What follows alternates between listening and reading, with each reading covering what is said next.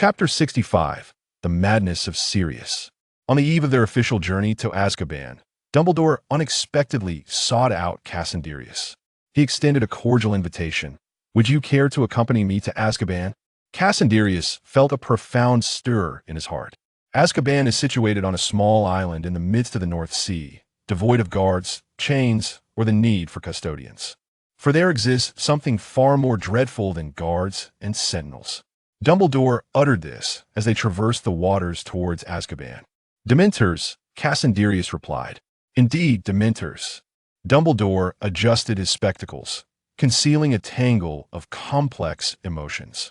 He was aware that Snape had been residing at Spinner's Inn these days, and he had little reason or inclination to confront him. Thus, he could only convey the news of Sirius Black's impending exoneration indirectly through Cassandrius. They were aboard a small vessel. However, it would be more aptly described as a steamship. This magical steamship, sponsored by the Gunner family, alleviated some of the tension that loomed over them as they approached Azkaban.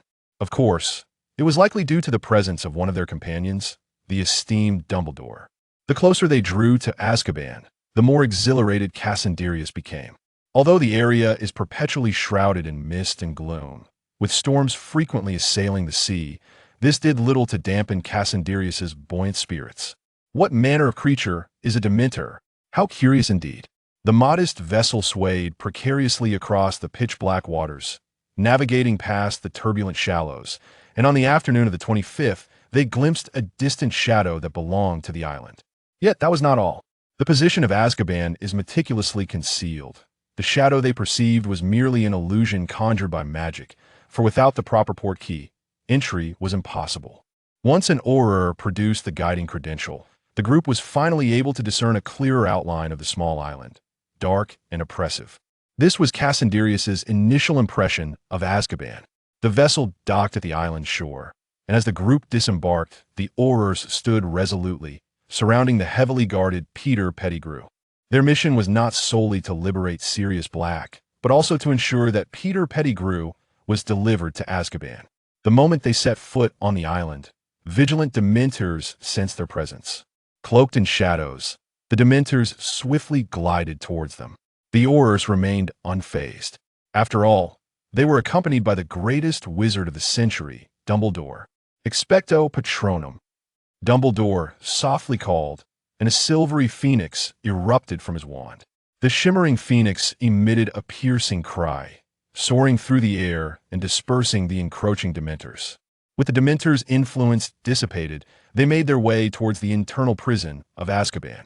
Along the journey, Rita Skeeter fervently scribbled notes, her hands moving as if possessed by a dual spirit. Indeed, it was Rita Skeeter. This time, the Ministry of Magic flawlessly addressed the miscarriage of justice concerning Sirius Black, providing ample restitution, with all blame conveniently placed upon Bartemius Crouch. The semi-controlled Fudge, relishing the sweet taste of triumph, dispatched Rita Skeeter as the journalist to extol his virtues. The number of Aurors is considerable, and upon entering Azkaban, they drew the attention of the inmates confined within.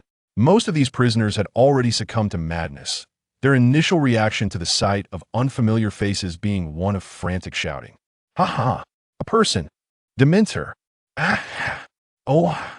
Strange cries flitted past, yet the Aurors remained indifferent. They pressed onward deeper into the prison. As they ventured further, they encountered cells housing Death Eaters. Sirius Black was among them. It had been an eternity since he last laid eyes on a normal, living person. When was the last time he had seen the living? A year? Or was it 2 years ago? The memory eluded him. The experience in Azkaban is far from pleasant. Dementors guard the prison, forbidding inmates from harboring any cherished memories. The moment a glimmer of joy surfaces, the Dementors pounce like rabid dogs, ravenously devouring the emotions that they consider a rare delicacy.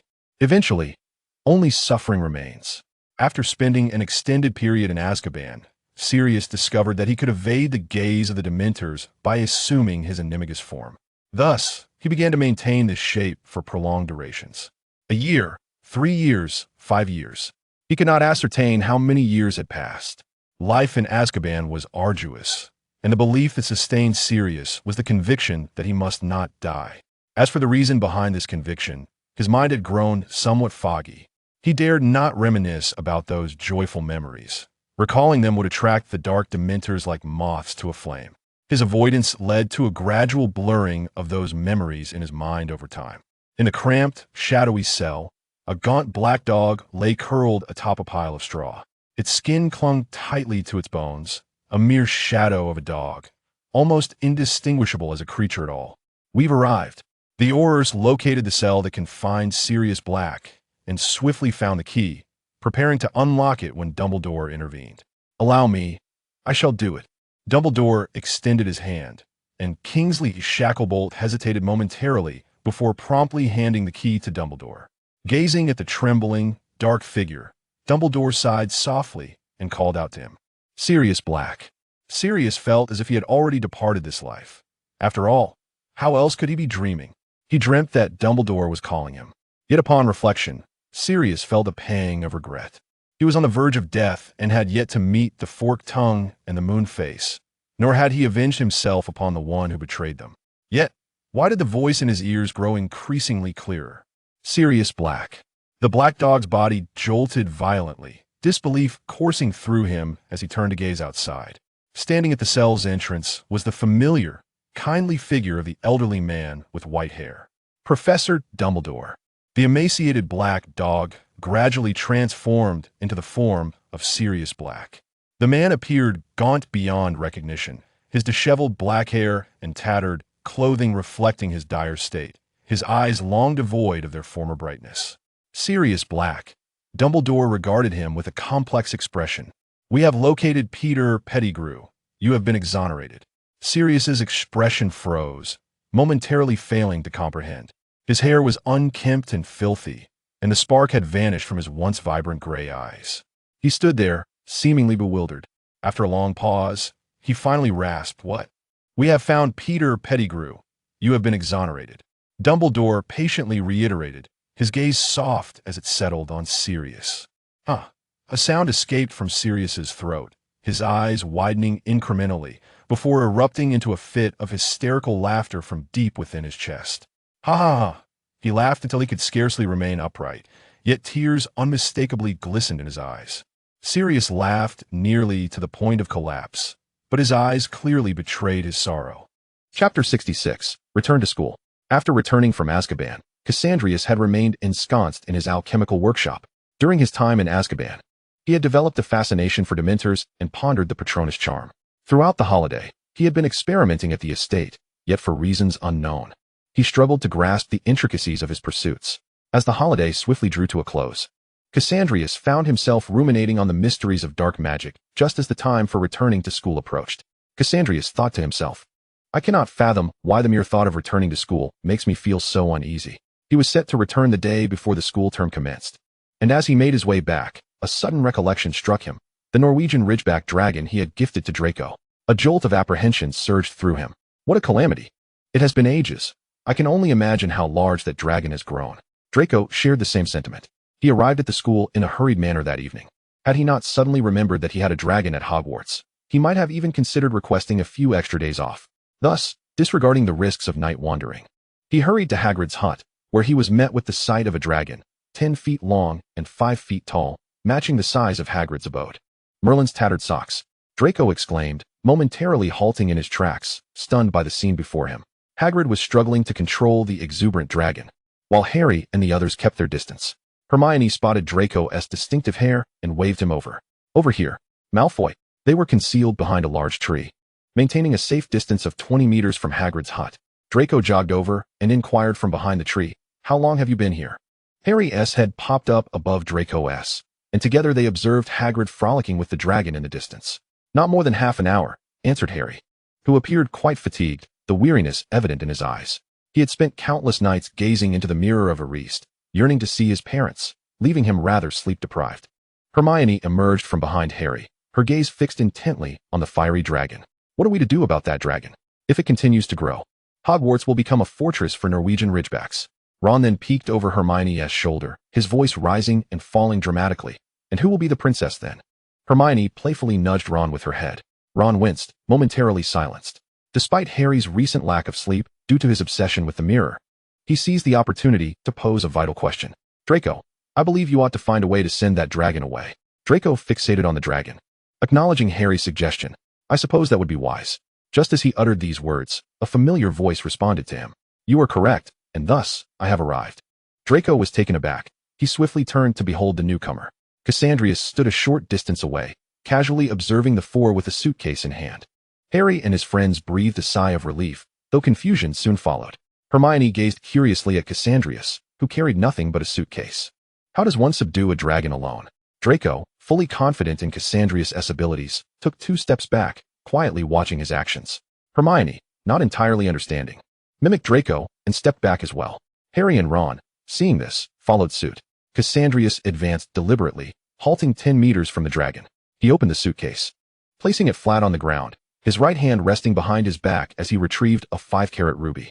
Fearing he might not capture the dragon's attention, he enchanted the gem with a flickering light. Indeed, the moment he extended his hand, the dragon, previously engaged in playful antics with Hagrid, swiftly turned its head, its large, round eyes fixated on the gemstone. Cassandrius raised the ruby high, guiding the dragon's gaze with his movements. He shifted it to the right, and the dragon's eyes followed suit. He then directed it to the left, and the dragon, unable to restrain itself, began clawing at the ground. In the next instant, Cassandrius hurled the gem skyward above the suitcase.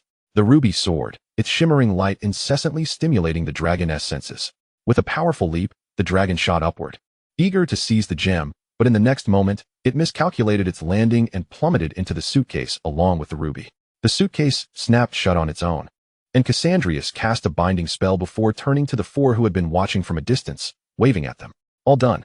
Hagrid stood there, forlorn and crestfallen, resembling a dejected child of 500 pounds. Harry was the first to spring forward, crouching beside the seemingly ordinary suitcase, his curiosity piqued. Wow.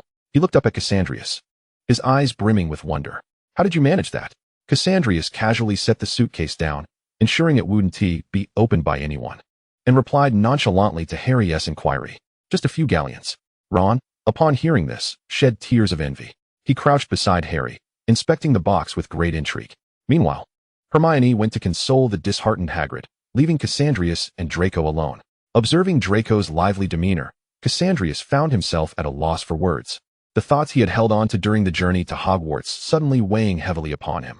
Yet before his departure, Omenes had advised him, Carl, even if you harbor no affection for Malfoy, at the very least address him with sincerity. Otherwise, fate may weave a conclusion that none would wish to witness. Cassandrius possessed the ability to glimpse into souls, occasionally catching glimpses of a person's past, present, and future. He had witnessed many individuals, yet their pasts and futures had rarely stirred his interest. He had attempted to peer into his own fate, but whether due to an inherent blindness or some other reason, he had never beheld his own future, not even his past. He could not even discern Draco's. Though Cassandrius longed to confront the past version of himself, devoid of desires, he understood that human cravings are boundless.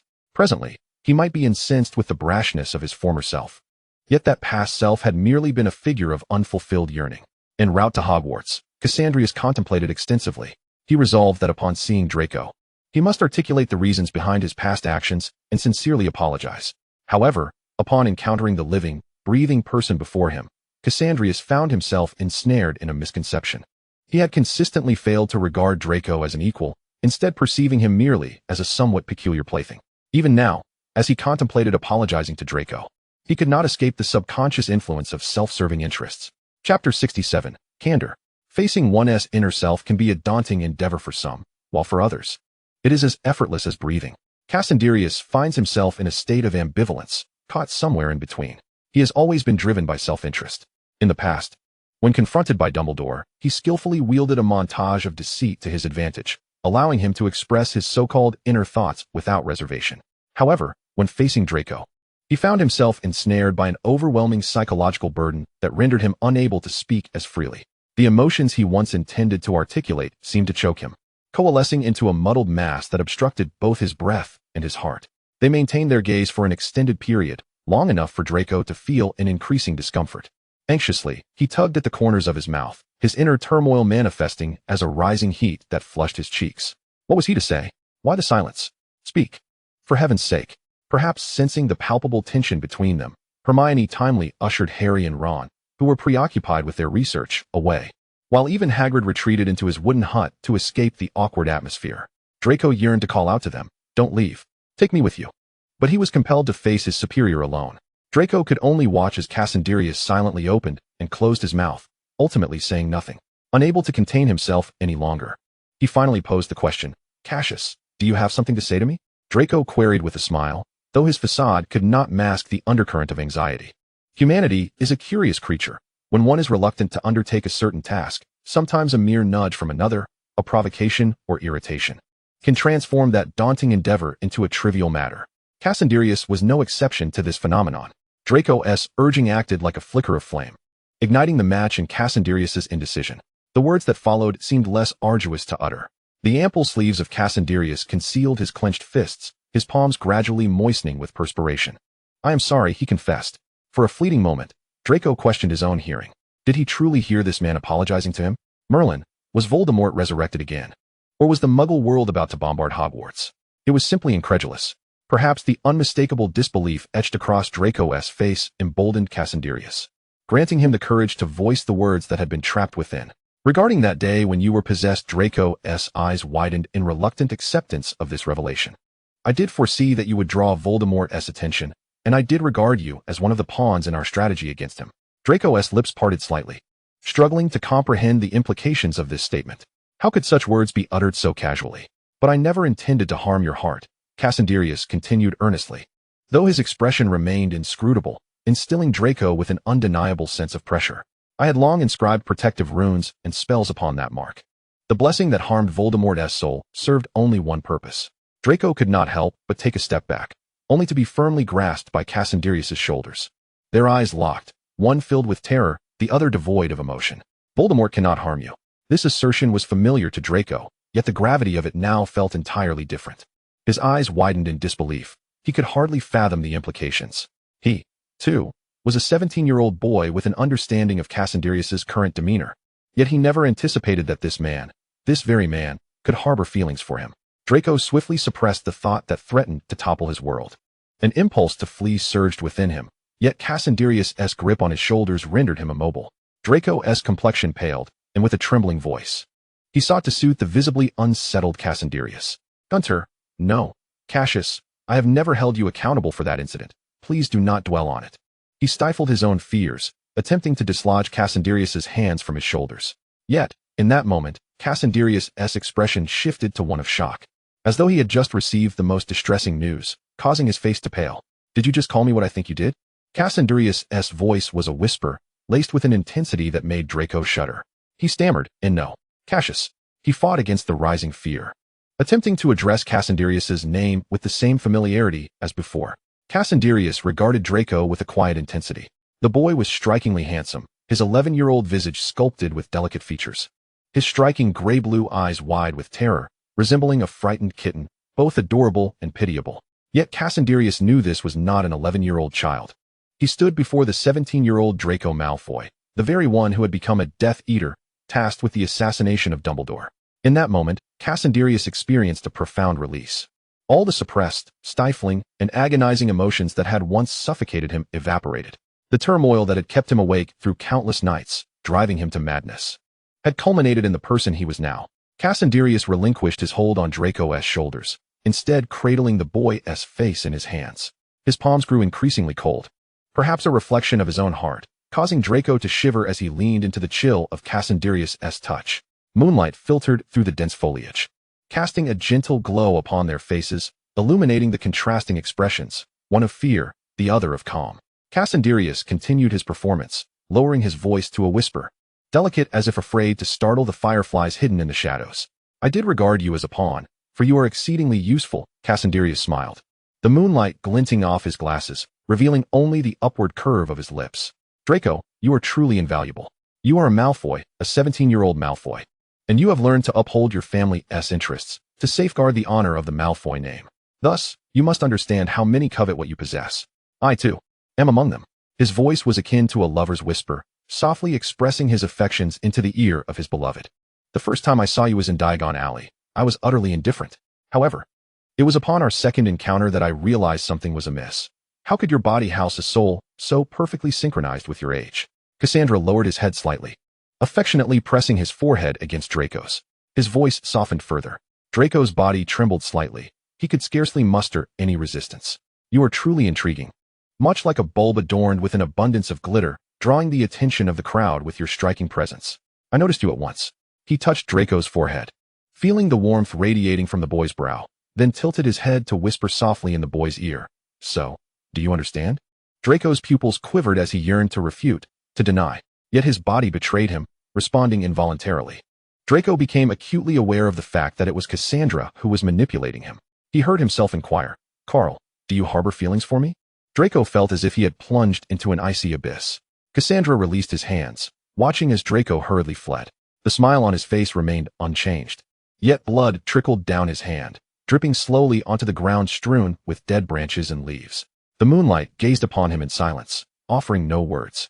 Chapter 68, Silver Moonflower. Draco, in a state of panic, returned to the dormitory. He slammed the door shut, leaning against it as he gasped for breath in terror. His chest heaved violently, and he stared wide-eyed, unable to blink. Suddenly, he extended his left hand, revealing the silver-white mark of the Ouroboros. His heart raced, still retaining the fear he felt in the presence of Cassandra. The astonishment etched on that man's face replayed relentlessly in Draco's mind, exacerbating his distress. Though Britain had its own peculiarities, he thought, the boy's pupils trembled, his hands shaking as if afflicted by Parkinson's. He truly was not gay. The following morning, Draco nearly forgot the dread that Cassandra had instilled in him. As dawn broke, he arose early to evade Cassandra. He deliberately avoided places he had previously frequented with Cassandra and cast several confusion charms upon himself. Draco even resolved not to partake in breakfast in the Great Hall. Trembling with anxiety, he arrived at the morning's charms class, yet he could not escape Cassandra. Under Cassandra's gaze, Draco held his chin high, refusing to meet his eyes, and sat beside Theodore. Theodore rested his forehead in his hands, allowing his dark hair to cascade over much of his face. He turned to Draco, who was attempting to maintain an impeccable facade, and asked, "Did you two have a quarrel?" Draco's smile faltered, and he dared not glance at Cassandra, who sat several rows ahead. He quietly explained to Theodore, "No." Theodore straightened up, a smile dancing at the corners of his mouth, neither affirming nor denying Draco's words. Such an excuse might fool the naive Gryffindors. All day long, Draco evaded Cassandra. He refrained from dining in the Great Hall to avoid an encounter.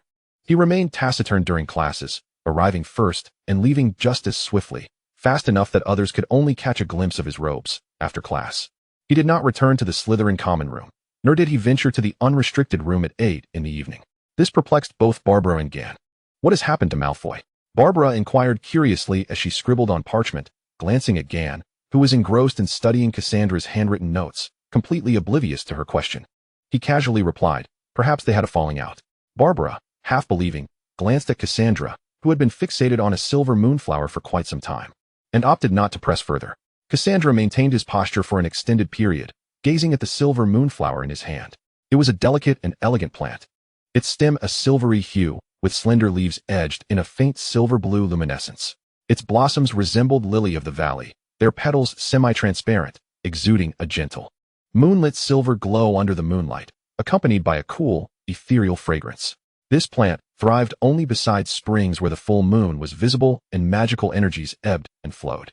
Its growth conditions were exceedingly selective, blooming solely on the darkest nights of the new moon, with a fleeting bloom lasting merely 2 hours. Moreover, the harvesting of the silver moonflower was equally demanding. It must be plucked between midnight and 2 a.m. on the night of the new moon, lest the flower wither and dissolve into moonlight. As precious as it was, the flower's meaning was one of irresistible love. The silver moonflower, encased in a crystal vial of moonlight, was ultimately packaged alongside a dinner and delivered to Draco's dormitory. Gazing at the silver-gray gift box and the meal at just the right temperature, Draco felt a tumult of emotions. The box bore no card, no extraneous information. Yet Draco instinctively knew who had sent it. After all, only that person could freely enter his dormitory. In truth, his audacity to evade Cassandra stemmed, in part, from a belief that Cassandra's fondness for him would not lead to any harm. Perhaps it was a case of being spoiled by affection? The sudden thought sent a shiver down Draco's spine. Such a loathsome phrase. Draco chose not to indulge in the seemingly delectable dinner, instead focusing on the exquisitely wrapped gift box. The box was about the size of a book, adorned with dark green satin ribbon, the bow rather haphazardly tied, giving it a somewhat disheveled appearance. Draco endeavored to suppress any possible thoughts of what lay within, resolutely opening the box instead, since it had been given to him. It was rightfully his to unwrap. Gently pulling at one corner of the ribbon, the satin unfurled, and as he lifted the lid, Draco could not help but widen his eyes in surprise. Nestled atop the dark green satin was a moonlight crystal vial, tied with a silver ribbon in a bowl. Within the vial lay a translucent flower, radiating a silver-blue glow, having been raised in luxury. And as a member of one of the foremost families in the British wizarding world, Draco instantly recognized it, the silver moonflower. Draco furrowed his brow slightly, yet his hand instinctively reached for the vial. The moonlight crystal vial felt cool to the touch, and upon closer inspection, he could appreciate the beauty of the silver moonflower within. From the moment it was picked to being placed in this vial, no more than 2 hours had elapsed. This meant that, as long as it remained within the crystal vial, it would be a flower that would never wither.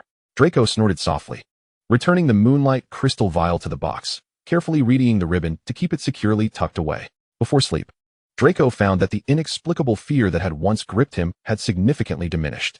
He did not despise Cassandra. Rather, he found it difficult to trust. In Draco's heart, he perceived Cassandra as no different from Voldemort. Both were equally exceptional, powerful, and instilled fear. Draco had always regarded himself as a close subordinate to Cassandra, and he had consistently viewed Cassandra as his superior. However, overnight, his employer unexpectedly sought him out, not only expressing genuine emotions, but also compellingly confessing his feelings. The trepidation he felt was akin to Voldemort suddenly declaring his love to his father, Lucius. It was utterly terrifying. Draco cocooned himself beneath the duvet, resolutely refusing to contemplate this predicament. He dared not ponder why he had exhibited such reckless abandon following Cassandr's confession. He also could not bring himself to confront the present Cassandra. Instead, he merely huddled under the covers, masquerading as a tortoise, retreating into his shell to evade those pressing questions and emotions. In the stillness of the dormitory, behind the softly obscured bed curtains, Draco lay awake throughout the night. Chapter 69. I like you, irrespective of everything else. The latter half of the first-year semester unfolded with Draco and Cassandra entwined in a chase of evasion and pursuit, navigating a tumultuous relationship. Over these past months, the bond between Draco and Cassandra had visibly frayed. It was not only within Slytherin. Even the discordant Gryffindor house had become aware of the unfolding drama. Whispers circulated throughout the school regarding the unspeakable matters between Gunter and Draco. In the shadows, where professors could not see, these rumors mingled with certain fads that were quite popular among the girls. As for the parties involved, Cassandra might have been aware, yet he remained indifferent. Meanwhile, Draco had been evading Cassandra for several months.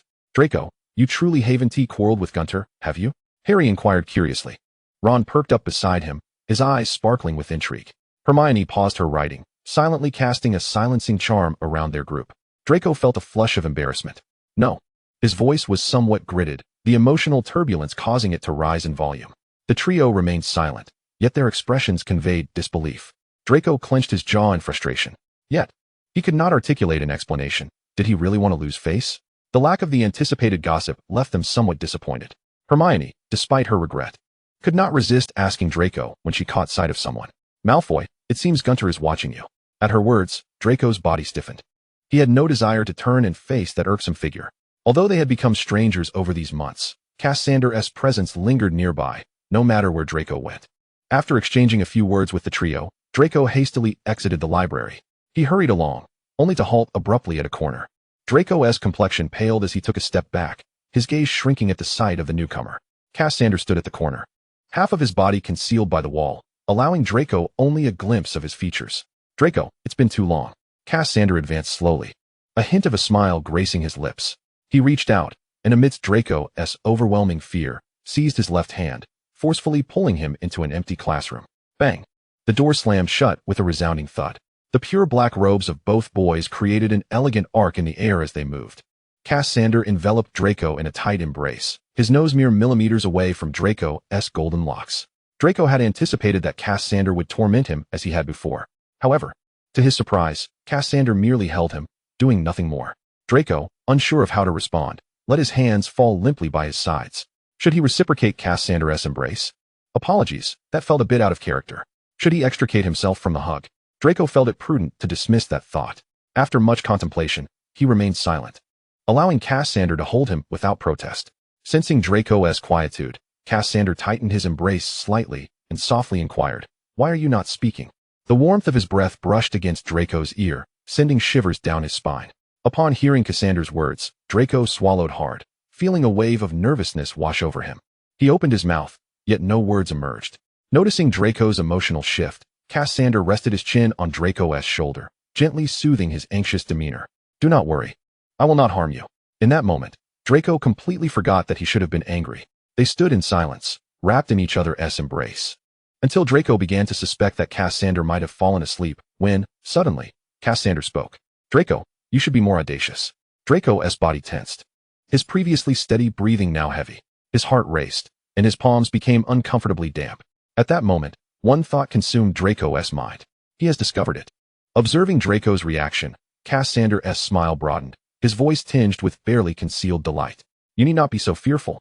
My affection for you is not rooted in your commendable qualities of integrity and kindness, nor is it because you are a Malfoy. I like you, irrespective of everything else." Draco fled once more, this time markedly different from his previous escape. Without regard for his dignity, he dashed back to his dormitory and buried himself beneath the covers. Merlin. He merely wished to enhance his standing in Gunter's eyes. How could he know everything? Cassandra leaned against the wall with crossed arms, watching as Draco bolted away. Just as he was reveling in his good spirits, Dumbledore's Patronus found him, a palm-sized silver phoenix. Cassandra grasped it in one hand, and upon hearing Dumbledore's words, he cast a regretful glance in Draco's direction. Upon reaching the headmaster's office, Cassandra encountered a familiar, yet unfamiliar figure, Sirius Black. He appeared rejuvenated, strikingly handsome. Months of recuperation had restored much of his formerly ravaged physique, making it almost impossible to discern the remnants of his torment in Azkaban. Upon seeing Cassandra, Dumbledore's eyes sparkled with recognition. "Cassandra, take a seat." Nodding at Sirius, Cassandra settled into his customary spot on the sofa. Sirius had already heard from Dumbledore about Cassandra's assistance. "Hello, Gunter," he said without hesitation, rising to express his gratitude. Cassandra, seated comfortably on the sofa with a familiar pumpkin juice at hand, accepted Sirius's thanks with grace. "It was my duty, you needn't mention it." Sirius Black and Dumbledore were momentarily taken aback, both directing their gaze towards Cassandrius. The assistance Cassandrius provided to Sirius in securing an early exoneration was not born of altruism. He was no saint, motivated instead by self-interest. It was opportune, with Dumbledore present, for Cassandrius to articulate his intentions in full, thereby sparing himself the trouble of a subsequent visit. Dumbledore felt a pang of unease, intuitively sensing that Cassandrius would not utter anything favorable. Sirius, perplexed yet simmering with discontent, recalled his past as the esteemed heir of the Black family, accustomed to having the winds and rains bend to his will, seldom subjected to public humiliation. However, in the presence of the man who facilitated his early release from Azkaban, Sirius bit his tongue, restraining himself from voicing any inappropriate remarks. As he remained silent, Cassandrius seized the opportunity to speak. He met Dumbledore's gaze over the rim of his glasses, and Dumbledore's instinct screamed that this could not bode well. An enemy turned ally. Cassandrius declared, requires no repayment from Mr. Black, only an unbreakable vow. This was directed at Dumbledore. Sirius's confusion deepened. What did it mean that only an unbreakable vow was necessary? He felt his wand twitch in his grip. Why must it be an unbreakable vow, Cassandrius? Sirius can assist you in numerous ways. Dumbledore swiftly intervened, attempting to quell Sirius's escalating agitation. With a feigned smile, Cassandrius disregarded the visibly irate Sirius. "I lack for nothing in the way of rebellious subordinates." Dumbledore found himself momentarily speechless. After a moment's contemplation, still perplexed, he inquired, "What kind of vow do you require from him?" Only then did Cassandrius regard the emotionally charged, yet restrained Sirius. Under Sirius's intense scrutiny, Cassandrius uttered words that ignited Sirius's fury. Chapter 70, The Unbreakable Vow. Sirius Black and his companions must never in any manner interfere with Severus Snape, be it emotionally or behaviorally. Sirius sprang to his feet in outrage. "You truly are that sniveling wretched student. Birds of a feather." He glared at Cassandrius before turning to Dumbledore, his eyes ablaze with indignation. "You expect me to bow to Snape? Impossible." His incredulity was palpable, his wand nearly pointing accusatorily at Cassandrius's face. "That man nearly got Remus expelled. And now you want me to treat him as if he were invisible?" Sirius nearly shouted. "Dumbledore, did you hear that? This is your trusted ally." Cassandrius frowned slightly, glancing at Dumbledore. "What is this? Even allies are being discussed." Dumbledore felt genuinely wronged. He had said nothing at all. Fueled by Cassandrius's provocation, Sirius's fury culminated into a chilling laugh that escaped his nostrils. "Very well, an unbreakable vow it shall be." He pointed towards the outside of Dumbledore's office. His voice contorted with fury. "If that sniveling wretch dares to lay a finger on Harry's hair, I assure you, I will obliterate spinners and along with the gunters. Sirius's voice was hoarse, clearly in a fragile state of mind. Cassandrius observed him quietly as he raged. Once Sirius had finished, Cassandrius finally spoke. Are you done? Noticing that Sirius's anger had been somewhat tempered by confusion, Cassandrius continued. He took a sip of pumpkin juice, his demeanor unaffected by Sirius's grandiose declarations. Once you are done, allow me to speak. Sirius paused, momentarily taken aback by the calmness of the boy before him. Was he not defending Snape? Cassandrius set down his cup, his voice steady and composed. In light of the animosity between Sirius Black and Severus Snape, I have personally reached an agreement with Snape concerning potion matters. To prevent any delays or unforeseen complications in my potions research due to my potions master. Cassandrius glanced at Sirius, the implication clear.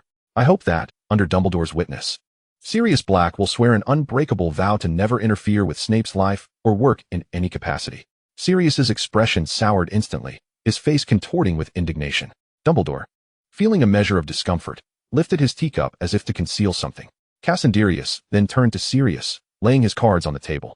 Mr. Black, you may be unaware, but orchestrating a reversal of a 10-year-old case within 5 days, ensuring your safe release from Azkaban, and securing substantial compensation from the Ministry of Magic, along with covering all expenses incurred at St. Mungo's over the past months, is no simple feat. Cassandrius articulated this truth slowly, watching as the flames of Sirius's anger gradually extinguished.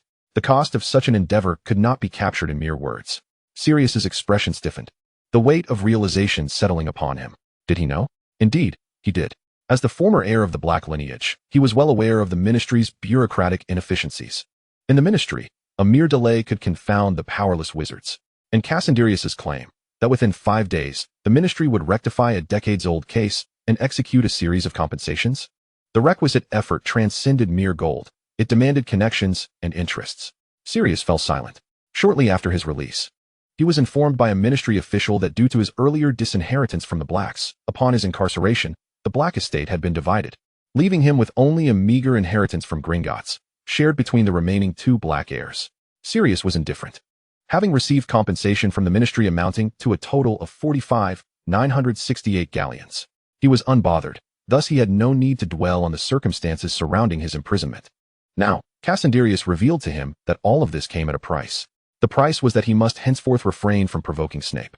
The thought of maintaining a facade of cordiality with Snape, of stifling his impulses to taunt him whenever their paths crossed, of refraining from retorting or retaliating, made Sirius tremble with rage. Cassandrius, perceptive to Sirius's twisted expression, immediately grasped his thoughts. In truth, Sirius had little reason to fret. After all, as Harry's godfather, Snape himself would not wish to see him. Moreover, it was uncertain how much longer Snape would remain at Hogwarts. Sirius, his throat constricted and silent, received no further elaboration from Cassandrius, who was unwilling to squander any more time, and thus candidly stated, "You need not worry about Snape seeking you out in the future. I believe, barring any unforeseen circumstances, the 2 of you will not cross paths often in this lifetime." Dumbledore was taken aback. No, wait. Sirius was somewhat taken aback, however. Upon reflecting that he would not need to confront Snape after pledging this oath, he reluctantly accepted the situation. Under Dumbledore's bewildered and perplexed gaze, Sirius unwillingly established an unbreakable vow with Cassandrius. Sirius Black, do you swear never to interfere, through any words, actions, or any other means, with Severus Snape's professional and private life? Should you violate this oath, you shall meet immediate death. Cassandrius extended his arm, casting a discontented glance at Dumbledore, who was still trying to find loopholes. Dumbledore feigned ignorance, linking their wrists with his wand. Do you, Sirius Orion Black, consent to this vow? Sirius glared at Cassandrius with malice, his voice dripping with reluctance. I agree. Cassandrius snorted and calmly added. And I assure you will not indirectly interfere with Snape through a third party. The tall man opposite him rolled his eyes and begrudgingly reiterated, not through a third party. As the words escaped his lips, silver flames erupted from the wand, entwining their arms like twin serpents. The oath was binding. Humph. Sirius swiftly withdrew his hand, unable to conceal his dissatisfaction with Cassandrius. With this matter concluded, his potions master could finally focus on his research undisturbed. A weight lifted from Cassandrius's chest, allowing him to breathe more easily. Though Sirius yearned to meet Harry immediately, he ultimately decided to leave Hogwarts to avoid encountering Snape. Once he departed, Dumbledore voiced his confusion. What do you mean Snape will hardly see Sirius throughout his life? Chapter 71, Future Plans. Cassandrius froze momentarily. Digging for information under the watchful eyes of others seemed rather unethical. Yet, with Dumbledore as the target, Cassandrius felt no need to hide his ambitions. He produced a vial of potion from his pocket and placed it before Dumbledore. It was a translucent, pale lemon-yellow potion, with a slight sediment resting at the bottom, resembling diluted honey water. "What is this?" Dumbledore inquired, taking the vial and examining the liquid curiously through its glass. "This is one of the results of Snape's research over the past year. You might want to give it a try," Cassandrius urged, observing Dumbledore's apparent eagerness to taste it. Upon hearing this, Dumbledore uncorked the vial and gently inhaled its aroma. It has a subtle floral and fruity fragrance. Without hesitation, Dumbledore took a sip. Just a single mouthful, and he sensed something amiss. His eyes lit up, and he couldn't resist taking another sip. One sip led to another, and soon the vial was nearly empty. Dumbledore felt a tinge of regret at its rapid consumption. It's rather delightful. Though he thought this, it did not hinder him from perceiving the potion's effects. Having stayed up late the previous night, his initially lethargic spirit seemed to be gradually revitalizing. His magical energy felt slightly altered. Dumbledore's eyes sparkled with excitement. What a remarkable concoction. It invigorates and restores energy and magical power at a low cost. It won't be long before it becomes the rage throughout the wizarding world. "Is there more?" Dumbledore inquired. Cassandrius, noticing Dumbledore's eager expression, helplessly produced another vial of Snape's special version. Apparently, when Snape learned that he was to provide Dumbledore with a taste, he was quite pleased to create this variant. The color was identical, and the fragrance was the same. Dumbledore examined it carefully, but refrained from drinking. He stored the vial away and donned a businesslike smile. "Surely there are more?" Cassandrius let out a light huff, and then revealed 3 more vials. One contained a gradient silver-blue potion, thick and syrupy like maple syrup, exuding a pearlescent sheen reminiscent of morning dew. Another, a dusk glow potion, shimmered in dark gold and deep purple, flowing like a river of stars, with a texture that lay between mercury and silk. The last was a vial displaying a spectrum of rainbow colors. It held a liquid light that flowed in a mesmerizing dance within a flawless crystal vial, shifting from starry purple to deep blue, emerald green, molten orange, all changing, yet never touching each other. Dumbledore gazed in astonishment at the 3 vials, unable to believe they were all products of Snape's research. "All of these are from Snape?" "Of course," Cassandrius replied, retracting the vial of rainbow potion. "Not that one." He placed the rainbow potion behind the other 2 vials and clarified, "Those 3 potions were developed based on this one." Dumbledore's curiosity deepened. What kind of potion can be both so visually stunning and effective? As the intended spokesperson for Cassandrius's products, Dumbledore would not be coy. He directly introduced it to Dumbledore. The Eternal Dawn Potion, capable of continuously replenishing expended magical energy and vitality without limit for 24 hours. He then pointed to the Silver-Blue Potion, the Morning Dew Potion, which maintains the effects of the Eternal Dawn Potion for 3 hours, restoring magic and stamina. Cassandrius indicated the last vial, the Dusk Glow Potion, which boasts a potency of 10 for 5 hours, alongside the Glimmer Potion you just consumed, which has a potency of only 1. Upon hearing the introduction, Dumbledore could already foresee the upheaval that would soon sweep across the entire magical community. These potions would fundamentally alter wizards' perceptions of magical energy management and impact the economy, society, and security of the wizarding world. It was easy to imagine the existing market for restorative potions being drastically reshaped. "Oh, wait," Dumbledore reconsidered. "Most existing potion workshops are connected to the Gaunts. That changes things. So, when do you plan to officially start selling?" "Selling?" Cassandrius pushed the vial of rainbow potion towards Dumbledore, shaking his head dismissively. "It's too early. I haven't fully grasped the voice of the entire British magical community yet. I need to wait a bit longer." Cassandrius rested his chin on his hand, contemplating before providing a vague answer. "Next academic year, perhaps?" As he spoke, Cassandrius couldn't help but chuckle. Research is not accomplished in a day. His collaboration with Snape dates back to their first meeting at St. Mungo's. For an entire year, he had spent his days teaching and preparing lessons, and his nights burning the midnight oil on research, feeling as though he ought to be strung up on a lamppost. Reflecting on Snape's matters, Cassandrius turned his gaze towards Dumbledore, who was engrossed in studying the Eternal Dawn Potion. "Omnigrove will launch a new product aimed at the magical community this summer. May I invite you, Headmaster Dumbledore, to be its spokesperson?" "Oh." Dumbledore adjusted his glasses. "What is it?"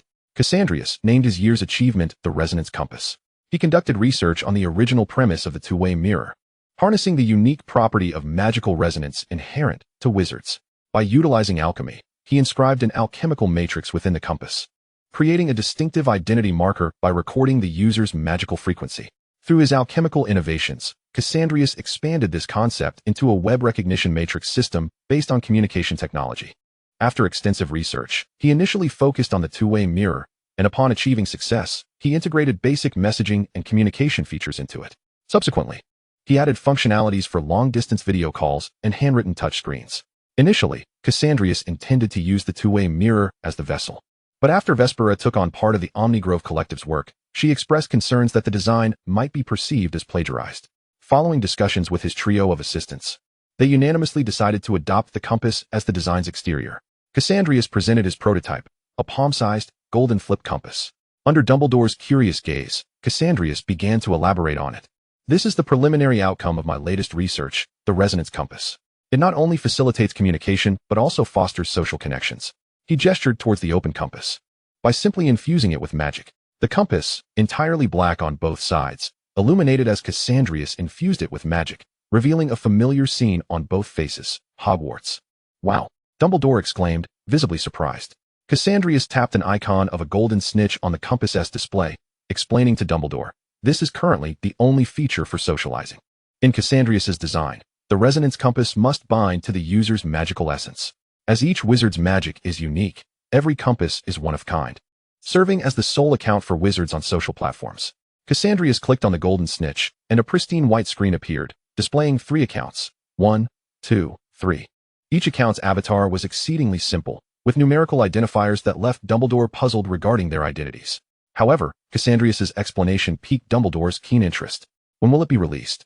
This was a tacit agreement to serve as a spokesperson, for Dumbledore wished to reunite with old friends without traversing vast distances.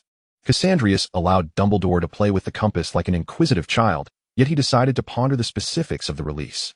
Let us wait a bit longer. I intend to optimize it further, as many in the Omnigrove workshop are still struggling to grasp it. Moreover, he wished to refine it. As a businessman, Cassandrius truly did not want to witness a relic passed down through generations while remaining dormant after its creator's departure. Chapter 72, Draco's Transformation. Dumbledore's anticipation grew as he watched Cassandrius depart with the resonance compass. He longed to experiment with it. June had arrived, and the Hogwarts term was nearing its conclusion. While Cassandrius was unperturbed by final exams, he felt it prudent to review his studies diligently. Since last encountering Sirius in the headmaster's office, Cassandrius had not seen him again. Conversely, Harry frequently received letters from an owl each morning. According to Draco, the individual sending letters to Harry was his godfather, and even during the upcoming summer, Harry needed only to stay with his aunt for 2 weeks. Meanwhile, Draco had become capable of interacting with Cassandrius with a measured demeanor, albeit with a perpetually stern expression. Cassandrius found amusement in Draco's struggle to resist, yet undeniable attraction. He often observed how Draco preserved the gifts he presented, occasionally leaving subtle signals on Draco's notebooks. Reveling in Draco's vexed yet silent indignation the following day. As their relationship grew closer, Harry's bond with Sirius, now recognized as his godfather, flourished, leading to plans for a summer trip together. Harry was ecstatic, sharing his excitement with Hermione and Ron daily. While Hermione congratulated Harry on spending time with family, she soon found his boundless energy akin to that of an indefatigable beagle to be somewhat exhausting. As the end of term approached, Cassandrius was preoccupied with fine-tuning the resonance compass and discussions with Silas, consequently reducing his time with Draco. Thus, under pressure to secure top marks, Draco reluctantly joined Hermione for study sessions. They sat in the library, communicating solely through notes due to Draco's aversion to conversation. Some older Slytherins noticed Draco's behavior. He doesn't seem like a Malfoy, someone whispered. Is he developing feelings for that mudblood? How revolting. Such a disgrace to purebloods. Why don't you teach him a lesson? You must be foolish, someone scoffed at the suggestion. The disappointed individual sighed. None around were dim-witted, which was aggravating. After leaving the library, Draco parted ways with Hermione. Once the Gryffindors were out of sight, Draco's smile faded. He strode towards the Slytherin common room, feeling increasingly troubled. Draco despised mudblood-born wizards, now and forever. His ability to coexist peacefully with Hermione over time was solely due to Cassandrius' influence. It was only these past few days, with Cassandrius preoccupied, that Draco found himself less restrained by his fears. Upon returning to the Slytherin common room, Draco spotted Zabini and others present. What a coincidence, you're here too. Draco greeted politely. Zabini raised an eyebrow, his tone suggestive. Young Malfoy, it has been quite a while. Draco plopped down onto a single armchair, furrowing his brow as he regarded Zabini with curiosity. What is going on? Zabini shrugged, reclining lazily against the sofa. a smirk playing on his lips. Haven't you noticed you're getting a bit too close to those Gryffindors? Draco irritably tugged at his collar. I have noticed, what of it? Zabini sighed. My dear lord, some upperclassmen have been displeased with you for quite some time. Draco was taken aback. Which fools are so dim-witted? There have always been fools, came the response. Pansy appeared unexpectedly, wrapping her arms around herself as she plopped down onto the couch, while Daphne effortlessly rested her head upon her lap. Draco let out a derisive snicker, poised to deliver some taunting remarks, when an idea suddenly struck him. Who were these individuals? Zabini, sensing the impending drama, contemplated for a moment before responding. Theodore, who had been quietly engrossed in a book nearby, interjected first. Moritz Rossier from 6th year, Dorian Pansy from 3rd year, and Miles Blanche from 3rd year. Upon hearing these names, Draco couldn't suppress a laugh. These individuals were all members of the Slytherin Quidditch team. Slytherin, with its staunch belief in blood purity, was particularly rigorous when it came to Quidditch. Half-bloods could scarcely even cross the threshold of the sport.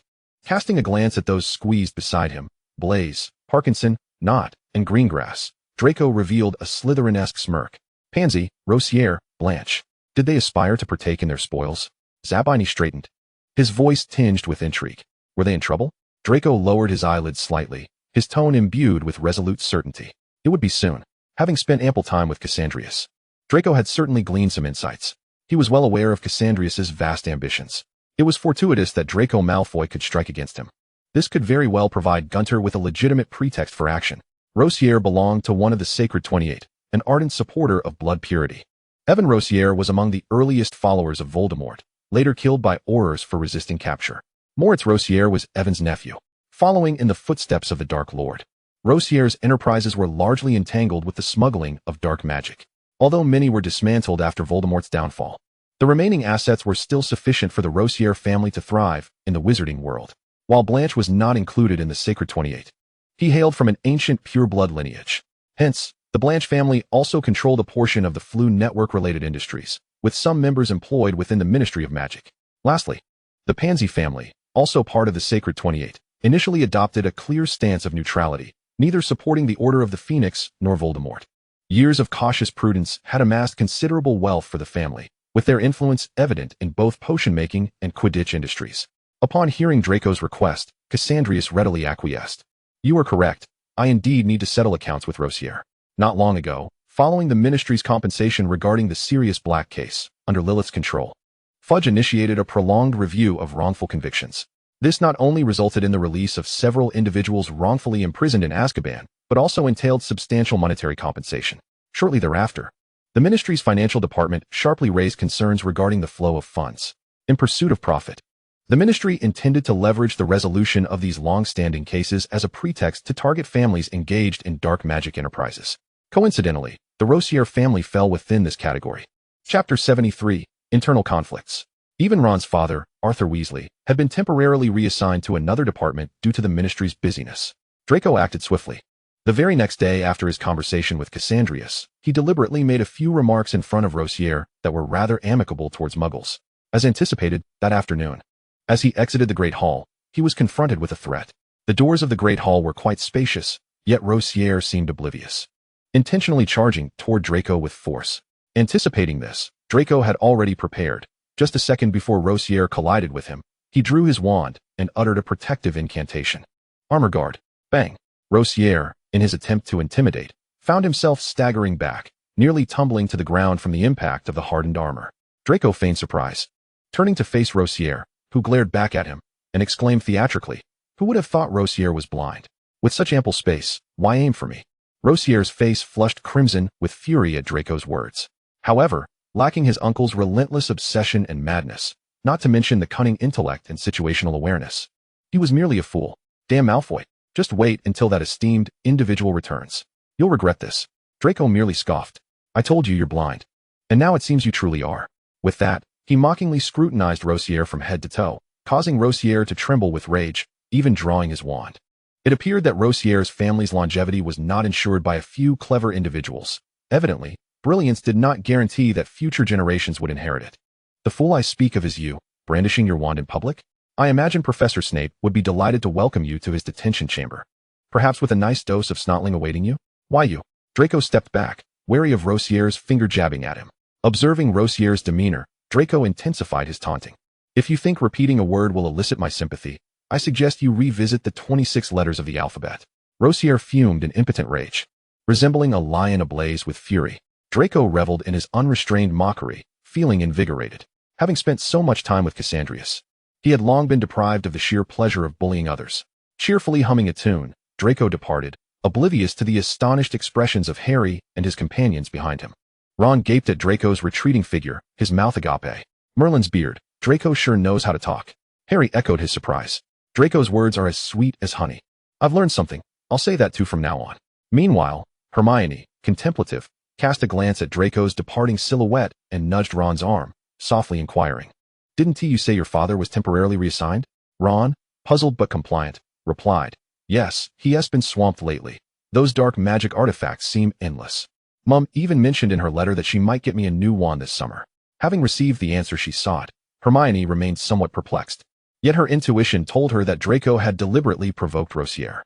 As anticipated by Draco, within a few days, whispers began to circulate within Slytherin. Rosier was often spotted congregating with several older Slytherins in the common room, sharing dubious conversations. In my opinion, those families associating with mudbloods ought to depart Slytherin post-haste. Otherwise, when the Slytherin monsters come to settle accounts, they may find themselves unable to even call for help. On Draco's usual path, Rosier intentionally whispered to his companions. Miles Blanche chuckled softly, feigning indifference as he flipped through the Daily Prophet, revealing the headline. Ministry's rating of Rosier Manor proves fruitless. Leaving may not yield favorable outcomes. A traitor is a traitor, and with the Ministry involved, one might end up in a worse predicament trying to appease both sides. Dorian Pansy sat to the side, his book shielding the lower half of his face, silently engrossed in his own affairs. Having not waited for his companions to act, Rosiel cast a sharp glance at the silent Persay. Lowering his gaze to conceal the malice lurking in his eyes, he discreetly raised his wand from his sleeve, aiming it at a passing half-blood who was near Draco. An extremely subtle spell shot forth from his wand, transforming the trousers of the unsuspecting half-blood into a long, carpet-like fabric. Caught off guard, the half-blood stumbled, his left foot tangling with his right, and he lost his balance, careening towards Draco. Reacting swiftly, Draco suppressed his instinct to dodge and steadied the young boy. Are you all right? The half-blood, appearing no older than 12 or 13, quickly expressed his gratitude after a moment of panic. Thank you. I'm fine. No problem.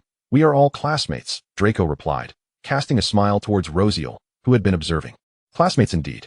Ignoring the disappointment of Rosiel and his companions, Draco strode purposefully outside. As he exited the Slytherin common room, Draco silently cast a harmless transfiguration spell. The lack of the expected outcome, coupled with the betrayal by a friend, left Rosiel visibly agitated. He failed to notice that the fabric beneath him had subtly merged with Blaze's clothing. Persay, why didn't you speak up earlier? After much contemplation, Rosiel had chosen to vent his frustrations on Dorian Persay. Glancing at the oblivious Rosiel with his blue eyes, Persay refrained from making any provocative remarks, instead languidly elongating his tone, because I didn't want to. Rosiel's intended rebuke was stifled in his throat. He wished to unleash his anger upon Persay. Yet Persay was not a mere pawn of the Rosiel family. For the moment, he was not someone Rosiel could provoke. Ultimately, Rosiel shot Persay a furious glare, standing up in a huff to leave. However, just as he rose, he sensed something amiss. Yet his movement was too abrupt, leaving him no time to halt. The Slytherin common room echoed with a particularly loud sound of fabric tearing. With a furious glare, Rosiel beheld his trousers stuck to the sofa, leaving him clad only in his underwear. Malfoy. Rosiel stormed back to the dormitory. Blaze was also among those affected by the transfiguration. However, unlike the enraged Rosiel, Blaze appeared relatively composed.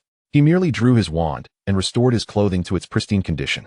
Persay glanced at Blaze and suddenly uttered an ambiguous phrase. You truly have it rough. With a resigned sigh, Blaze expressed gratitude. Thank you. If it weren't for you diverting Rosiel's attention, that fool would have surely realized my instigation. Chapter 74, Alec Rosiel. Good evening, Draco. In the room of requirement, Barbara greeted Draco. He nodded and promptly sat beside Cassandrius on the sofa. Cassandrius was engaged in a video conference with Lilith. Alec Rosiel was quite astute, having missed opportunities in recent encounters. However, there was a scion of the Rosiel family who seemed somewhat entranced by beauty, a potential advantage. Draco listened attentively. Cassandrius, adjusting the compass in his hands, replied without raising his head, no need. Selecting someone with fewer flaws would be preferable. A person with obvious shortcomings likely lacks substantial insight. Lilith soon began to report on the Ministry of Magic's recent activities.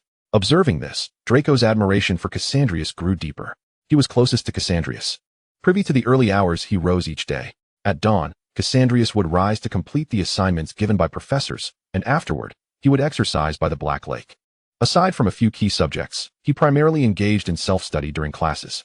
After lessons, he did not squander time. Students from other houses, with whom he had amiable relations, would often seek his counsel, and he never turned them away. In the evenings, he would guide Barbara and Gain in the room of requirement, listening to daily reports, staying abreast of the day's developments, and addressing significant matters that subordinates could not resolve. Amidst all these responsibilities, Cassandrius somehow found time for romantic endeavors. Not quite. They had yet to reach that stage.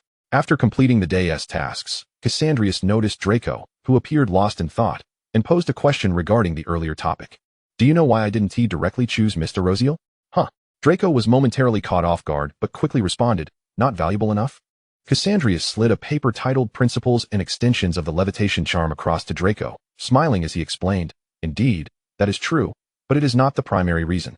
The more significant issue is that he is difficult to maneuver. Draco slowly formed a question mark with his expression, glancing at the paper in confusion. Isn't he fond of beauty? Why is he difficult to approach? Cassandrius placed the compass into a nearby box and elaborated. The Rosiel family has few members, especially those who were purged following Voldemort's downfall. They are inherently cautious, making it unlikely for them to nurture a fool. After tying a bow on the gift box and pinning a card, he continued, the flaws are too evident. While it is entirely possible that he is indeed a fool and thus overlooked, Rosiel could easily turn the tables on others. Draco listened closely, nodding in feigned understanding. Cassandrius' mood brightened slightly as he flicked his fingers at a box of sweets, which instantly transformed into 3 pure white doves. Under his command, they struggled to carry the small gift box, flapping their wings as they flew towards the headmaster's office. This was Cassandrius' gift for Dumbledore. He had even prepared 2 amusing games within, hoping that Dumbledore would enjoy them. Turning his gaze back to the oblivious Draco, Cassandrius resumed his explanation. Compared to Mr. Rosiel's glaring shortcomings, Alec Rosiel is the more manageable target. Alec Rosiel, the current head of the Rosiel family's nephew, had lost his father early and his mother soon after, and upon being taken into the Rosiel family, he adopted their surname. To establish himself within the Rosiel family, he had to exert efforts far beyond the ordinary. Yet it was precisely for this reason that Alec Rosiel was the most accessible target for Cassandrius. Alec Rosiel was indeed held in high esteem and had been exposed to many secrets of the Rosiel family. It is precisely because of the burden of knowledge, the majority of which cannot bear the light of day, that every member of the Alec Rosiel family harbors hopes for Rosiel. It is a well-known fact that the head of the Rosiel family holds Alec in high regard. Coincidentally, Cassandra also perceives Alec as a talent. Alec Rosiel has not enjoyed a restful night for quite some time. Since June, the Ministry of Magic has intensified its control over the import and export of dark magical artifacts. Many merchants engaged in the illicit trade of such items have faced dire consequences, with some severely implicated having already retreated to Azkaban for an early retirement. As the most esteemed apprentice of the Rosiel Patriarch, Alec has been entrusted with these substantial responsibilities. In an effort to maintain his standing, Alec has been working tirelessly without rest for an extended period. Just as he contemplated a moment of respite, a cacophony reached his ears. Summoning his remaining energy, Alec imbibed 3 vials of the elixir of glory and ventured forth with renewed vigor. To his surprise, the latest visitor was none other than Lilith Gorgon, the director of the Ministry's Emergency Incident Department. Ms. Gorgon, what a pleasure to see you again, Alec greeted, donning a flawless smile as he approached her for conversation. Lilith raised her chin slightly, her demeanor shifting from past indifference to one of pronounced haughtiness. She refrained from shaking Alec's outstretched hand, instead casting a knowing glance to her subordinates, who filed in behind her, before turning her gaze back to Alec with a smile. Mr. Rosiel, I must apologize. As the director of the Emergency Incident Department, I believe I am entitled to participate in the search for smuggled dark magical artifacts. Alec, naturally, retracted his hand, showing no hint of offense at Lilith's rudeness. Not at all. This is your duty, and how could I possibly be a burden? Realizing he could not dissuade Lilith, Alec adopted a completely submissive and respectful demeanor, scarcely resembling a member of the Rosiel family. While the Aurors conducted their search, Lilith casually inquired about the estate's decor. Mr. Rosiel, this painting is exquisite. However, I recall that the last time I visited, it was a depiction of the Virgin gazing down, was it not?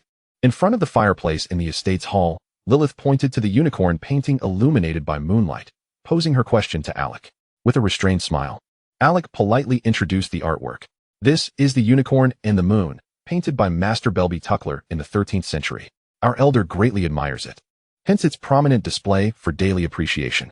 He skillfully sidestepped the question regarding the previous painting, opting instead to extol the exceptional artistry and profound meaning of the current piece.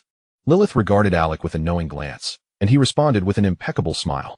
It is evident that Alec embodies the presentable facade of the Rosial family. Even under Lilith's relentless scrutiny, he converses effortlessly, revealing no vulnerabilities. Before taking her leave, Lilith paused, delivering a statement laden with significance. There is an old saying, a good bird chooses its tree to roost. Mr. Draman, would you not agree? Draman is Alec's former surname. Lilith uttered this phrase in front of all present, and while Alec's smile remained unbroken, alarm bells rang within him. Truly, Director Gorgon is adept at weaving Eastern proverbs into her discourse. He adjusted the floral embroidery on his cuff, the insignia of the Rosial family, and replied with a smile. A good bird must be nurtured from its youth for it to find a truly suitable roost, would it not? Chapter 75. Fortresses are breached from within. A clever individual indeed, Cassandra mused as he perused recent records concerning Alec Draman. Alec Draman is a slender young man with dark hair. Perhaps a trait common to pureblood families. His complexion is notably pale, and his demeanor somewhat morose, not reflecting the esteemed reputation attributed to him by the outside world.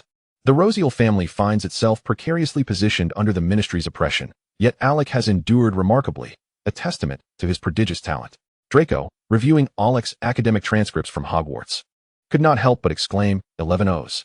The Rosial family is truly fortunate. Indeed, Cassandra remarked with a hint of admiration, such talent is commendable. What do you plan to do? Draco, feeling a growing sense of urgency, recalled the grand declarations he had made with his companions a week prior. Anxiety creeping into his demeanor.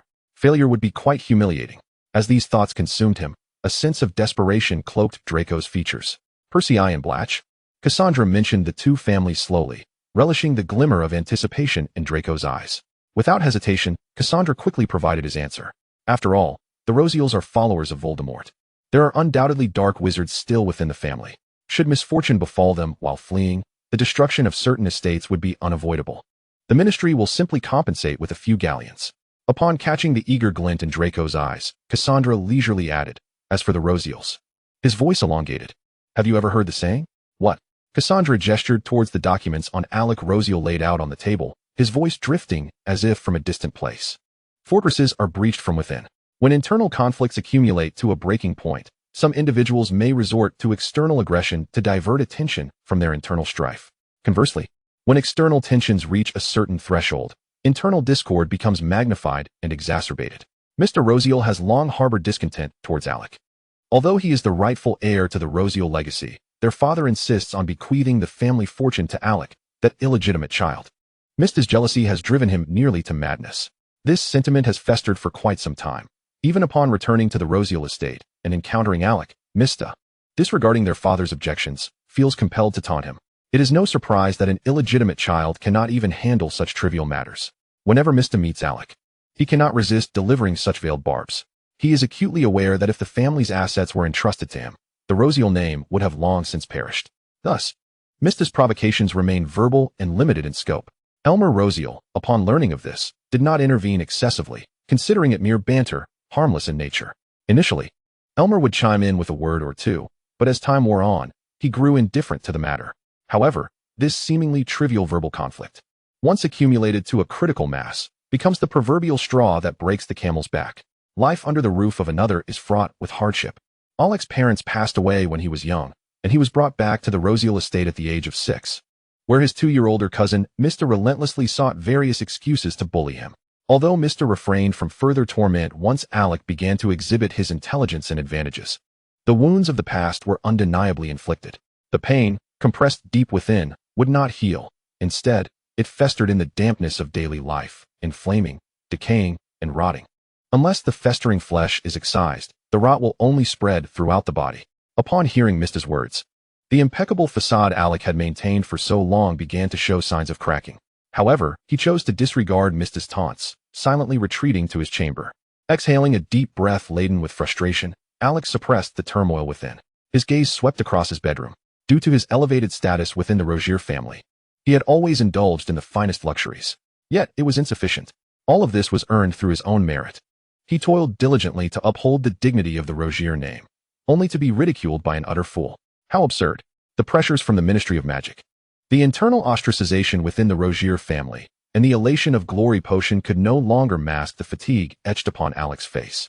When the pillars of the edifice begin to crumble, the impending collapse is but a breath away. Madame Gorgon, you truly possess the gift of foresight. No longer concealing his exhaustion, Alec had shed the previous air of politeness. Clad in a somewhat wrinkled gray suit, his black and white checkered tie appeared disheveled, and the creases at his cuffs were starkly visible. Though he still bore an air of vitality, only Alec comprehended the depths of his limits. Lilith sipped her espresso, her expression devoid of any smug satisfaction, merely reflecting upon the plight of a genius. A good bird selects a good tree to perch upon. Yet the Rogier family was nothing more than a decayed stump. Observing Alec as he expressed gratitude to the waiter, Lilith lamented. What a pity it is to see such talent squandered. Alec remained silent, his gaze fixed upon the patterns in his cup, and in that moment, clarity dawned upon him. He was indeed foolish. He had wasted so many years on a ship destined to capsize. Ignoring the temperature, Alec downed his latte in one swift motion, donning a businesslike smile as he extended his hand towards Lilith. A pleasure to collaborate. At last, Lilith reciprocated the gesture, reaching out to her future colleague with a smile. A pleasure to collaborate. With Alec's assistance, the downfall of the Rogier family was a foregone conclusion. Almost overnight, the once glorious Rogier legacy faded into obscurity. Under the scrutiny of the Ministry of Magic, it was revealed that Rogier had conspired with foreign dark wizards to conduct illicit experiments on wizards within the British magical community, engaged in the smuggling of dark artifacts, and perpetrated atrocities against muggles, among other charges. Most intriguingly, the very figure who had served as the public face of Rogier, Alec Drummond, had been under the control of Elmer Rogier through the use of the Imperius curse for many years. Even more fascinating was the revelation that Elmer Rogier was, in fact, a concealed Death Eater. This unexpected turn of events brought joy to Cassandrius. Consequently, Elmer's desperate bid for escape led him to clash with Aurors near the territories of Pusey and Blaze, resulting in significant damage to properties owned by both families. An occurrence that hardly seemed implausible. Following that, the Ministry's compensation for the damaged properties appeared to be a logical resolution. With the family's downfall, those imprisoned, those deceased, and those injured, Moritz Rogier's status at Hogwarts descended into ruin overnight. Formerly surrounded by followers, Blaze swiftly switched allegiances and became a subordinate of Pusey, while Moritz himself faced expulsion from the Slytherin Quidditch team. Such a drastic fall from grace intensified Moritz's already volatile mood. As for those who benefited from the Ministry's formal auction of properties damaged by dark wizards, such as Knott, Parkinson, Malfoy, Blaze, and Greengrass, they were no longer of concern. After receiving the admiring gazes of his peers, Draco arrived at the room of requirement with a buoyant spirit. Cassandrius was engrossed in a work report from Lilith. Indeed, there is a dark mark. Hearing familiar footsteps, Cassandrius turned to see Draco. You've arrived. Draco took a seat beside Cassandrius, and Lilith, displayed on the compass screen, greeted him as well. What are you discussing? Draco inquired, curiosity piqued. We were talking about the dark mark, Cassandrius replied with a smile. Draco stiffened, his eyes widening. Before he could react, Cassandrius grasped his left arm. With the dark mark present, my subsequent research will proceed much more smoothly. Rest assured, I will not conduct experiments on you. Draco's face fell. If not on me, then who? Surely it couldn't be his father. Chapter 76. Do I truly have time to rest? As the Ministry's actions against the Rogier family reached a pause, efforts to combat the trafficking of dark artifacts within the British magical community began to show promising results. Against this backdrop, June passed swiftly. With the arrival of July, Hogwarts students, previously indifferent, found themselves ensnared in the anxiety of final exams. In the library, Ron flipped through Hermione's notes on magical history while transcribing onto his own parchment. Beside him, Harry mirrored his actions, though his subject was potions. Draco, may I borrow your notes on charms? Harry, preoccupied with nurturing his relationship with Sirius and lost in daydreams of summer, nearly forgot about the impending exams. Draco, relaxed and somewhat smug, pushed his notes forward, nonchalantly perusing a copy of the Daily Prophet, showing no urgency to study. Did you hear? Omnicorp is launching a new product soon. Perhaps unable to contain his excitement, Draco let slip a bit of information. Omnicorp? Ron looked up, momentarily distracted from his notes, a flicker of familiarity crossing his expression. Hermione pondered for a moment, catching sight of Draco's newspaper, and quickly recalled what it was. Omnicorp, a conglomerate. Numerous well-known enterprises in the magical world have invested in it, including the Beautification Workshop. Ron, tapping his quill thoughtfully, exclaimed, I know the Beautification Workshop. My mother adores their products, but they're far too pricey for us. Harry's ears perked up. silently noting Ron's words, then turned his attention back to Draco. What is the new product? A broomstick? Huh. Draco scoffed, puffing with pride. You know about the two-way mirror, right? I do. Harry's eyes sparkled. Just recently, Sirius had sent him a two-way mirror, allowing them to see each other every night. Draco faltered, displeased, but quickly introduced the eagerly awaiting friends. Omnicorp's latest innovation integrates multifunctionality, real-time communication, social networking, and convenient writing. It's a revolutionary design in alchemical craftsmanship. Personally endorsed by Hogwarts headmaster Albus Dumbledore, making it unnecessary to journey far to reconnect with old friends. Draco recounted as he read from the newspaper. Hermione's eyes lit up. Dumbledore? Headmaster Dumbledore is endorsing it? I must get one. Ron appeared conflicted. His family's financial situation was tight, and it was likely they wouldn't be able to afford even one. Harry, on the other hand, felt a twinge of regret. So Sirius bought it for nothing. Draco, having inherited the Black family fortune, suppressed a smirk and kindly reassured Harry and Ron, "Don't worry, come Christmas, I'll gift you both one." The young master isn't short on money, especially when Cassandrius gifted him a dragon island in the Pacific on his last birthday. Is that true? Upon hearing this, Ron's eyes sparkled with excitement. It was a rare sight to see Ron in such a state, causing Draco's tail to almost lift to the heavens in delight. Amidst their anticipation, the promotional campaign for Omnicorp's new products had already spread throughout Europe. Among the new management team at Omnicorp, Alec Drummond was exceedingly busy. Following the downfall of the Rogier family, Alec swiftly reverted to his original surname and took a position at Omnicorp, with the company's new product launch underway. This capable and eager newcomer was promptly conscripted into service. Within a mere fortnight, Alec traversed various countries, including France and Germany. This was merely within Europe. Having just concluded a promotional event, Alec hurriedly made his way to the next city. Initially, he had anticipated potential ostracism from veteran employees and had prepared strategies to foster good relations with his colleagues. However, upon starting work, he found himself inundated with overtime, leaving him no time to forge connections. Even his breaks were spent within the confines of the office. As for returning home, Alec recalled the housing assigned to him by Omnicorp. The logistics department had been pressing him for quite some time. But did he truly have time to inspect his residence? Little did he know he would not have the opportunity to return to England for a respite. Whenever his superiors spoke, his subordinates found themselves running about tirelessly. During the final week of the exam period, Sellers submitted his resignation, overwhelmed by Vespera's relentless demands, as he needed to return to face the consequences of the mess he had created. Had it not been for Vespera hiring an assistant to alleviate much of her workload, she would have stormed into Hogwarts to drag Sellers away herself. Dumbledore lamented Sellers' departure, for it meant he would need to seek out a new defense against the dark arts professor. After all, Sellers had performed exceptionally well in his role, with students excelling in both classes and assignments, even thoughtfully assigning summer work before his departure. One could only wonder if the next professor would measure up to Sellers' excellence. Sighing, Dumbledore pondered this while engaging in a leisurely game of Match 3 on his compass. As exam week approached, Cassandrius returned to the Gunter Manor on a delightful day after achieving commendable results in every subject.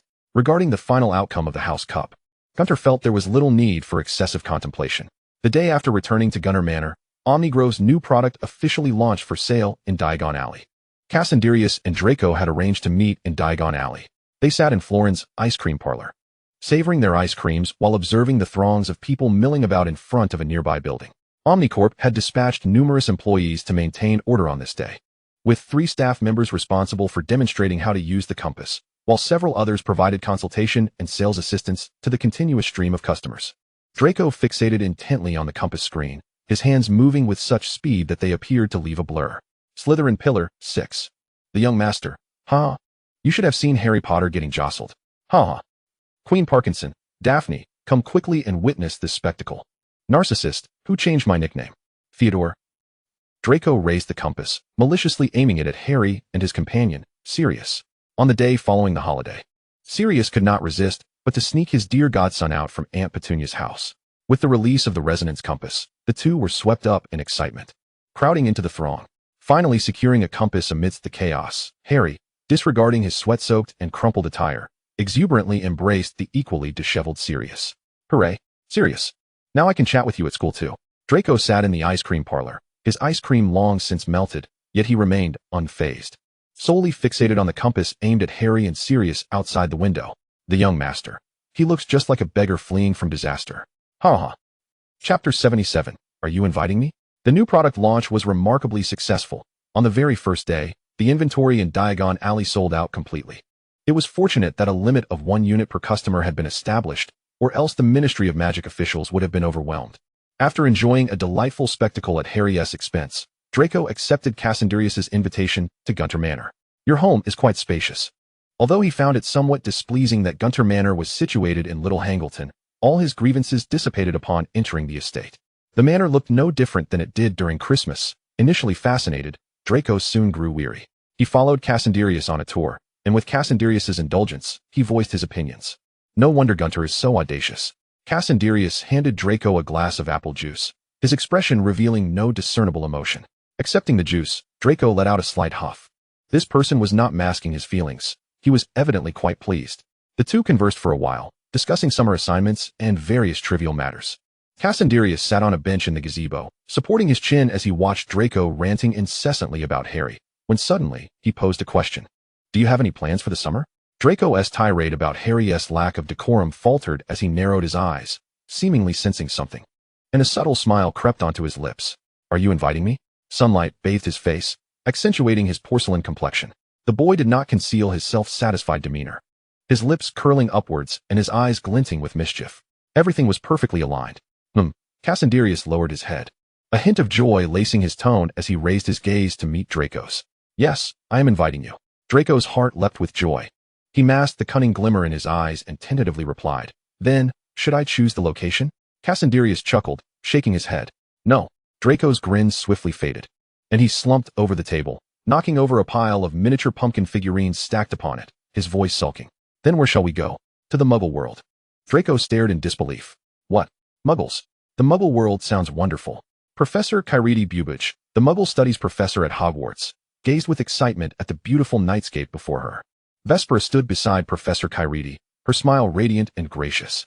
The evening breeze was cool, and Vespera kindly draped her outer garment over Professor Kyridi's shoulders, gently advising Ms. Bubich, the temperature drops at night. Please take care of yourself. Kyridi felt a warmth in her heart, although she was only in her 50s. Past experiences had left her with lingering injuries, making her particularly sensitive to changes in weather. Thank you, Vespera. You are such a good girl. Kyridi lightly patted Vespera's hand, her eyes brimming with joy. It's comforting to know you are here. Otherwise, I would not have realized how far Muggles have developed. Before the arrival of summer vacation, Professor Charity Burbage, an esteemed scholar of Muggle studies, received an invitation from the Omnigrove Corporation regarding a study program focused on the Muggle world. The letter stated that the Muggle studies textbooks at Hogwarts had long since become outdated, and with the future of the wizarding world at stake, Ms. Vespera Serpentis of Omnigrove sincerely invited Professor Burbage to partake in a 2-week research initiative. Charity, one of the rare witches in the wizarding community who respected Muggles and advocated for equality, had consistently championed the notion of parity between Muggles and wizards in her classroom. Despite facing numerous complaints from parents, she never wavered in her convictions. Throughout her tenure at Hogwarts, she earned the admiration of many students by respecting every wizard of Muggle descent. Vespera graciously accepted Charity's compliments, showering her with sweet words, and for a time, the two engaged in a delightful conversation. Not far from them sat 2 young men, Cassandra and Draco, both under the influence of an aging potion, dressed as students. They appeared to be merely 16 or 17 years old, their strikingly handsome features drawing the attention of many passers-by. Draco, however, was in a foul mood, poking at his raspberry ice cream and frowning in displeasure. Cassandra, undeterred, had an array of documents meticulously arranged before him, all requiring the personal signature of the chairman of the Omnigrove United Group. After sulking for a while, Draco's interest waned when he noticed Cassandra's indifference. He turned his gaze towards Big Ben, situated by the Thames River in a cafe renowned for its prime location, offering the finest views of the nighttime scenery. The cafe was in close proximity to the Tower of London, and Draco could easily see the white castle architecture towering above. He opened a brochure on the table, scrutinizing its contents. Although he yearned to leave, the presence of Cassandra kept him grounded. Reluctantly, he forced himself to suppress his impatience and began perusing the attractions listed in the brochure. Tower Bridge, an industrial marvel of the Victorian era, was constructed between 1886 and 1894. The Royal Festival Hall, a cultural beacon of post-war optimism. Battersea Power Station, a monument to brutalism and the working class. The Royal Dockyards of Greenwich, the embodiment of the shipbuilding spirit of the empire on which the sun never set. This brief yet captivating guide, adorned with illustrations, albeit not as enchanting as the animated pictures of the magical realm, managed to engage Draco's attention. By the time Cassandra lifted his head from work, Draco had devoured the dessert he had previously disregarded and was now engrossed in the brochure. "What are you looking at, Draco?" Cassandra's voice suddenly broke through his reverie, causing Draco's cheeks to flush crimson as he realized what he had been perusing. Startled, he flung the brochure away as if it had stung him, hastily donning the facade of a pure-blood wizard, dismissively justifying his earlier actions. Just observing what interesting things muggles have created. Draco's expression remained haughty, yet his eyes subtly sought to glean more from Cassandra. Cassandra picked up the brochure that had been tossed aside, casually flipping through it, and, under Draco's expectant gaze, he echoed the sentiments of the stubborn boy. "Indeed, it's rather unremarkable." Draco's demeanor slumped, disappointment washing over him as he lifted his cup to take a sip of coffee to mask his embarrassment, only to discover that he had unknowingly finished it while engrossed in the brochure. The situation became even more awkward, especially when he noticed the unmistakable look of amusement on Cassandra's face as he set down the cup. Deflated, Draco implored Cassandra, "Do tell me, Cassius." Chapter 78. Liking and utilizing are not mutually exclusive. Having learned to leverage Cassandra's interest in him, Draco successfully extracted more information about these attractions. The more he learned, the deeper his fascination grew, to the point where he nearly forgot his previous disdain for muggles. What is electricity? Do these lights shine through electricity? The banks of the Thames began to illuminate with a myriad of colors as night fell, and the dazzling lights coalesced into a starry river belonging to humanity, reflecting in Draco's eyes with a shimmering brilliance. Leaning against the railing near the riverbank with Cassandra, he voiced his query, prompting Cassandra to raise his hand, signaling Draco to place his hand in his palm. Hesitantly, Draco complied, but before he could react, a tingling sensation jolted through him, and he quickly withdrew his hand in confusion. With a smile, Cassandra explained, "That is electricity." He gestured towards the distant lights along the riverbank. The telephones in the hands of passers-by, the street lamps lining the roads, and the radios inside the shops, all powered by electricity. Draco remained somewhat perplexed. After all, one could not expect someone utterly ignorant of Muggle basic knowledge to grasp the concept of electricity in a mere minute. Yet, Cassandra would patiently guide him along the way. On their first night in London, Cassandra introduced Draco to numerous attractions. They marveled at the illuminated Big Ben, attended a musical performance at the Royal Opera House, watched Tom and Jerry on television, and observed workers unloading cargo at the docks. It wasn't until they returned to their temporary hotel that Draco began to comprehend. "You had this all planned out, didn't you?" Cassandra, now changing into a gray robe as the effects of the aging potion wore off, sat at his desk, listening to Silas's work report. Multitasking, his quill glided effortlessly over parchment as he answered Draco's question. "Not long now, just about half a month until school starts." Draco's eyes widened. "Isn't that when I had my encounter with Quirrell that led to his demise? Isn't that rather soon?" As he contemplated saying more, he noticed Cassandra had resumed his work and wisely chose to fall silent. Bored, Draco began to wander around the room. They were staying at the Savoy, the closest hotel to the banks of the Thames. As the first modern luxury hotel in Britain, the Savoy undoubtedly epitomized British opulence and Art Deco. Cassandra, not one to skimp on comfort, had chosen an exquisite accommodation.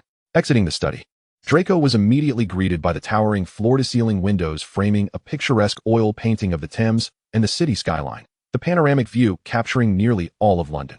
The surrounding walls were adorned with Venetian plaster intermingled with genuine gold leaf, creating a striking contrast with the mahogany paneling. The thoughtfully arranged furnishings and cushions were custom-made by the Savoy workshop, their amber-hued gradients harmonizing beautifully with the cashmere carpets. While the oak checkerboard flooring felt pleasantly warm beneath his feet, the ceiling was adorned with a crystal chandelier. Its light ruthlessly shattered into countless twinkling stars as it traversed through the prisms. Above the chandelier lay a celestial ceiling, reflecting the fragmented starlight into a shimmering sea of constellations. Draco stepped forward and drew aside the heavy triple-layered curtains, the slightly coarse texture surprising him. The entire expanse comprised intricately embroidered linen drapes, with a blackout film at the center and the outermost layer crafted from exquisite Italian silk brocade. As Draco wandered about the space, he discovered that despite its modest area of merely a few hundred square meters, it was fully equipped with a private gym, a spa area, an entertainment room, and a private cinema. Outside, he even glimpsed an open-air swimming pool. Regardless of his disdain for muggles, he could not help but marvel at their opulence. Such lavish indulgence was merely a feature of a hotel, while the wizarding world's most luxurious establishments paled in comparison. No family would ever furnish a hotel merely for the enjoyment of others. After surveying the basic decor, Draco's curiosity was piqued by the electronic devices in the living room. Not that he was oblivious, at least he could decipher the English on the air conditioner and the television. with a few casual manipulations. He instinctively turned on the television to watch Tom and Jerry. He even stumbled upon a gaming console in the living room. In contrast to the relatively limited entertainment options in the magical realm, the amusements of the Muggle world were nothing short of a dimensional shock. After playing several rounds of games, Draco found himself yearning for more. The games were simply delightful. The thought that such captivating entertainment would be inaccessible upon his return to the magical world filled him with regret. Lost in contemplation, Draco leaned against the doorframe of Cassandrius' study, gazing at him with a hint of melancholy. Cassandrius, undeterred by Draco's presence, continued his work until he finished for the day and finally turned his attention to the genuinely forlorn Draco. "What troubles you?" he inquired. Draco sighed. "I feel disheartened at the thought of returning home to a lack of such enjoyable diversions." Clearly, after having established a rapport with Cassandrius, the usually overbearing and presumptuous Draco had shed the shadows cast by Cassandrius' influence. After all, Draco Malfoy was precisely that kind of person. "Fear not," Cassandrius replied with a comforting smile, rising to retrieve several books from the shelf and placing them on the desk to indicate that Draco should take a look. "What are these?" Draco asked, flipping through the volumes with confusion. Cassandrius swiftly scribbled a list of various book titles on a piece of paper and tucked it into the page Draco was examining. "This is your assignment. You are to read them all during our 2-week trip." Draco felt as if his ears had malfunctioned. He blinked in disbelief. "Aren't we here to enjoy a vacation?" "Indeed," Cassandrius replied, entirely unfazed, as if the notion of working during a holiday were perfectly reasonable. He reminded Draco, "Remember your golden snitch account. Be sure to periodically share some intriguing anecdotes about the Muggle world to captivate your friend's attention." Draco felt a wave of darkness wash over him. So his previous indulgences, buoyed by Cassandrius' affection, were merely regarded as normative behavior by Cassandrius. This man seemed to view self-interest as a guiding principle of life. Were Cassandrius privy to Draco's thoughts, he would undoubtedly nod in agreement. Affection was one thing, but for Cassandrius, loving someone did not preclude the pursuit of advantage. As the heir of the Malfoy legacy, Draco inherently possessed immense value. It would be absurd for Cassandrius to forfeit readily attainable benefits in the name of affection. Chapter 79, People, People, People. While Cassandrius guided Draco through the marvels of the Muggle world, while simultaneously working, Professor Kyridi, accompanied by Vespera, gradually began to understand contemporary Muggle society. The wizarding world was advancing, yet the Muggle realm was equally progressing, perhaps even beyond our expectations. As their journey neared its conclusion, Kyridi expressed her sentiments. She could already envision the impact that the new Muggle studies textbooks would have at Hogwarts come the new academic year. In a world where others progressed, remaining stagnant was virtually indistinguishable from regressing. In response to Kyridi's reflections, Vespera could only reply in kind. Kyridi smiled, glancing once more at the beautiful and gentle woman. "You must have prepared for quite some time." Vespera retrieved a copy of New Muggle Studies from her handbag and handed it to Kyridi, smiling as she explained. "Not for long." Kyridi accepted the textbook and, after casually flipping through a couple of pages, could no longer suppress her smile. Contrary to her expectations of a Muggle threat narrative, it was merely a straightforward description of the daily lives of contemporary Muggles, devoid of the extremist notions she had envisioned. It did contain some fundamental theories of mechanics that she could not comprehend. Yet she recognized that the inclusion of such content in a textbook was not solely for the sake of educating students about the Muggle world. But what did it matter? Upon returning to the magical realm, Kyridi completed her handover with Celes, while Vespera assumed full responsibility for the work previously managed by Celes at the Omnigrove Company within the magical community. Their roles had completely swapped. During the 2-week period that Cassandrius labeled as a vacation, yet was in essence an on-site investigation, the sales range of the resonant compasses from the magical realm's Omnigrove Company had almost encompassed all of Europe. Those Englishmen were foolish. Such a remarkable item sold for merely 10 galleons. Some second-hand dealers openly scoffed at the absurdly low price of the compasses, knowing that they could resell them at 10 times that amount or more. Although they were aware that such profits would not last long, it did not deter them from ravenously pursuing immediate gains like hyenas. They reveled in their perceived cleverness, boasting about their superiority over the nations separated by the English Channel, oblivious to the fact that others had long been preparing to outmaneuver them. In England, certain factions found it challenging to meddle in the economic and political affairs of other nations, as resources in other countries were nearing saturation. Had it not been for the substantial investments and endless resources brought by Cassandrius to the wizarding world, those in power would not have reached their current standing. Thus, when initially pricing the compasses, Cassandrius intended to leverage the second-hand dealer smuggling tactics to expand their influence abroad. The endeavor progressed smoothly, yet the primary responsible party, Alec, was overwhelmed with work. Having previously supported the Rogier family, his skills were commendable, and he navigated legal gray areas with ease. However, one simply could not work 23 hours a day. Far away in Germany, Alec toiled diligently while simultaneously reporting to his superior, Lilith. Cassandrius in Britain is likewise beset by worry. The population of Britain is not particularly vast, and the number of individuals within the magical community is even more scarce, with only a few possessing exceptional talent. Particularly during the years when Voldemort was active, he attracted the majority of the most gifted individuals. Although many of them perished or scattered after his downfall, this does not imply that Cassandrius can freely recruit talent without reservation. An individual like Alec, who is both capable and readily available for immediate employment, is exceedingly rare. Cassandrius now finds himself compelled to focus on the soon-to-graduate students from Hogwarts, such as Gemma Farley and her classmates. Prior to her graduation, many of her peers inquired about her post-graduation plans. At that time, for various reasons, Gemma refrained from disclosing her intentions. However, with the arrival of summer and the burgeoning fame of the Omnigrove Company throughout Europe, Gemma, having officially engaged with her role, no longer hesitated to share with her classmates that she had secured a position at Omnigrove long ago. Give me galleons. I envy Farley. She found a job before graduating while I'm still at home job hunting. Quidditch benchwarmer. You're fortunate. I've sent out over a dozen OWL applications and received no responses. My mother is nagging me daily. Potions class struggler. I even applied at a sketchy shop in Nocturne Alley, but they dismissed me for being overqualified. Please don't contact me for divination balls. Hilarious. I interned at the Ministry of Magic yesterday and was dismissed shortly after because Umbridge claimed I disrespected the minister by stepping into the ministry with my left foot. Love you, Lockhart. Why don't you all apply to the Ministry of Magic? Please don't contact me for divination balls. Guess why I was fired? Quidditch benchwarmer. Can you guess why I didn't apply to the ministry? Is it because I didn't want to? Give me galleons. Can you guess why I'm not seeking other jobs? Is it because I don't like them? Potions class struggler. The one saying that clearly comes from a wealthy background. How can they compare to us who lack connections, background, and capability? Perhaps realizing the insensitivity of their comments, the individual named Love You, Lockhart, quickly fell silent. Gemma was surreptitiously monitoring the conversation. This was an anonymous chat feature on the Golden Snitch social platform, where participants could express themselves freely without revealing their identities. Observing the grievances shared in the group, Gemma felt immensely grateful for having secured a role at Gunter's early on. The working environment in the magical community has always been rather dismal. Pureblood families have controlled the majority of wealth within the magical realm for over a millennium, perpetuating a traditional wizarding society. Even after enduring 2 significant upheavals, this has not stirred the stagnant waters of the magical world.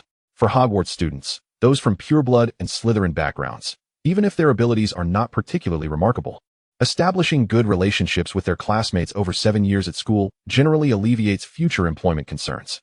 However, for those who are not pureblood, such as half-bloods or muggle-born wizards, unless their academic performance is outstanding enough to attract attention, or they possess exceptional talents in other areas like Quidditch or potions, they may struggle to make their mark in the magical world. For such individuals, numerous suitable positions exist in the magical community. Whether as aurors at the Ministry of Magic or healers at St. Mungo's, provided their academic achievements are commendable enough. Nonetheless, not every Hogwarts student is a prodigy. Gemma knows of several muggle-born wizards in her year who have faced numerous rejections in their job search. They wish to join the Ministry of Magic. Yet there are always some ideologically extreme officials who maliciously dismiss them. They seek lesser-known positions, but lack the necessary connections for referrals. They attempt to take on odd jobs, yet the wages barely suffice for their daily needs. Ultimately, they choose to return to the Muggle world, only to find themselves unable to secure employment due to a lack of qualifications. The job advertisements to her left were pressed beneath her hand as Gemma occasionally glanced at the group chat, jotting down notes. The morning sunlight cascaded over her, illuminating the identity badge adorned with silver branches, clearly displaying her department. H.R. Gemma Farley. Chapter 80. Malfoy's invitation. The 2 weeks of travel and work swiftly came to an end. Draco oscillated between joy and torment. By day, he and Cassandrius explored various attractions, capturing photographs at different locales under Cassandra's guidance to share with friends. By night, he pored over incomprehensible tomes and faced Cassandra's probing questions. Fortunately, the 2 weeks were not overly lengthy, and soon, the day of departure arrived. On the day of parting, Draco nearly wept tears of joy. While he had been traveling and learning, his mind was now filled with algebra, geometry, Newtonian mechanics, and the conservation of energy. Upon returning to Malfoy Manor, Draco could hardly conceal his excitement, even when confronted by the complex gazes of Lucius and Narcissa. "Father, Mother," he exclaimed as they embraced him. Narcissa meticulously inspected Draco for any signs of injury, only relaxing once she found none. She had seen the delectable food and breathtaking sights he shared on the Golden Snitch. And although she held disdain for the Muggle world, Narcissa was not foolish enough to reveal it. Her only concern was whether her child might become a pawn in Gunter's schemes, or worse, suffer harm. After all, Draco was the Malfoy heir, and his sentiments represented the Malfoy family's stance. The Malfoys' apparent affinity for the Muggle world could lead other purebloods to believe the Malfoys' position had shifted. Narcissa's thoughts were many, while Lucius's were even more profound. He promptly led Draco to the study, dispensing with any pretense, and directly questioned him. "Little dragon, do you understand what you are doing?" Draco felt a twinge of anxiety, yet having undergone Cassandra's rigorous training, he could face his father's cold demeanor with composure. "I understand, father. Gunter is using me to make outsiders believe the Malfoys have shifted their stance. I am aware and am cooperating with his actions." Upon hearing this, Lucius felt a darkness envelop him, his grip tightening around his serpent-headed wand. He closed his eyes and opened them again, only to find his familiar son before him. A torrent of words surged within Lucius, yet he found himself tongue-tied, his eyelids twitching and the muscles around his mouth trembling with anger. "You know you still. Because I have no choice," Draco interjected, still smiling, though the innocence and naivete of his youth had been replaced by a burgeoning ambition. The Malfoys had previously lacked options, and they were still in the same predicament. Gunter would become the next Dark Lord. He would undoubtedly act against the Muggle world. "I have been with him the longest. No one understands better than I what he intends to do." In the span of just a few sentences, Draco's words struck like thunder, rendering Lucius momentarily dazed as he sank into a chair. Incredulity etched across his face as he gazed at his ambitious son. The dizziness that enveloped him rendered Lucius unable to utter a single word. However, Draco was unwilling to grant Lucius this opportunity. He gazed intently at his father, whose once pale visage bore no trace of the superficial arrogance it once had. Instead, it reflected an unwavering determination strikingly akin to that of Cassandrius. "Father, Gunter is unlike the mysterious figures. He is the true embodiment of Slytherin." The maxim of prioritizing interests was indelibly etched into Cassandrius's very being. Every gesture, every action he undertook warranted Draco's meticulous contemplation and repeated reflection.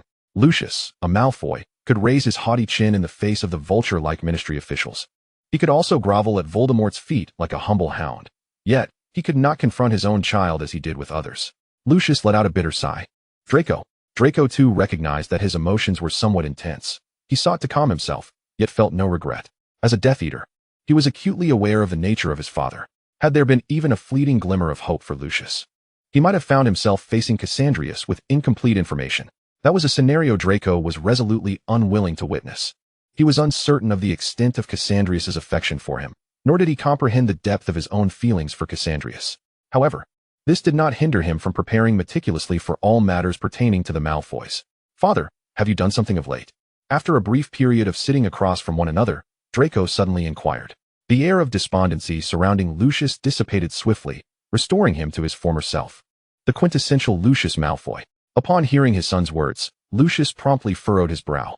Someone at the ministry proposed legislation regarding Muggle rights, with Arthur Weasley as a supporter. He ceased his discourse at this point, and Draco swiftly grasped Lucius's implication. Regardless of what the Weasleys undertook, the Malfoys would resolutely oppose. Draco surmised that Cassandrius would undoubtedly be displeased to witness the Malfoys' duplicity, and Lucius shared this sentiment. Without requiring further elaboration from Draco, Lucius abandoned his original intentions. Before departing from Lucius's study, Draco meticulously briefed Lucius on his current relationships with Ron Weasley, Harry Potter, and Hermione Granger. Upon hearing Weasley's name, Lucius's brow had already knitted in disapproval. When Hermione Granger's name was mentioned, Lucius's countenance grew increasingly grim. "Little dragon, this Granger appears to lack any pureblood lineage." Draco had anticipated Lucius's reaction, fiddling with his wand, yet devoid of the disdain Lucius sought to hear. "Indeed, she is a witch of Muggle descent. You intend to cultivate her?" Lucius retorted. "Yes, father." Draco had entirely severed ties with his former disdain for Muggles, his eyes fixated firmly on the wand in his hand. Yet his thoughts were occupied with Barbara and Gan. "They are truly remarkable."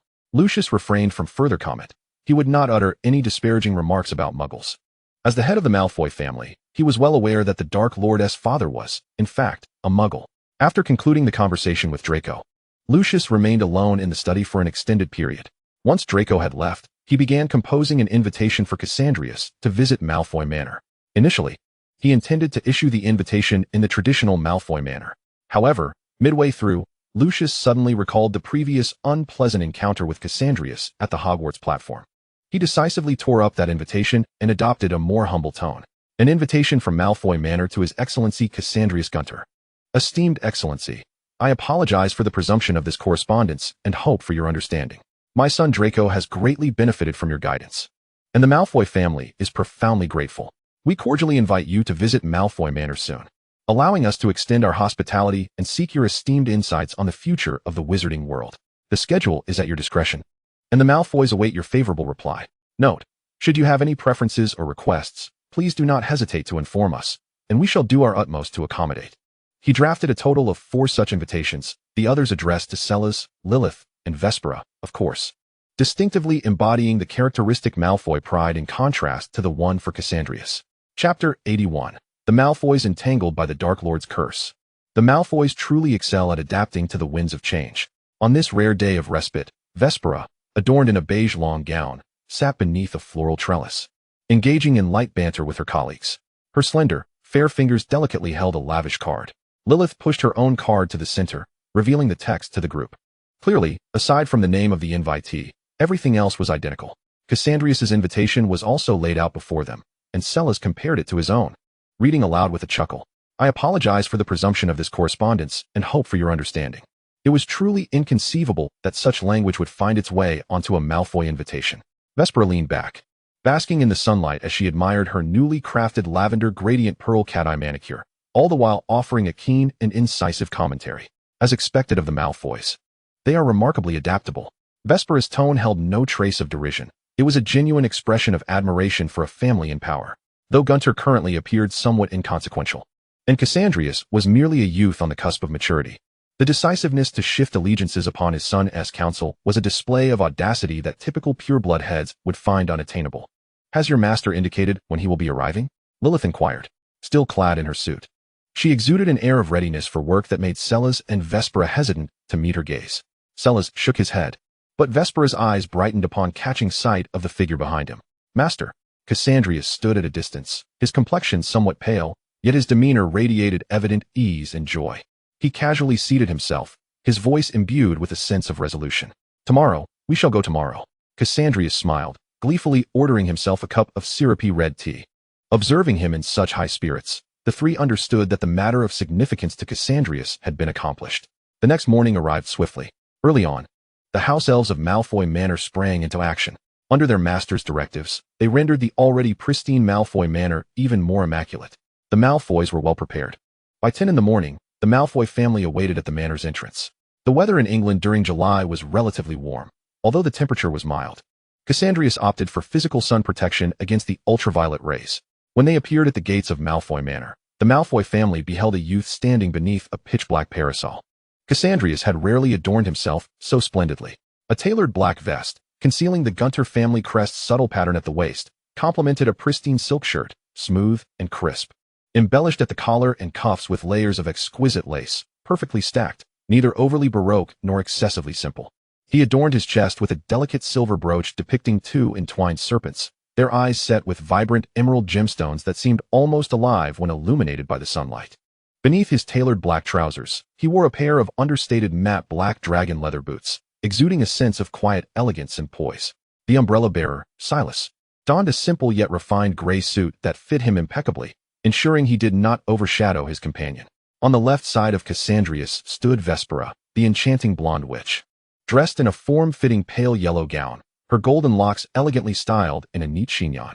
Lilith brought up the rear, as usual, with a black suit jacket draped over her arm, a piece discarded by Cassandrius due to the warmth of the day. Draco stood between his parents, his keen eyes noting that Cassandrius's striking hair appeared to have been meticulously groomed. It looked effortless, yet each strand was carefully arranged. Good day, Mr. Gunter, Lucius greeted first, placing his right hand over his heart and bowing respectfully to Cassandrius. Beside him, Narcissa lifted her skirt slightly and curtsied. Draco mimicked his father's gesture, bending at the waist as well. Good day, Mr. Malfoy, Cassandrius replied with a nod, meeting Draco's gaze and eliciting a smile from him that diverged from the typical Malfoy demeanor. However, after a fleeting moment, Cassandrius turned away and walked alongside Lucius down the path of Malfoy Manor, maintaining a pleasant expression as he listened to Lucius's introductions. Though he found the customary formalities between pure-blood families somewhat tedious, Cassandrius did not seek to dismiss them entirely. As they entered the manor, Cassandrius's gaze suddenly lingered on a particular spot, his expression shifting to one of profound significance, tinged with surprise. Fortune favors the bold, he mused silently. Opting to forego unnecessary pleasantries, he raised his hand, prompting Vespera to halt her conversation with Narcissa. While Narcissa appeared slightly taken aback, she maintained a flawless smile, her expression as composed as a mask. Mr. Malfoy, I believe it would be prudent for us to discuss matters in the study, Cassandrius suggested, looking toward Lucius, his tone implying an unmistakable authority that brooked no refusal. A familiar sensation washed over Lucius, stirring a tinge of melancholy within him. Had the Malfoys truly been cursed by the Dark Lord? Though such thoughts surfaced uninvited, the ingrained habits cultivated over many years in service of the Dark Lord compelled Lucius to immediately invoke the mental sealing charm.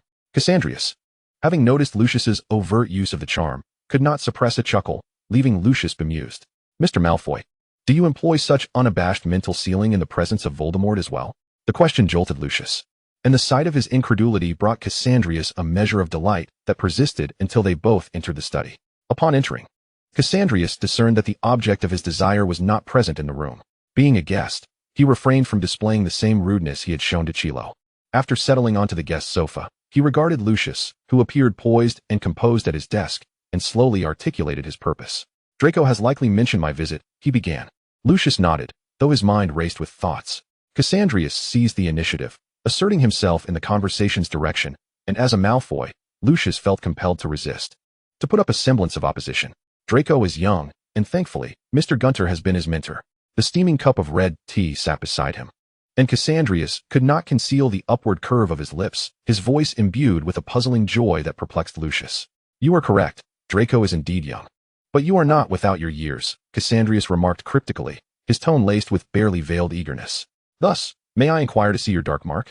Chapter 82, The Diary. Lucius felt as though all the astonishment he had accumulated in his lifetime was being expended in this singular moment. His smile remained unchanged, seemingly unaffected by Cassandrius's inquiry. You jest, Mr. Gunter, Lucius replied, taking a deep breath, his face adorned with an expression of feigned perplexity and doubt. I am not a Death Eater. Cassandrius tapped the desk, neither affirming nor denying his statement. He merely extended his right hand, curiously pointing at the spot on Lucius's left arm. Lucius's pupils dilated. Before he could react, a searing heat radiated from the mark he had rubbed countless times in the dark of night. Lucius's complexion shifted dramatically, his arms trembling violently as he fought the urge to kneel. Cassandrius feigned confusion. No effect? He rapped a few more times on Lucius's left arm. A piercing pain cascaded from his left arm, engulfing his entire being. Lucius's body shuddered, struggling to remain upright as his hands clutched the desk for support. Fortunately, the agony was fleeting, a moment that felt both brief and interminable. Though the familiar torment subsided quickly, Lucius was engulfed by an overwhelming fear that nearly compelled him to collapse. Sweat beaded on his well-groomed visage, accentuating his pallor and rendering him even more vulnerable. When he finally lifted his gaze, all he beheld was Cassandrius, his legs crossed, chin resting on his hand, observing him with a bemused smile. Lord, Lucius nearly uttered uncontrollably, rising swiftly and addressing him with the title. At the sound of the appellation, Cassandrius's expression momentarily twisted, his lips twitching slightly as he elevated his chin. Examine your left arm. Lucius, though bewildered, complied obediently. As he rolled back his sleeve and beheld the mark on his left arm, shock washed over his features. The ominous, dark sigil had vanished, replaced by an Ouroboros, a serpent devouring its own tail. Lucius stared in astonishment at Cassandrius, yet through his silver-rimmed spectacles, he met Cassandrius's empty silver-gray gaze. A jolt of realization coursed through him, and his tongue, quicker than his thoughts, offered a compliment. A masterful display of magical prowess. The eternal cycle of the Ouroboros, your wisdom is indeed unparalleled. With that, the dust settled. Cassandrius, disinterested in idle flattery, waved his hand dismissively and promptly began issuing commands. There is no need for such superfluous words. I am no different from Voldemort. He wields fear, while I manipulate ambition. Lucius, though puzzled, chose to acquiesce. As he was ever attuned to the prevailing winds of circumstance, Cassandrius ceased further conversation, rising to depart while instructing Lucius, the Malfoys are noblemen who migrated from France. I believe you are best suited to manage affairs within that realm. Lucius abruptly lifted his head, finding Silas already at the side of Cassandrius.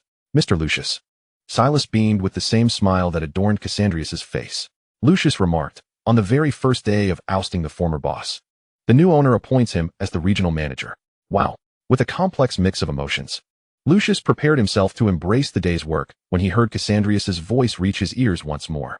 Lucius, I can wander freely around your estate, correct? Lucius fell into silence. Could he refuse? Though their encounters had been few, he had quickly gleaned insights into his new employer's character. Cassandrius never spoke without purpose. The only reason for such a statement could be one. Of course, feel free. With a whirlwind of thoughts, Lucius ultimately responded in this manner. Soon. As the sun dipped below the horizon, Cassandrius returned to the Gunter estate. Upon his arrival, he eagerly made his way to the basement. Carl, what brings you here at this hour? Omenes, who was already awake, inquired. Cassandrius seated himself at the workbench, donning dragonhide gloves inscribed with defensive runes, and carefully unfurled his diary while responding to Omenes. I stumbled upon a Horcrux at Malfoy. Quite intriguing. The mention of the Horcrux stirred several elders from their slumber. Though he could not fathom why their gazes towards him always held a peculiar quality, particularly Bran's. Never mind that. Liz materialized in the portrait closest to Cassandrius, nudging Stephanie aside as she curiously peered around, not forgetting to hurl a few barbed remarks at Cassandrius. You won't set the basement ablaze this time, will you? Cassandrius paused, letting out a huff through his nostrils. Certainly not. He indignantly flipped open his diary, dipped a quill into ink, and began inscribing his thoughts. So annoying. Why do the elders always revel in my misfortune? The ink flowed smoothly, leaving behind a teenage lament upon the aged pages of the diary. Cassandrius halted after penning that solitary line. The notebook lay flat on the table, and after a prolonged wait, it remained unresponsive. Although this was as expected, Cassandrius couldn't help but feel a tinge of disappointment. Indeed, it was no simple matter. The policy of appeasement had proven futile. Cassandrius opted for a more direct approach. He raised his right hand and snapped his fingers sharply. Snap! A wisp of cold, white flame materialized at his fingertips, swaying obediently before ceasing its motion. Drawing the flame closer to the diary, Cassandrius's voice took on a soft, inviting tone. May we converse, dear uncle? As his words fell, the flame approached, causing the diary to tremble violently. Under Cassandrius's watchful gaze, the diary was suddenly enveloped in a deep, shadowy aura. Gradually, it coalesced into the form of a young boy. Before him stood a youth who appeared no older than 16 or 17, clad in a plain black robe. With raven hair and crimson eyes, his countenance was strikingly handsome, starkly contrasting with the remnants of Voldemort Cassandrius had encountered months earlier. Tom Riddle was in a foul mood. He had merely awaited his return to the living world within the confines of the diary when a wretched little imp unexpectedly whisked him away. If he had to be taken, the vibrant life force emanating from the boy had intruded upon Riddle's consent, directly infusing itself into his very soul. There is no such thing as a free lunch, and Riddle was acutely aware of this principle. Hence, he refrained from acting hastily when unfamiliar markings appeared upon the diary's pages. Yet, this individual had no sense of decorum. A smile graced Riddle's lips, but his eyes darkened as they scrutinized the boy before him. The lad, no larger than a mere child of 12 or 13, was indeed charming with his conspicuous black and white hair and spectacles, exuding a gentle demeanor. However, Riddle never underestimated anyone. Who are you? Chapter 83. Are you going to kill me? I am Cassandrius Gunter. From a seat not far from Riddle, Cassandrius lounged, observing the tense soul before him with a nonchalant air. Riddle's expression flickered slightly, yet he maintained a composed facade. He lifted his chin slightly, his thoughts sharpening in an instant. You just referred to me as Riddle, which seems a tad perplexing. Dear uncle, Cassandrius replied with a smile, his face adorned with just the right amount of feigned curiosity. Riddle's brow furrowed slightly, seemingly incredulous. Cassandrius's eyes twinkled with amusement. Tom Riddle was far from Voldemort, distinctly different from the fragment of himself that had undergone numerous soul splits. He needed to approach this adversary with utmost caution. Both my parents are Gunters, and by any relation, I ought to call you uncle. A chill ran through Riddle momentarily, nearly betraying his composure. How revolting. Nevertheless, he kept a smile plastered on his face, feigning surprise. Really? How delightful. The two engaged in trivial conversation, meandering through inconsequential topics, their dialogue akin to a dull blade, yielding no substantial information from one another. The portraits observing their exchange fell into a profound silence. The first to break the stillness was Stephanie. As a renowned alchemist from centuries past and a member of the Gunter lineage, this which was notorious for her irascible temperament. Carl, why are you engaging in idle chatter with him? Kill him. Riddle turned in surprise towards the voice, only to find an empty frame. Liz keenly observed the fleeting confusion in Riddle's eyes, her own brightening as she rushed to whisper to Gwendolyn in another frame. He cannot see Stephanie. Another unfamiliar voice pierced the air, prompting Riddle to look yet again, this time spotting two women within another portrait. Living portraits. In an instant, Riddle comprehended the situation. His mind racing, yet his body politely acknowledged Liz and Gwendolyn. Good day, ladies. Liz huffed, remaining silent, while Gwendolyn averted her gaze from Riddle, offering no brief acknowledgement. Riddle displayed no reaction, instead surveying his surroundings, noting some frames were utterly vacant, while others housed slumbering figures. How intriguing. This place was teeming with Horcruxes. You little brat. What are you staring at? A voice, slightly raspy and brimming with unmasked hostility, suddenly rang out. Riddle turned to see Cassandrius kindly elucidating the situation. Magnus Gunter, a proponent of pure-blood supremacy. The repugnant visage of the middle-aged man contorted with disdain momentarily stirred Riddle's emotions, but he swiftly suppressed them. Under the eaves, one must bow their head. A gentle smile graced the corners of his mouth, radiating warmth and composure. Magnus Gant, I have come across your remarkable feats in the annals of magical history and the chronicles of secret histories, and I have had the pleasure of perusing your work. The art of potion crafting, where the Runtisal potion left a profound impression on me. Magnus furrowed his brow. The chronicles of secret histories? That publication still exists? Riddle maintained his placid demeanor, responding with unruffled poise. Indeed, though it has seen better days. One can still catch a glimpse of its presence in the newsstands of my era. Riddle was indeed deserving of Dumbledore's praise as the most exceptional student Hogwarts had seen in a century. Even at the tender age of 16, his grasp of the knowledge and culture buried within the annals of history was impressive, despite harboring deep-seated animosity towards half-bloods. Magnus could not help but admire the boy after their brief exchange. Alas, he was merely a half-blood. Magnus' lament nearly betrayed Riddle's carefully composed facade. He yearned to articulate further thoughts, but Magnus had already regretfully closed his eyes, succumbing to a brief slumber. Liz and Gwendolyn conversed softly, their interest in the Horcrux palpable. After all, as fellow Horcruxes, they too longed for the opportunity to venture out into the world and witness the present. Thus, Liz felt no hesitation in engaging Riddle in conversation. Tom, how many Horcruxes have you created? Liz inquired with keen interest. Riddle had grown accustomed to such frivolous inquiries. Yet he remained guarded about revealing his secrets. I'm afraid I cannot say, Miss Liz. I am but 16. Liz's curiosity was piqued. You know me? She brushed her ebony hair back, her pitch-black eyes devoid of any discernible emotion. Riddle inclined his head slightly. Indeed, I gleaned a fragment of the mysteries surrounding Horcruxes from the eternal corridor. A smile danced on Liz's lips, betraying her delight. You have good taste, and I admire you for that. Yet, that is where my commendation ends. After uttering this, she disregarded Riddle entirely. Riddle was taken aback, but his innate talent for disguise prevented any excessive emotion from surfacing. He was merely a powerless specter, and that enigmatic nephew might harbor intentions to end his existence at any moment. He could not afford to act recklessly. With the examples of Magnus and Liz, the portraits around them seemed to open a floodgate, engaging Riddle in a lively exchange. Although he wished to endear himself to them, the Gant family members hanging in the basement were far from amiable. Even the most socially inept, Brand, only managed to engage Riddle with a few nonsensical remarks. Throughout this time, Cassandrius had been observing Riddle intently. He held a measure of admiration for this distant relative, respecting his talent and bravery. There had indeed been fleeting thoughts of collaboration with this cousin. However, that notion was extinguished in an instant. Voldemort was not one to submit to another's dominance. Perhaps for someone like him, strength might foster equality, yet it was far more likely to stem from self-interest, much like Cassandrius's dynamic with Dumbledore. Dumbledore was far too formidable. Cassandrius could never afford to position him as an adversary. That would be utterly foolish. Thus, Riddle had to perish.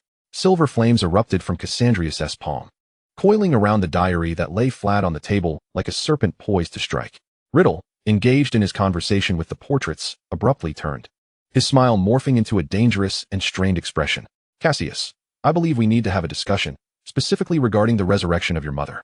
His voice was laced with temptation, yet the content elicited a collective glare from the portraits aimed at Brand. Brand clutched himself defensively. Riddle's words caused Cassandrius' hand to falter momentarily, but in mere moments. The aged diary was ensnared by the silver flames. As the silvery chains began to coil around Riddle, he struggled to maintain his composure. Carl, I am your only kin in this world. Riddle's voice became painfully wistful, as though genuinely lamenting for Cassandrius. Do you truly intend to kill me? The chains ascended inch by inch, encircling his calves, thighs, and waist. The frigid, bone-chilling temperature was unlike any fire's warmth, yet it only intensified Riddle's urgency. Carl, We share the most noble bloodline in existence. As the chains reached his throat, Tom Riddle's voice crescendoed, unleashing his final gambit. Do you not wish to break Gabriel's curse? The chains abruptly halted before him. Chapter 84. When faced with adversity, choose to inform a teacher. With a hiss, the silver chains erupted into towering flames, engulfing Riddle entirely. His expression froze, contorted in anguish, flesh trembling, cheeks puffing. No, he shrieked. You cannot. The silver flames consumed the final syllable. And Tom Riddle's last utterance dissolved into a stream of unconscious murmurs, fading into the inferno. As time trickled by, Cassandrius gradually retracted the ever-burning inferno. The silver flame subsided, leaving only a tiny black orb, no larger than a thumb, suspended in the air where Riddle once stood. Cassandrius beckoned, and the obsidian sphere, devoid of any reflective sheen, soared into view. Exercising caution, Cassandrius refrained from direct contact, instead retrieving an alchemical box to contain it. Until he fully understood the properties of this condensed soul, he would not lay a hand upon it. As the dust of the incident settled and Cassandrius prepared to depart, an unexpected voice called out to him. Carl, wait. It was Gabriel's voice. Cassandrius turned to find Gabriel, still the striking figure with black hair and crimson eyes.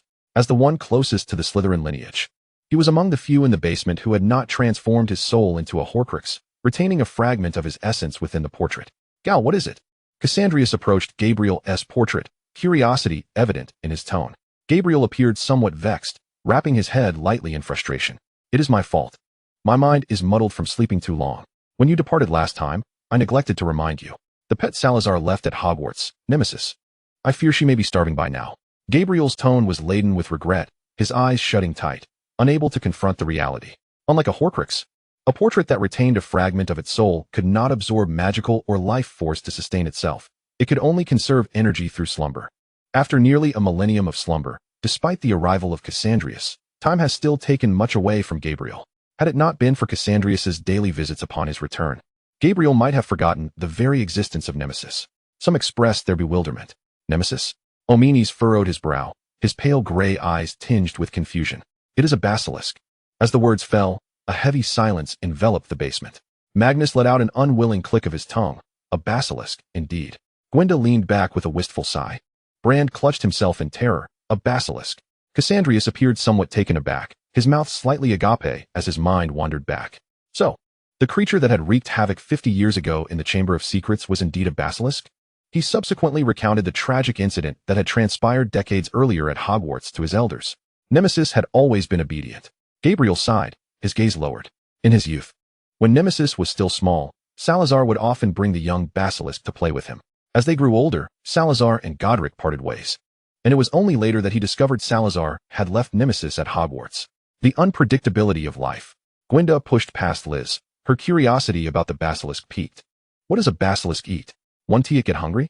Magnus frowned, more concerned with the basilisk's capabilities, yet he couldn't help but feel a sense of regret. If only I had known of the basilisk's existence 5, 6, 7, or even 800 years earlier. Throughout the conversation, no one entertained any excessive thoughts regarding the basilisk's role in Myrtle's demise. Very well, after Christmas, I shall bring Nemesis back. Upon leaving the basement, Cassandrius promptly sent a message to Dumbledore. His basilisk scales and fangs. Since acquiring his wand last year, Cassandrius had intended to prepare several more. Unfortunately, there are but a few basilisks in the world, and their scales and fangs are exceedingly rare.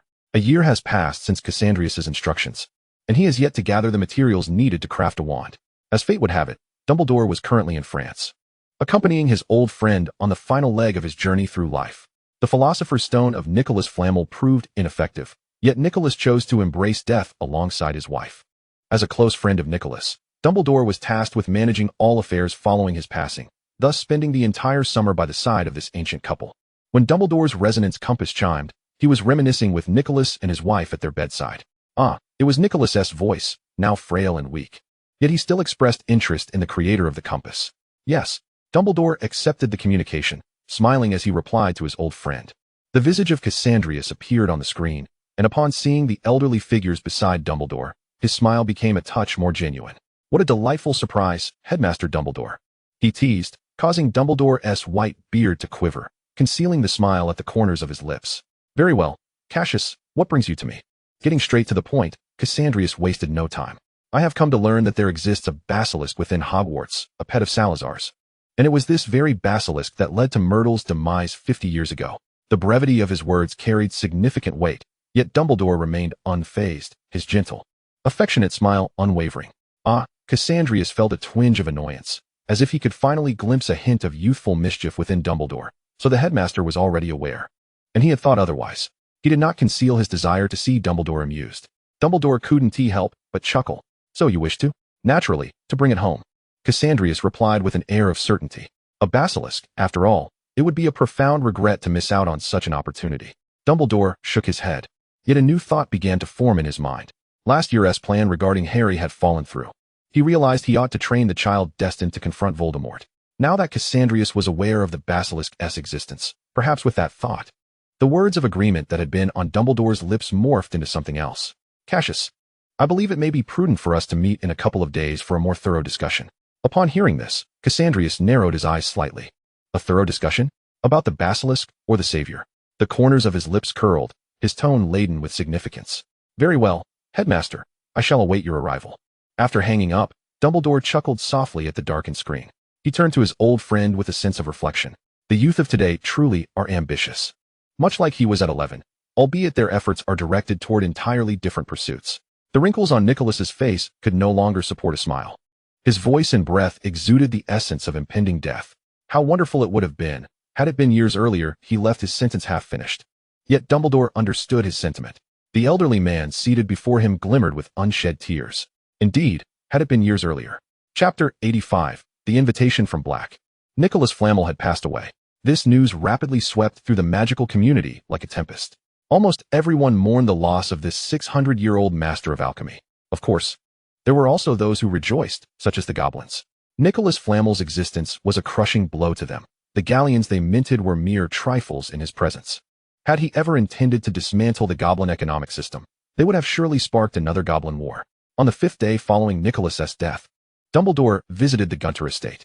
Upon seeing the elderly man with white hair, Cassandrius noted he was engaged in conversation with Omenes's portrait in the parlor. Hearing footsteps, Dumbledore turned, and his eyes brightened upon spotting Cassandrius. Cassius, you've grown quite a bit. Cassandrius's smile deepened as he returned the greeting. A hint of pride in his voice. I've noticed too. I believe it won't be long before I enter my teenage years. They took their seats, and Cassandrius directly addressed Dumbledore's purpose. You wish for me to use the basilisk to train Harry Potter? Dumbledore raised an eyebrow, blinking in mild surprise. Is my intent so apparent? Cassandrius stood to pour a cup of tea for Dumbledore, for I share the same thought. He lifted his gaze, their eyes meeting over their spectacles, before quickly averting. Sometimes, it is not a good thing when minds resonate on the same wavelength. The elder and the youth bypassed the preliminary probing and delved directly into planning how to train Harry Potter. No, your idea is far too radical. Cassandrius rejected Dumbledore's suggestion of petrifying a few individuals. Your idea is far too perilous. Dumbledore countered Cassandrius's notion of teaching Harry dark magic without personal experience. How can one truly comprehend the value of life? Dumbledore argued vehemently. No, what if an accident occurs? I shall not permit Hogwarts to lose even a single soul. Cassandrius was unwilling to entertain any possibility of harm befalling his employee. Dark magic is absolutely unacceptable. Dumbledore staunchly opposed the notion of dark arts. This is not dark magic. It is my enhanced white magic. There will be no adverse consequences. The two engaged in a heated discussion, so engrossed that they overlooked the presence of another individual within the estate. Oh, allow me to observe. Our esteemed headmaster Dumbledore is embroiled in a dispute with a mere child only a fraction of his age. A deep, resplendent voice resonated from nearby. The familiar mockery, prompting both to turn. Dumbledore widened his eyes slightly, casting a surprised glance at Cassandrius. Severus Snape sat expressionlessly on a solitary sofa not far from them, his legs crossed, elegantly tilting his chin toward the pair. Thanks to our dear Mr. Gunter. I am fortunate enough to witness such a splendid spectacle during this bustling summer. As Snape settled in, a house elf presented him with a cup of red tea. His fingers, distinctly knuckled and unnaturally pale, curled around the handle, and as he raised the cup to his lips, his pallor was accentuated. Even Dumbledore could now discern that Snape was not in optimal condition. His gaze flickered between Cassandrius and Snape, tilting his head slightly. Severus, what troubles you? Humph. Snape's slight grunt was drowned out by the sound of the teacup clinking against its saucer. He raised his chin slightly, his face revealing no negative emotion apart from weariness. Rather, it seemed to hint at pleasure. It had been many years since Snape had felt this perplexed, particularly concerning potions. That vial of blood reconstruction elixir was undoubtedly a veritable treasure, one that had been thoroughly explored and awaited the indulgence of future generations. A mere trifle of research findings. I suppose this is not of utmost necessity. Snape had no desire to linger on this topic, opting instead to pivot the conversation. What are you discussing? I heard mention of Harry Potter. Cassandrius proceeded to relay the earlier conversation to Snape. A basilisk. Snape's eyes sparkled with intrigue. He seemed to pause, restraining his eagerness. Perhaps considering that as a master of potions, he could offer some assistance. This would not only serve as training for Potter, but also yield rare basilisk potion ingredients. A twofold advantage. The quarrel at Gunter Manor persisted from morning until nightfall. Ultimately, Cassandrius gained the upper hand by citing his considerable resources and the limited time available to Dumbledore and Snape. Perhaps it was more fitting to discuss significant matters at the dining table. During the meal, Silas unexpectedly entered, presenting Cassandrius with an invitation from Sirius Black. Wiping his hands, Cassandrius accepted the missive. After reading it, he could not suppress a chuckle. The invitation read, "To the esteemed Mr. Cassandrius Gunter, thank you for generously utilizing your connections, enabling me to enjoy a more delightful recuperation at St. Mungo's than the kiss of a Dementor. To express my gratitude, I cordially invite you to afternoon tea at 12, Grimmauld Place this Saturday. P.S. The house elf insists on attempting basilisk eye sandwiches. May you possess more courage than we. Yours sincerely, Sirius Orion Black." Naturally, Cassandrius passed the invitation to Dumbledore, lowering his gaze to conceal his amusement. Sirius is quite the character. Dumbledore's initially jovial expression turned inscrutable upon perusing the invitation. How to put it? Well, this child. The day of the gathering on Saturday was splendidly sunny. The sky a brilliant blue, a canvas unmarred by clouds. Of course, it would have been preferable if the sun were not so intense. Cassandrius arrived alone at the door of 12, Grimmauld Place, wielding a black umbrella that shielded the upper half of his face, revealing only his pale chin, rendering his expression inscrutable. Upon hearing the bell, Harry dashed out with alacrity. It must be Cassandrius. Gunter. Spotting the figure at the threshold, Harry's eyes brightened. The boy wore a simple silk shirt with a frilled collar, paired with black trousers, his hair a tousled mix of black and white. This casual demeanor naturally invited warmth and approachability. Seeing Harry again, Cassandrius felt a twinge of surprise. The once frail boy, marked by mistreatment, was now unrecognizable. Harry appeared healthy. His complexion rosy, his eyes sparkling with vitality, clearly well cared for. "Good day, Mr. Potter." Cassandrius's relationship with Harry was rather ordinary. During their first year, he had been preoccupied with alchemy, Horcruxes, studies, and work, thus delegating the task of befriending Harry to Draco. Good day, Harry replied, somewhat shyly. He was merely a boy from an ordinary background, and standing before someone like Cassandrius, who exuded a sense of refined education, made him feel somewhat intimidated. Though he had often heard about Cassandrius from Draco at school, those tales felt distant and unreal. Perhaps sensing Harry's unease, Cassandrius narrowed his eyes and mimicked Harry's greeting. "Good morning, Harry." Harry brightened, eagerly stepping aside to invite Cassandrius in. "Come in, please." The boy still seemed somewhat awkward, perhaps to alleviate his tension. Harry began to explain why he had invited Cassandrius. "I only discovered in April that I have a godfather," he exclaimed with delight, his voice brimming with excitement. "I am truly grateful to you. Honestly, without you, I would never have known I had a relative." As they made their way inside, Cassandrius took in the old black residence. The entrance hall on the ground floor had evidently been tidied up with fresh wallpaper, though the homeowner's taste was rather pedestrian. The garish gold-red wallpaper clashed starkly with the dark floor tiles. Passing the staircase, Cassandrius noticed a section draped in black cloth. Harry explained, "That is my godfather's mother. Her portrait is fixed with a permanent sticking charm, as she constantly hurls insults, so we had to cover it." As they walked past the dining room, Cassandrius observed the long family tapestry on the wall, marked by numerous singed patches. He understood that these represented the disowned members of the Black family. In the sitting room, Sirius had been waiting for some time. Cassandrius greeted him with a smile and a nod. Although Sirius appeared reluctant, he maintained the demeanor befitting a godfather in Harry's presence.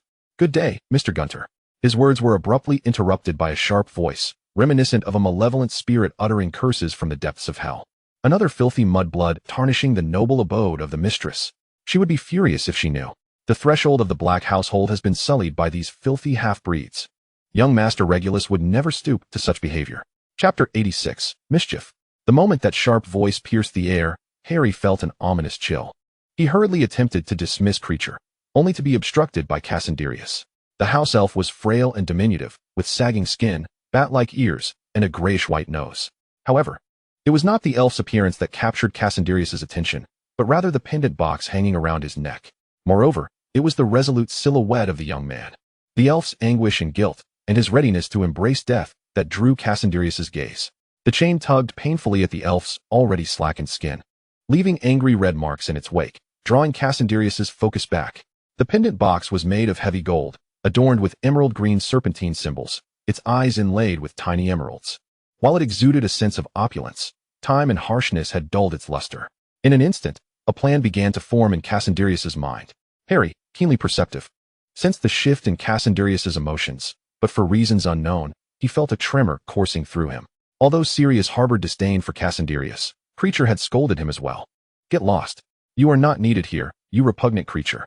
He shoved Creature roughly, yanking on the elf's ear as if it were a rag, his eyes betraying unmasked malice and contempt. Cassandrius furrowed his brow slightly.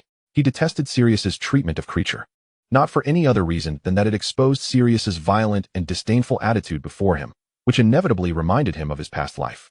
With Creature dismissed, the atmosphere in the living room grew awkward, the stagnant air punctuated only by the distant bleating of sheep and cattle outside the window. Sirius sat silently, staring at Harry, who stood frozen in place, at a loss. Cassandrius naturally seated himself, unperturbed by Sirius's rejection, for he was indeed the guest. Harry sat beside Cassandrius, his cheeks flushed. He felt a wave of embarrassment, for family disgrace must not be aired, yet Cassandrius had witnessed the entire episode.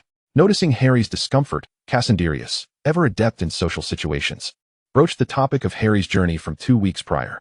How was Dragon Island? The mention of Dragon Island ignited Harry's excitement, causing his earlier awkwardness to dissipate entirely. It was absolutely amazing. He produced his camera, a gift from Sirius, showcasing numerous photographs. There were solo shots, duo portraits, and pictures with dragons, Hungarian horntails, Chinese fireballs, Welsh greens, Australian puffskeins, and many more. Most of the photos featured Harry alongside Sirius. These are splendid, Harry. If you're interested, you could submit your photographs to the Journal of Dragon Studies. I am certain they would be well received. Gazing at the images, which showcased sharp backgrounds and figures that seemed to melt like cream, Cassandrius lavishly bestowed praise without reservation. Really? Harry appeared genuinely thrilled. He chattered incessantly about the sands of Dragon Island, the staff there, the dragon's favorite foods, and an incident involving a Chinese fireball that had knocked him over. He spoke of the Australian puffskein and the peculiar rivalry between two dragons. This boy, crowned as the savior, conversed like an ordinary child sharing joyous holiday memories with a friend. Cassandrius engaged with every word he uttered, demonstrating a genuine interest that further fueled Harry's enthusiasm. Until Dumbledore's arrival.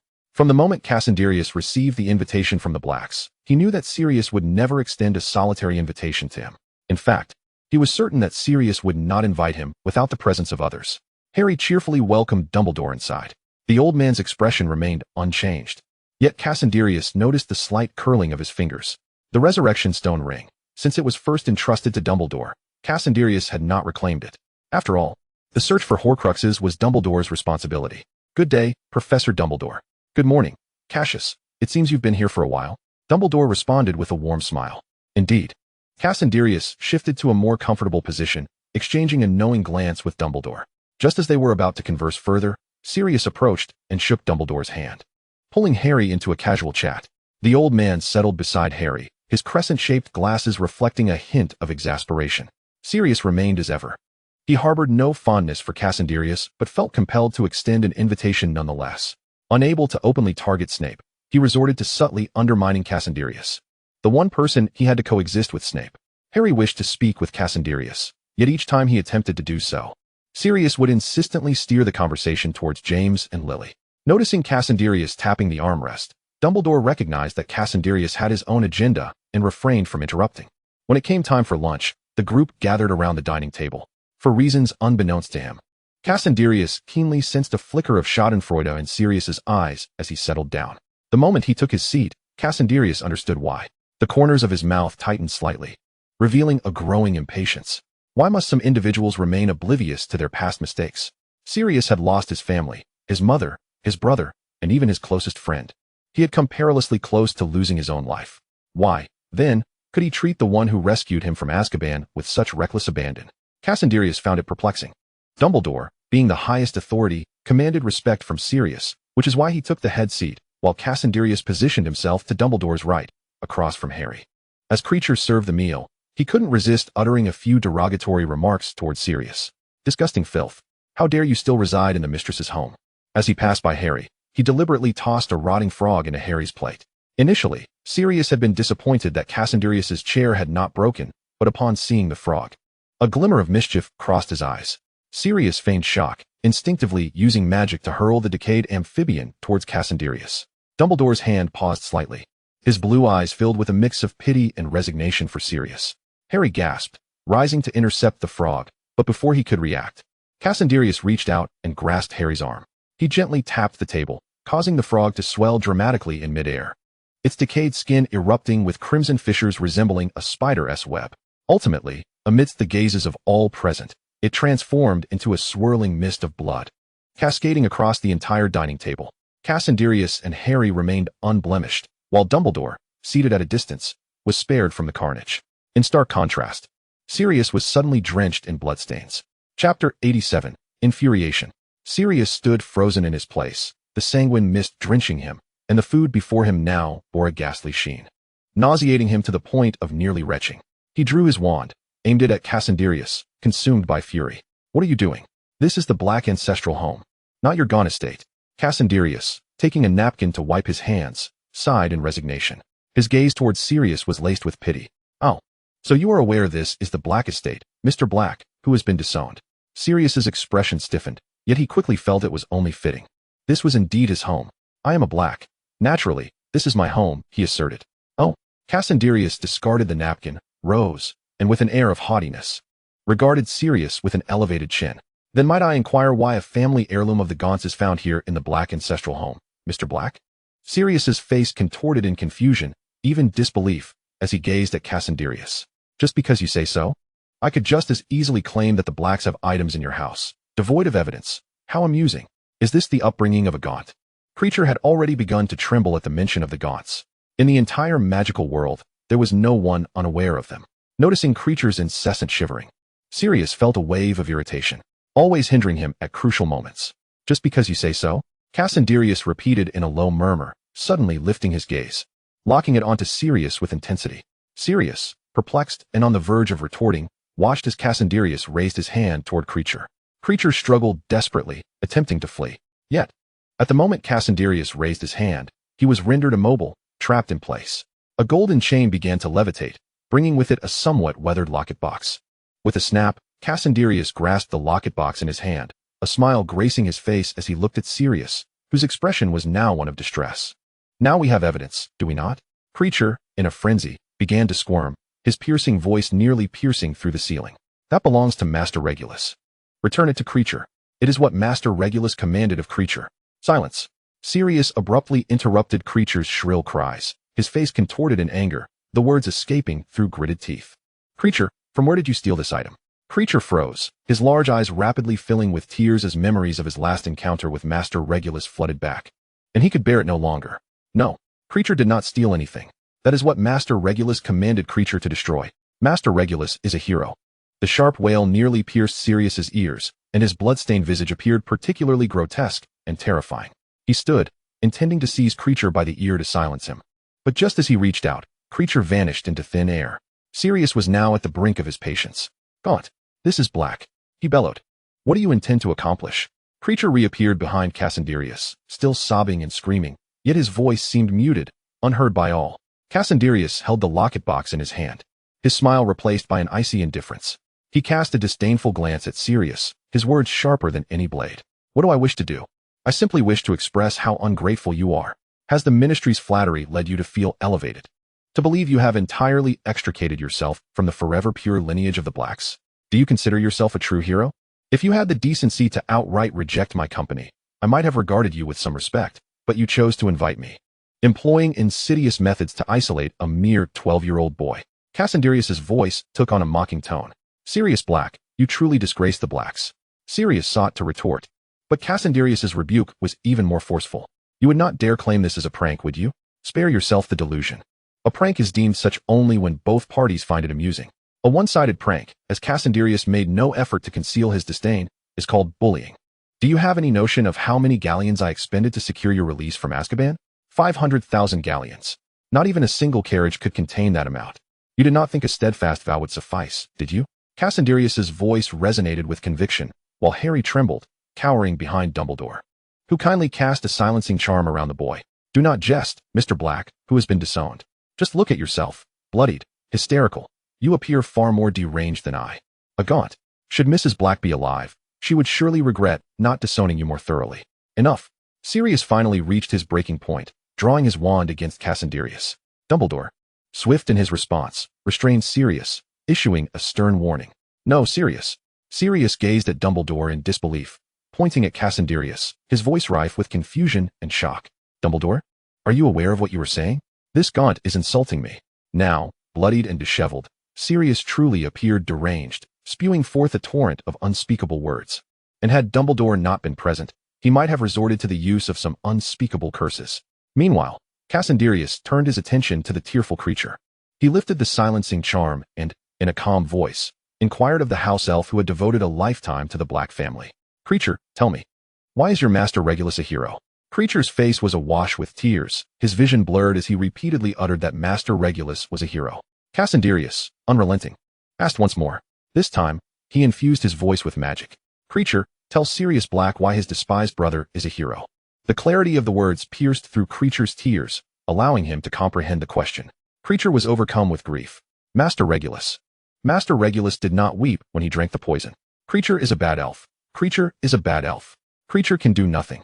In the midst of his sobbing, the revelations exposed left Sirius standing in a daze. Dumbledore, too, was astonished. The house elf's piercing wails echoed relentlessly, yet at that moment, no one felt any annoyance. Creature did not steal anything. This is what Master Regulus commanded Creature to destroy. Creature is a bad elf. The incessant chatter was a cacophony that pierced the eardrums. Yet no one seemed to pay it any heed. Cassandrius spoke in soothing tones to Creature. Creature, share with us, recount to everyone how Regulus became a hero. The clear voice broke through the veil of tears, and Creature's narrative flowed without interruption. Creature had been forced by the Dark Lord to drink poison. Creature was in such pain. The kind-hearted Master Regulus discovered Creature. Master Regulus is a hero. Creature sobbed, tears pooling on the floor. Master Regulus took Creature back to that cave. Creature wept anew, a profound sorrow threatening to overflow from his tears. The Master drank the poison, instructing Creature to take that object and destroy it. Master Regulus drank the poison. Creature's face was awash with tears. Creature is a bad elf. Creature apologizes to Master Regulus. Chapter 88. The lake bed concealing all sins and the past of the hero. Bloodstains had already congealed on the garments, the pungent, acrid odor relentlessly assaulting Sirius's nostrils. Yet he was rendered utterly speechless. He could scarcely believe what he had heard. Regulus, his brother. How could this be? He was a Death Eater, after all. How could it be? How could it be? Huh? Sirius scoffed, casting a suspicious glance at Creature and Cassandrius. He was appalled that Gunter would resort to such despicable means to control another's house elf. He sneered viciously. Truly disgusting. The smile on his face faltered and quickly vanished, his expression contorting grotesquely. Just as everyone expected him to spiral further into madness, Sirius's countenance suddenly froze. He turned and strode away. Halfway through, however, he abruptly returned, his gaze fierce as he grasped Creature, nearly shouting, "Take me to that place." Creature ignored him, consumed by tears. Sirius's face contorted, his grip tightening around Creature's frail wrist, nearly fracturing the elf's bones. Hurry! The man's eyes bulged, rage mingling with a tempest of other emotions that overwhelmed his mind. Anger acted as a catalyst, magnifying these feelings to an overwhelming degree, consuming Sirius Black. Creature trembled, his bulging eyes appearing particularly frightful. Yet in that moment, it was Sirius who seemed the most terrifying. Enough. At last, Dumbledore intervened. The elderly man's face bore a trace of sorrow, a tribute to the nameless hero Regulus. Sirius, calm down. Only Creature can help us find Regulus now. He refrained from uttering the words Regulus' corpse. Dumbledore, possessing a brother of his own, could understand the anguish of parting ways with a sibling, never to meet again. He empathized with Sirius's plight and admired Regulus's actions. Sirius's eyes were bloodshot, and his shaking of Creature's hand subsided. He looked up at the boy still seated in the chair, and in that moment, everything became clear. You knew all along. You did this to provoke me? Impossible. Cassandrius scoffed. He lacked such prowess. It was thanks to Creature alone. The moment he laid eyes on the house elf, memories steeped in profound guilt and regret flooded his mind. Sirius was far too headstrong. Neglecting him would eventually lead to hidden dangers. Cassandrius had to extinguish all possibilities before matters escalated. He beckoned to Creature, the locket box in his hand still swaying to capture Creature's attention. Trembling, Creature broke free from Sirius's grasp and scampered to Cassandrius' side, looking at the locket box with a mix of guilt and fear. In the presence of Creature, Cassandrius adopted the gentleness he reserved for Harry. He stood from his chair, crouching to meet Creature's gaze, his voice resolute and firm. Creature, take us to Regulus' south final resting place, and I will help you destroy that locket box. Creature's hands began to tremble, his large ears pressed against his face, tears cascading down, making his frail, aged visage appear almost endearing. Creature, he choked, unable to articulate further. Creature would surely do it. The piercing cries seemed to emanate from afar, close yet distant. Creature heard it. It was the cry of the Black Matron. He felt an unbearable ache. What is pain? Creature had not understood until that Dark Lord had forced him to drink that poison, teaching him the meaning of suffering. It was a torment that burned through his very insides, an agony from which he could not escape, a suffocating pain as he was dragged underwater by the inferi. Yet Creature later learned that there were things more painful still. He staggered away from that sinister cave, returning to the Black Residence, only to be discovered by Master Regulus. How much pain did Master Regulus endure? Drinking an endless stream of poison, the contents of the basin dwindling and replenishing, until Creature had finally switched the locket box. How much agony must Master Regulus have felt as the poison took hold? Writhing on the ground, skin rotting, dragged down by the inferi, struggling was futile. But Creature was in pain too. Day after day, he remained at the Black ancestral home. He wished to destroy that thing, but Creature could not. Creature is a bad elf. Tears fell once more, yet this time, no one scolded him loudly again. The waves crashed against the rocks, resembling a silent roar. Harry insisted on coming along, and with Dumbledore's tacit approval, the four stood before the cave. Darkness and oppression loomed. Just standing at the cave's entrance sent a chill creeping into everyone's hearts. Dumbledore examined the magical barrier at the cave's mouth closely before turning to Cassandrius. This is blood magic. Harry was perplexed, but Sirius understood. This barrier could only be opened by the blood of Voldemort himself and that of his adversaries. Perhaps Voldemort himself never anticipated that while he was forced to hide from Love's magic for over a decade, a Gunter sharing his bloodline would arrive ahead of time. Unraveling his scheme, Sirius's complexion turned ashen, his lips moved silently as he bowed his head, whispering a plea. Please. The man no longer bore the defiance of the morning. He remained handsome and dashing, yet the term spirited seemed to elude him. As Sirius appeared to revert to the state he had known in Azkaban, Dumbledore sighed, extending his hand, invoking a silent slicing charm that left a scar on his palm. Blood dripped slowly from his hand into the magical barrier. The blood-red hue unfurled in an instant like a gossamer web, with the areas of the barrier enveloped by this sanguine net beginning to manifest delicate fissures as the crimson line spread and the barrier ultimately shattered. It was not until all traces of blood had vanished that the barrier was utterly destroyed. Sirius hurriedly stepped inside, with Harry closely trailing behind him. Dumbledore sighed, following Cassandra into the cave in succession. The cave was dark and damp, shrouded in impenetrable blackness that obscured the path ahead. A faint light flickered in the distance, emanating from Sirius and Harry as they advanced. After traversing a narrow, winding passage for what seemed like an eternity, and wading through icy shallow water, they finally reached their destination. Harry was embroiled in a heated argument with Sirius. You must at least wait for Dumbledore. But my brother is waiting for me. Harry stubbornly tugged at Sirius's sleeve, his eyes glistening with unshed tears. Sirius's face was taut, gripping a paddle tightly in his hand. It seemed that his former restlessness and pride had entirely dissipated. At the center of the cave lay a vast, black lake, with a smooth stone island at its heart. The water beneath their feet was as dark and cold as metal, concealing all past evils and heroics. Chapter 89, I am willing to face death. A tiny black wooden boat was moored at the shore, barely large enough to accommodate a single person. Sirius clutched the paddle with determination, refusing to let go. Harry looked toward Dumbledore for assistance. Cassandra approached the water's edge, scrutinizing the murky surface of the lake. Enchantments against apparition and various flying prohibitions had been laid here. The only means to reach the heart of the lake was by boat. Yet, the boat could only carry one. Cassandra turned to look at Sirius, who remained obstinately unwilling to relinquish the paddle. His lips were pressed tightly together, his high nose and handsome features unchanged, yet his gray eyes held a resolute determination. Sirius Black, Cassandra suddenly called out. Sirius turned to face him in silence. Do you intend to go to the center of the lake alone, to drink all the poison, and to retrieve Regulus's locket by yourself? Yes. Sirius's lips remained pursed, steadfast in his resolve. What did Regulus mean to him? He was a brother of the same blood, a kindred spirit who had always unwaveringly supported him, the Regulus who had never denied him. Yes, Sirius Black's own brother. For many years, Sirius had firmly believed that Regulus had irrevocably joined the Death Eaters, completely shedding the innocent visage of his youth. He thought him to be evil, steadfastly walking the path of what he perceived as justice, casting all the hidden daggers and pitfalls at Regulus's feet. He believed himself free, having broken all shackles and cages to embody freedom itself. But now, he had to obtain evidence of Regulus's heroism. Sirius's gaze did not waver. Yes, he reiterated. Why? Cassandra fixed his gaze upon the man who had recently been tormenting him. Because my brother is a hero. Having received the answer he sought, Cassandra immediately turned to Dumbledore. Professor Dumbledore, do you still have the Eternal Dawn potion? Of course. The elderly man produced a dazzling, multicolored vial from his robes, explaining to Sirius that this potion could continuously restore magical power and vitality for a full 24 hours. Sirius, I will shield you from all the inferi. Dumbledore regarded the man who appeared to have aged a decade in the span of mere moments, his voice laden with sorrow. I admire Regulus Black. I will find his body. Cassandra spoke no more, acting purely out of human instinct. Sirius's gaze was hollow as he accepted the vial, resolutely making his way toward the small boat. Harry released his grip, bewildered and at a loss.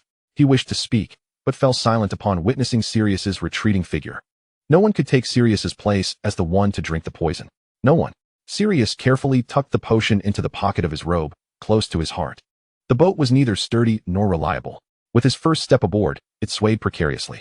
He gingerly placed his other foot on it, slowly lowering himself into a seated position. The lake stretched endlessly before him, ominous and foreboding. The sound of the paddles slicing through the water echoed, summoning the long-dormant inferi, who began to converge upon the living's location. They surged forth, each already bloated and pale from their time submerged. Tears threatened to spill from the corners of Sirius's eyes, yet he stubbornly refused to shed them. He repeated a single motion, gripping the paddle and rowing with all his might.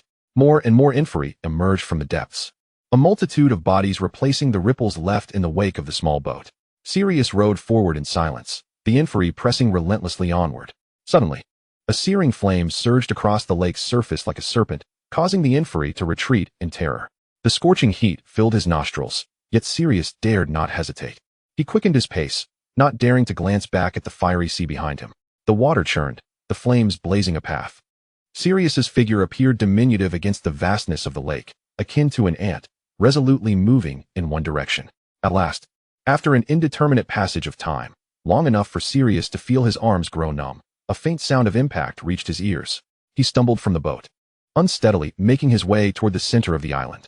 His vision gradually cleared, revealing the stone basin that had taken Regulus's life. His steps seemed to grow heavier. Sirius inhaled deeply, trembling as he exhaled slowly. He approached the stone basin step by step. The emerald liquid within reflected a sinister glow, and through the semi-transparent fluid, Sirius discerned the outline of a locket box. His hands trembled violently. Had his Regulus truly consumed this much poison to obtain that locket? Sirius gasped, extending his hands to cradle the modest stone basin. What was poison like? The first 11 years of his life had been full and carefree, never requiring him to confront hardship. After turning 11, his life had become a journey estranged from his parents, family, and lineage. He had plunged into a path devoid of support, encountering many individuals and friends along the way. Unlike family, who scolded with sharp voices, they did not oppose him with disapproving gazes or voices. They were the beautiful scenery on Sirius's path of divergence from his family, seeking his own freedom. The cold potion was consumed in one swift gulp. Everything before him felt achingly real. Abandoned by family, disowned by kin, despised by relatives, betrayed by friends, and loathed by a once beloved companion. The searing agony relentlessly battered Sirius's mind. His gaze grew increasingly vacant, yet his posture remained rigidly upright. It was not until he heard a sharp, clear sound of collision that he stirred, extending his stiff hand. He clutched the pendant box resting at the bottom of the basin. Unsteadily, Sirius retraced his steps away. Rail, I will take you with me. His unsteady footsteps faltered as he stepped onto the small boat, where the world around him appeared to dissolve into an unreal tableau. Sirius waved his arms stiffly, causing ripples to cascade across the lake's surface, as all specters were held at bay by the fierce flames.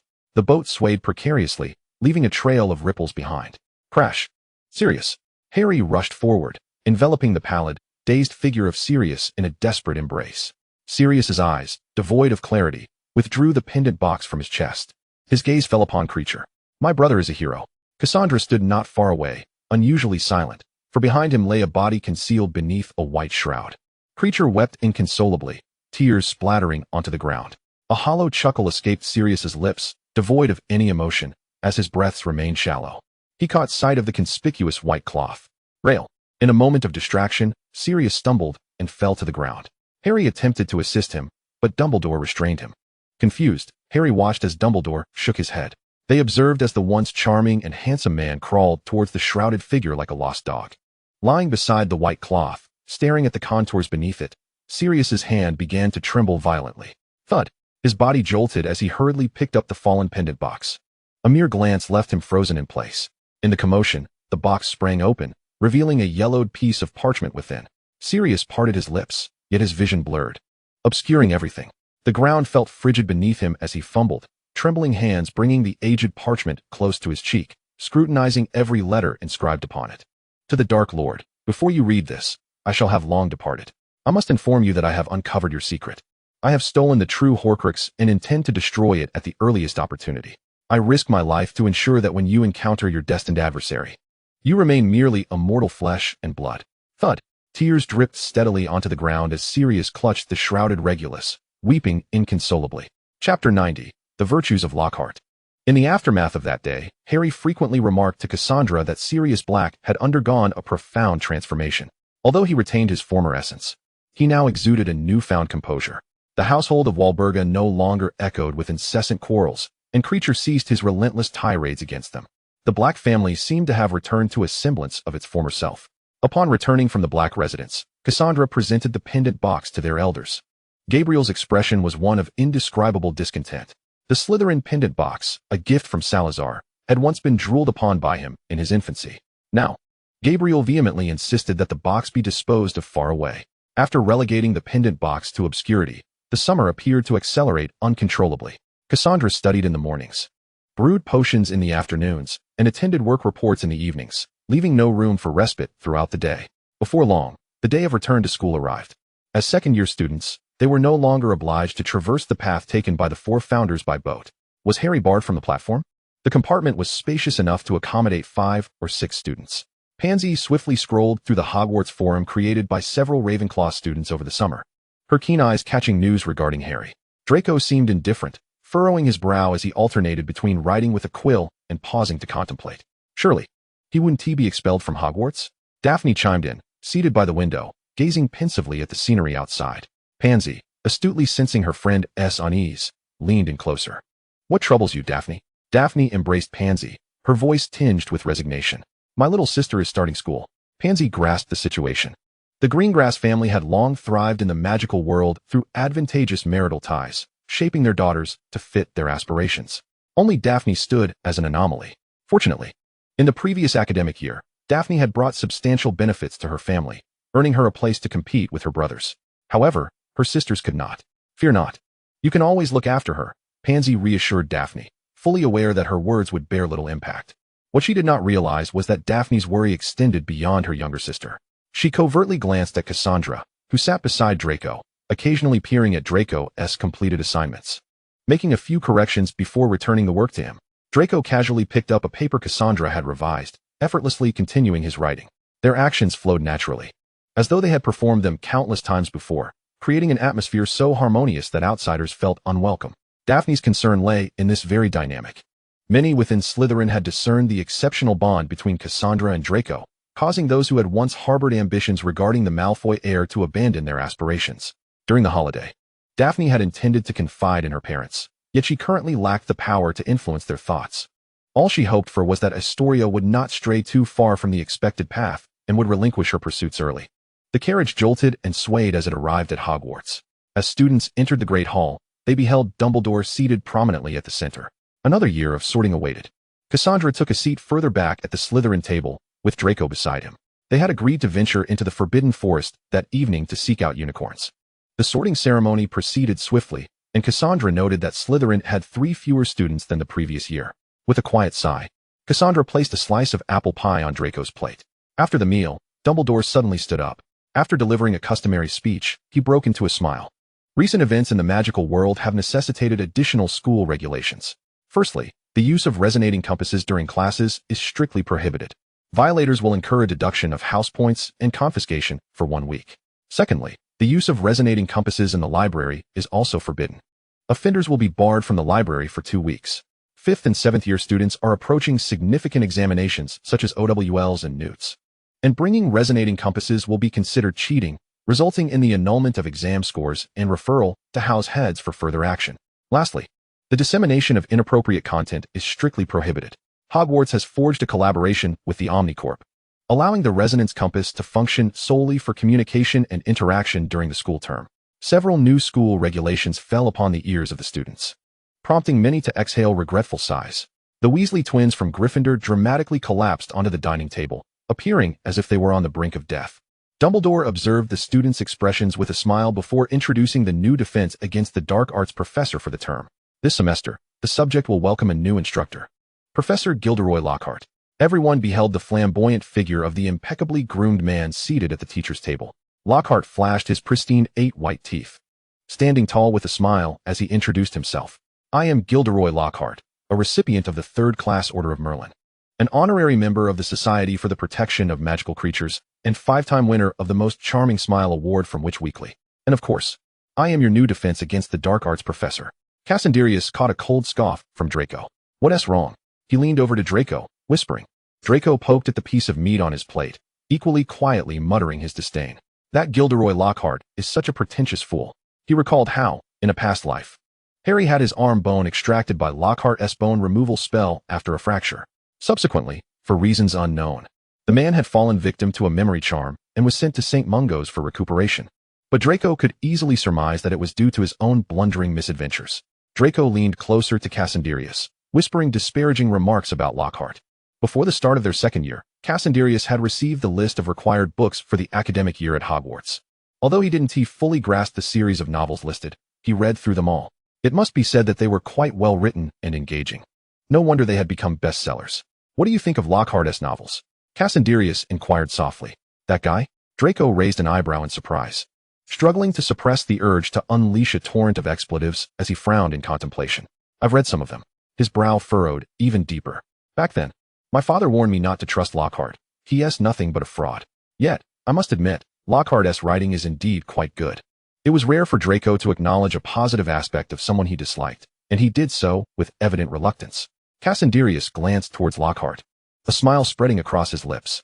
What if his novels were adapted into films? Chapter 91, Black Walnut. Why did so many wizards perish at the hands of the Inquisition during the Middle Ages? Because, in their eyes, wizards were malevolent beings, harbingers of misfortune and calamity. Even in the year 1992, many in the Muggle world still harbored prejudices against wizards. Transforming an individual's mindset is arduous. Yet there exists a rather effortless method to influence a collective's perception of another group. Cultural invasion? Draco's eyes brightened. During the summer, he often played at the Gunter estate, where he witnessed numerous Muggle appliances improved by Cassandrius. These devices, liberated from the pure influences of electricity and magic, could project animations within a wizard's home, and Draco found himself enchanted for quite some time. However, while engaged in play, Cassandrius never allowed Draco to slacken his academic progress. At the very least, Draco understood the meaning of cultural invasion. Cassandrius was pleasantly surprised by Draco's progress and conceded, close enough. Cassandrius lowered his head, bumping his forehead against Draco's as he spoke softly. Later, when we reach the room of requirement, I'll explain it to you in detail. Draco pouted, slightly turning his head away from Cassandrius. We were supposed to see the unicorn. It's fine. I'm not particularly keen on it anyway. The feast soon concluded, with the heads of houses leading the new students towards their respective common rooms. Many older students remained seated in the Great Hall, scrutinizing this year's newcomers. For instance, Slytherin, including Cassandrius. The new Gryffindor students were surprisingly outgoing and vivacious, with Barbara's somewhat shy demeanor standing out as an anomaly, but considering her similarity to Neville Longbottom, it seemed rather understandable. Ravenclaw students were equally excited, yet more curious about their surroundings, with some boldly approaching upperclassmen to seek answers to their inquiries. Hufflepuff students appeared to embody gentleness, chattering away while maintaining a decorum that neither disturbed others nor themselves. The Slytherin newcomers were few, predominantly from pure-blood families, though intriguingly, there was also a half-blood among them. However, no one dared to target or isolate this student. All Slytherins chose to observe patiently until he demonstrated his worth and abilities. Cassandrius withdrew his gaze, but a black-haired girl at the end of the Hufflepuff line suddenly turned her head. "Let us go, Draco." Cassandrius stood up, calling out to Draco, who was engrossed in conversation with Pansy. "All right." Draco stood with a hint of regret. The two waved their goodbyes, and soon, Cassandrius and Draco's figures vanished from the Great Hall. Daphne poked Pansy in the side, her curiosity piqued. "What were you discussing with Draco?" Pansy flicked her newly cropped hair, a proud smile on her face. "Who established the Hogwarts Forum on the Golden Snitch?" Daphne perked up at this, and the two linked arms, whispering conspiratorially. The Golden Snitch served as the initial social platform integrated into the Resonance Compass, where each individual, upon binding their magical essence, would generate a unique account. By adding accounts, they could converse and disseminate information. During the summer, several Ravenclaw students had established the Hogwarts Forum ahead of everyone else, and thereafter, those who registered on the Golden Snitch flocked to the forum, resulting in a plethora of posts springing up like mushrooms after rain. Inside the room of requirement, Gane was unusually not preoccupied with dark magic, but was busy tinkering with the resonance compass. Draco, filled with curiosity, inquired to Barbara, "What is he up to?" Barbara, handling potion ingredients, removed her gloves and replied nonchalantly, "He is now the administrator of the Hogwarts Forum," frantically deleting posts. Deleting? What posts? Posts, a term introduced by a muggle-born Ravenclaw during the forum's inception, resonated well with wizards, and within a mere 2 months, everyone on the Golden Snitch Forum had embraced this novel vocabulary. What else would it be? Barbara remarked, her tone laden with significance. "Dark magic, of course." Draco leaned closer to take a look. Good heavens, he has wiped out a slew of posts that vehemently denounced dark magic. The Golden Snitch imposed no restrictions on wizards' speech, allowing Omnicorp to readily infer the allegiances and preferences of the wizards based on their remarks. This is also one of Cassandrius' objectives, to control the public opinion and voice within the magical realm. Now that this aim has been partially accomplished, Cassandrius seeks an individual capable of guiding the direction of this voice. Gundevi stands as a promising candidate. However, at present, he is merely an unpolished diamond. Only through the trials of cutting and refinement, shedding the inherent sharpness within him, can he become the most radiant gem in Cassandrius' possession. Perhaps due to his prolonged association with dark magic, Gonde's spirit seems somewhat disturbed. When he lifts his gaze, he discovers Draco and Barbara gathered around him. "Ah, Gundevis. It is truly you," Draco exclaims, straightening his posture. "Perhaps you could one day grace Hogwarts as a professor of defense against the dark arts." Hagen scoffs, casting his eyes downward to mask his disdain. How could that possibly be? His aspiration is to become a figure akin to Grindelwald, capable of obliterating a city with a mere gesture. That is the pinnacle of dark wizardry. Barbara quietly distances herself from Gonde. He has become somewhat unhinged, and she believes it wise to keep her distance. Inside the room of requirement, an eerie silence seems to envelop the atmosphere. Draco, lost in thought, surveys Gonde from head to toe, emitting an ambiguous scoff from his nostrils. Cassandrius does not intervene, and Gonde remains unfazed. A glimmer of mirth flickers within his pale green eyes as he speaks with a hint of envy. "Draco, have you acquired a new wand?" For a fleeting moment, Draco's expression falters, and he grinds his teeth, looking down at Gonde seated in the chair below him. "What of it? Do I require your permission to procure a new wand?" Gonde feigns terror, raising his hands with a smile. "Not at all. I am merely curious. Was your previous wand not of hawthorn?" His voice deliberately elongates, as if to emphasize his feigned surprise. "And now you wield one of black walnut?" Draco furrows his brow, his tone laced with irritation. "Are you investigating my affairs?" "How absurd." Gonde hastily shakes his head. If one overlooks the expression of amusement on his face, one might genuinely believe he is pleading for mercy. "I simply read a few more books." His gaze strategically flits between Cassandrius and Draco. Black walnut, indeed. All eyes turn to the boy seated not far away. His black and white hair obscures his cheek, and a hefty tome conceals the lower half of his face, rendering him inscrutable. Chapter 92. God bless you. Cassandrius seldom wields his wand within Hogwarts. Yet, Gonde has glimpsed it before. On the way back to the dormitory, Draco finds himself distanced from Cassandrius, who strides ahead with haste. Frustration simmers within Draco. Is it merely a wand that warrants such displeasure? Ever since Voldemort utilized his wand last year, which soon shattered, he has since acquired a new one during the summer. And that Gundevis, once Cassius abandons him, he shall soon pay for it. Draco trudges onward, his thoughts growing increasingly agitated. He has invested the entire Malfoy legacy into this, yet Cassius remains distrustful of him. How utterly vexing. Were it not for the prohibition against informing Lucius, Draco would undoubtedly be contacting his father right now. Unbeknownst to him, Cassandrius, striding briskly ahead, cannot suppress the upward curve of his lips. Cassandrius moves too swiftly. By the time Draco lifts his head again, Cassandrius has vanished from sight. Draco's expression falls as he trudges toward his dormitory, slamming the door with a resounding thud, which echoes with a mournful cry, sending a faint golden ripple through the air. It's all Gonde's fault. It's all Gonde's fault. Draco rages within his dormitory, carelessly shedding his outer robe and pacing restlessly. He mutters curses as he walks. Damn that Gundevies. I shall make him pay dearly. And Gunter, what does he take me for? I am a Malfoy. As he utters this declaration, Draco's body stiffens, a fleeting flicker of defeat crossing his features. Yet, he quickly rallies his spirits. It is all Gonde's fault. Blabbering on and on. He has siphoned away all my good fortune. One day, I will have him kneeling at my feet. He continues to rant and rave, his garments strewn haphazardly about his feet, oblivious to the unnatural bulge in the corner where his clothes pile up. Once he departs, sheets of paper and books quietly emerge from the desk behind him.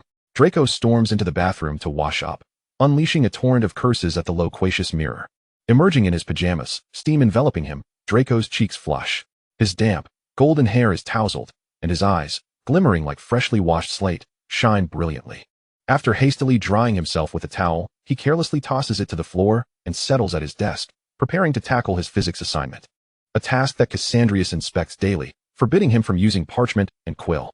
Draco secretly purchases muggle pens and paper, fearful that anyone might discover that this Malfoy heir is privately engaging with muggles. The result of his anger-fueled writing is a scattering of innocent sheets crumpled and tossed aside.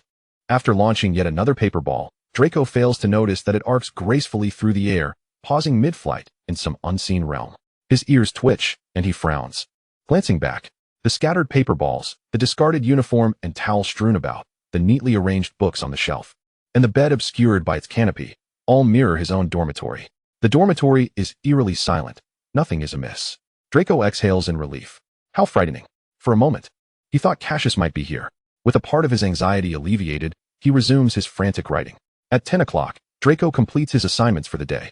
Leaning back in his chair, he laments his misfortunes, curses Gonde for his impertinence, critiques Harry's exuberance likening him to a hyperactive beagle, mocks the Weasleys, and begrudgingly assesses Hermione and Barbara.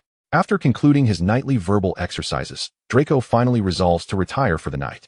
Yet, inexplicably, as he approaches his bed, he feels as though he has collided with something beneath his feet. Instinctively, he reaches out to brace himself, but his body uncontrollably tumbles into a warm embrace. Draco gazes in shock at the empty space beneath him. The air shimmers faintly, akin to a translucent veil being lifted. A familiar silhouette gradually materializes before Draco. Cassandrius Gunter. Darkness envelopes Draco's vision. Trembling, he inquires, "When did you arrive?" The corners of Cassandrius's mouth twitch as he struggles to suppress a smile. From the very beginning. Draco incredulously closed his eyes, emitting a faint whimper. Father, he might not survive until tomorrow. Perhaps Draco was unaware that he was tightly gripping Cassandrius's arm, his entire being collapsing into his embrace. Suddenly, a realization struck him, and he abruptly withdrew from Cassandrius's hold, regarding him with a wary expression. "Wait, this is my dormitory.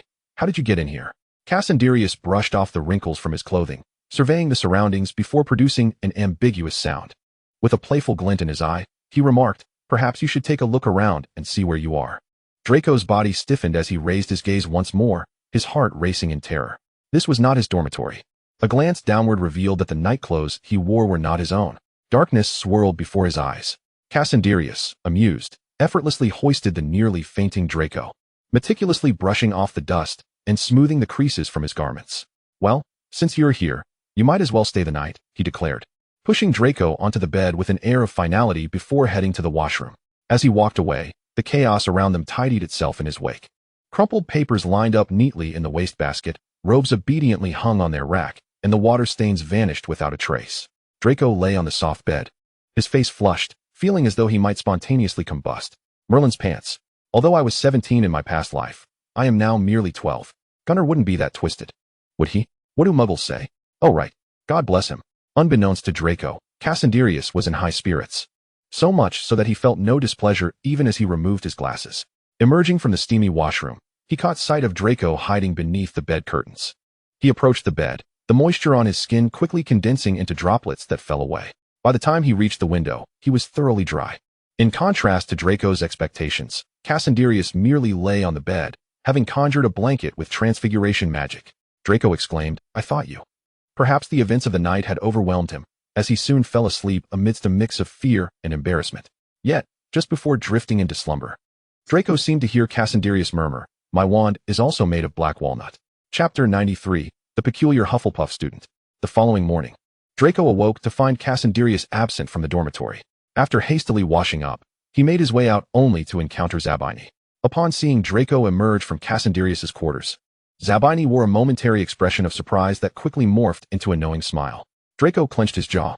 What else with that expression? Zabini, understanding the cue, promptly closed his mouth, mimicking a gesture of silence that only served to aggravate Draco further. With a fierce glare, Draco strode away from the awkward scene. As Zabini watched Draco's retreating figure, he hummed a tune, deciding to adopt a more cautious approach regarding Draco in the future. Draco found Cassandrius by the Black Lake, though he was met with an unexpected presence. Potter. Hearing his name, Harry looked up to see Draco approaching. "Good morning, Draco." "Humph," Draco grunted, crossing his arms as he sat down to Cassandrius's right, casting a sidelong glance at Cassandrius's profile before addressing Harry in a rather unfriendly tone. "What do you want?" Harry took a seat to Cassandrius's left, visibly fidgeting as he began to stutter out his intentions. Draco's irritation grew as Harry stumbled over his words. Stuttering baby Potter can't even speak English, huh? Having grown accustomed to Draco's sharp tongue, Harry glanced at Cassandrius, reassured by the absence of disapproval on his face, and tentatively continued, "Gunter, may I learn magic from you?" Before Cassandrius could respond, Draco's mockery rang out. Wow. Draco's eyes lit up. It's quite a rare sight for the Quidditch-obsessed Potter to actually request to learn magic from a Slytherin. Draco burst into laughter. Harry felt a twinge of embarrassment, but was more resolute than ever. After burying his brother Regulus alongside Sirius, Harry had noted a profound change in Sirius's demeanor. Though he could tell that Sirius remained the same at heart, something within him had irrevocably shifted. Since then, Creature no longer scolded them incessantly, and the tapestry of Walburga no longer spat insults. Even Sirius had ceased to wear that disdainful expression towards Slytherin. Harry bashfully raked his fingers through his tousled hair, his emerald eyes avoiding Cassandrius's gaze. Sirius had told him, it would only serve you well to cultivate a good relationship with him. Draco's smile vanished, replaced by a complex expression. "Harry Potter, are you really selling out your godfather like this?" Harry lowered his head with a shy smile. In truth, he believed that a sincere attitude was far more effective than Sirius's advice. Cassandrius tucked away the parchment into his ring and looked up at Harry. "Is that how you feel as well?" Harry's breath caught momentarily, his voice growing heavy. "That day, Sirius shared many truths with me, and I know I cannot hide behind you forever. I must face Voldemort." Though fear lingered, his resolve gradually strengthened. "I don't wish to hide any longer. He killed my parents, and I must avenge them." He fixed his verdant gaze on Cassandrius. Draco merely scoffed, but remained silent. Harry's unwavering stare held steady, prompting Cassandrius's expression to soften. "You are right, Harry. Voldemort did take your parents from you, and you must seek retribution." After agreeing to meet Harry in the room of requirement that evening, both Draco and Cassandrius watched Harry depart. With his arms crossed and a slightly displeased demeanor, Draco posed a question. "Are you planning to introduce Potter to Barbara and the others?"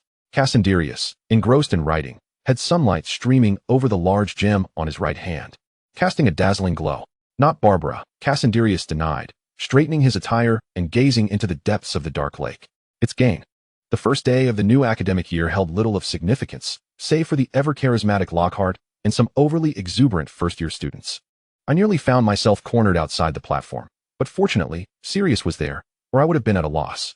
As we departed the Great Hall after dinner, Harry was recounting an encounter he had the previous day to Hermione. I speculated that perhaps the Dark Lord had devised a web of traps to prevent Harry Potter from receiving an education and becoming a powerful wizard. Ron's animated explanation earned him a punch from Hermione. Thankfully, Professor McGonagall enlightened us to the fact that the professors had direct access to Hogwarts.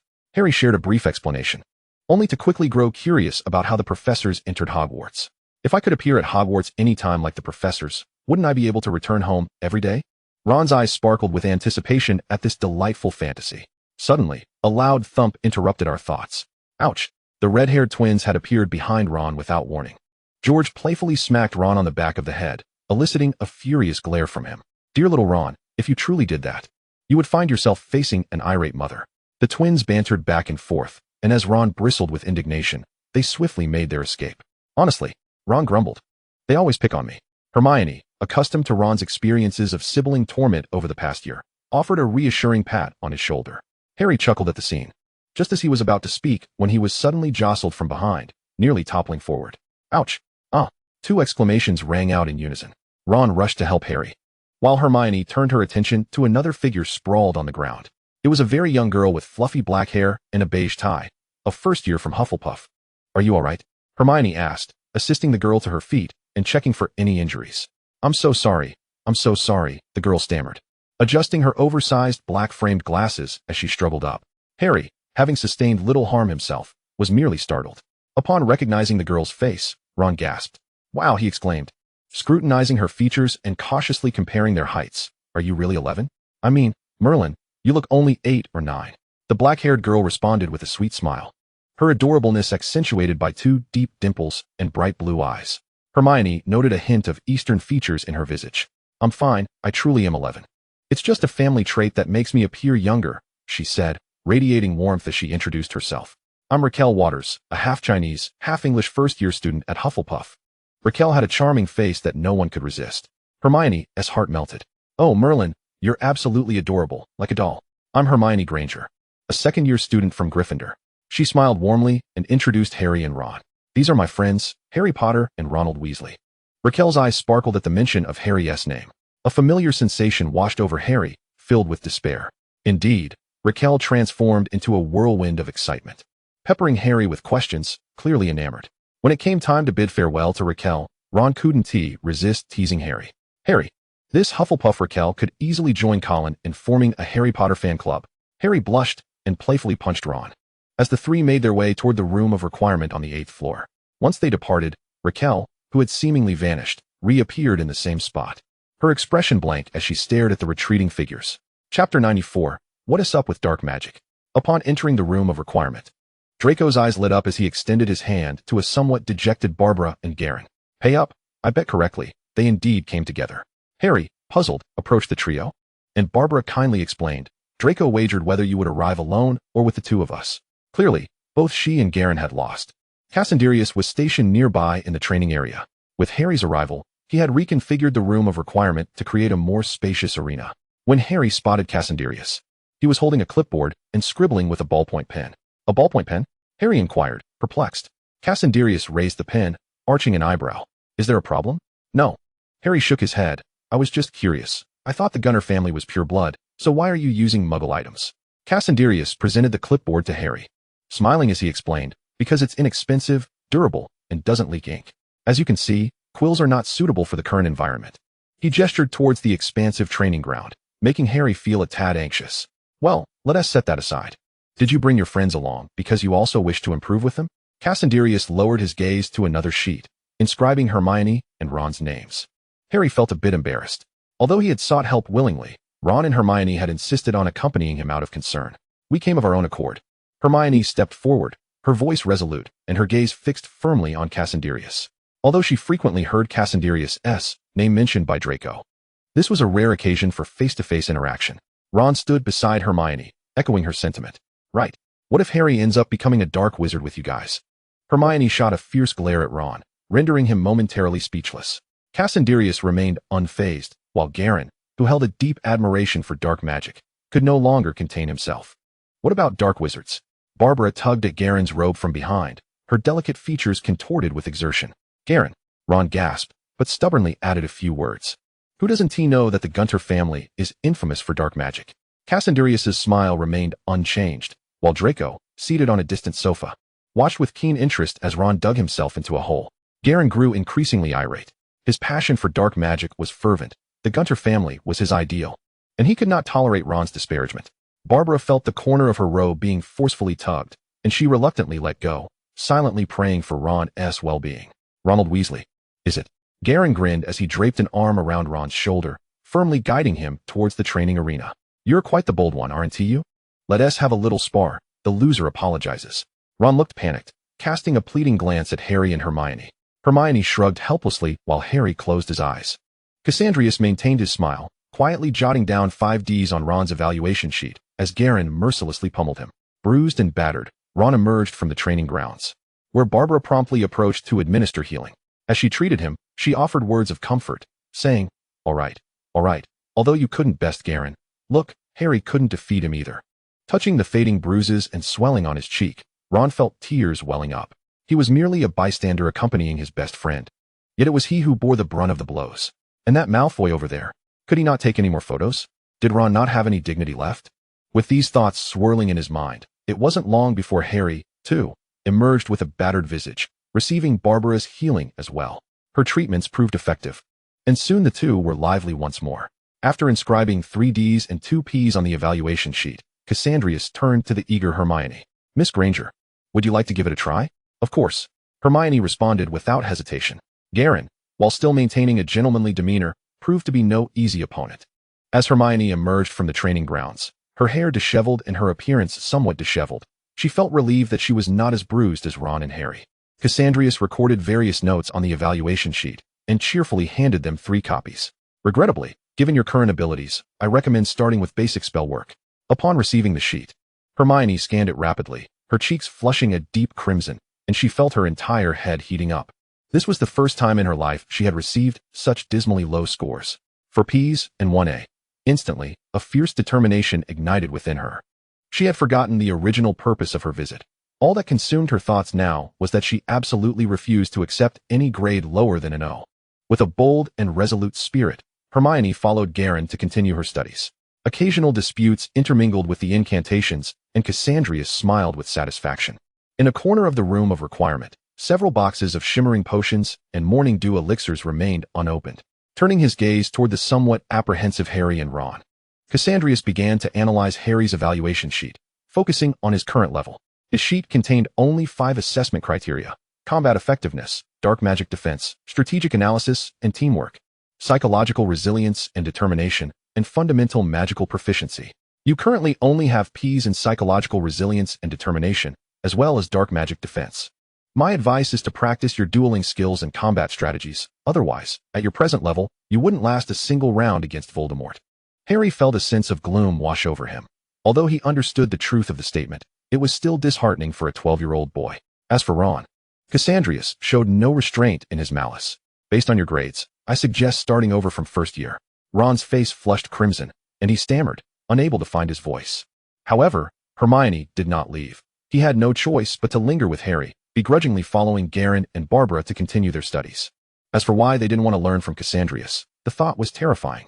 Bone-shattering, flesh-tearing, red and black lights intertwined as Garen awkwardly dodged, yet inevitably sustaining several vivid wounds. What astonished Harry and the others even more was Cassandrius' taunts. Why not try waving your wand?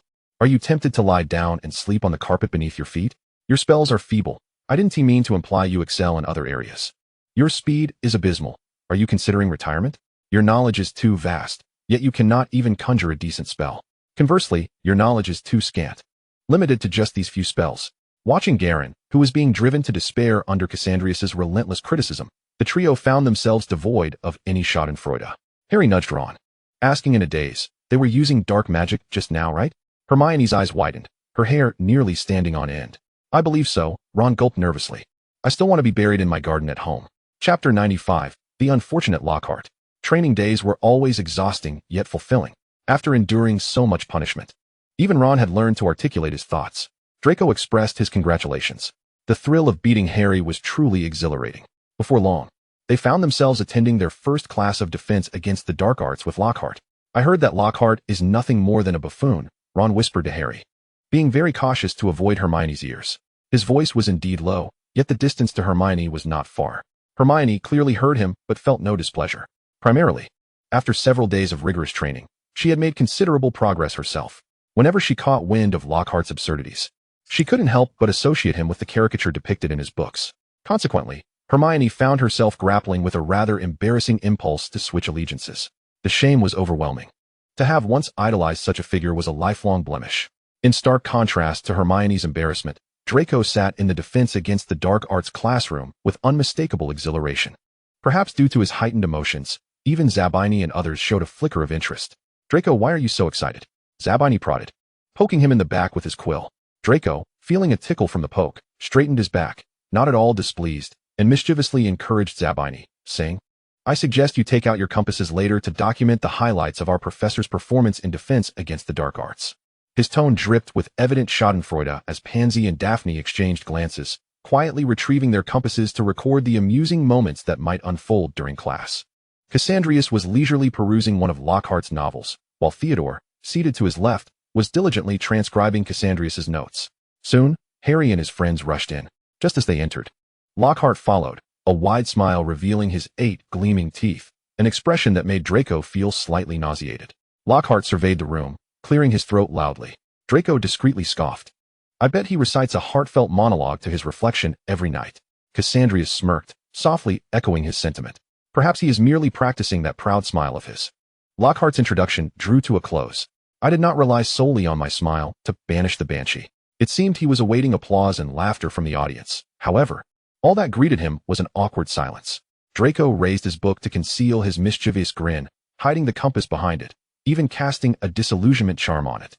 Lockhart appeared completely oblivious to the awkwardness, continuing to ramble on about nonsensical matters and distributing a set of worksheets. Merlin's purple gown. Pansy murmured softly. What does he mean by his favorite color?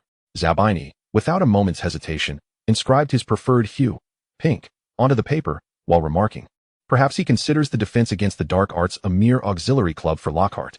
Suddenly, a sound of paper tearing echoed through the air, drawing the gaze of several individuals.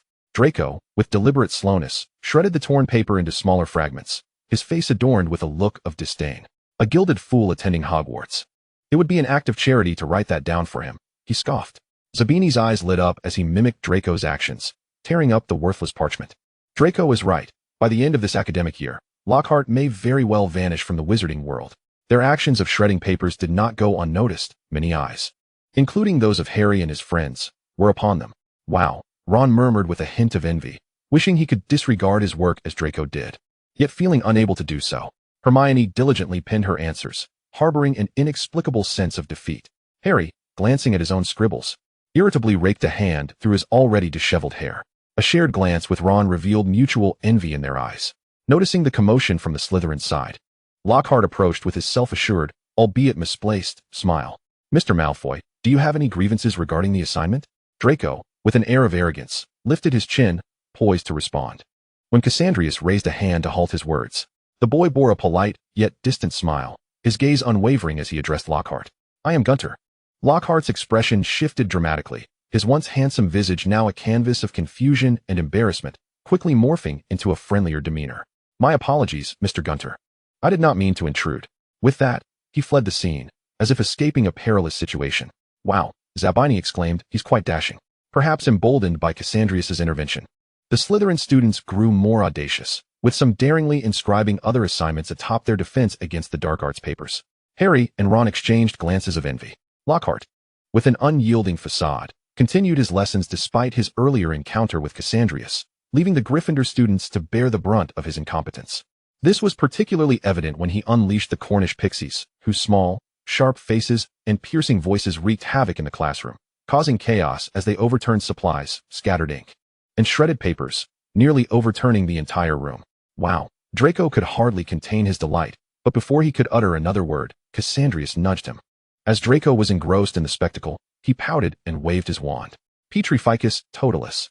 All of you be petrified. Several spells accurately struck the most unruly pixies. Lockhart, who had been forced to seek refuge beneath the teacher's desk, exhaled in relief as he crawled out. A wicked grin crept across Draco's face. The immobilized pixies suddenly broke free, darting towards Lockhart. Smack! Ah!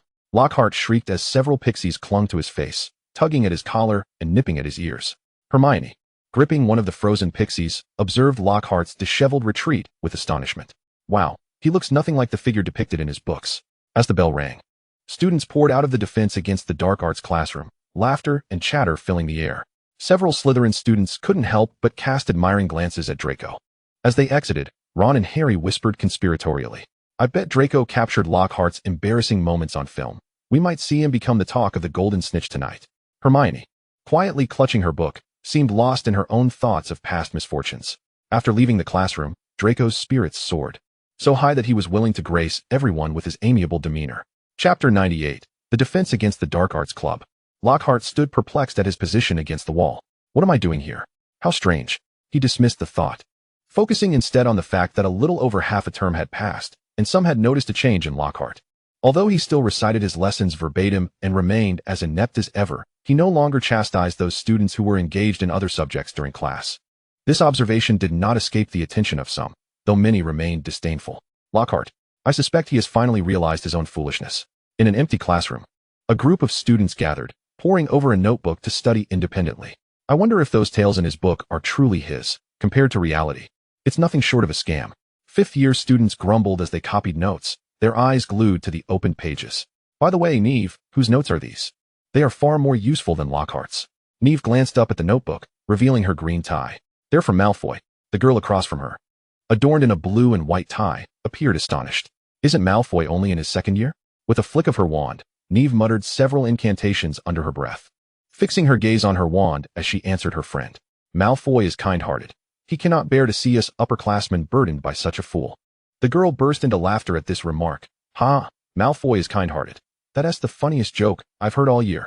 Neve joined her in laughter, but quickly stifled it, casting a wary glance at her friend. All right, Penelope, if Malfoy hears this, I might be in trouble too. Penelope managed to suppress her laughter. Yet the mirth in her expression remained unabated. As she diligently copied down the key points, she waved her wand, interjecting comments. I bet it was Gunter who did this. Neve, taken aback, looked at her friend with surprise. What's this?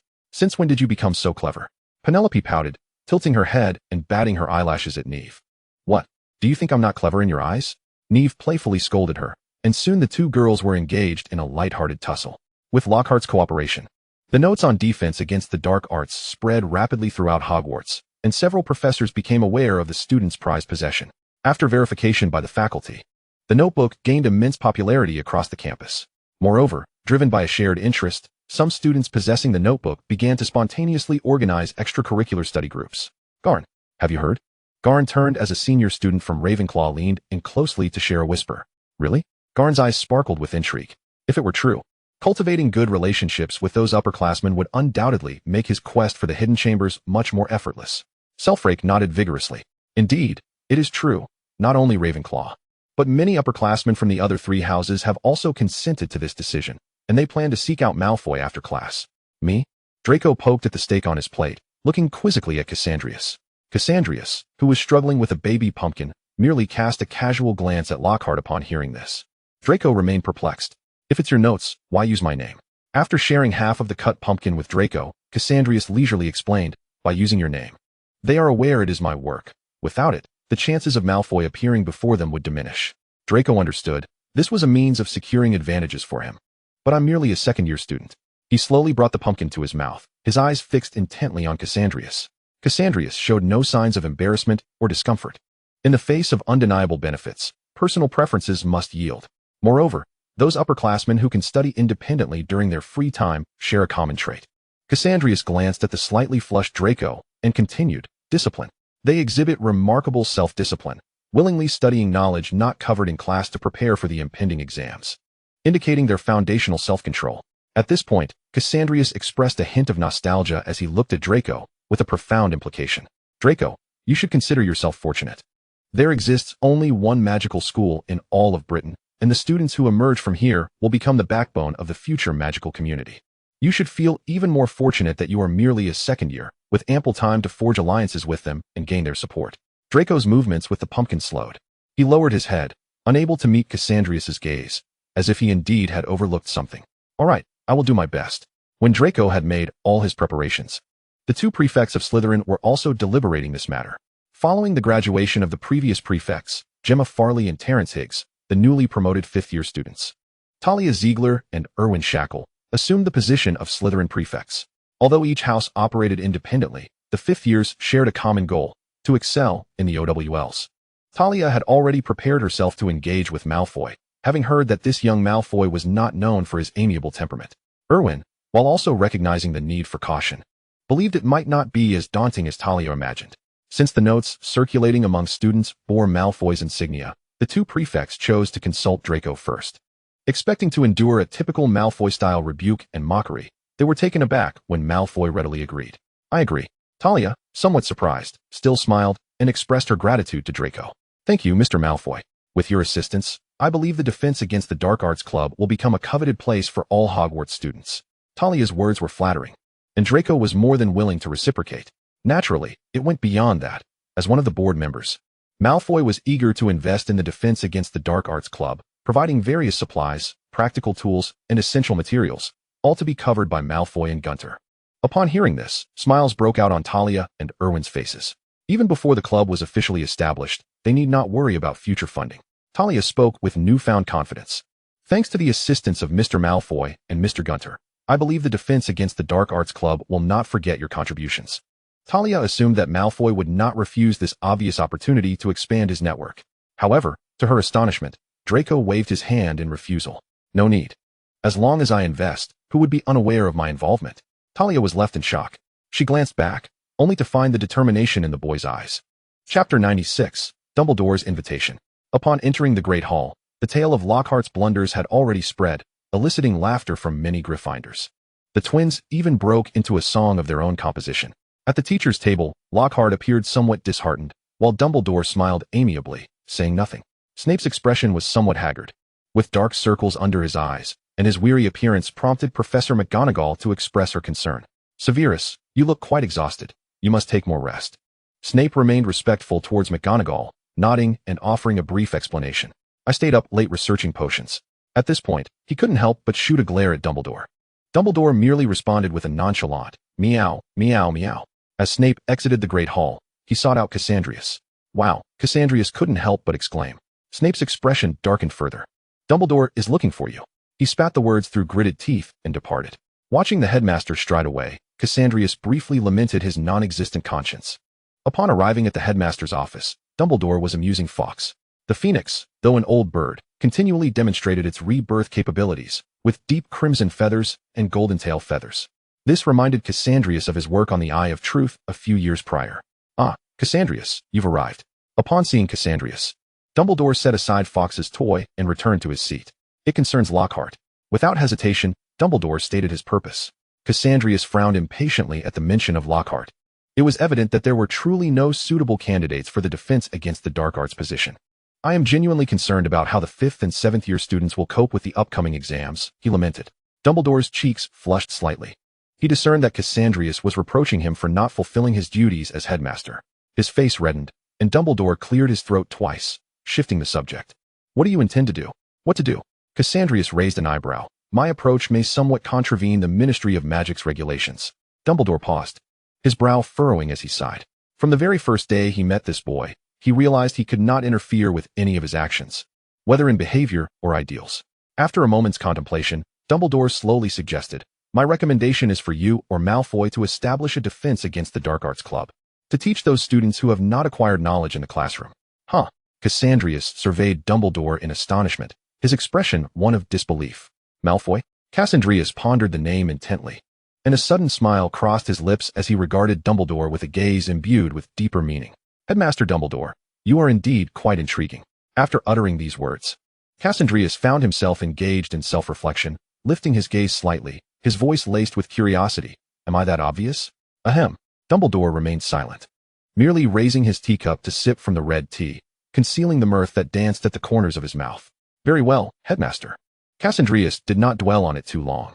Whether it was Draco or himself who initiated the so-called Defense Against the Dark Arts Club, it was ultimately a positive endeavor. The only difference lay in the initiator. As for why Dumbledore mentioned Malfoy, it was but a means to restrain him, thereby bringing greater benefits to Hogwarts. After concluding this topic, Dumbledore broached the subject of Black. His demeanor grew somewhat somber. Sirius buried Regulus in Godric's Hollow. I took a look, and Sirius seems much quieter now. Cassandrius's fingers traced the handle of his cup as he listened attentively to Dumbledore's reflections. That child was once so vivacious, so reminiscent of the Blacks, yet he always yearned for the light, albeit in a rather rebellious manner. Cassandrius feigned a smile. After a lengthy discourse, Dumbledore finally articulated his purpose, or rather, Sirius's purpose. He wishes to clear Regulus's name and bestow upon him the honor he rightfully deserves. Cassandrius's eyes widened in astonishment. Is that true? Has Sirius changed so much? Dumbledore tapped his fingers, a hint of awkwardness in his demeanor. Perhaps he understood that Sirius's request was rather presumptuous. Yet as he could not come to Hogwarts himself, it fell upon him, the headmaster, to act on his behalf. He said he would pay any price. Cassandrius's fingers grazed the warm teacup, calculating the benefits that Sirius could bring. Black. I require him to search for something within the Lestrange household. Dumbledore tightened his grip, pressing for clarification. A Horcrux? Cassandrius nodded. Indeed, during my last visit to Malfoy Manor, I discovered a Horcrux, an old diary, which I have since destroyed. Upon hearing this, Dumbledore slowly formed a question. When did you discover it? Cassandrius appeared taken aback, inquiring, did I not mention it? Dumbledore looked at him with a smile. Do you possess it? Cassandrius raised both hands in a gesture of surrender. Very well, Headmaster Dumbledore, it is my fault. I found that diary before Black's invitation. During a trip back with Draco from Malfoy Manor. Dumbledore recalled, that was when you contacted me regarding the basilisk. Cassandrius affirmed, yes. It was a Horcrux capable of manifesting a soul fragment, seemingly from Voldemort at the age of 16 or 17. Dumbledore lowered his gaze in contemplation, taking a considerable amount of time before providing an answer. 50 years ago, a student at Hogwarts met an untimely death. Perhaps it was Tom who unleashed the basilisk from the Chamber of Secrets. He turned to Cassandrius, only to find him sitting upright, an innocent expression adorning his face. Dumbledore was momentarily speechless. I shall not take any action against the basilisk. Cassandrius then smiled, narrowing his eyes. Regarding this incident, he certainly would not remain idle. Although the events transpired 50 years ago, the basilisk's deeds required compensation to Hogwarts. Alas, Dumbledore sighed, the deceased are gone. And even the living have forgotten those who once existed. In light of Dumbledore's current state, Cassandrius chose to play his next card. So how many Horcruxes are still unaccounted for? Quickly shaking off the sorrow, Dumbledore furrowed his brow, his pure white eyebrows knitting together as he inquired. Do you suspect that there may be Horcruxes within the Lestrange residence? As Cassandrius scribbled on the table, he responded, Malfoy and Bellatrix are among Voldemort's most trusted subordinates.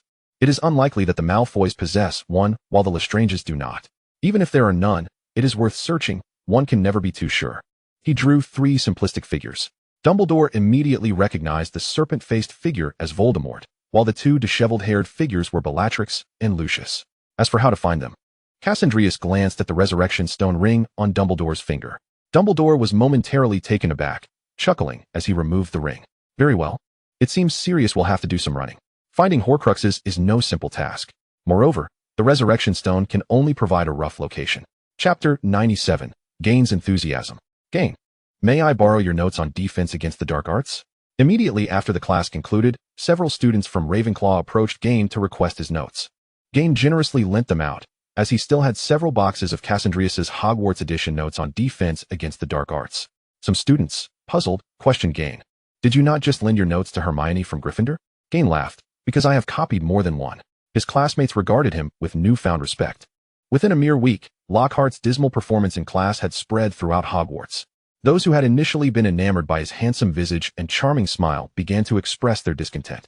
This sentiment was particularly prevalent among the 5th and 7th year students, who were already fraught with anxiety as their OWLs and Newts approached. The state of their defense against the dark arts professor only heightened their dissatisfaction.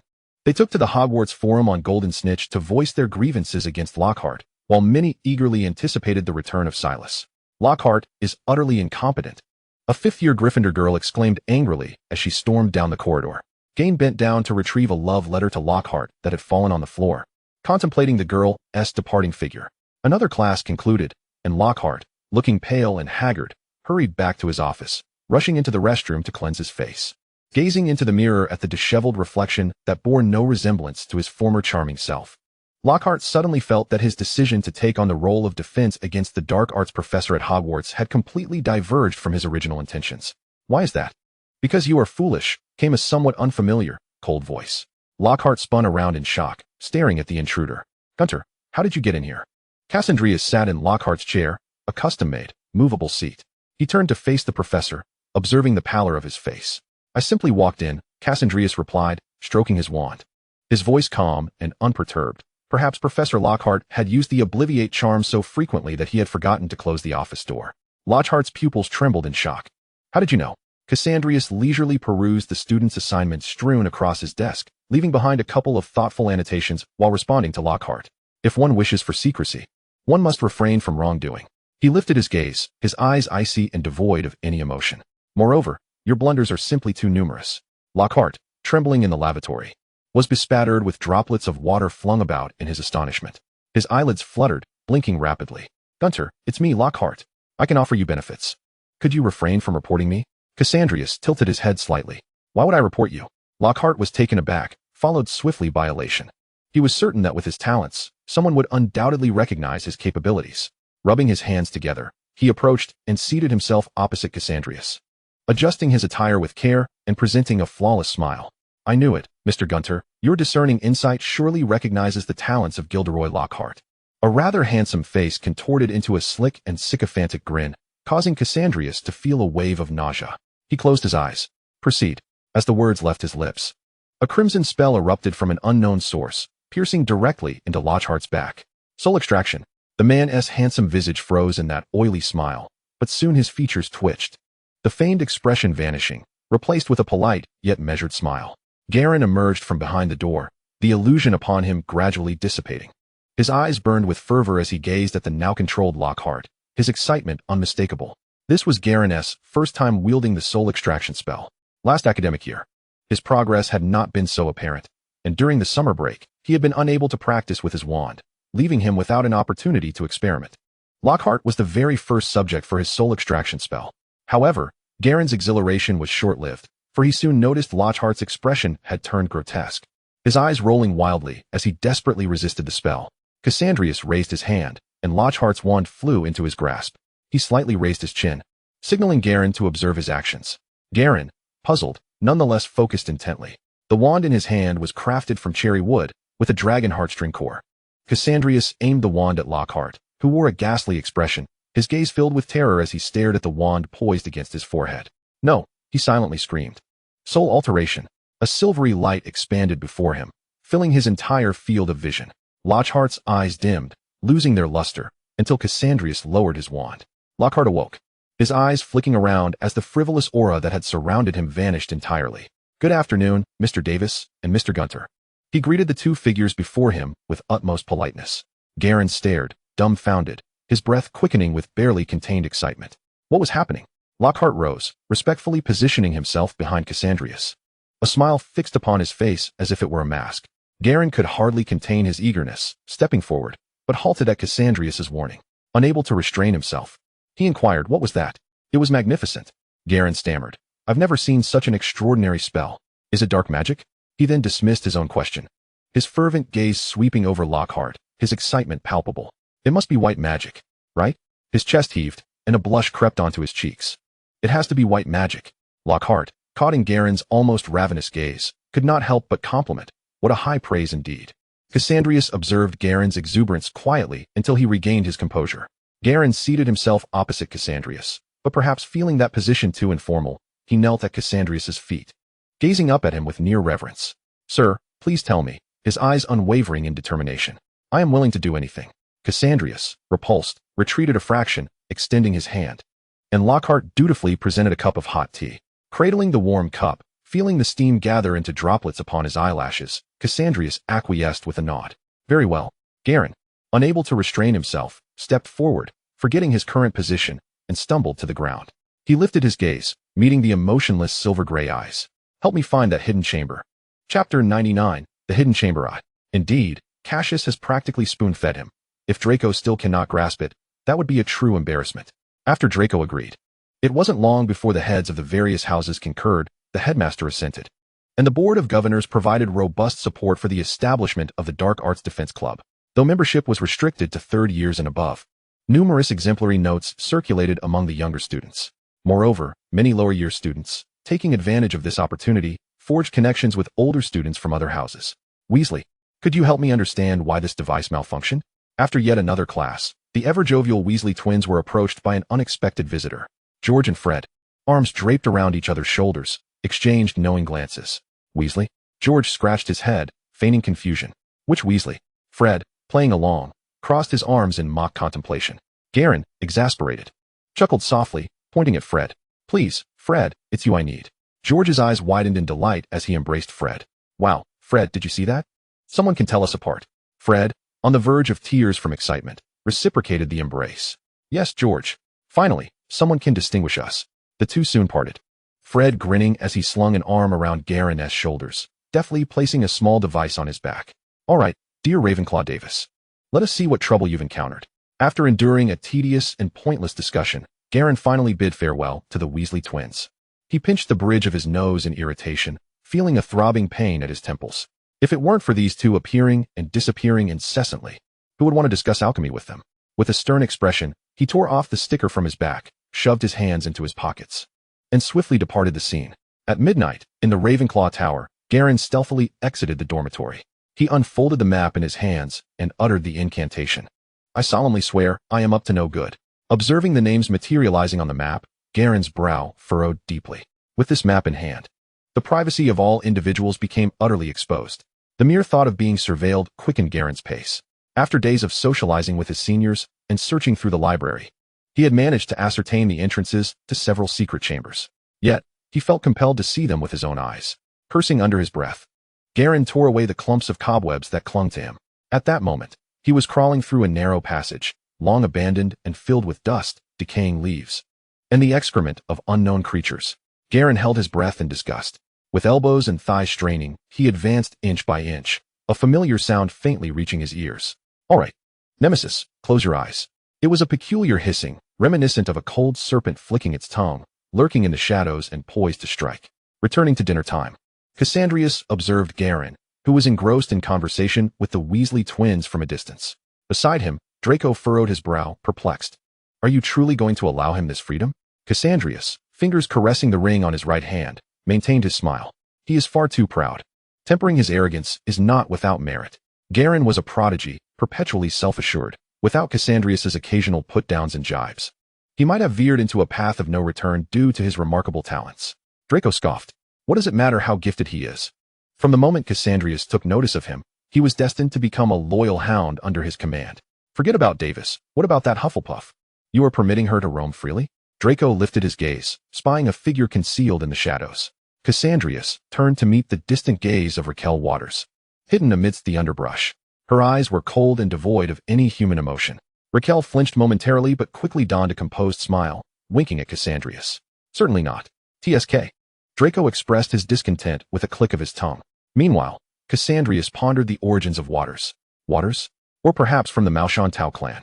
As night descended, Cassandrius draped himself in a pure black cloak, standing beneath a tree near the forbidden forest, waiting for an extended period. Only when he heard the call of a phoenix did he remove his hood, revealing his striking black and white hair. Good evening, Professor Dumbledore. He inclined his head slightly. Fawkes, perched on Dumbledore's shoulder, called out twice, while Dumbledore extended a hand to soothe his old friend. It's all right, he merely jesting. Fawkes remained disgruntled, still wary of Cassandrius' intentions towards its feathers. Now then, Professor, shall we proceed? Isn't the basilisk's chamber located in the second-floor lavatory? Dumbledore questioned, a hint of confusion in his voice as he observed Cassandrius making his way into the forbidden forest. Cassandrius caught a droplet of dew falling from a leaf, explaining, there are still elders in my family who possess knowledge of Hogwarts. Ah, understood. An alternate entrance, Dumbledore acknowledged. They soon halted in a muddy clearing within the forbidden forest. With a flick of his wand, Cassandrius caused the viscous mud to part, revealing a tightly sealed wooden door. Wow, Dumbledore exclaimed, astonished. Without hesitation, Cassandrius opened the door and leapt inside, with Dumbledore following closely behind. They found themselves in a pitch-black and constricted passage. Cassandrius raised his wand, and with a brilliant flash of light, their surroundings gradually came into focus. This is one of the escape routes prepared by Salazar for future generations. Through this path, one may awaken the basilisk. They continued forward until they reached a stone wall. Cassandrius touched the wall, soon discovering a slightly different indentation, which he pressed. A crisp sound echoed, drawing their attention.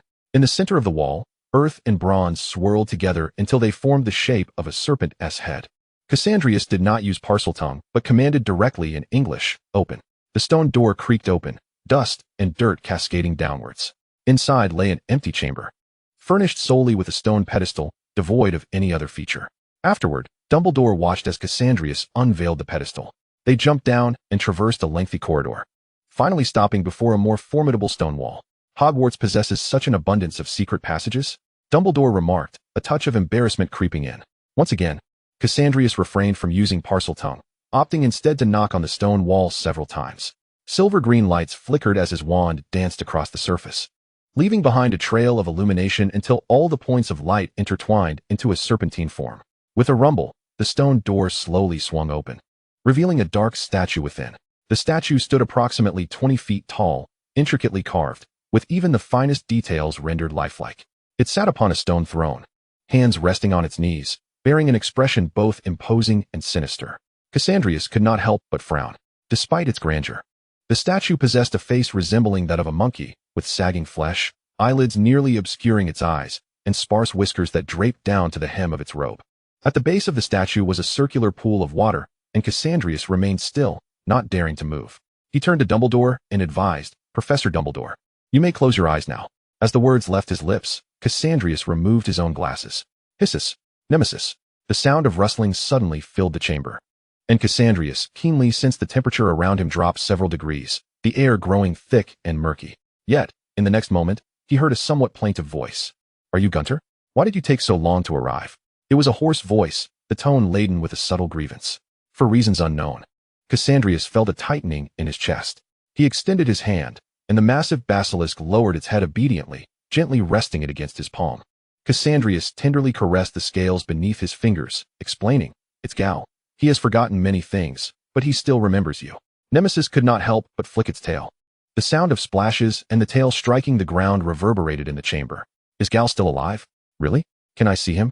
Nemesis inquired, excitement evident in its voice. Cassandrius patted it a few more times before it finally quieted. "I will tell you when we return home. Now, Nemesis, what you must do is, close your eyes, Nemesis." Chapter 100, Nemesis. All right. Nemesis obediently closed its eyes, a translucent eyelid akin to that of a lizard shutting, rendering it no longer capable of the deadly gaze. "Is it done?" Cassandra Drews asked. "All right then." Nemesis responded obediently. Cassandra Drews first employed a perceptive charm, confirming the surroundings before donning his spectacles. Upon clearly observing the serpent creature before him, even someone like Cassandra Drews, who typically harbored a disdain for reptiles, could not help but gasp in awe. The colossal serpent, stretching approximately 50 feet in length, was adorned in a brilliant emerald hue, its skin marred by ancient, faded scales. Many scales, thicker than tree trunks, had shed, creating a mottled pattern interspersed with the vibrant green. Beneath his palm lay an enormous head, the triangular serpent's visage larger than that of a horse. Its crimson vertical pupils fixated intently upon him. Nemesis tightly sealed her mouth, though a glimpse of her crimson forked tongue was still perceptible. Cassandra Drews gently caressed the scales beneath his palm, which corresponded to Nemesis's facial area. They felt icy and unyielding. "You are truly magnificent," Cassandra Drews exclaimed in admiration. Hearing his words, Dumbledore opened his eyes. Wow. The venerable elder, having lived for a century, also expressed his astonishment. However, this may not be the best time to leave the school.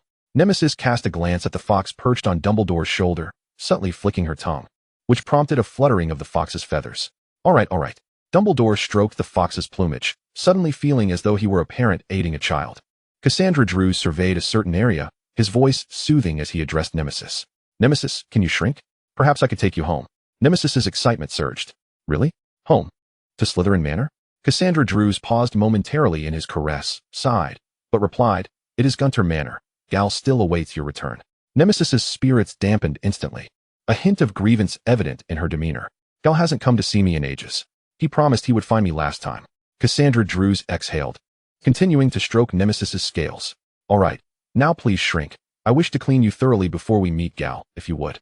With a cheer, Nemesis began to diminish in size, her 50-foot form gradually contracting until she transformed into a small green serpent, merely the length of an arm.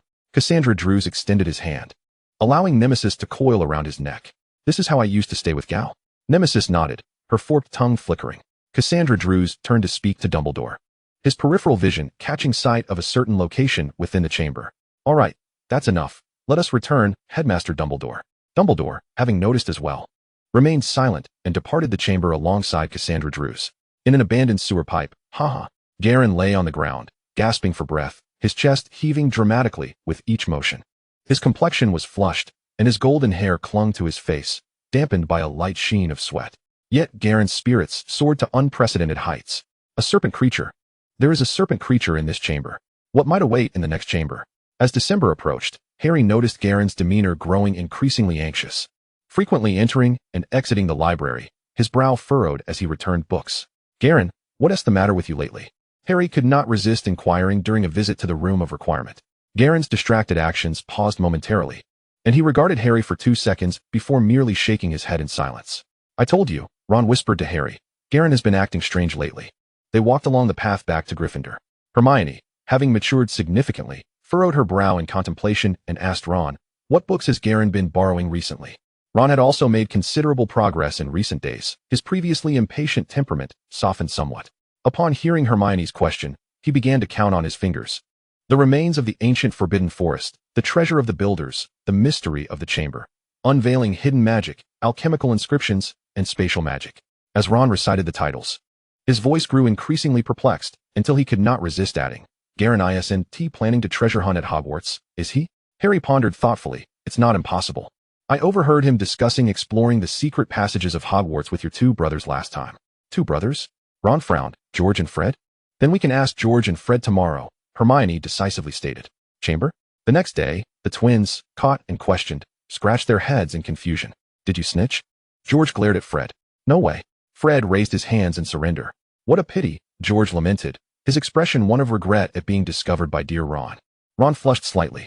Fred, equally disheartened, threw an arm around George's shoulder and playfully ruffled Ron's hair, earning a furious glare in return. Since my dear brother has sincerely inquired. Fred amplified his voice. We shall benevolently enlighten you. George chimed in. What we are searching for is the chamber left behind by the four founders. They spoke in unison. Ron remained expressionless. Wow, how impressive. He was unceremoniously forced to clap by his unscrupulous brothers. Yet Harry remained puzzled. What chamber could have Garen so perpetually distracted? After gleaning some information from the twins, Harry decided not to pry further, recognizing it as Garen's private matter. However, on the eve of their departure for the Christmas holidays, Harry discovered a note tucked within his books, seemingly placed there by an unknown hand. It read, Davis is searching for the serpent creature's chamber. Serpent creature? What serpent creature? Harry found himself momentarily at a loss. Yet his actions outpaced his thoughts as he quickly sought out Fantastic Beasts, Dangerous Edition, to locate information on the serpent creature. Evil basilisk hatching from a rooster's egg. Staring into the serpent's eyes results in immediate death. Harry gasped in terror. He swiftly located Ron and Hermione, though Ron exhibited skepticism. What if it's not a serpent creature? Wouldn't it be ill-advised to inquire so rashly? Hermione furrowed her brow in rebuttal. But what if there truly is a serpent creature? Then it wouldn't just concern Garen. It's a matter affecting all of Hogwarts. Unable to counter her argument, Ron ultimately agreed with Harry's notion to consult Garen first. Upon hearing their inquiries, Garen nearly burst into laughter. Haha, he lay on the table, stifling his laughter, though a few muffled sounds escaped, leaving his companions momentarily stunned. Garen's laughter was uncontrollable, his face flushed as he took several breaths before explaining. It was undoubtedly Fred and the others who did this. Huh? Ron clenched his fists, teeth gritted. I knew it was them. Thus, this matter reached a temporary conclusion. But was it truly so? Chapter 101, The Second Chamber. Gazing across at Cassandrius on the train, Garen could not help but clench his fists. Once the secret chamber was located, Cassandrius would be able to reveal the nature of that elusive magic. All that was required was to find the hidden room. During the Christmas holidays, many students had vacated the school, including those from Slytherin. It could be said that only a select few from Slytherin chose to remain. This presented a golden opportunity for Garen. He had already pinpointed the location of the secret chamber, nestled conveniently near the Slytherin common room. To avert any unforeseen circumstances, Garen had deliberately opted to embark on his quest after the conclusion of the Christmas feast. As night descended, Garen hurriedly made his way down from the Ravenclaw Tower when suddenly, a voice from behind halted him. What are you up to, Davis? Garen paused, slowly turning to face Barbara, whose expression was devoid of emotion. What am I doing? A slight smirk crossed Garen's lips, seemingly mocking Barbara's inquiry. Perhaps you should know that I am off to seek the secret chamber. Barbara crossed her arms, her wand pinched between her fingers. You could die? Garen tilted his head slightly. And what of it? Barbara regarded him thoughtfully before letting out a soft laugh and turning away, no longer hesitating. Garen strode purposefully toward the destination he had already identified. Once he departed, it appeared that Barbara had left, yet she concealed herself behind a wall, clutching a compass that displayed the study of the Gunter Manor. The secret chamber lay beneath Hogwarts, in proximity to the Slytherin common room and the restricted section. The entrance, however, was hidden within an empty classroom. Donning his hood, Garen cautiously surveyed his surroundings, ensuring no one was in sight before silently entering a classroom on the far right of the first floor, which had been repurposed as a storage room. The room was cluttered with various discarded props, including several old Nimbus brooms that had been replaced years ago. Navigating through the dust-laden clutter, Garen approached the innermost bookshelf. He meticulously extended his hand, feeling for something amidst the dust, and upon encountering a loose book, he felt a surge of excitement and pressed it without hesitation. A faint sound emanated from behind the shelf. Garen attempted to push the bookshelf, and upon sensing its movement, he exerted more force. The shelf was shifted aside silently, revealing a pitch-black passageway, impenetrable to light.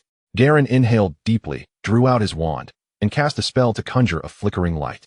The weak illumination did not fully penetrate the surrounding darkness, allowing him to discern only a few meters ahead. Tentatively, he extended his foot to test the ground, and indeed, he felt a step beneath him. With careful deliberation, he descended step by step, and when Garen realized he could no longer feel the steps below, he could not suppress his amazement. He had traversed 48 steps, each approximately a foot apart, indicating that this passage lay 15 meters underground. Heightened caution enveloped him. Vigilantly, he transformed a brooch on his cloak into a guiding cane. The flickering light was limited in this seemingly endless passage, compelling Garen to rely on this newfound tool to navigate forward. Fortunately, the path remained clear. Garen had acclimated to the visibility constraint of merely 1 meter after the flickering light. He carefully examined the stone wall before him, feeling its rough texture, the abrasive surface, and the dust that fell away. Garen was certain this was not the final entryway to the secret chamber. As his fingers roamed the wall, he inadvertently brushed against a smooth patch amidst the coarse surface. Leaning in closer, he observed that much of the wall was obscured by dust and time. With a handkerchief from his pocket, he meticulously wiped the area until a small, polished section was revealed. It bore a tiny letter I. Puzzled, yet undeterred, Garen continued his efforts, employing a cleaning charm to hasten the process. Finally, a word emerged before his eyes, crucio. Garen recognized the term. It was Latin, meaning to torture. Upon this realization, his eyes widened in disbelief as he began to search the wall fervently. Indeed, he soon found a line of small text in a corner. Knowledge propels us forward. What could this mean? Garen's eyelids fluttered, and his golden hair trembled. Whether from the wind or some other force, he had come to the realization that this word might indeed be a spell, perhaps a torturous incantation. His fingertips, now smeared with grime, remained stubbornly pressed against the wall. His lips moved as if yearning to learn the incantation concealed behind that succinct word. The rhythm of his breathing quickened, his chest rising and falling with an intensity that grew as he lingered in the darkness. Just as he felt himself becoming disoriented, he found himself raising his wand, clearly uttering the incantation, crucio. A dark red beam erupted from the tip of his wand at the moment the word escaped his lips, illuminating the obsidian void and striking the stone wall. Garen gasped for breath, supporting himself against the wall as dizziness enveloped him. The very next moment, a thunderous rumble startled him, causing him to stumble back several paces.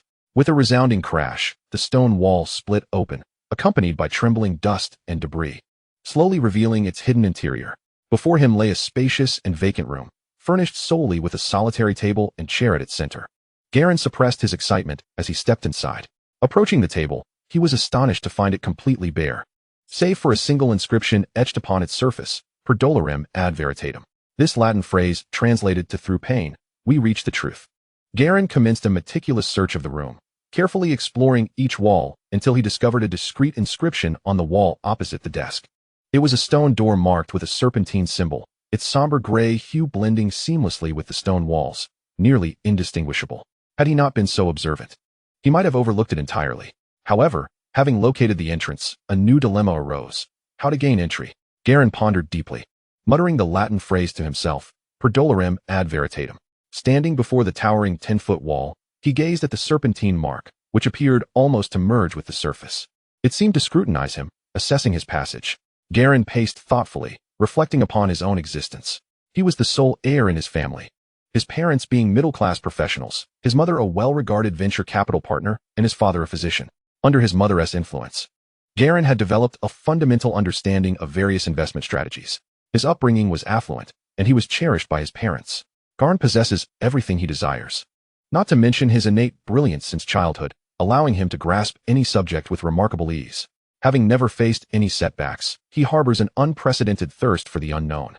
His yearning for exploration compelled him to decline his mother's suggestions of attending Eton and Westminster. Now, an investment that transcends all previous risk assessments lies before him.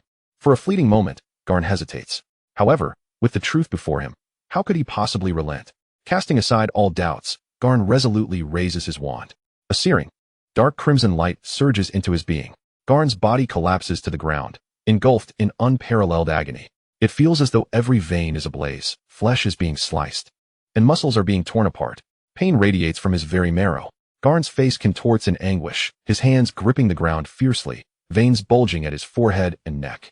While crimson seeps slowly from his tightly clenched lips, the torment appears endless. It is only upon hearing the sound of the stone door shifting that Garen manages to shakily prop himself up. Sweat nearly drenches his back.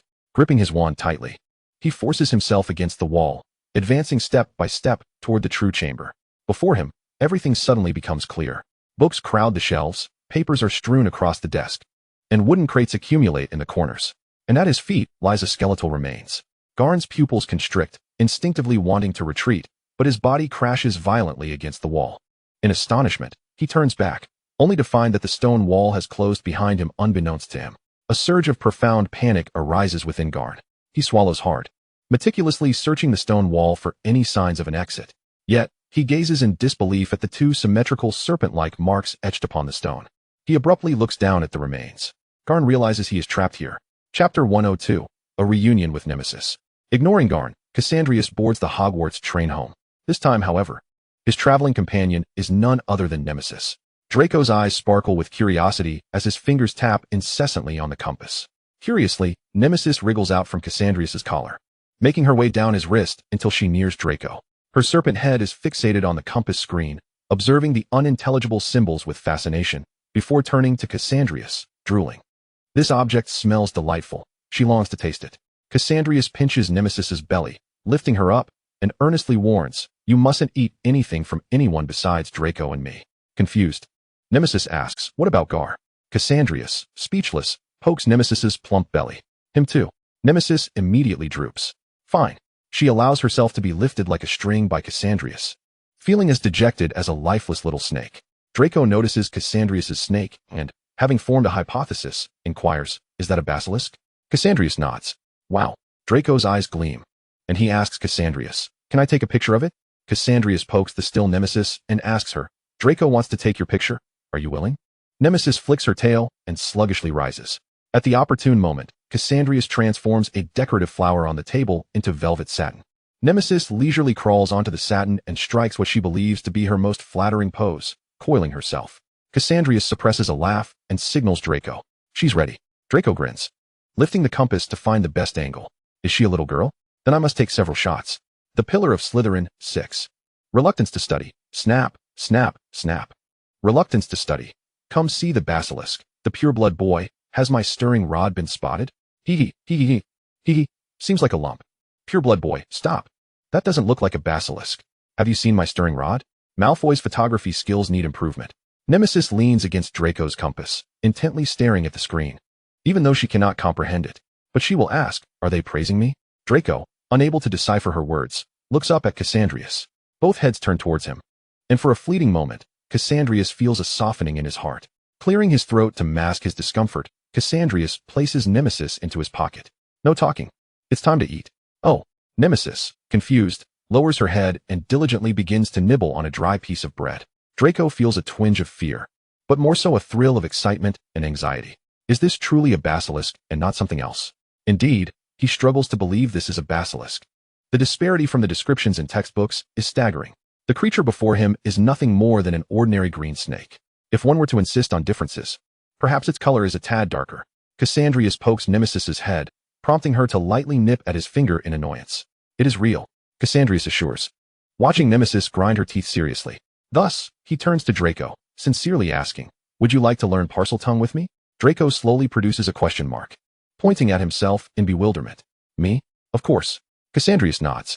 "I have no desire to become your and Nemesis's translation machine in the future." Draco huffs, disgruntled, as he mashes the snacks before him into bits. "You think I'm too idle and want to add another subject to my curriculum?" "Exactly that." Cassandrius unabashedly reveals his intent. Draco becomes more irate. "Will you learn it or not?" Cassandrius queries with a smile. Gritting his teeth, Draco responds, "Fine. But it's Parseltongue. How impressive." Parseltongue is an inherited gift. Not everyone who learns it can communicate with snakes as effortlessly as a descendant of Slytherin. Nevertheless, basic communication is achievable. Thus, during the brief Christmas holiday, Draco embarks on the arduous journey of learning the obscure Parseltongue. This process tugs at Lucius's heartstrings upon his return from the holidays. The plight of father and son is indeed tragic. One tirelessly travels across Europe for his employer, while the other struggles to learn something seemingly impossible. It is hard to determine who suffers more. Should Draco find out, he would undoubtedly believe himself the more unfortunate one. Why is it that a single tone can convey such a multitude of meanings? Why do the sounds hiss and hiss bear different interpretations? Why did he, upon learning just a couple of greeting phrases, provoke a small serpent into a biting response during his experiments? It's quite vexing. Meanwhile, at the Gunther Manor, Nemesis is weeping inconsolably. Whoa, whoa, whoa, whoa, whoa. How does a serpent cry? Cassandrius, seated nearby, diligently scribes a translation of the serpent's language while pondering deeply. It is no easy task to distill words and syllables from an incessant string of hisses for Cassandrius. Garl casts a sorrowful glance at the heap before him. Nemesis, with her 50-foot-long form, has coiled into a mass before her portrait. Come now, Nemesis, this is hardly a matter worth mourning. At the very least, I can remain by your side indefinitely, Garl reassures the not-so-bright little serpent. Yet, Nemesis remains bewildered. As a creature personally hatched by Salazar, she knows not how long she shall endure, nor does she grasp why Garl cannot be with her forever. Thus, she weeps. For days on end, she cries. Her routine has become a ritual. Each morning, she feasts upon 2 plump lambs and calves, followed by a large basin of watermelon juice, her breakfast. Afterward, she slithers to the basement to share the thoughts she has accumulated over the years with Garl. Despite facing a line of unkind gazes daily, Nemesis finds joy in her visits. Yet, she longs for the days when Garl was but a small child, as she herself was. Now, she has grown large enough to swallow Garl whole, while Garl has been reduced to a mere portrait on the wall. Nemesis cannot fathom this. Nemesis, come here. You have yet to provide me with today's venom. Clutching her extraordinarily chewy chew toy, Nemesis flicks her tail and scurries away like a playful puppy. Chapter 103, Near Death. The Christmas holidays pass swiftly, unnoticed by most. As Cassandrius was bidding farewell to Celas and the others, he attempted to contact Barbara. Many students recognized Celas, prompting him to escape before anyone could react. Is he well? Cassandrius inquired of Barbara, who was busy brewing potions. Her smile unwavering as she uttered words that sent a chill down his spine. Not dead yet. Not dead yet. Cassandrius raised an eyebrow. That suggests he is quite close. With less than 2 weeks remaining of the Christmas holiday, Garen was no fool.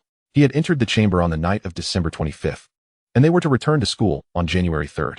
For a wizard, enduring 8 or 9 days without sustenance, while not lethal as it would be for a muggle, was still far from pleasant. Just as Cassandrius suspected, Garen was nearing death. On the first day of confinement in the chamber, he did not relinquish hope. He meticulously searched every corner, determined not to overlook a single detail. Yet no matter the method he employed, he could not uncover an exit. Initially, Garen reasoned that since he could breathe, there must be a passage for air exchange. However, he soon discovered that the oxygen supply was facilitated by the peculiar material of the surrounding walls. Even in complete isolation, it did not hinder the occupant's ability to breathe normally. Though somewhat panicked, Garen did not surrender. The following day, hunger struck him. In a chamber devoid of food and water, surviving for 8 or 9 days proved to be an arduous challenge. Yet Garen was a wizard.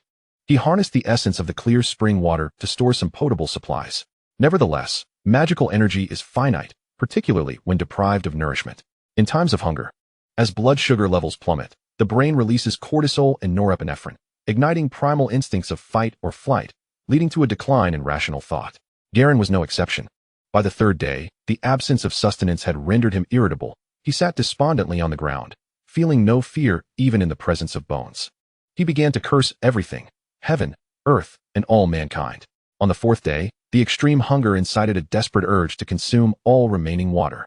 By this point, he had grown weak from the lack of food. Even his magical reserves were depleted, though his body's cravings urged him to drink. The remnants of his reason halted his advance. By the 5th day, Garen could muster no strength to move. His earlier agitation had transformed into a paralyzing anxiety. An overwhelming tide of negative emotions flooded his mind, compelling him to conserve energy by ceasing all movement. On the 6th day, he could only summon enough strength to drink. On the 7th day, even the act of drinking eluded him. He felt his muscles disintegrating, his organs failing. On the 8th day, Hermione was searching for Garen, not for any particular reason, save for her desire to peruse his holiday assignments, for he was equally clever. Have you seen Garen? Hermione asked. Ron scratched his head. No, how about you, Harry? You haven't seen Garen? Harry's keen intuition sensed something amiss. The two nodded in unison. Harry felt a sense of foreboding and resolved to seek out Draco and Cassandrius. His haste caused a piece of paper to slip from his grasp. Harry, wait. Ron quickly retrieved it, his expression shifting dramatically upon reading the contents. Hermione leaned in, her face likewise falling. A sense of dread enveloped Harry as he accepted the paper Ron offered. It was unmistakably the same sheet he had discovered in his notebook. Yet the words now read, Davis near death, whereabouts unknown. We must find a professor, Hermione declared without hesitation. Yet Ron furrowed his brow, gripping Hermione's hand to halt her. No, you've forgotten. Hermione's protest faltered as she locked eyes with Ron.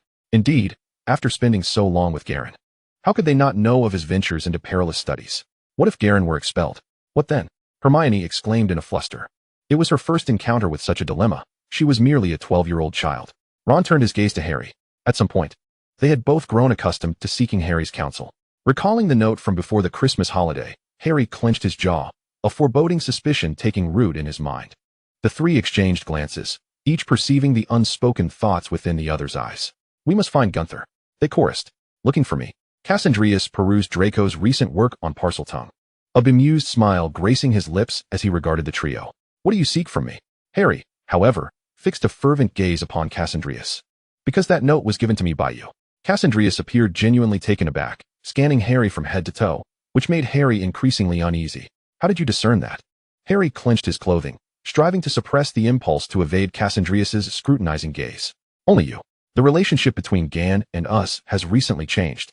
Barbara's acquaintance with him is superficial, and Draco holds him in disdain. Only you. Draco's eyes widened in disbelief.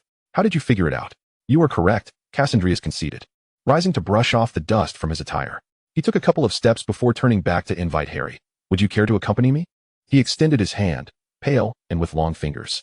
His strikingly beautiful visage wore a warm smile directed at Harry, and the dark green tie he donned seemed to carry an implicit invitation. Would you care to join me? He repeated. Ultimately, Harry chose to accompany Cassandrius, with Ron and Hermione trailing behind. In the depths of the night, they traversed the corridors of the 8th floor, navigating the ever-shifting staircase until they arrived at a cluttered classroom at the far right of the ground floor. Dust threatened to engulf the three trailing behind, and Hermione cast an envious glance at the immaculate Cassandrius ahead of them. They ventured to the innermost recesses of the clutter, where they quickly spotted a gaping black entrance. Is Gan here? Harry asked nervously. Cassandrius paused, turning to regard Harry with a smile. What? Are you afraid? Impossible. Gryffindors do not entertain fear. They proceeded downward, all three brandishing their wands, relying on the faint flicker of luminescence to guide their way.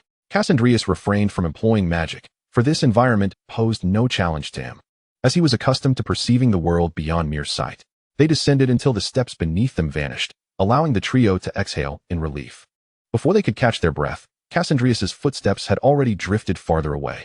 Hurry up, Hermione urged Ron, who then took off after Harry. The passage was interminable, to the point where Harry felt the darkness ahead had transcended mere obscurity. Weavy arrived. A melodious voice resonated, and Harry sighed with relief, as did Ron and Hermione, who supported each other behind him. Before them stood an open stone wall, revealing a table within. Where's Gan? Harry inquired. Cassandrius offered no response, instead stepping into the room. The three followed him inside. Hermione's gaze fell upon the inscription on the table per dolorem ad veritatem. What does this mean? Hermione questioned, having little familiarity with Latin, while Harry and Ron remained clueless. Cassandrius halted just a wall's breadth from Gan, kindly providing enlightenment. It is Latin, meaning through pain. One reaches the truth. Harry was taken aback and quickly scanned the surroundings, yet found nothing. After a thorough inspection, his gaze settled upon the wall where Cassandrius stood, trembling. He asked, Gan is inside, isn't he? Cassandrius nodded. Taking a deep breath, Harry advanced, positioning himself beside Cassandrius. After a moment of careful scrutiny yielded no results, he turned to Cassandrius. How do we enter? Cassandrius stood half a head taller, allowing Harry a clear view of half his face. Seeking answers, Harry was met with an unsettling revelation. The Cruciatus Curse, do you know it? Harry's pupils dilated. He was certainly aware. No one in the magical realm was ignorant of such a spell, one of the three unforgivable curses. What does it mean? Harry inquired. Hermione, standing behind him, had also completed her examination of the desolate room alongside Ron. They ultimately discovered the chilling incantation inscribed on the stone wall at the entrance. What it means? Cassandrius said slowly, withdrawing his wand and delicately tapping a few times on the wall, which was mere steps away from Gan. Dust cascaded down, gradually revealing a serpentine mark. To unlock this wall, one must cast the Cruciatus Curse upon oneself beforehand. No, Hermione screamed, the first to break the silence, tugging at Cassandrius's sleeve. Her tone laced with urgency. That is an unforgivable curse. Harry stood frozen, caught in a dilemma. Ron remained paralyzed, glancing left at Hermione, who clutched Cassandrius's sleeve, and right at his silent, brooding friend. It was a choice fraught with difficulty. Chapter 104, The Choice. Cassandrius allowed the well-meaning witch to grasp his robe, looking up at Harry, who wore a conflicted expression as he met Cassandrius's still smiling face. You did this on purpose. From the very beginning, Gan was lured by you. You deliberately guided him to seek the chamber, fully aware of the entrance's rules, and you intentionally ensnared me in this. Cassandrius could not suppress a chuckle, his eyes crinkling with mirth as he applauded. I had expected the boy who vanquished the Dark Lord would be naive and innocent, yet here you are. Harry, what a delightful surprise you've given me. His voice elongated as he pointed to the wall behind him. So make your choice. Harry furrowed his brow, realizing that from the outset, Cassandrius had exploited his benevolence. He was certain he could not remain a bystander. I choose. Harry, Hermione exclaimed, her voice tinged with alarm, while Ron gazed at Harry with concern. They understood. After Harry's declaration, they comprehended Cassandrius's intent to become accomplices. If they did not intervene, Gen would perish within. If they did, they would bear witness to Gunter wielding the unforgivable curse, and should this be revealed, all of them faced expulsion. Very well, it shall be the three of us. We will save Gan. Well, Cassandrius spread his arms wide. You have made the correct choice. He produced his wand, and under the anxious and fearful gazes of the trio, he slowly aimed it at his own neck. Crucio, Hermione gasped, covering her eyes, while Ron embraced her from behind. Only Harry remained, his gaze fixed intently on the sealed stone wall. A flash of dark red light flickered momentarily. Cassandrius's body collapsed uncontrollably to the floor, his hands twitching, almost losing grip on his wand. Thankfully, he managed to steady himself, avoiding a more humiliating fall. Hermione opened her eyes to behold the pallid visage of Cassandrius, resembling a sheet of gilded parchment. She stepped forward, offering her support to him. The youth gazed at the benevolent witch with surprise. You are indeed a girl of remarkable kindness, Cassandrius marveled. Hermione's expression was a complex tapestry of emotions. I apologize, I act merely as a classmate. As Cassandrius steadied himself against the wall, a nonchalant smile crept upon his lips. Very well, but I still owe you my gratitude. Suddenly, a resounding rumble echoed through the air as dust began to cascade down in a tumultuous shower. The trio instinctively retreated a couple of steps to avoid being engulfed. Cassandrius, however, remained motionless, and upon closer inspection, one could see that the falling dust seemed to encounter an invisible barrier, sliding away as if repelled by some unseen force. Harry waved his hand to disperse the dust and immediately spotted Garen slumped against the wall, appearing lifeless. Garen. The three rushed forward. Garen was on the brink of death, his state alarmingly poor, his complexion a sickly yellow, skin parched, and his body exuding an icy chill that sent shivers of foreboding through their hearts. Hermione trembled as she lifted Garen, only to discover the alarming looseness of his flesh. Harry and Ron cautiously assisted in raising Garen. Be careful, Cassandrius admonished from his position against the wall. Though his pallor remained, he observed the others with a casual demeanor. No need, he raised his chin slightly. Barbara. The familiar name rang in their ears, prompting the group to turn their gazes outward. There stood Barbara, the sweet girl with twin ponytails. Yet this time her countenance bore a stark contrast of indifference. She approached Garen, producing a vial of potion and her wand. With a rough gesture, she administered the swirling golden-purple dusk elixir to Garen, a sight that sent chills down Ron and Harry's spines. As the potion was consumed without a drop spilled, Barbara unhesitatingly pointed her wand at Garen. Osquam Reficium. A stream of platinum magic erupted from her wand, swirling in the air before penetrating Garen's form. Before their very eyes, Garen's condition visibly improved. His formerly sallow skin transformed into a healthy hue, the slackness of his flesh tightened, and the barely perceptible breaths became more pronounced. With his chest rising and falling, Cassandrius expressed his admiration. Barbara, you have progressed yet again. After stowing the empty vial in her pocket, Barbara stood, a wrapped piece of dry bread in hand, her face adorned once more with a smile. All thanks to the excellent teaching of my master. Cassandrius remained noncommittal. Garen's recovery was swift, and soon his eyelids fluttered, signaling his return to consciousness. Before he lost awareness, remnants of thoughts swirled in his mind, and he gradually opened his eyes. Upon seeing the figure standing with arms crossed and head bowed, he couldn't suppress a chuckle. Having gone days without food or water, his voice was parched and raspy, akin to rusted iron. Garen. Upon recognizing those gathered around him, Garen couldn't help but smirk at the irony. I never imagined it would be you all. Having come perilously close to death, Garen had transformed, adopting a demeanor of newfound gravity. He mused, though his gaze lingered on Cassandrius, who stood firm. They were a study in contrasts, one upright, the other prone. So, what have you learned? Cassandrius inquired. Garen closed his eyes, the pride he once held having been eroded by days of torment. His previous arrogance, his inflated sense of self, paled in comparison to Cassandrius, the true arbiter of life and death. Yet, he still warranted Cassandrius's investment of time in his development. Garen opened his eyes anew. Thank you. Sir. This time, his pride had dissipated entirely. He declined Harry and the other's suggestion to seek the hospital wing, instead choosing to follow Cassandrius. As they departed, Harry remained silent. Hermione appeared at a loss, and Ron was consumed by anxiety. Glancing between the taciturn Harry and the pensive Hermione, Ron's worry compelled him to speak. Can you at least say something? He raked a hand through his tousled hair, the freckles on his face dancing with his agitation. Harry inhaled deeply, his gaze lingering where Cassandrius had vanished. His chest heaved, and beneath his robe, his grip on his wand tightened. He turned to the anxious Hermione and fretful Ron, posing a question. Are you still considering the room of requirement? Ron hesitated, initially inclined to say no, but noticing Hermione's conflicted expression, he swallowed his words. But Gunter, he started. Hermione looked at Ron, who could only silence himself again. I want to go. Hermione's tone was resolute. This was an opportunity. She was no novice witch. The annals of history had taught her that crisis often accompanied chance. Her gaze burned with determination as she fixed her eyes on Harry. Since the release of the resonance compass by Omnigrove, Gunter has been destined to forge ahead. Harry, this is a choice. Harry's heart raced. He was uncertain of the Dark Lord's whereabouts, unaware of his intentions, and had no knowledge of when he would confront him. Yet, Gunter had outmaneuvered the Dark Lord, calculated against himself. Was he not also part of Gunter's grand design? His heartbeat thundered, drowning out all other sounds. All he could hear was the pulse of his own heart echoing. I must go. Chapter 105. The Return of the Uncle. Upon returning to the Slytherin common room, Cassandrius made his way directly to his dormitory. Along the way, he encountered several classmates who greeted him with friendly smiles, to which he responded appropriately. After closing the door to his dormitory, Cassandrius meticulously reinforced it. Once he had completed his tasks, an overwhelming fatigue washed over him, and he crumpled to the floor. The color drained from his face, his previously composed demeanor shattered.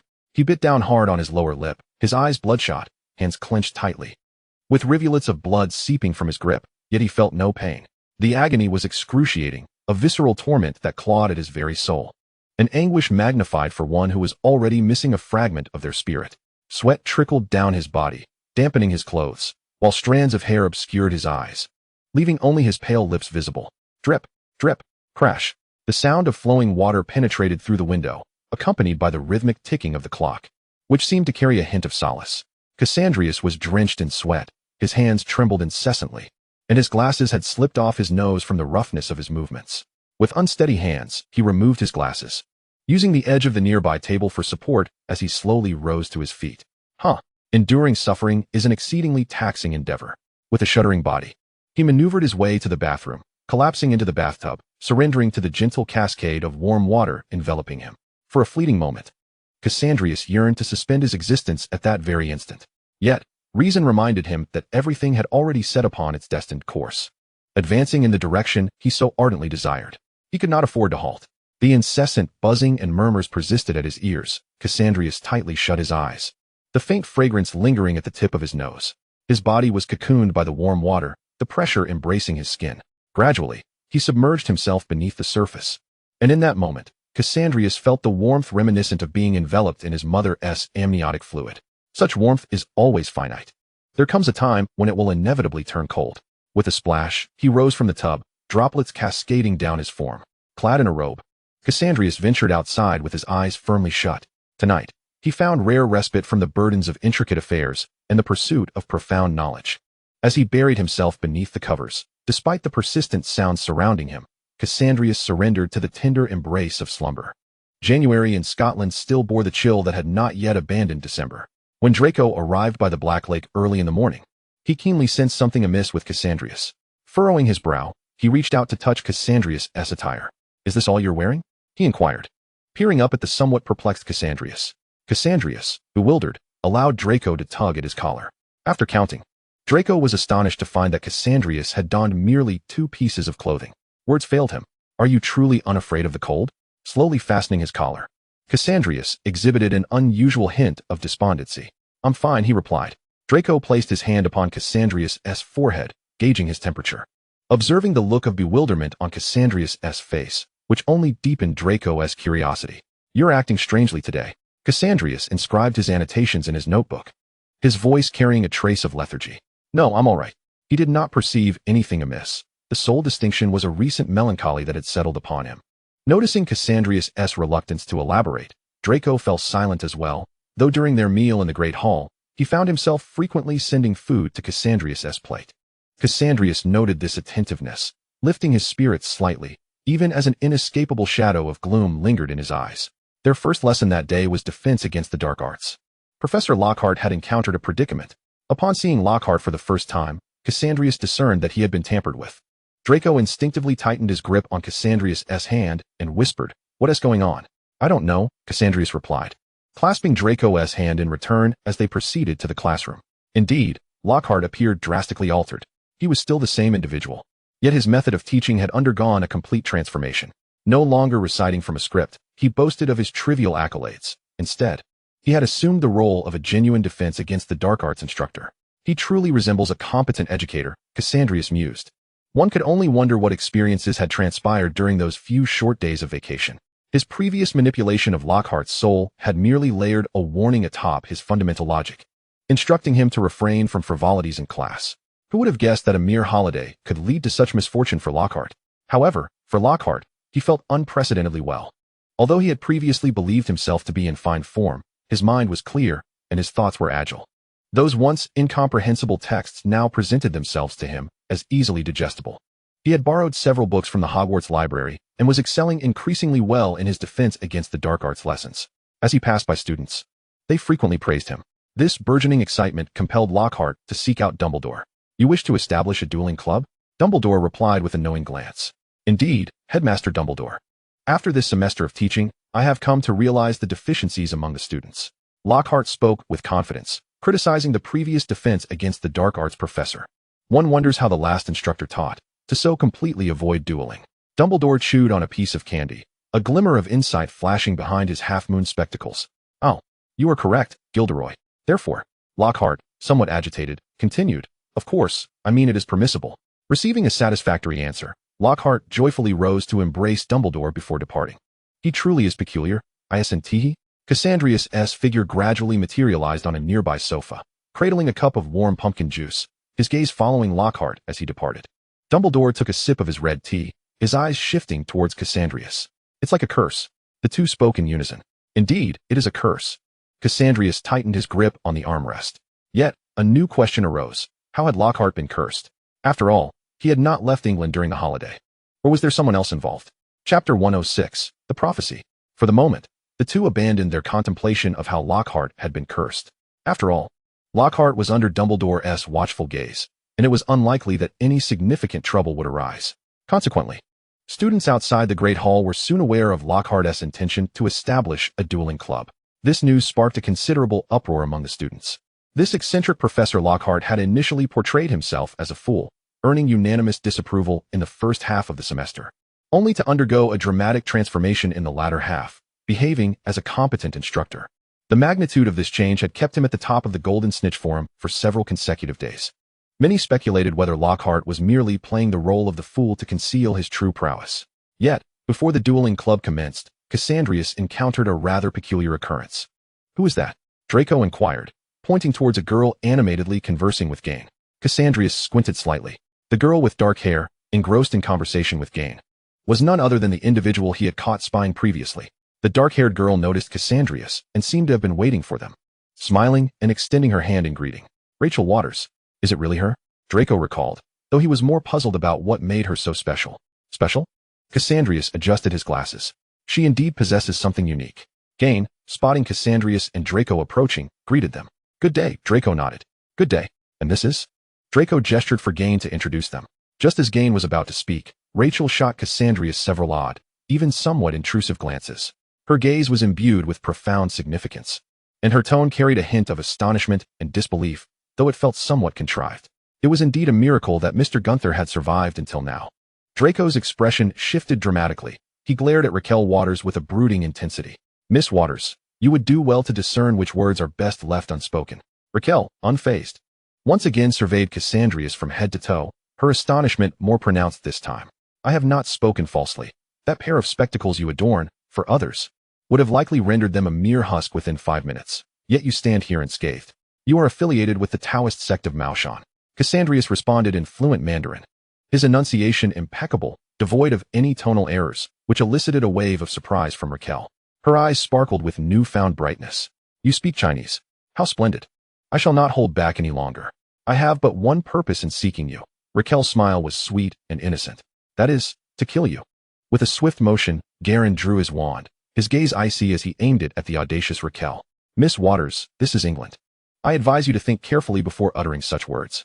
Draco tapped his wand, a smile gracing his lips, though his tone was laced with menace. I was merely jesting. Raquel raised both hands, her expression betraying no hint of panic. And I have yet to finish. This is hardly the demeanor one should adopt with friends. Cassandrius placed a hand on Draco and Garen's shoulders, pulling them back, while stepping forward himself. Perhaps, Miss Tao, you should be aware that this is not a fitting place for serious discourse. Very well, Raquel shrugged, letting out a resigned sigh. The House of Requests. Draco sat with his eyes closed, deliberately avoiding the sight of Raquel, who stood face to face with Cassandrius. Garen and Barbara sat beside Cassandrius, both silently gripping their wands in tacit agreement. There is no need for such wariness towards me. Raquel smiled with childlike innocence. Allow me to introduce myself. I am Raquel Waters, known in Chinese as Tao Ling. My family lineage boasts elders from the Maoshan Jingyi sect. My father, Tao Wang, is the current celestial master of this generation. Cassandrius feigned a smile. A pleasure to meet you. A falsehood, he mused, as he is British. What concern does he have with the affairs of the neighboring realm? There is no need to be so guarded. My intentions are quite transparent. I have come due to a prophecy from my family elders. Raquel appeared relaxed. A prophecy? Is it related to me? Cassandrius inquired, surprised yet maintaining an even demeanor. Indeed. A prophecy, Raquel replied cryptically. Before my arrival, my elders informed me that this individual must either be slain or befriended. They left the decision to me. Cassandrius crossed his legs, lowering his gaze as he echoed Raquel's words with a soft chuckle. He then turned his attention to the petite girl before him. What is your choice? To befriend, Raquel declared, casting her cards on the table. I am aware of your intentions. I am the heir of the Jingyi sect, and I have come to England solely to determine the course of the prophecy. I intend to befriend you. Thus I will unhesitatingly choose to assist you. Then, Cassandrius smiled. What does the prophecy entail? Raquel let out a soft laugh, extending her hand to examine it closely before fixing her gaze upon Cassandrius's silvery gray eyes. The prophecy states, the child of silver eyes wields the double-bladed staff. On the day of the breaking of worlds, all beings shall share the same boat. As the vessel traverses the misty sea, it may glimpse the land of Penglai or plunge into the void. A thought becomes a bridge. A thought becomes an abyss. Many years prior, Raquel's great-grandfather, Tao Wan, had suffered a backlash after peering into the mysteries of heaven and had yet to awaken from his grievous injuries. Garen understood a smattering of Chinese, but the complexity of the language was beyond him. Draco comprehended nothing, his brow furrowed, projecting a facade of deep contemplation that obscured his true thoughts. It was Cassandrius who lightly stroked his fingertips, his mind drifting back 11 years. Upon returning to this world, he had gleaned information about the Interworld Affairs Office from the system, an organization dedicated to serving realms on the brink of merging or already intertwined. Cassandrius had been an unfortunate casualty caught in the crossfire of two worlds colliding. Before departing, the system had left him a button capable of summoning him again, purportedly for subsequent assessments, though it might serve other purposes as well. That button lay hidden within the deepest layers of the code of a life free from worries. To glimpse Penglai, or to plunge into the void, Cassandrius pondered, uncertain yet hopeful that he would never again have to press that button. Adjusting his glasses to conceal his emotions, he regarded the girl across from him, who was watching him with keen interest. Very well, Miss Tao. Now that the prophecy has been revealed, and you have expressed your stance, what do you wish to pursue next? Raquel unabashedly expressed her curiosity about the Eye of Truth. Though my family comprises Taoists, our ancestry also boasts renowned alchemists. I am eager to learn how you crafted that very object you wear. In the East, for cultivators, something that incessantly demanded the sacrifice of one's life force was deemed wicked and treacherous. Raquel's curiosity intensified. She sought to understand how Cassandrius had forged it. With the realization that Raquel was not a threat, the previously tense atmosphere began to ease. In the presence of others, Cassandrius was reluctant to remove the Eye of Truth. While others might be oblivious, he, as its creator, understood the profound power held within this alchemical artifact, merely at the cost of life force. It could pierce through illusions and reveal truths, even granting glimpses into a person's past, present, and future. For others, it might be a poison, yet for Cassandrius, it was a sweet elixir. When he initially forged this alchemical creation, he had poured all his emotions and energy into it, even consuming a vial of Eternal Dawn elixir beforehand. Perhaps this was the very source of the Eye of Truth's mutation, deriving strength from beyond this world. Adjusting his glasses, Cassandrius's silvery gray gaze fell upon the girl before him. Would you like to see? Raquel feigned modesty. If it is permissible. Cassandrius removed the spectacles, feeling the light gradually diminish, instinctively placing them before Raquel. Draco had been watching Cassandrius intently. As Cassandrius extended the glasses toward Raquel, he seized Cassandrius's wrist, guiding his hand to position the object correctly. Without the veil of the eye of truth, Draco clearly observed the man's eyes, devoid of focus and vitality. They were silver gray, shrouded in a mist that seemed to encompass an entire world obscured by clouds. Deep and bewildered, Raquel scrutinized the spectacles with caution, refraining from touching them, instead bending down to inspect them closely. The eye of truth appeared to be merely an ordinary pair of glasses, yet Raquel discerned the presence of mithril and solidified moonlight. Well, given her level of alchemy, she could only discern these two elements. Yet, these mere two discoveries were sufficient to astonish Rachel. While mithril is relatively easy to acquire, it must be sourced from specific entities. Fairies are notoriously miserly. Obtaining mithril from them is akin to a Herculean task. The acquisition of solidified moonlight is even more arduous. It cannot simply be procured through adequate preparation and tools. It requires the gradual accumulation of time, and on a night when the world is suffused with joy. It is a gift bestowed by the goddess of fortune. Perhaps, from an Eastern perspective, solidified moonlight could be regarded as another form of imperial dew. She couldn't help but scrutinize the protagonist of this prophecy. He was handsome, gentle, and exuded an air of calmness and sincerity. The accolades, fears, and admiration from those around him seemed incapable of disturbing his perception of the world. This brought to Rachel's mind a dream she had when she chose to come to England. In her dream, she beheld an enormous Ouroboros that devoured the entire world, vast as an unbounded sea. Chapter 107, The Strange Pink Diamond. Rachel departed with a parting remark. Before leaving, she said, "When flowers bloom, they should be plucked. Do not wait until there are no flowers to grasp at empty branches." She spoke in Chinese, thus only Cassandrius comprehended her words. "What did she say?" Draco inquired. Curiosity piqued. Cassandrius maintained his composure. "She remarked that you do not appear to be 12, he replied. Draco's expression soured immediately, muttering under his breath, "Why are you all so perceptive?" Rachel's prophecy had little impact on Cassandrius's life. If anything, it merely added another foreign language course to Draco's curriculum. Nemesis often mocked Draco, calling him foolish. Draco, who was already grappling with the basics of parcel tongue, could only discern his own name. Yet his instincts told him that this seemingly harmless serpent was certainly mocking him. "Is she insulting me?" Draco queried, clutching his quill, locking eyes with Nemesis, yet directing his question at Cassandrius.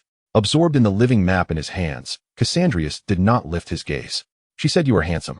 Draco was skeptical, yet his determination to study intensified, prompting Hermione to roll up her sleeves once more. Cassandrius's living map had been borrowed from the Weasley twins. After the last incident, he had returned it after jotting down the routes, acquiring 7 days of usage for merely a single galleon. He found this living map quite intriguing. The resonance compass had been around long enough. It was high time for an update, perhaps to include some entertaining features. Moreover, Cassandrius harbored a favorable impression of the Weasley twins. Such promising prospects clearly had the potential to become valuable aids. Beside Cassandrius, Draco studied while dodging Nemesis's attempts to nibble at his quill. For reasons unknown, Nemesis delighted in playing with Draco. Even when cast aside, she bore no ill will, slowly rolling over and returning to her little cushion, curling herself into a ball. Draco felt a wave of drowsiness wash over him. Such is the nature of study. One easily drifts into slumber. Today, the room of requirement was occupied solely by the four of them. As Harry busied himself with Quidditch while Hermione and Ron awaited his return. What could Gryffindor be thinking, training for Quidditch so late at night? Were they afraid others might spy on their tactics, and thus chose to blind themselves first? Draco muttered under his breath. "Then why aren't you participating in Quidditch?" Cassandrius suddenly asked. Draco jumped, casting a glance at Cassandrius, and upon seeing no anger in his expression, he sighed. "I would like to," he said, casting a forlorn glance at Cassandrius, whose demeanor remained unruffled. "If only my schedule were as clean as a sheet of draft paper." Cassandrius paused momentarily in his action of unrolling fresh parchment. "Is that so?" he continued with an air of nonchalance, withholding any words Draco longed to hear. Time passed as Draco studied and Harry practiced. The time for the dueling club drew near. That afternoon, in preparation for the evening's duel, even Harry, recently occupied with Quidditch training, became busy. Since the last experience, Garen had become considerably more composed, having moderated his formerly aggressive dueling style. Shield charm, armor protection. A crimson light surged forth, and Garen calmly countered the attack with a protective charm. Harry felt a twinge of frustration. No matter how he attacked, a simple ironclad charm from the other side rendered his efforts futile. On the 13th failed attempt, Hermione quietly recorded the proceedings. After experiencing a brush with death, Garen had transitioned from one extreme to another. His battle style had transformed, the recklessness of yesteryears had vanished, and he no longer even studied dark magic. When asked, he would respond, "Why cling to so many things in life?" Garen had become proficient in the shield charm. Hermione suggested, "You could also practice the shield charm more, Harry. You must use magic to overcome magic." The girl, holding a book half the size of her palm, spoke earnestly, causing Ron nearby to involuntarily shudder. "Oh, Hermione," Harry said, feeling somewhat dizzy, "I believe your book could serve as a weapon. The shield charm may not suffice." "Humph." Hermione turned a page. "Knowledge is power, you understand?" Yet, her words only heightened Harry's anxiety, for he surmised that Lockhart was bound to call upon him. Recently, Lockhart's behavior had been inexplicably frantic.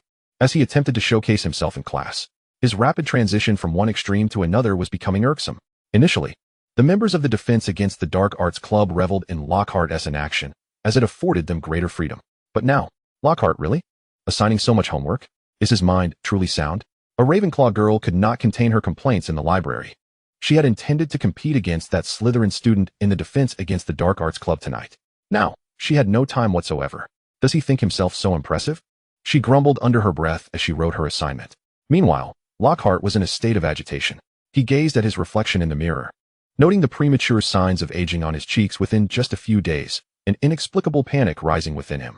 Stroking his once smooth and delicate skin, he observed the now looser skin and the emergence of wrinkles on his face. The terror within him threatened to engulf him. He acutely felt that his mind was no longer clear, his thoughts no longer lucid.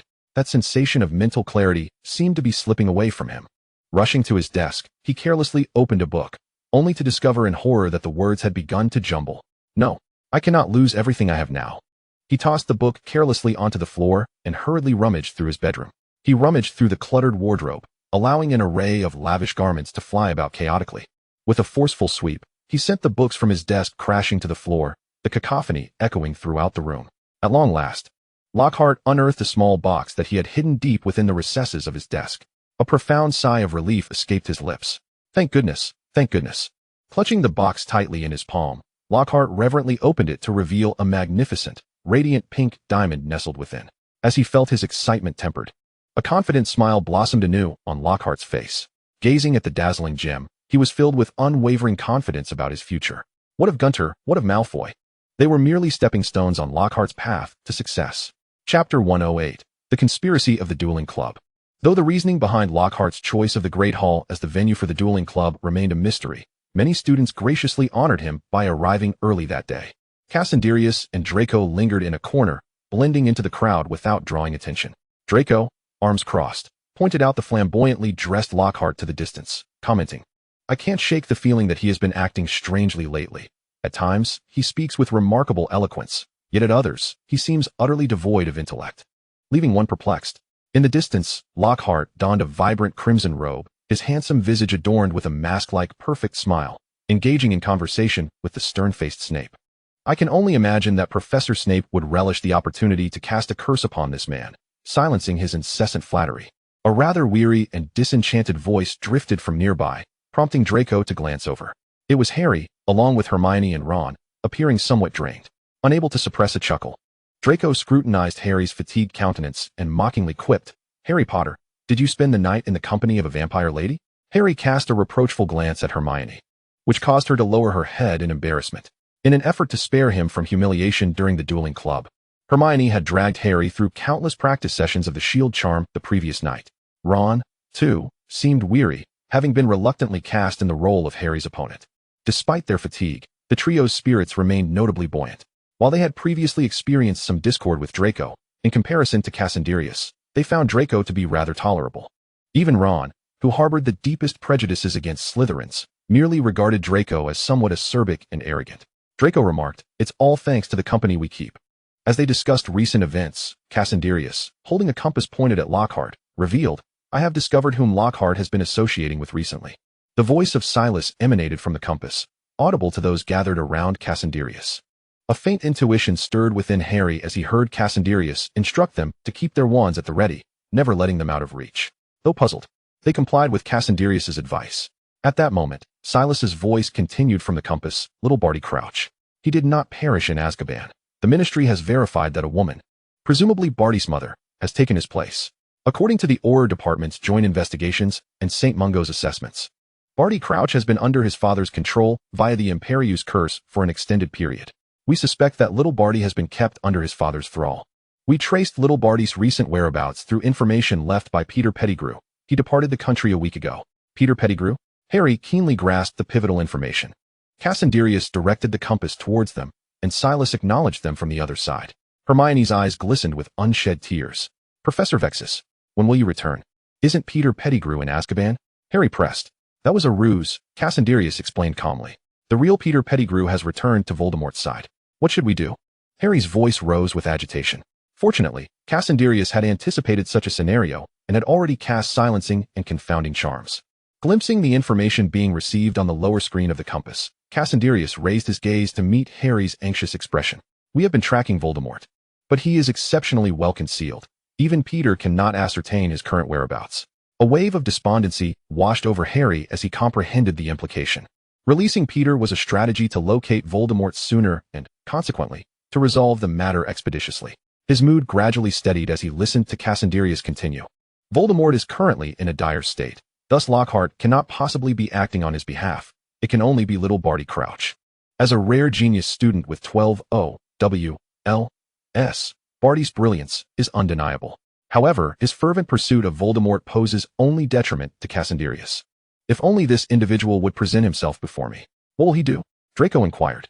His silence was momentary. As soon as he spoke, all eyes turned to him. What are you staring at?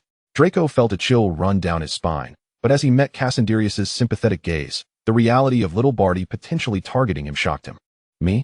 Draco pointed incredulously at himself, his eyes wide with disbelief. Why would it be me? The trio of bookish friends exchanged glances. Perhaps it's because you're a Malfoy? Ron suggested with a smirk. Or because your father is a Malfoy.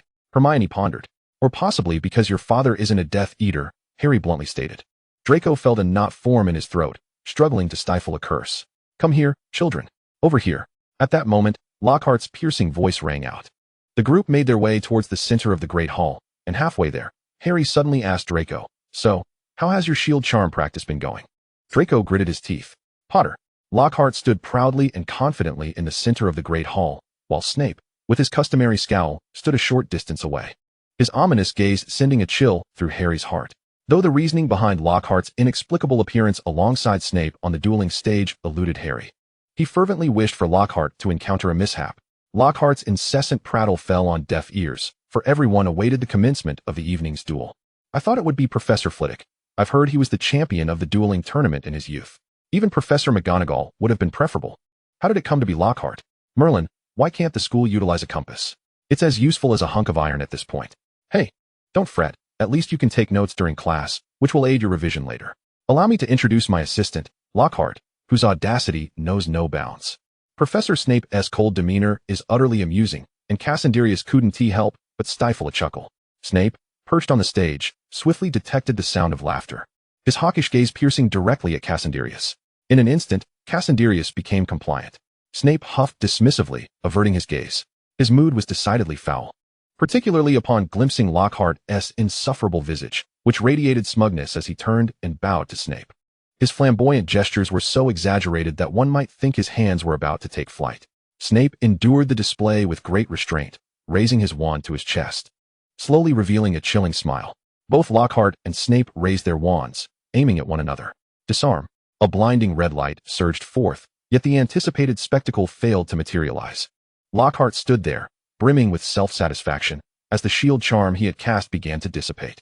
No wonder you are Professor Snape, he exclaimed. My shield charm nearly faltered. Oh, is that so? Snape's deep voice resonated, sending a shiver through the Slytherins in the audience. Lockhart, theatrically raising his wand as if preparing for a duel, found Snape's magic already converging upon him. Sleep. Chapter 109, Shield Charm and Disarm. Bang. In an instant, a scarlet beam enveloped all senses, followed by a resounding thud as Lockhart collapsed into a deep slumber. Harry couldn't suppress a laugh, though he quickly stifled his smile. God bless him, alas. He is a wizard, and it seems his fate is sealed. How embarrassing. Draco regarded the unconscious figure on stage with disdain, vowing not to share such humiliation. Fortunately, Barbara, a kind-hearted student, promptly ascended the stage to cast a healing spell on the unconscious Lockhart, swiftly rousing him from his stupor. Upon awakening, Lockhart was met with a chorus of scornful and derisive gazes. He feigned composure, forcing a laugh. No doubt, it was Professor Snape. Indeed, that was a sleeping spell, and I am grateful for Miss Duke's assistance. Still prattling on, Lockhart was impatiently interrupted by Snape. Close your mouth. Unless you wish for your superficial ignorance to be laid bare for all to see. After surveying the surroundings and receiving a quiet response from the students, Snape nodded in satisfaction. He turned sharply, his robes billowing with emotion, and his low voice echoed in everyone's ears. Now, form pairs and practice the disarming charm. No other magic is permitted. Snape approached Harry, fixing him with a steady gaze that bore into his emerald green eyes. Potter, you shall partner with Malfoy. Draco clambered onto the dueling platform, muttering under his breath in annoyance. I knew it. Lockhart rushed over to them, even reaching out to pull Harry closer. Thank you, Harry said politely. Lockhart appeared taken aback. Positioned between the two, an inexplicable intuition compelled him to utter words he perhaps should not have. Now, be on your guard. Lockhart paused, regaining his composure as he retreated to either side, and the two duelists raised their wands. 3, 2, 1. As Lockhart's countdown concluded, two red beams shot forth simultaneously from Draco's and Harry's wands. Disarm, disarm. Their voices crescendoed, the force of their magic unwavering, the beams locked in a stalemate, leaving the young wizards in the audience agape. Wow, is this the extent of Harry Potter's prowess? Truly remarkable. He is indeed Harry Potter. And Malfoy is impressive too. Their disarming charms are executed with such finesse. Perhaps it was the main character's innate skill that made the charm more effective. Draco soon faltered under Harry's nearly overwhelming spell. Clap. The sound of a wand hitting the ground echoed. Harry felt a surge of excitement. Just as everyone assumed Harry had triumphed, Draco produced another wand from his sleeve, grinning triumphantly. Didn't he see that coming? Did you, Potter? Harry was momentarily at a loss for words, compelled to raise his wand to fend off Draco's magical onslaught.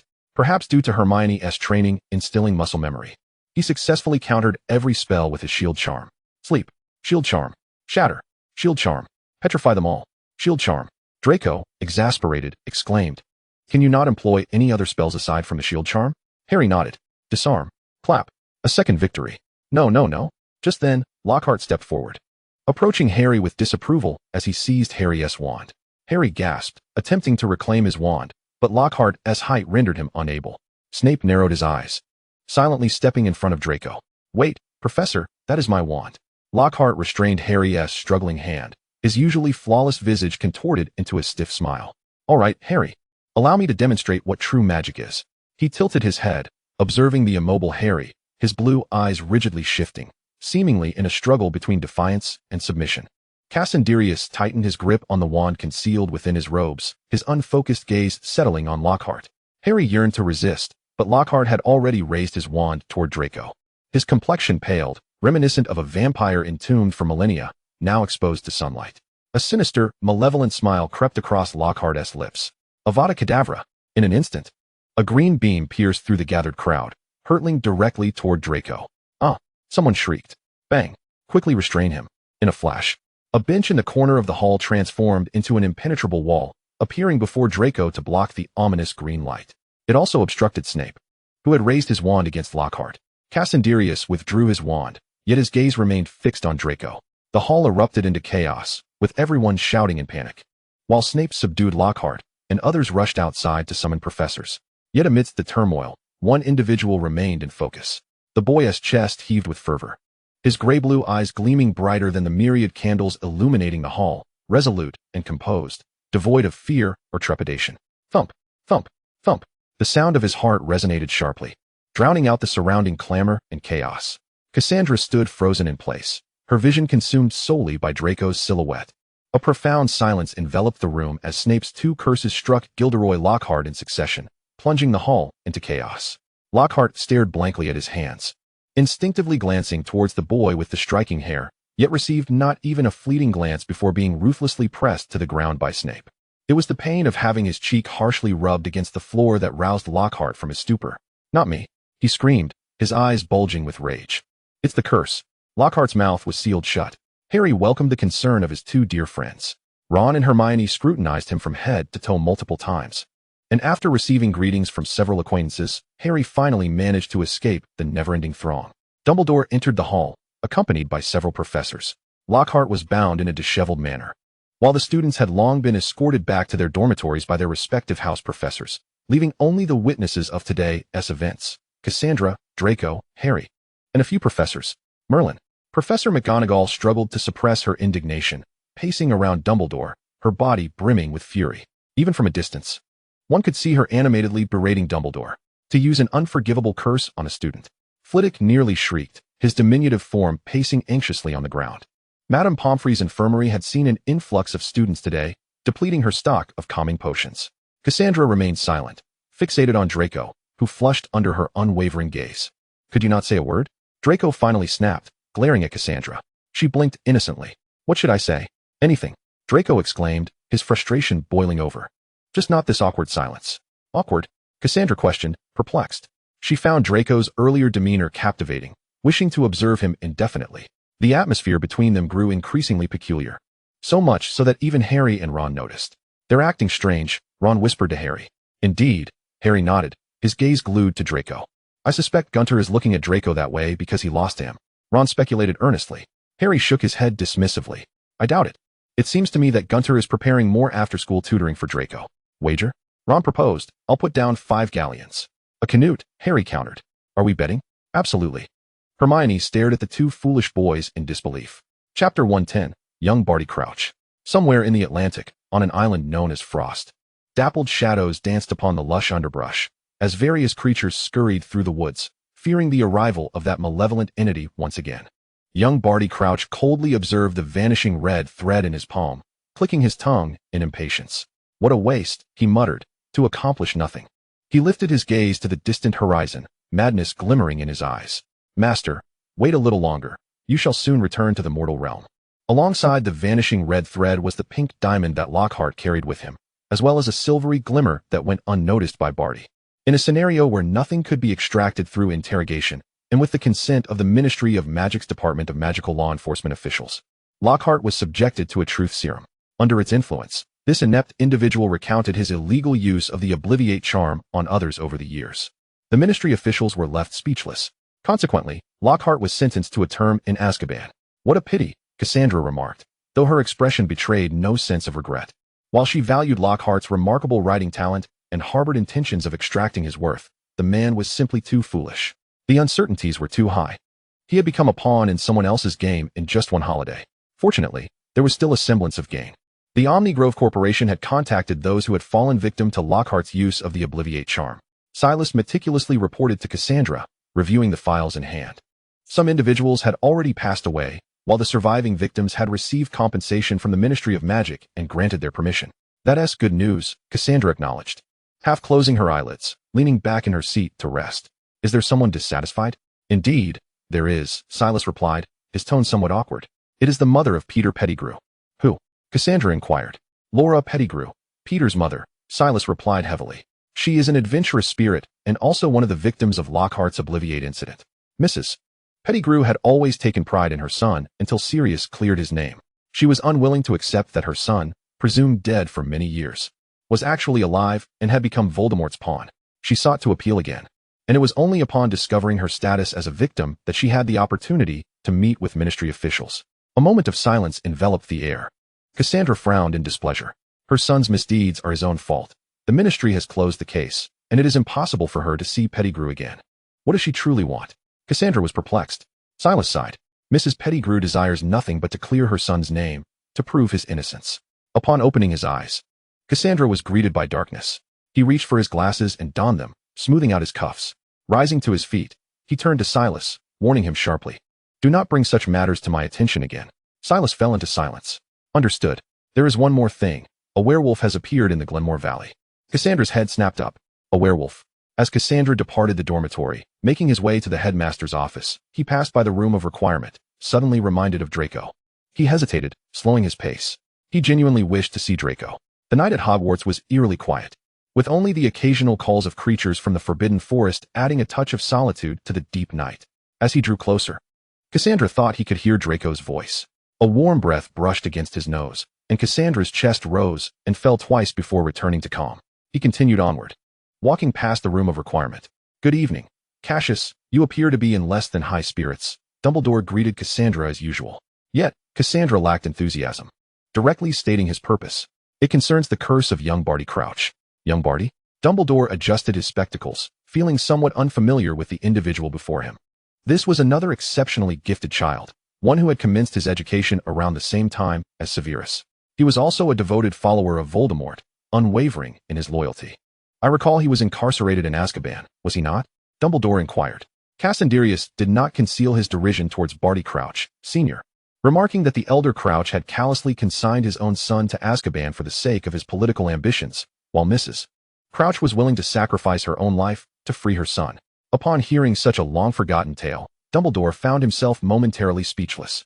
Was young Crouch under his father's control through the Imperius curse all along? Dumbledore stroked his beard, a hint of astonishment in his voice. Cassandrius nodded in affirmation. Dumbledore had previously perceived Fudge as a mere power-hungry individual. Yet he was taken aback to discover that the seemingly composed Crouch was equally ruthless in his quest for political gain, showing no mercy even to his own child. It was indeed a contradiction, and Dumbledore shook his head in resignation. I share your sentiments, Cassandrius agreed. To be able to send one's son to prison for personal gain, yet to retrieve him at the behest of one's spouse, while controlling him with the Imperius curse for a decade, truly a remarkable individual. Dumbledore gathered his sugar jar, posing a question. Do you have any knowledge of young Barty's current whereabouts? Cassandrius let out a regretful sigh as he withdrew his hand. Dumbledore, ever the perceptive one, clapped his hands together. His voice tinged with fatigue. Young Barty is presently on an island somewhere in the Atlantic. I am uncertain how he managed it. After speaking, Cassandrius chuckled self-deprecatingly, muttering, perhaps it is due to love. Rising to depart, he was halted by Dumbledore's voice. Wait, Cassius, what is it? Dumbledore asked, a touch of embarrassment evident. It was rather humiliating at his age to rely on the younger generation for assistance. The position of defense against the dark arts professor is yet again vacant. Severus has been exceedingly busy of late, and I wanted to inquire if Vexus might be available. Negative, Cassandrius decisively dismissed. Celes is currently in France, utterly swamped. Noticing Dumbledore's hesitation, Cassandrius continued, Lilith and Vespera are also unavailable. One is preoccupied with the Ministry of Magic, while the other is a CEO in the human world. Leaving them no time to spare, Dumbledore felt a wave of exasperation wash over him. The position of defense against the dark arts professor was akin to a curse. Each individual who held the position seemed unable to last beyond a year. Originally, Severus had the time, but that was last year. This year, Severus was deeply engrossed in potion research, displaying little enthusiasm even for teaching, and had approached him with the notion of hiring 2 assistants. Dumbledore surmised that soon he might need to recruit 2 professors. Upon glancing up, he noticed that Cassandrius had already vanished from sight. The following day, the students of Defense Against the Dark Arts received splendid news. The examination for this academic year had been cancelled. The students erupted in jubilant cheers, some even breaking into song and dance. However, not all were rejoicing. The 5th and 7th year students were fraught with anxiety. Although they were spared from the Defense Against the Dark Arts exam, they still faced the OWLs and Newts. While the students fretted, Dumbledore too pondered the matter. As the headmaster of Hogwarts, he bore a responsibility towards the students. So you sought me out? Dumbledore smiled, offering Cassandrius a plate of sweets, which Cassandrius accepted without hesitation. The 5th and 7th year students have raised this issue with their respective heads of houses, Dumbledore sighed, rubbing his forehead. They still require a qualified professor for defense against the dark arts. However, the curse placed by Voldemort will not dissipate unless he meets his demise. This year, with the turmoil surrounding Lockhart, those who had been inclined to accept the position had declined Dumbledore's offers with various excuses. After all, reputation is valuable, but life is paramount, especially considering that Lockhart's current existence was arguably worse than death. Furthermore, many parents of students had lodged complaints with Dumbledore regarding the situation. Even Lucius, situated miles away, had sent multiple letters and howling missives. Some parents had even banded together with the Board of Governors to apply pressure on Dumbledore. Were it not for Gunter's efforts in quelling these criticisms, Dumbledore would likely have found himself in discussions with the Ministry of Magic. No defense against the dark arts professor, Cassandrius' words extinguished the flicker of hope within Dumbledore. Yet, his next statement rekindled a glimmer of optimism. However, the Omnigrove Company has recently updated the resonance compass. What does that imply? Dumbledore inquired with curiosity. Cassandrius produced his resonance compass, activating it before Dumbledore. The screen swiftly displayed Celes' visage, standing before a blackboard, wand in hand, engaging in an animated discussion regarding various illustrations that appeared on the wall behind him. This is a newly developed feature of the resonance compass, termed Magical Home, designed to offer online courses for students. The winds of online education had indeed reached Hogwarts. Dumbledore's eyes brightened, his posture straightening. Are you suggesting that the students should partake in this course? Not at all, Cassandrius firmly refuted. This is merely a contingency plan. The magical community simply lacks sufficient talent. I require a more comprehensive educational system to cultivate greater numbers of skilled individuals. Magical Home is an alternative for students from average or even impoverished backgrounds. Dumbledore keenly discerned the implications behind Cassandrius' words. Students from average backgrounds? You mean those of Muggle descent? Cassandrius did not contest this, but regarded Dumbledore with a steady gaze. The Omnigrove Company would offer a 3-month teaching course free of charge for students preparing for their OWLs and NEWTs. Dumbledore tugged at his beard, hardly able to believe the generosity. Is it truly that advantageous? Cassandrius smiled knowingly. Beneficial? The most costly things are often those offered for free. Despite his words, the new feature of the Resonance Compass was indeed trialed among the 5th and 7th year students at Hogwarts. Yes, trialed. Cassandrius made it a point to observe the experiences of the 5th and 7th year students during their classes, inquiring about their impressions. Weasley, what do you think of the online courses provided by Magical Home? They are quite good, though all the content follows the textbook closely, making it somewhat rigid and inflexible. However, I find this exceedingly commendable. All 5th and 7th grade students ought to express their gratitude for your dedication. Percy is an individual deeply committed to rules and authority. In recent days, the students have begun to appreciate the benefits of the Defense Against the Dark Arts Club. And Percy even believes that Gunter's initiative deserves recognition in the form of a medal from the Ministry of Magic. I appreciate your assessment, Senior. Should you have any further suggestions, please feel free to share them with me, and I shall promptly relay them to the company. When it comes to valuable talent, Cassandrius has always been gentle and humble. Percy holds a favorable view of Cassandrius, not merely due to the various supplies bearing Gunter's initials found in the Dark Arts Defense Club, nor solely for the online courses sponsored by Gunter, but rather for Gunter himself. Hold on, Gunter. Cassandrius abruptly halted, turning to face Percy. Is there something else, Weasley? At 17, Percy Weasley has grown quite tall. Unlike the rest of the Weasley family, the words pale and lanky seemed tailor-made for him, presenting an image akin to those interns poised to become official ministry officials. With a straight back, head held high, and a demeanor that is both gentle and cautious, he seems to defy the typical Weasley mold. Percy swallowed hard, seemingly at a loss for words. This does not seem to be the place for inquiries, Senior Weasley. Do you mind if we converse in the room of requirement? Cassandrius understood and suggested relocating. Percy's fondness for Cassandrius deepened. If it is no trouble, please call me Percy. Such formalities feel rather distant. Cassandrius squinted slightly. Very well, Percy. You may call me Cassius. Cassandrius escorted Percy to the room of requirement on the 8th floor, which at that moment was sparsely populated, with only 2 individuals present, Barbara Duke and Gan Davis. What is this? Percy expressed surprise.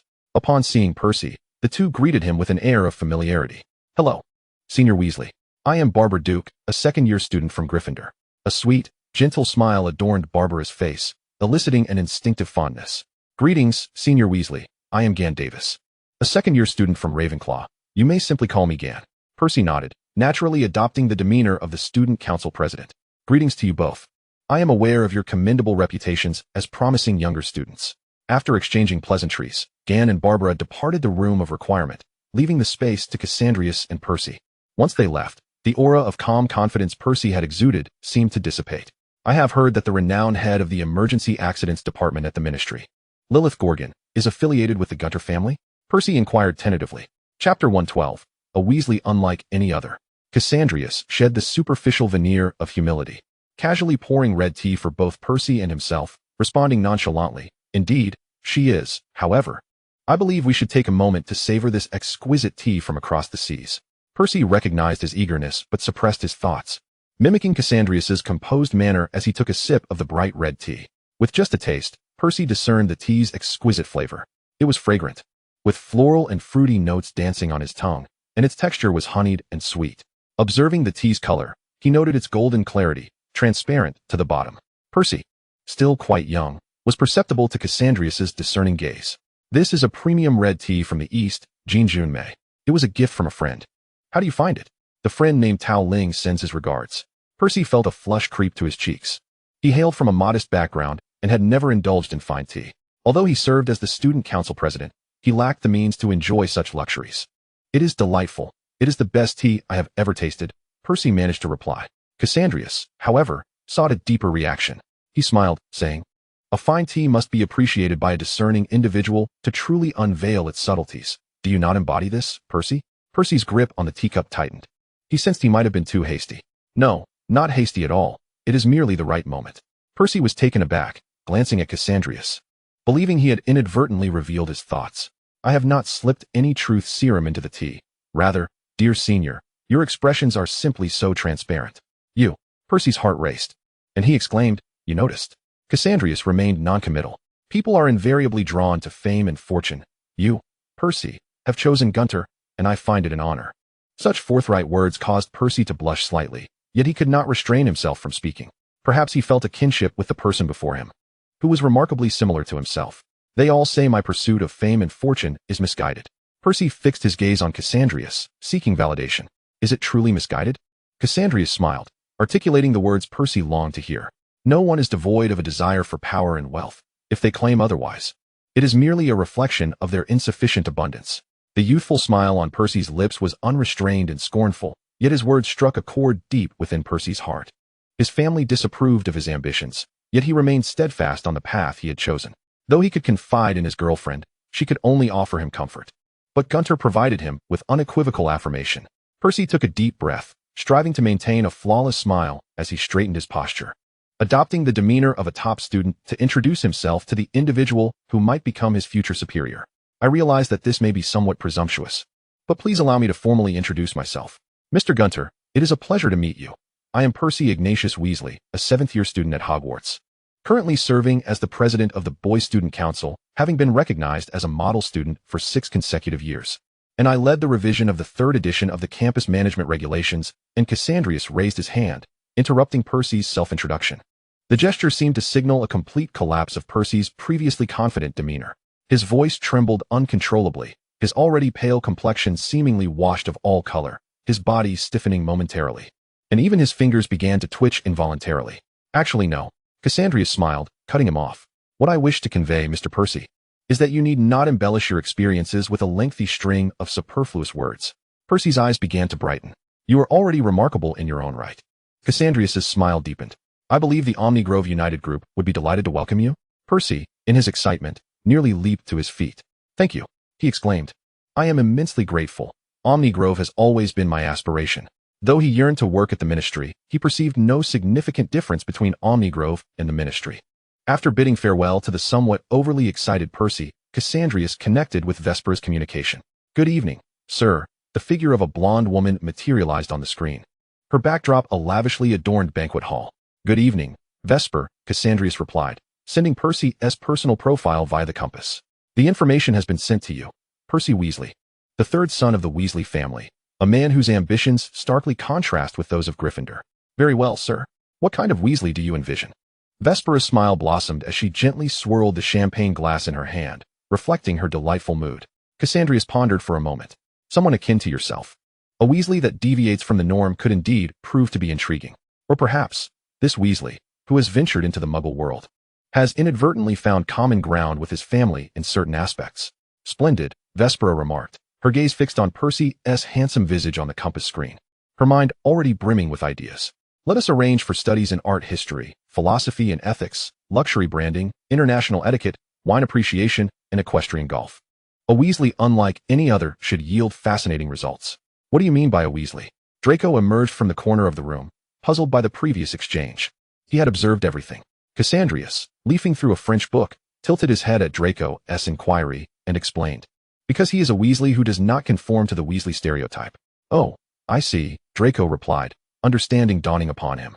The Weasley name had become synonymous with certain expectations, and regardless of Percy's character, the wizarding community would inevitably view him through the lens of his family's reputation. Yet, this was not Percy's desire. He harbored ideals that starkly contrasted with those of his kin. The misunderstanding from his family, the external pressures, and the stereotypes would all contribute to Percy's evolution. However, there are many like him in Slytherin, Draco remarked, still grappling with his confusion regarding the Weasley bias. Cassandrius set the book aside and addressed Draco with gentle persuasion. Such individuals abound in Slytherin, yet Gryffindor boasts only one. And he happens to be the head of the student council, alongside his girlfriend, who is also the head of Ravenclaw's council. We seek more than just Slytherin. There are countless in Slytherin, mostly purebloods, with a few half-bloods among them. The majority come from families with established enterprises that may not necessarily fall under my influence. Many are quite disgruntled due to shrinking family fortunes, feeling resentful as their share of the pie diminishes. In contrast to these ambitious and desire-driven individuals, I require those who are more easily managed, possessing discernible weaknesses. Draco reflected on the Slytherin crowd. Although most were quite amicable with Cassandrius, not all were willing to bow before him. He couldn't help but think of himself. If Cassandrius had not regarded him with a unique perspective, would he simply have become a mere pawn? Chapter 113, Lucius's Visit. Contemplating this, Draco voiced his thoughts. If I had nothing of value to capture your attention, would you treat me as you do now? The youthful face bore confusion and bewilderment, yet not a trace of panic. Cassandrius extended his hand, and though Draco was puzzled, he obediently settled beside him, nudging his face against the warmth of his palm. Never, Draco scoffed, already anticipating the answer. You seem unfazed by this, Cassandrius inquired. Draco, however, casually picked up the handwritten Parseltongue translation book from Cassandrius's side. Because I am the same. If you weren't a Gunter, lacking such value, neither I nor Malfoy would so readily abandon the Dark Lord. The boy's profile was pale and soft, wisps of golden hair cascading beside his face, obscuring his eyes yet revealing the tip of his nose and chin. Such a delicate expression accompanied by such cold words. Innocence and indifference intermingled on an angelic visage. Cassandrius could only hear the rapid beating of his heart. You seem to have grown quite close to that green grass, Cassandrius suddenly queried. Draco's hand trembled slightly as he turned to face Cassandrius with an exasperated look. Cassandrius, half a year his senior, observed as the now 13-year-old Draco had noticeably grown taller. And occasionally, Draco could catch glimpses of Cassandrius's elbows, marked by the signs of rapid growth.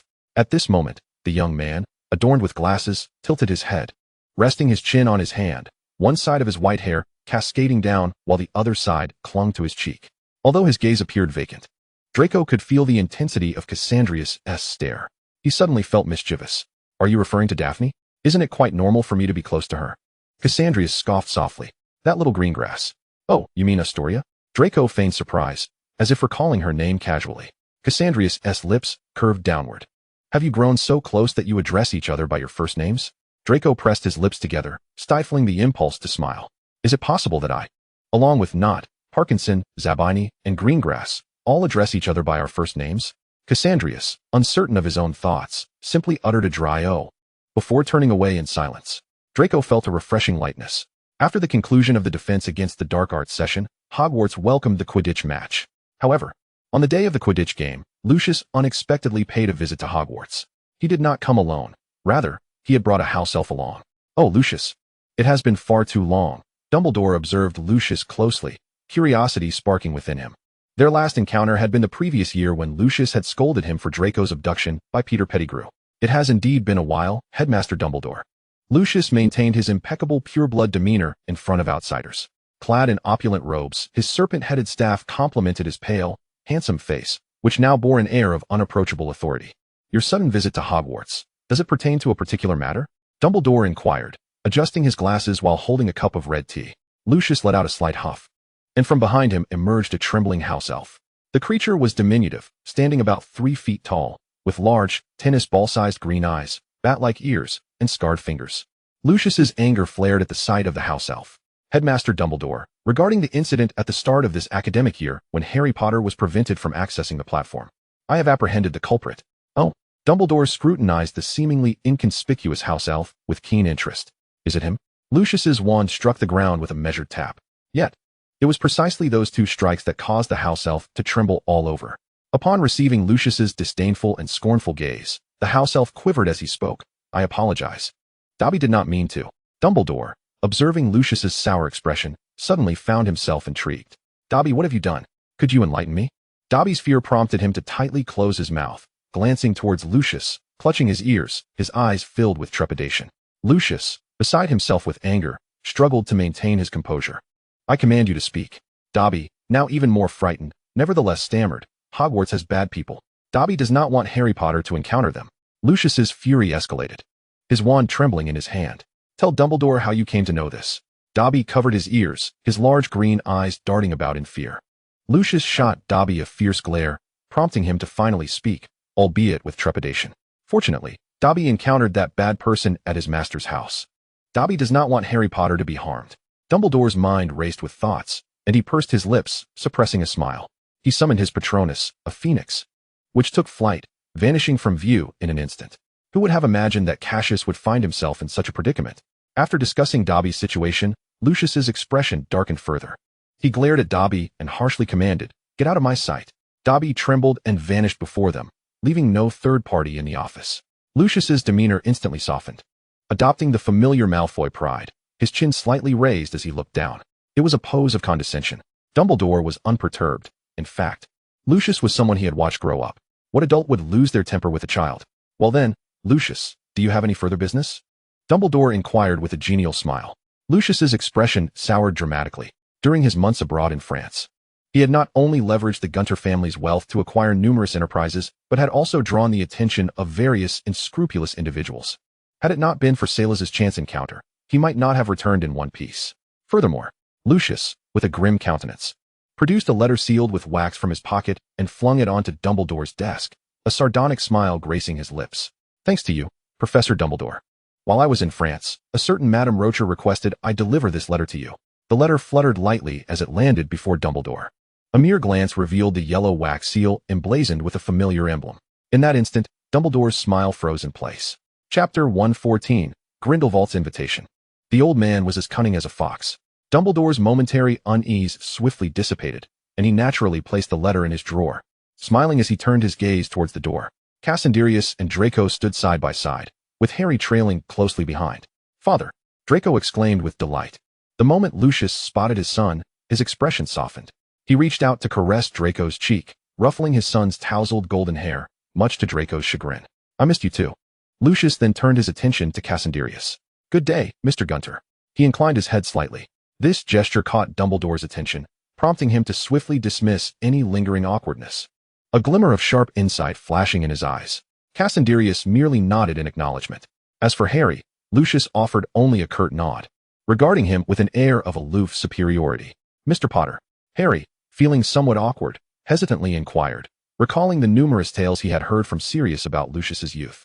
Now, faced with the man himself, he felt an undeniable sense of discomfort. "It's like this," Dumbledore began to explain Dobby's situation. So it was him. Harry was genuinely taken aback. To be honest, when he was blocked at Platform 9, he had already envisioned how he would navigate the Muggle world. The panic of that moment washed over him once more, igniting a fleeting anger. Yet, upon hearing the cause of Dobby's distress, that anger dissipated as if it had struck a pillow. There was no way forward, no way back. The awkwardness only deepened. Cassandrius furrowed his brow, glancing at Lucius. "What about Dobby?"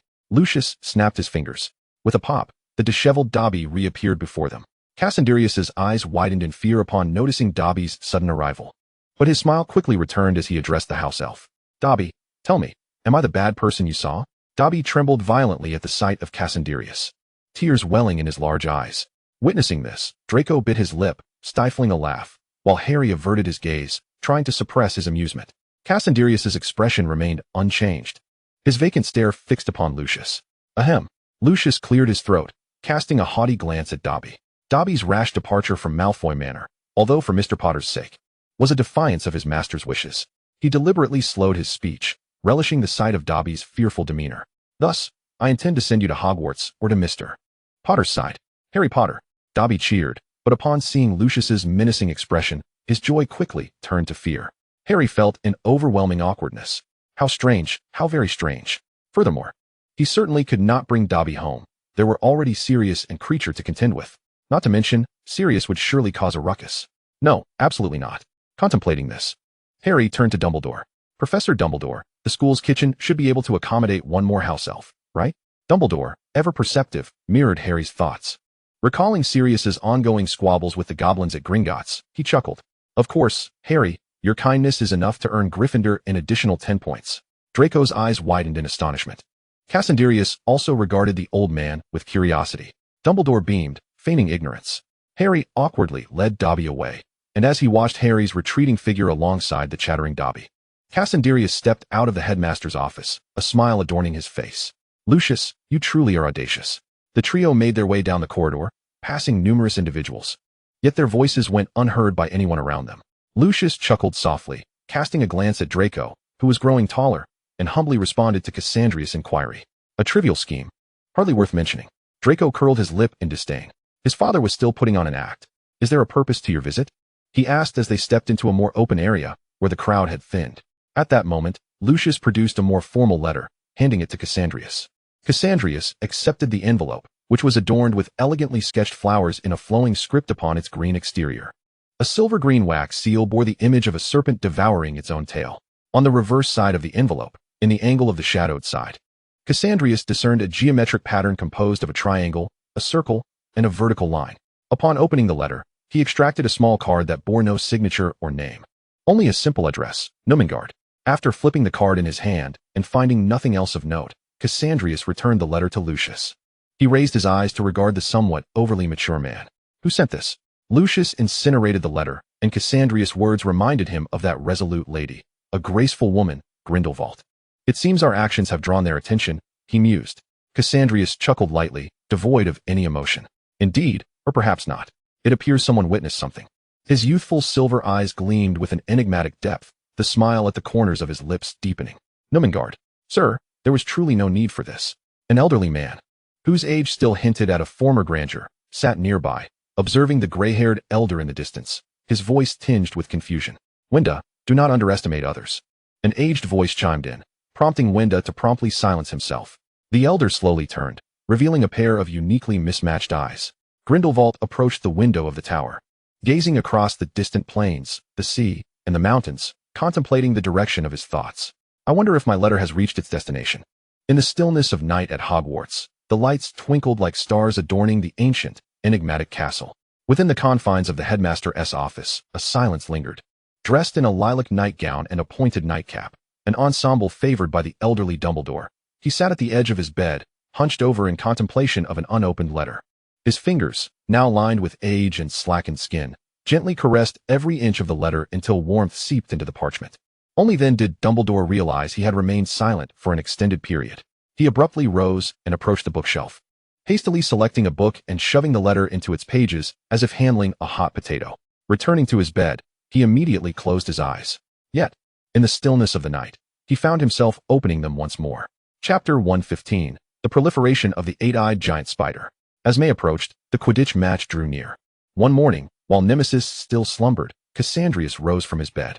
He first coiled the now diminutive serpent around his neck, then washed up, donned his attire, and took his recent notes and textbooks, departing the dormitory. Exiting the dungeon and traversing the castle corridors, Cassandrius greeted the portraits that had awakened. As he made his way along the lengthy corridor and reached the edge of the Black Lake, he encountered an unexpected figure, Rachel Waters. Good morning, Rachel, he remarked. Noting her evident fatigue as she yawned widely, her face drawn, Cassandrius settled down cross-legged, teasing her without lifting his gaze. Did you frolic with the Thestrals last night? Rachel yawned again. Not at all. I merely ran low on potion ingredients and ventured into the Forbidden Forest for a bit of stock. Since befriending Cassandrius, Rachel had gradually revealed her true character. The mere thought of the Forbidden Forest invigorated her, dispelling her fatigue. Guess what I encountered in the Forbidden Forest last night? Her voice brimmed with excitement as her right hand delved into her pocket, poised for revelation. Cassandrius glanced at his notes, then at the Forbidden Forest, suddenly enlightened. You encountered an eight-eyed giant spider, didn't you? Rachel's enthusiasm deflated instantly. How did you know? Have you been into the Forbidden Forest? Not at all, Cassandrius denied. To be honest, I scarcely had the time to explore the Forbidden Forest, not even to take Draco to see the unicorn as we planned. As for the eight-eyed giant spider, I guessed it. The scent of the spider's venom emanating from you is too pungent to overlook. Rachel regretfully produced 10 small vials from her cloak. Though modest in size, each vial contained approximately 10 ounces of venom. Cassandrius regarded Rachel's seemingly ordinary sleeves with curiosity, noting that while 10 small vials were not large, they could hardly fit within a single sleeve. With a shy smile, Rachel concealed her sleeve and pushed the 10 vials filled with eight-eyed giant spider venom toward Cassandrius. Thank you. Were it not for your presence, I'd never have come to England, and without that, I wouldn't have discovered so much within the Forbidden Forest. Cassandrius silently accepted the 10 vials of venom. His ring had been specially enchanted to function like an extension charm, allowing him to carry many items without burden. After exchanging gifts, Rachel broached the topic of the Forbidden Forest once more. By the way, I encountered a centaur this morning as I was leaving. He mentioned something regarding you. From her sleeve, Rachel produced a vial of glorifying potion and drank it down, then turned her gaze to Cassandrius, still engrossed in his studies. She leaned in to peer at the title of his book, On the Application and Extension of Human Transfiguration. Rachel shuddered slightly. I beg your pardon. I beg your pardon. What did he say? Cassandrius flipped a page and continued to write. Rachel scanned their surroundings, ensuring no one was within earshot, and was about to speak when suddenly Draco's voice cut in. What are you two up to? Cassandrius turned to see Draco standing a short distance away, the morning sun casting a warm glow on half of his face, enhancing the brilliance of his light golden hair, while his fair skin shimmered with the sun's radiance. Rachel glanced at the distance between herself and Cassandrius, perfectly maintaining a distance of 1 meter. Very commendable. She immediately smiled, unfazed, and continued. I encountered centaurs as I was leaving the Forbidden Forest this morning. They spoke to me about Cassandrius. Oh, Draco's curiosity piqued as he positioned himself between Regina and Cassandrius, inquiring with intrigue, what is the matter? Regina blinked, echoing the words of the centaur from earlier. They claimed that Cassius had taken something significant, rendering the Forbidden Forest perilous. Cassandrius halted, the nemesis around his neck still deeply slumbering. He recalled the 8-eyed spider venom Regina had provided him moments ago. Indeed, where had she acquired such a bounty of venom? Where did you obtain the 8-eyed spider venom? Cassandrius inquired. Upon this subject, Regina seemed invigorated. Who knew the Forbidden Forest housed so many 8-eyed spiders? It's a pity no one witnessed my grand escapade at their lair last night. She continued. I encountered them in the Forbidden Forest, and there are even numerous 8-eyed spider eggs. Cassandrius held his breath. Indeed, the 8-eyed spider was on the basilisk's menu. Otherwise, the millennia-old nemesis could not possibly be in such a pristine state as when they first met. With the basilisk absent from Hogwarts, how could there be 8-eyed spiders? If a young wizard were to recklessly wander into the Forbidden Forest and encounter the 8-eyed spiders, who had no natural enemies, Cassandrius felt a wave of darkness wash over him. Those were not mere students. They were his potential recruits. He chose to prod Nemesis awake. Wake up, Nemesis. Discontent. She flicked her tail, leaving several red marks on Cassandrius's neck. With a sigh, he decided to rouse her further, whispering a mild threat. Your lamb is gone today. At once, Nemesis's eyes flew open, glinting with hunger. My meal. All right, Cassandrius reassured her, stroking her spiny back to smooth her ruffled scales. I was merely jesting. Nemesis's once rigid tail drooped dismally. She let out a disgruntled sigh, closing her eyes once more in an attempt to resume her slumber. However, Cassandrius could not allow her to sleep. Do not slumber. Do you still wish to feast on the 8-eyed spiders? Nemesis flicked her tail tip. What spiders? The 8-eyed spiders. What giant spiders? The 8-eyed spiders. What 8? Cassandrius smiled, feeling a surge of irritation. Sensing the mood, Nemesis quickly curled herself around Cassandrius's fingertips. I was wrong. Uffed. Draco could not suppress a laugh. Although his parcel tongue had not improved significantly, he had comprehended Nemesis's final remark. Infuriated, Nemesis flicked her tongue at Draco. Cassandrius swiftly covered her head. Enough of that. As he released his grip, Nemesis had already shut her eyes, feigning a lifeless serpent. Cassandrius paid little mind to her antics, rising to extend his hand toward Draco. Draco grasped his hand and stood up. I will handle the situation with the 8-eyed spiders. Avoid the Forbidden Forest for now. Cassandrius glanced at Regina, who nodded in understanding, giving him an okay gesture. I know my limits. Chapter 116, Parseltongue. The morning's lesson consisted of potions with Slytherin and Gryffindor together. As if recalling something, Draco's countenance morphed into one of displeasure the moment he entered the potions classroom. Cassandrius keenly sensed Draco's unusual demeanor. He reached out, squeezing Draco's palm. What troubles you? Draco's face contorted, forcing a smile as he managed to utter. Are we making the swelling solution today? Cassandrius pondered, remembering the potions class he had glimpsed in Draco's memory. He couldn't help but smirk, guiding Draco to a seat at the back. Draco appeared surprised. Isn't this going to get us scolded by the headmaster? Cassandrius opened his textbook, gently placing Nemesis upon Draco's hand. Not at all. The professor has been quite busy lately. As they conversed, students gradually filled the classroom. Harry, Hermione, and Ron sat together, perplexed not to see Cassandrius and Draco until they turned and spotted the two at the back. Nemesis was fast asleep, drowsily caught in Draco's grip. Don't squeeze me. What sound? Harry queried, turning in surprise, but failing to locate the source of the voice. What is it, Harry? Hermione softly asked. Though she took her notes away from him, Harry furrowed his brow in confusion, unable to resist asking Hermione. Did you hear anything just now? Sound. Ron interjected into their discussion, glancing around at their classmates, all engaged in conversation, noise abounding. Harry struggled to explain. The voice had been languid, filled with the discontent of being stirred from slumber. Yet, it was potions class now. Surely no one would be sleeping during such a lesson. Forget it, he finally decided. Cassandrius observed the entire scene. He glanced down at the deeply slumbering Nemesis, lost in thought. Severus Snape strode in with purpose, swiftly drawing the curtains shut with a wave of his hand. The headmaster appeared weary. Unable to contain himself, Draco whispered to Cassandrius. Cassandrius noted Snape's haggard appearance and felt an unexpected pang of conscience. Perhaps the professor had been overworked lately, burdened with other responsibilities. As the thought settled, Snape's piercing gaze shot toward their corner of the room. With a disdainful huff, he approached them, looming ominously over Cassandrius. "Mr. Gunter, do you comprehend what I just discussed?" Cassandrius stood, donning a smile characteristic of a diligent student. "Of course, Professor. You were outlining the key points for brewing the swelling solution." The student before him had a healthy complexion and delicate, fair hands, clearly untouched by the rigors of life. Snape's mood darkened further. "Repeat it." Cassandrius maintained his obedient smile. "Pour water into the cauldron, heat gently until it simmers, then add bat spleen slurry, stirring counterclockwise slowly 5 times until the liquid turns gray-green.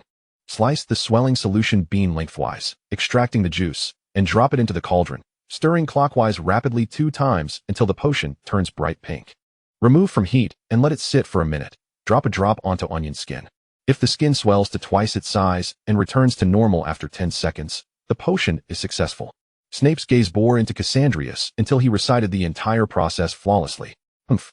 With a flick of his robe, Snape's expression softened considerably. "You are somewhat diligent." Suddenly, his eyes seemed to catch sight of something, and he strode purposefully toward a specific direction. "Mr. Potter, did you discard Mr. Gunter's remarks as mere refuse? What compels one to slice the sleeping beans horizontally? And Mr. Lombard, if your reluctance to employ the quill stems from dissatisfaction with Gunter, I trust you will dutifully transcribe your notes. Why not bring the brains you left at home to class?" The chilly reprimand cascaded over everyone like a barrage of cannon fire. The entire classroom stirred into motion. "Wow," Draco exclaimed. "The headmaster's temper has been rather foul of late." Cassandrius remained silent. After all, one must endure a day confronting a horde of dim-witted students and another group whose cognitive faculties are severely underdeveloped, while also finding time to prepare lessons, grade papers, and guide the upperclassmen through the impending examinations. Not to mention conducting research on potions for significant patrons during the night. Such a life would drive even Cassandrius to madness. It is solely Severus's formidable willpower that allows him to maintain that sour visage in the face of all. Perhaps it would be prudent to grant Severus a respite, Cassandrius mused. A delightful aroma wafted through the air. Nemesis sluggishly crawled upward, her body perilously leaning forward. Cassandrius glanced down and noticed Nemesis nearly tumbling off. He swiftly rescued her, producing a piece of remarkably tough jerky from his pocket and placing it in Nemesis's mouth before finally raising his gaze. At that moment, he locked eyes with Harry, who had turned to look. "Wow," Harry murmured. "Hermione," he said, seemingly dazed. "What is it?" Hermione inquired, her curiosity piqued. "Did you hear the snake speaking?" Hermione slowly formed a question mark in the air. Ron, preoccupied with his notes splattered by the swelling potion, replied without lifting his head. "I suspect that only the heir of Slytherin can comprehend what the snake is saying." His words jolted Hermione from her reverie. She cast a skeptical glance at Harry, then followed his gaze to see a beautiful dark green snake coiled around Cassandrius's hand. Hermione's eyes widened in astonishment as she stared at Harry. "You can understand what the snake is saying?" Harry swallowed hard. "Perhaps." As soon as class ended, the trio eagerly rushed over to Cassandrius. He and Draco, seated at the back, showed no haste to depart, merely observing the three approach. "Is there something you need?" Draco raised an eyebrow, chin tilted in a haughty manner as he regarded them. The trio had grown accustomed to Draco's demeanor. If ignored, he would soon revert to his usual self. Hermione's intense gaze was fixed on Nemesis in Cassandrius's hand, prompting her to prodding Harry. Hesitantly, Harry stepped forward, and under the urging of his companions, spoke up. "Hello." Ron looked at his best friend in disbelief. Hermione wore a similarly blank expression. What they heard was not English, but rather a peculiar hissing sound. Nemesis flicked her tail, and, emulating Draco, lifted her chin with pride. "I am well, and who might you be?" Harry felt a twinge of anxiety, but in front of his friends, he mustered the courage to engage Nemesis in conversation. "I am Harry Potter. What is your name?"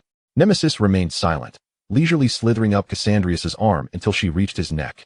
Her scarlet slit-like eyes bore into Harry with a cold, unfeeling gaze that sent a shiver down his spine. "I shall not tell you." Cassandrius chuckled softly, poking Nemesis, who flicked her tail in annoyance. "Do not poke me." Ron, now recovering from his shock, exclaimed, "Harry, you're a Parselmouth. You are the heir of Slytherin." Cassandrius interjected, "Meow meow." Meow. Chapter 117. A Night Expedition into the Forbidden Forest. "Hey, Weasley, is it possible that this person beside me is a Gunter?" Draco shot an incredulous glance at Ron. Though the title of Slytherin heir may not carry a favorable reputation among outsiders, for those within Slytherin house, it was the utmost honor. He certainly did not want this glory to be usurped by Potter. Ron found himself at a loss for words, stammering as he struggled to articulate his thoughts. But Harry speaks Parseltongue, right? Cassandrius smoothly continued Ron's thought. Ron nodded vigorously, staring intently at his best friend. Harry felt utterly bewildered. He had no understanding of why he could converse with snakes, yet he was convinced he was far from being the heir of Slytherin. His desire for answers compelled him to fix his gaze on Cassandrius. Unfazed by the scrutiny of his peers, Cassandrius gathered his belongings, unwilling to offer Harry any explanations. However, before departing, he earnestly imparted a single piece of advice to Harry. Do not dwell on anything until you are adequately prepared. Watching Cassandrius and Draco depart side by side, Harry was left in a state of confusion. He turned to Ron, who wore a similarly bewildered expression. They both looked to Hermione, who furrowed her brow. Why are you looking at me? I am not all-knowing. Once outside the classroom, Draco continued to ruminate on Harry's ability to speak Parseltongue. Damn it. I've trained for so long. Yet he possesses the skill innately. A mixture of frustration and jealousy coursed through him. However, upon deeper reflection, Draco found himself even more puzzled. How could Potter speak the language of snakes? This query had crossed his mind in a previous life, yet remained unanswered. But now, with Cassandrius by his side, Draco's curiosity intensified. Before Cassandrius could respond, Nemesis, coiled around his neck, spoke first. Foolish Draco, the small snake hissed, her crimson eyes fixed unwaveringly upon the blonde youth. Understanding Nemesis's words, Draco bristled, his eyes widening as he glared back. Who knows which snake is crying because it can't get its lamb chop? Nemesis flicked her tail nonchalantly. Nemesis does not know, seeing Draco's temper flare. Cassandrius swiftly removed Nemesis from around his neck and tucked her into his pocket. I feel dizzy, Nemesis complained. Draco's face flushed with indignation, yet he continued to fix his piercing gaze upon Cassandrius. Unable to withstand the intensity of Draco's stare, Cassandrius leaned in closer. Whispering into his ear, Harry is a Horcrux. The warm breeze brushed against Draco's ear, igniting a flutter of excitement within him. Yet, upon comprehending Cassandrius's words, Draco's eyes widened in disbelief. His brows twitched, hands trembling involuntarily, his entire demeanor radiating incredulity. Although his reaction was overly animated, Draco was still aware of decorum. He refrained from revealing his turmoil in front of others, instead huddling closer to Cassandrius to exchange hushed words. Is that true? Indeed. Cassandra had resolved to make a brief expedition to the Forbidden Forest first, intending to assess the population of the Acromantula before reporting back to Dumbledore. However, his foremost priority was to enhance the patrolling efforts at Hogwarts. Percy, upon receiving Cassandra's message, though perplexed, diligently adhered to the instructions. As twilight descended, Cassandra quietly retrieved his wand and slipped out of the dormitory. Before Draco's room, Cassandra rapped gently on the door. A moment later, it swung open to reveal Draco's face, which was alight with a mixture of excitement and barely concealed eagerness. Are we set? He inquired. Cassandra nodded and extended his hand toward Draco. Without hesitation, Draco placed his hand in Cassandra's. Their fingers intertwined, and with his free hand, Cassandra drew his wand, murmuring an incantation that gradually obscured their forms in the darkness. They stood closely, with Draco's body pressed against Cassandra's. As they approached the Forbidden Forest, Cassandra could distinctly hear the rhythm of Draco's heartbeat. Nemesis, feeling cramped between them, scuttled from Draco's hand to perch upon Cassandra's shoulder.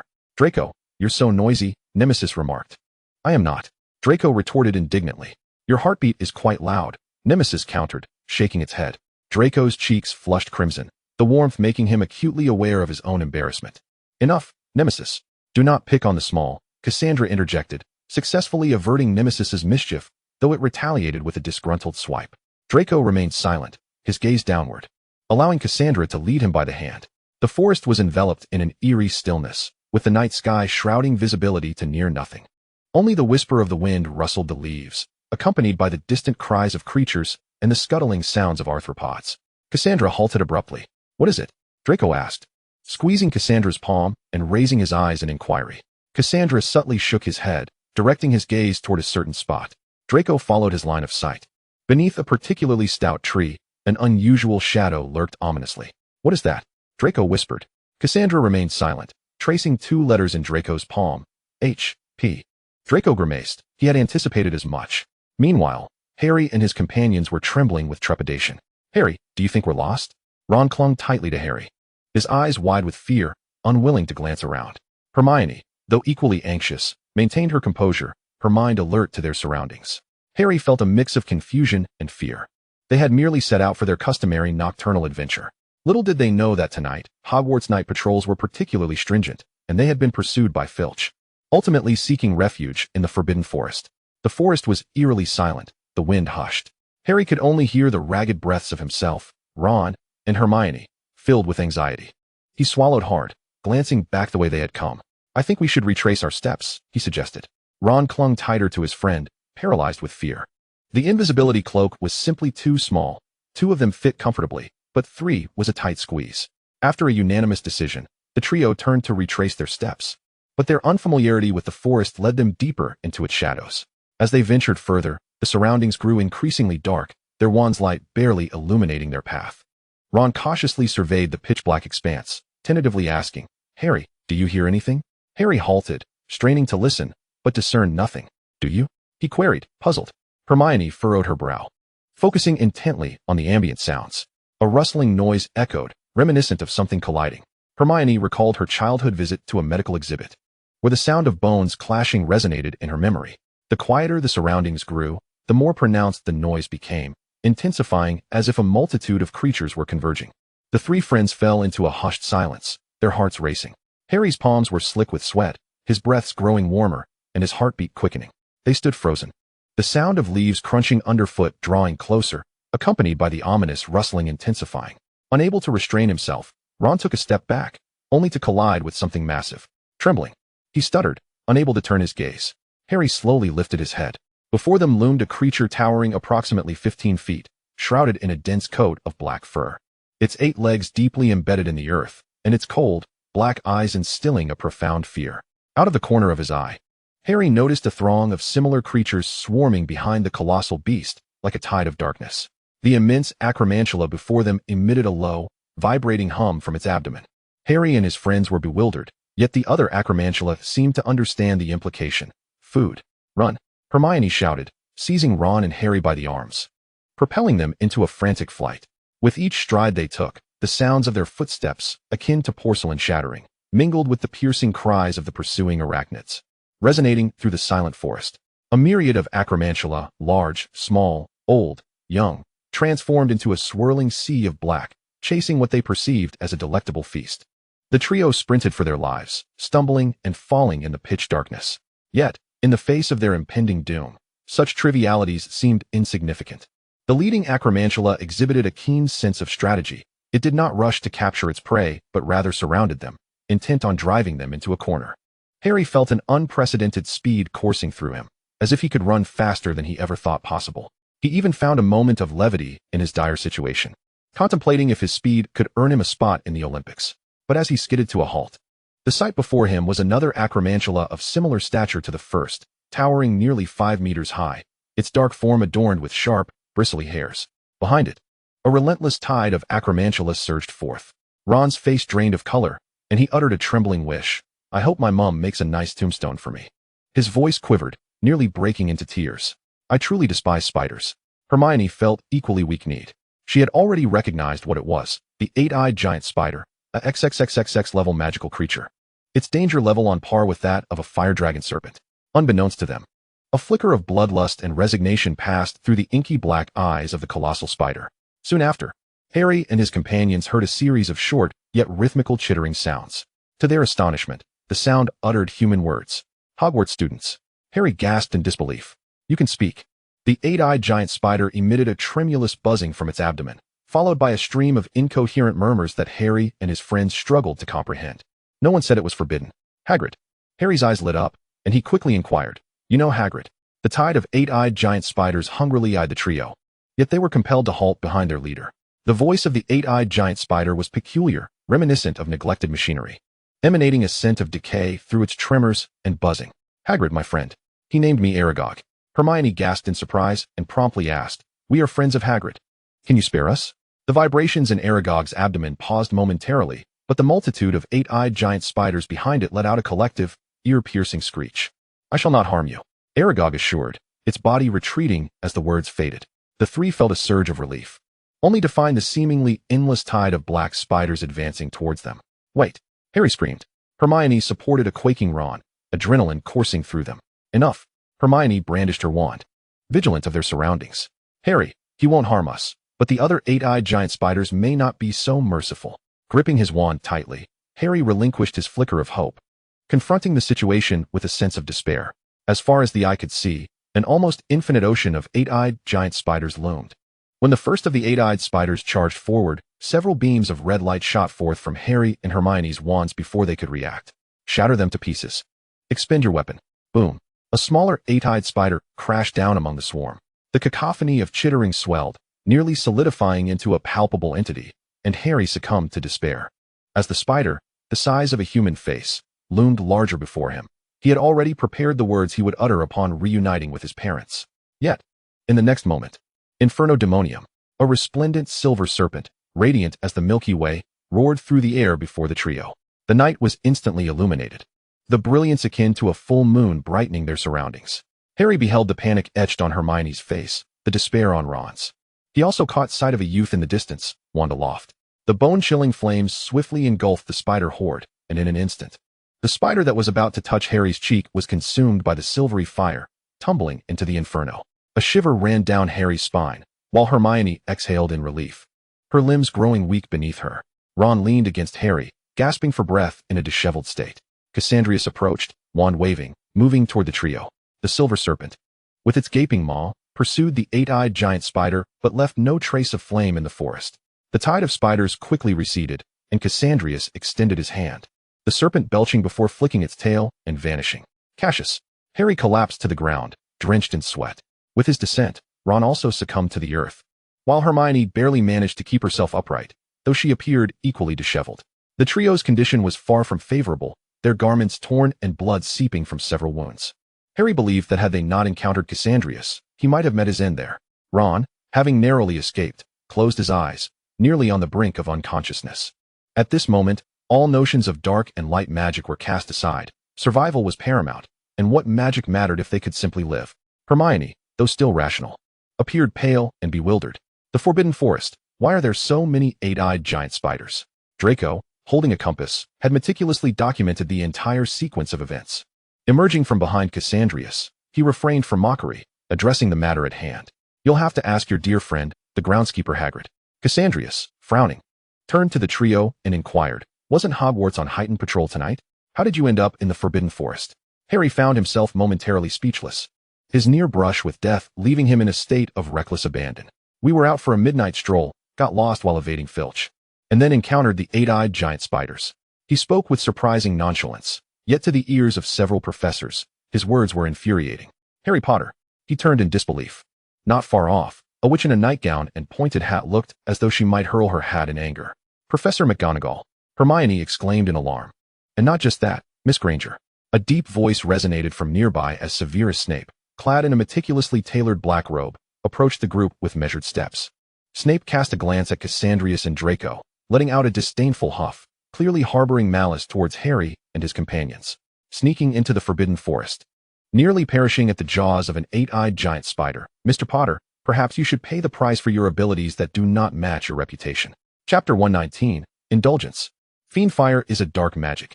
This is a universally acknowledged truth. Cassandrius employed a modified version of Fiendfire, learned alongside Liz, a chilling flame from the depths of hell, starkly contrasting with the searing heat of traditional Fiendfire. When that dazzling flame illuminated half the sky above Hogwarts, several highly skilled professors were drawn to it. Almost immediately, Dumbledore and a few professors arrived at the edge of the Forbidden Forest. Upon seeing the color of the Fiendfire, Dumbledore recognized it as the work of Cassandrius. He was merely puzzled as to why Cassius would suddenly unleash such large-scale dark magic in the Forbidden Forest. This confusion was swiftly resolved upon witnessing the remains of the eight-eyed giant spiders strewn across the ground. After escorting the most terrified Ron to the hospital wing, Harry and Hermione were taken to the headmaster's office. It was Hermione's first time being caught during a midnight escapade by so many professors, and she could almost foresee her impending expulsion. Sensing Hermione's trepidation, Harry reassuringly squeezed her hand. Cassandrius trailed behind, walking alongside Draco as they kept pace with Snape. What do you intend to do about the eight-eyed giant spiders? Snape inquired coldly. Cassandrius handed the compass, which Draco had used to document everything, to Snape. Responding to his inquiry, just eliminate them on the spot. Transporting them would be costly and unnecessary. Snape gazed at the multitude of acromantulas on the screen, a cold smirk gracing his lips. It seemed they were fortunate. Perhaps one should negotiate for greater benefits with Dumbledore. Fortunate? Cassandrius did not think so. If they were indeed fortunate, how could they have ventured out on a night specifically under guard? And how could they have wandered deeper? Right into the lair of the acromantulas? So who was to blame? He lifted his gaze and, in the distance, perceived a hazy silhouette atop one of Hogwarts' towers. In the headmaster's office, Dumbledore sat in his chair, adorned in a white nightgown embroidered with moons, his hat drooping, mirroring his current state. Professor McGonagall, however, was far from the composed demeanor of Dumbledore. This seasoned witch, who had taught for decades, had never been this enraged. Dumbledore, how could there be acromantulas in the Forbidden Forest? And so many of them. The usually meticulous witch was transformed in that moment, her past gentleness and rigor seeming mere facades. She paced the office incessantly, occasionally muttering curses directed at Harry and Hermione. Harry Potter, I expected you to resemble your mother more. Now it appears you are nearly indistinguishable from your father. Harry kept his head down, not daring to utter a word. And you, Hermione Granger, the most outstanding student of Gryffindor, wandering at night. How could you? You nearly fell victim to an acromantula. I shudder to think how I would explain such a tragedy to your parents. Hermione lowered her head, fear and guilt flooding her heart, tears welling in her eyes. Yet the professor's reprimands echoed relentlessly in her ears. You have no right to cry. After chastising her own students, McGonagall turned her attention to Cassandrius and Draco. Her expression softened slightly as she endeavored to temper her irate tone. Cassandrius, thank you. Were it not for you, I fear I would have lived with regret for the rest of my life.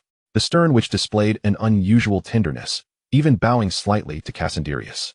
Before he could respond, McGonagall's expression shifted to one of complexity. Though you also entered the Forbidden Forest, had you not, these children might have faced dire consequences. McGonagall sighed, and upon seeing Harry and Hermione unscathed, a relieved smile broke through her earlier anxiety. Mr. Gunter, Mr. Malfoy, for your bravery and kindness. Slytherin earns an additional 200 points. Draco and Snape looked up simultaneously. Dumbledore cleared his throat, earning a sharp glare from McGonagall. And you, Albus? You must give me an explanation as to why there are so many acromantulas in the Forbidden Forest.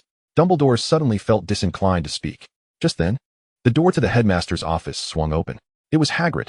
The towering half-giant bent slightly to enter, taking in the assembly of figures: Snape, McGonagall, Harry, Hermione, Draco, and an unfamiliar student. Headmaster Dumbledore, you called for me? All eyes turned to Hagrid. Dumbledore's expression was complex. He knew Hagrid had once raised acromantulas at school and had permitted him to release them into the Forbidden Forest. However, the situation had escalated to a point that demanded intervention. Sighing, Dumbledore addressed Hagrid, who appeared somewhat apprehensive. Hagrid, do you remember the acromantula you once cared for? Hagrid panicked, hastily explaining, did Aragog do something? I swear he would never harm anyone. Please don't drive him away. The Forbidden Forest is his home. Dumbledore was rendered speechless. Snape did not even cast a glance in Hagrid's direction, while Draco mimicked the headmaster's demeanor, ignoring Hagrid entirely. Harry and Hermione, however, wore expressions of hurt and disbelief. McGonagall was seething with anger, taking deep breaths to suppress her fury. She had heard whispers of Hagrid releasing acromantulas into the Forbidden Forest, but that was before any harm had come to the students. Hagrid, McGonagall exclaimed, causing Hagrid to flinch and shrink back. Restraining her anger, she asked him in a low voice, do you have any idea how many acromantulas are in the Forbidden Forest? Hagrid hesitated, pondering the possible number. There should only be a few dozen. Aragog wouldn't harm the students, and he would keep his offspring in check. The towering half-giant bent down, desperately explaining, yet eliciting no sympathy from those present. Cassandrius silently scrutinized Hagrid, kind-hearted yet lacking wisdom. He was merely a half-giant with no formidable backing, relying solely on Dumbledore's fleeting kindness. Moreover, his indiscreet tongue rendered him of little utility, yet it could be exploited against Dumbledore's goodwill. Before Cassandrius took Nemesis away, the acromantula population had been limited. However, with Nemesis gone for so long, those creatures seemed to sense something amiss and had begun to frantically hatch all their dormant eggs. As he lowered his gaze, Cassandrius had already formed a plan. The acromantulas must be eradicated, and the Forbidden Forest itself required thorough cleansing. Hagrid, McGonagall's voice rang out, cutting off Hagrid's pleas. Her frustration palpable. Harry, Hermione, and Ron nearly lost their lives to an acromantula. Her voice was nearly deafening, yet no one present seemed to care. After all, it was students who had nearly perished. Hagrid was incredulous. How could this be? Aragog and the others would never do such a thing. Professor McGonagall, you must be mistaken. Humph, Snape scoffed, handing a compass to Dumbledore. He crossed his arms, mercilessly mocking. The school's professors need not slander a half-giant when ample evidence is at hand. Hagrid's face flushed crimson. He wished to explain, to plead for mercy, but upon seeing Dumbledore's helpless expression, he found himself at a loss for words. Scanning the room, Hagrid's gaze fell upon Harry. Harry's emotions were tumultuous, as one who had nearly perished at the jaws of an acromantula. He and Hermione had clearly heard Aragog's words. Hagrid, Aragog did not harm us. Hagrid's face lit up with hope, but Harry continued. But he also did nothing to prevent the other acromantulas from attacking us. Harry looked at Hagrid with a complex expression. Hagrid, Aragog is indulging, and so are you. Chapter 120, The Fate of the Acromantulas. But, Hagrid implored, turning to Dumbledore. Headmaster Dumbledore, could you spare them just this once? I believe they had no malicious intent. Hagrid. Hermione could no longer restrain herself and shouted, glaring at him. They did it on purpose. Acromantulas are classified as XXXXX creatures. Humans are among their prey. But, Hagrid attempted to argue. No buts. Cassandrius interjected firmly, locking eyes with Dumbledore and calmly issuing a verdict. I shall reach out to Lilith. Tomorrow the Ministry of Magic will officially assume control of the Forbidden Forest, eliminating all creatures that may pose a danger to the students of Hogwarts, regardless of life or death. No, Hagrid cried out, tears streaming down his face as he looked at Cassandrius with pleading eyes. I swear, Aragog did not act with malice. They only wished to survive. Cassandrius paid him no mind, his gaze fixed downward as he retrieved his resonance compass, dialing Lilith's communication in front of everyone. Amidst the call, he spoke without lifting his head. Aragog wishes to live. What of the students at Hogwarts? Raising his head, he found that the communication had been connected. Cassandrius's voice was particularly icy. We cannot gamble on such a minuscule probability. Any mishap would be a provocation to the dignity of both Hogwarts and the Ministry of Magic. Hagrid attempted to plead once more, but Dumbledore halted him. The screen of Cassandrius's compass displayed the visage of Lilith Gorgon, her raven hair cascading like a waterfall, her expression aloof, clad in rare and formal attire. Yet this did not hinder her professionalism. Good evening, Professor Dumbledore. Dumbledore offered a slight smile. Good evening, Director Gorgon. Cassandrius placed the compass on the table and, addressing everyone with a calm demeanor, recounted the events that transpired in the Forbidden Forest that evening. As Cassandrius's words unfolded, the coldness in Lilith's expression gradually transformed into seriousness. By the conclusion of his account, her demeanor conveyed not merely seriousness but an unprecedented alertness and gravity. I am deeply sorry to hear such news.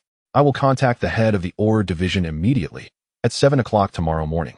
The Auror Task Force will arrive at Hogwarts. I must reach out to them now. I apologize. As the screen dimmed, Hagrid's face turned a ghastly white. Yet he still clung to a glimmer of hope.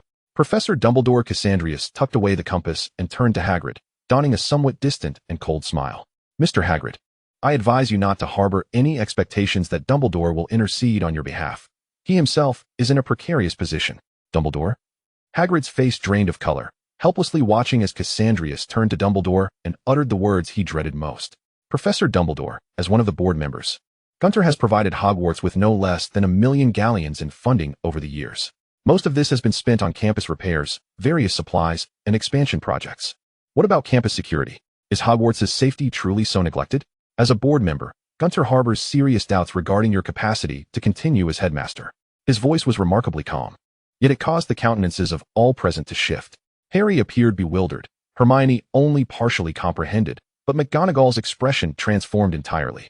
The negligence of the Hogwarts headmaster nearly led to the demise of students at the hands of the Acromantula in the Forbidden Forest. This was a far graver charge than Hagrid's mere care of the creature. Snape's expression was equally complex. Rationally, he believed Cassandrius would not recklessly strike at Dumbledore. Yet emotionally, Snape harbored a desire for Dumbledore to endure some measure of suffering, recalling how he had been treated as mere livestock over the years. As for the protagonist at the heart of the incident, Dumbledore found himself in a state of resignation. Cassandrius was not a man to act without purpose.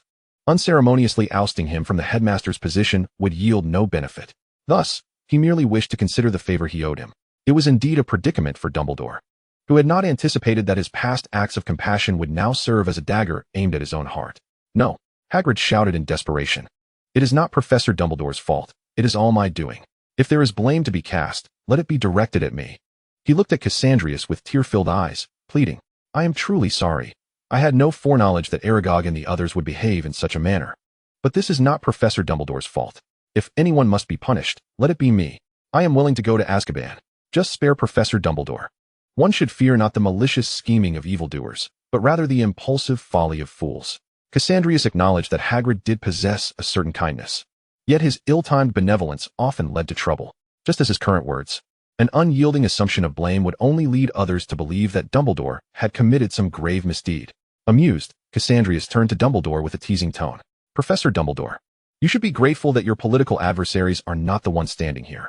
Enough, Cassandrius, Dumbledore sighed, interrupting him with a hint of exasperation. As for Hagrid, let it be. Dumbledore then turned to the visibly concerned McGonagall, offering her gentle reassurance. Very well, Minerva, let us conclude matters for tonight. There are more pressing issues to address tomorrow. And do remember to remind the heads of houses to reinforce the control over nighttime wanderings. With that, Dumbledore smiled at the children. All right, my dear children, it is time for you to retire for the night. Under Dumbledore's firm yet gentle directive, Hagrid departed, unable to suppress the tears that fell as he left. Following Hagrid, Professor McGonagall led Harry and Hermione out, with Snape and Draco being the last to exit. The headmaster's office was left with only Cassandrius and Dumbledore. Dumbledore's gaze was decidedly complex. He has invited you, he stated affirmatively. Cassandrius needed no further contemplation to discern who he referred to in Dumbledore's words. Grindelwald, the dark wizard who had nearly dominated Europe decades ago, who almost set Paris ablaze and was subsequently imprisoned in Nurmengard following his duel with Dumbledore. Indeed, Cassandrius replied as he took a seat. The night had deepened, and he had no desire for more cold tea, opting instead for a cup of hot cocoa. Cradling the warm cup, the heat radiated through his palms, softening his brow and eyes amidst the steam. He only provided the address. One could go at any time. He lifted his gaze to meet Dumbledore's complex expression, kindly inviting him. Would you care to join me for a visit? Could Dumbledore utter the words of refusal? He presumed it unlikely. From the moment he encountered this boy and began discussions of collaboration, Dumbledore had understood. Cassandrius was unlike Tom. They shared similar backgrounds, remarkable talents, and grand ideals. Yet Cassandrius diverged from Tom. Even to this day, Dumbledore remained perplexed as to why Cassandrius was so fixated on unifying the wizarding and Muggle worlds.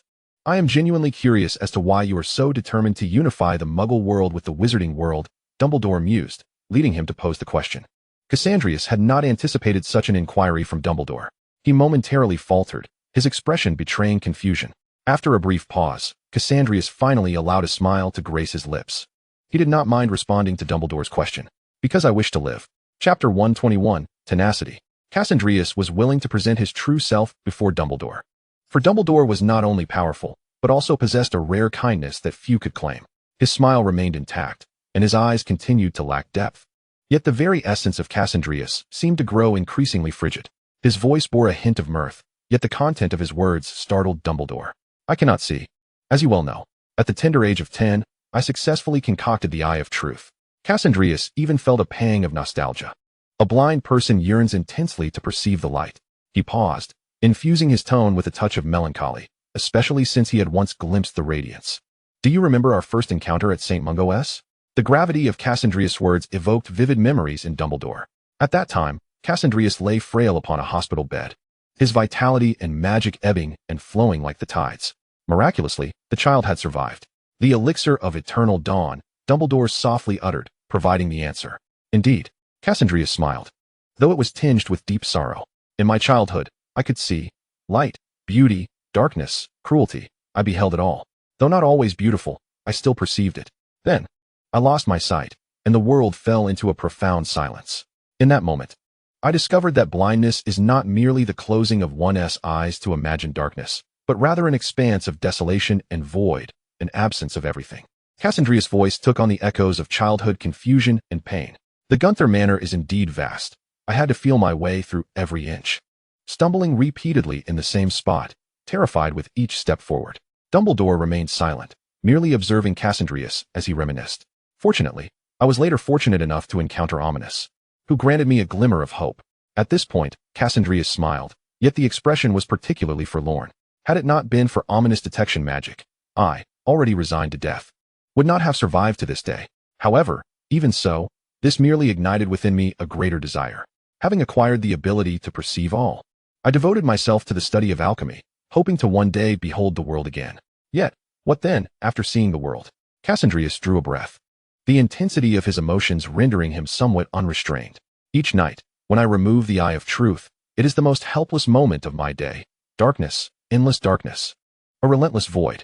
The youth's voice trembled with frustration. Human desires are insatiable, and I am no exception. He turned his gaze toward Dumbledore. I made a pact with a deity. I aid him in achieving his aims, and in return, he grants me an endless supply of the elixir of eternal dawn. Even the restoration of my sight. A deity? Dumbledore clenched his fists. That term resonated with familiarity. Was it not Grindelwald who once pursued the Deathly Hallows for such ends? Yet Cassandrius' voice suddenly grew frail. Leaning against the chair, he lowered his head. A rare vulnerability etched upon his features. The stark contrast of his black and white hair was striking, yet Dumbledore was acutely aware that it symbolized his very existence. Headmaster Dumbledore, you know that once I lose my source of the elixir of eternal dawn, I shall perish instantly. I would rather die in the light than survive in the darkness. Dumbledore remained silent in his office for a long while. Cassandrius, too, lingered in silence. Until the night outside the window seemed to brighten ever so slightly, Dumbledore suddenly sighed. Gazing at the aged skin of his hands, the wrinkles, and the protruding veins, he observed his own weathered visage and graying hair. He felt, in truth, that everything was drawing to a close.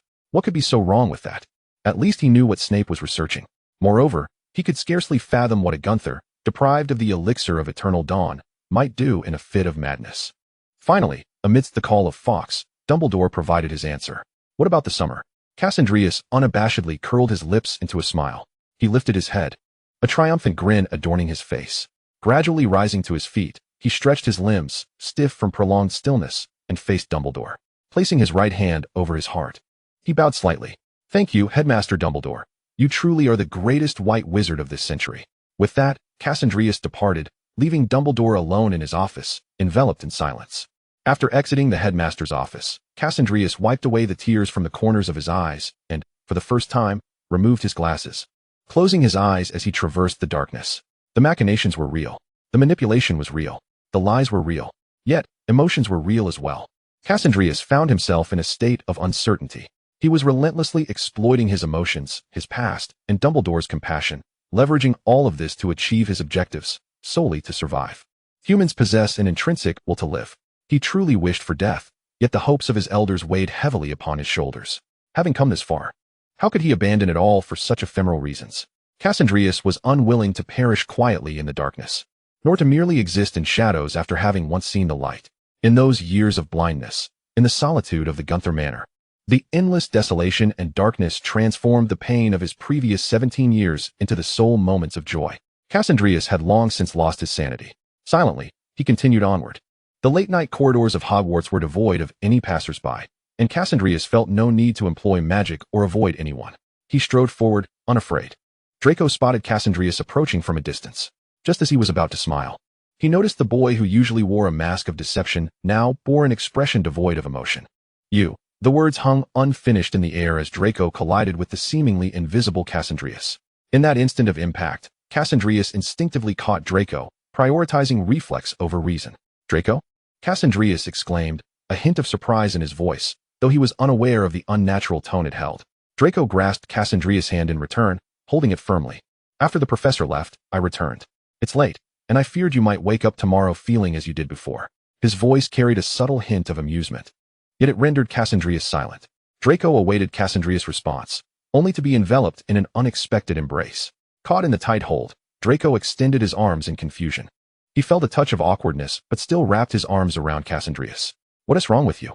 Cassandra buried his head in Draco's neck, his voice muffled and laden with an unnatural heaviness. No, he paused, then continued, I am truly sorry. The evening breeze was cool, brushing against Draco's cheek, sending a shiver down his spine. Draco was momentarily taken aback. He was at a loss for words, but the smile that had graced his face faded away. You're apologizing? The faint fragrance wafting through the air caught Draco's attention, leaving him unsure of what he was saying. Cassandra held Draco tightly, concealing the tears welling in his eyes within the strands of Draco's hair.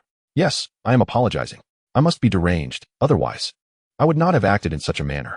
After enduring solitude for so long, anything could capture the attention of a madman.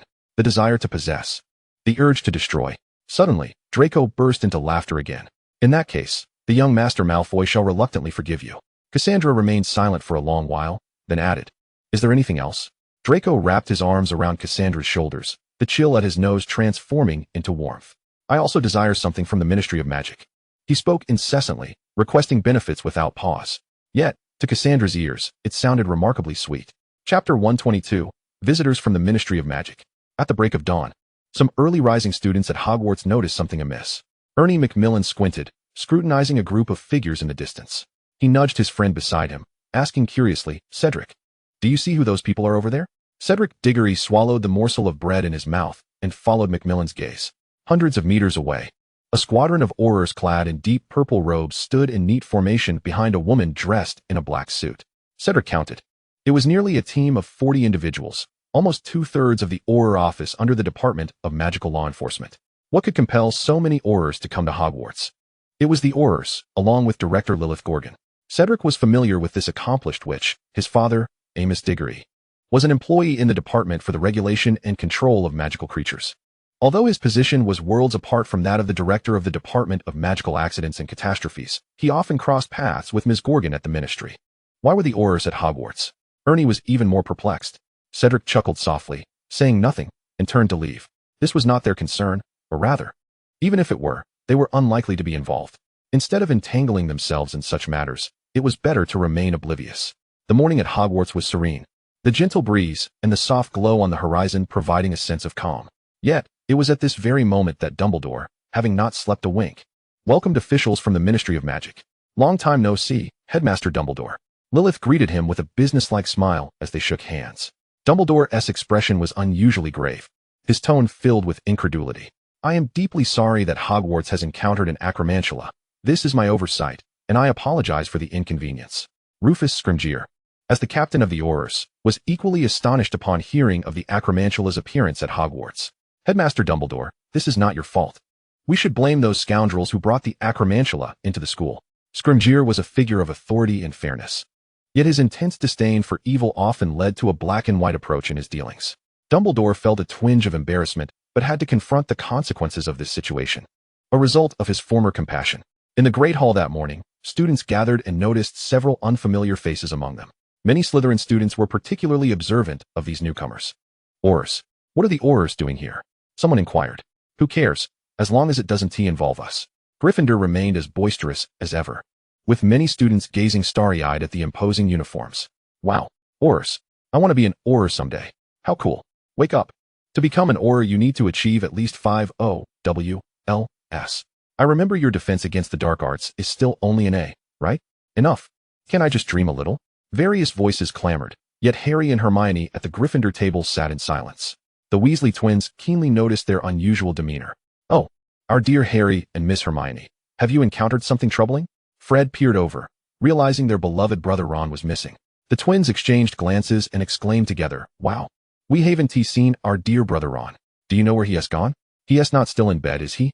Hermione bit her lip, staring down at the syrupy pancakes on her plate, unable to meet their eyes. Harry's emotions were equally complex. George noticed their discomfort and nudged Fred, whispering to Harry, "Is something wrong, Harry?" Harry glanced at George, then at Fred, who bore an identical face, and finally spoke. "Last night, while we were out exploring, we inadvertently wandered into the Forbidden Forest, where we encountered an acromantula. Ron was quite frightened and is now in the hospital wing." Both George and Fred's expressions shifted dramatically, disbelief washing over their faces. "Oh, Merlin, this is simply unbelievable." Fred's smile faltered, while George had already taken hold of him, urging him to move. Hermione sat helplessly, glancing at the equally troubled Harry, feeling conflicted herself. "Harry, do you think Hagrid I don't know?" Harry replied stiffly. They had walked the thin line between life and death, narrowly escaping. Should they feel guilt simply because the acromantula was raised by Hagrid? Impossible. Perhaps overwhelmed by the gravity of the situation, Hermione grew sentimental, her appetite entirely diminished. After forcing down a few bites, she packed some food and turned to Harry. "Harry, I think we should take some food to Ron." Harry hastily drank a bit of milk, wiped his mouth carelessly, and stood up. "I think that's a good idea." They avoided discussing Hagrid any further. After all, no one could calmly confront someone who had nearly brought about their demise. In the hospital wing, Ron remained in a deep slumber. The events of the previous night had been too intense for him. Already afraid of spiders, Ron had been thoroughly terrified. And after escaping danger, he had lapsed into unconsciousness. Yet even in his sleep, Ron did not rest easily. His hands clutched the sheets tightly, his pallid face glistening with cold sweat. "Oh, Ronnie." George immediately spotted Ron's pitiful state and, feeling a pang of sympathy, sat beside him, grasping Ron's trembling hand. Quivering from fear, he is indeed their youngest brother. Although they often collaborate on mischief, it does not imply that they do not care for Ron. Fred gently ruffled Ron's hair, only to find it damp with perspiration. Little Ron. The brothers fell into a brief silence.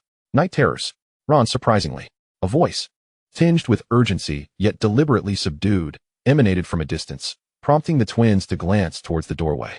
Percy, with his bow tie slightly askew, did not spare a glance at his brothers as he strode directly to Ron's bedside, tenderly caressing his face.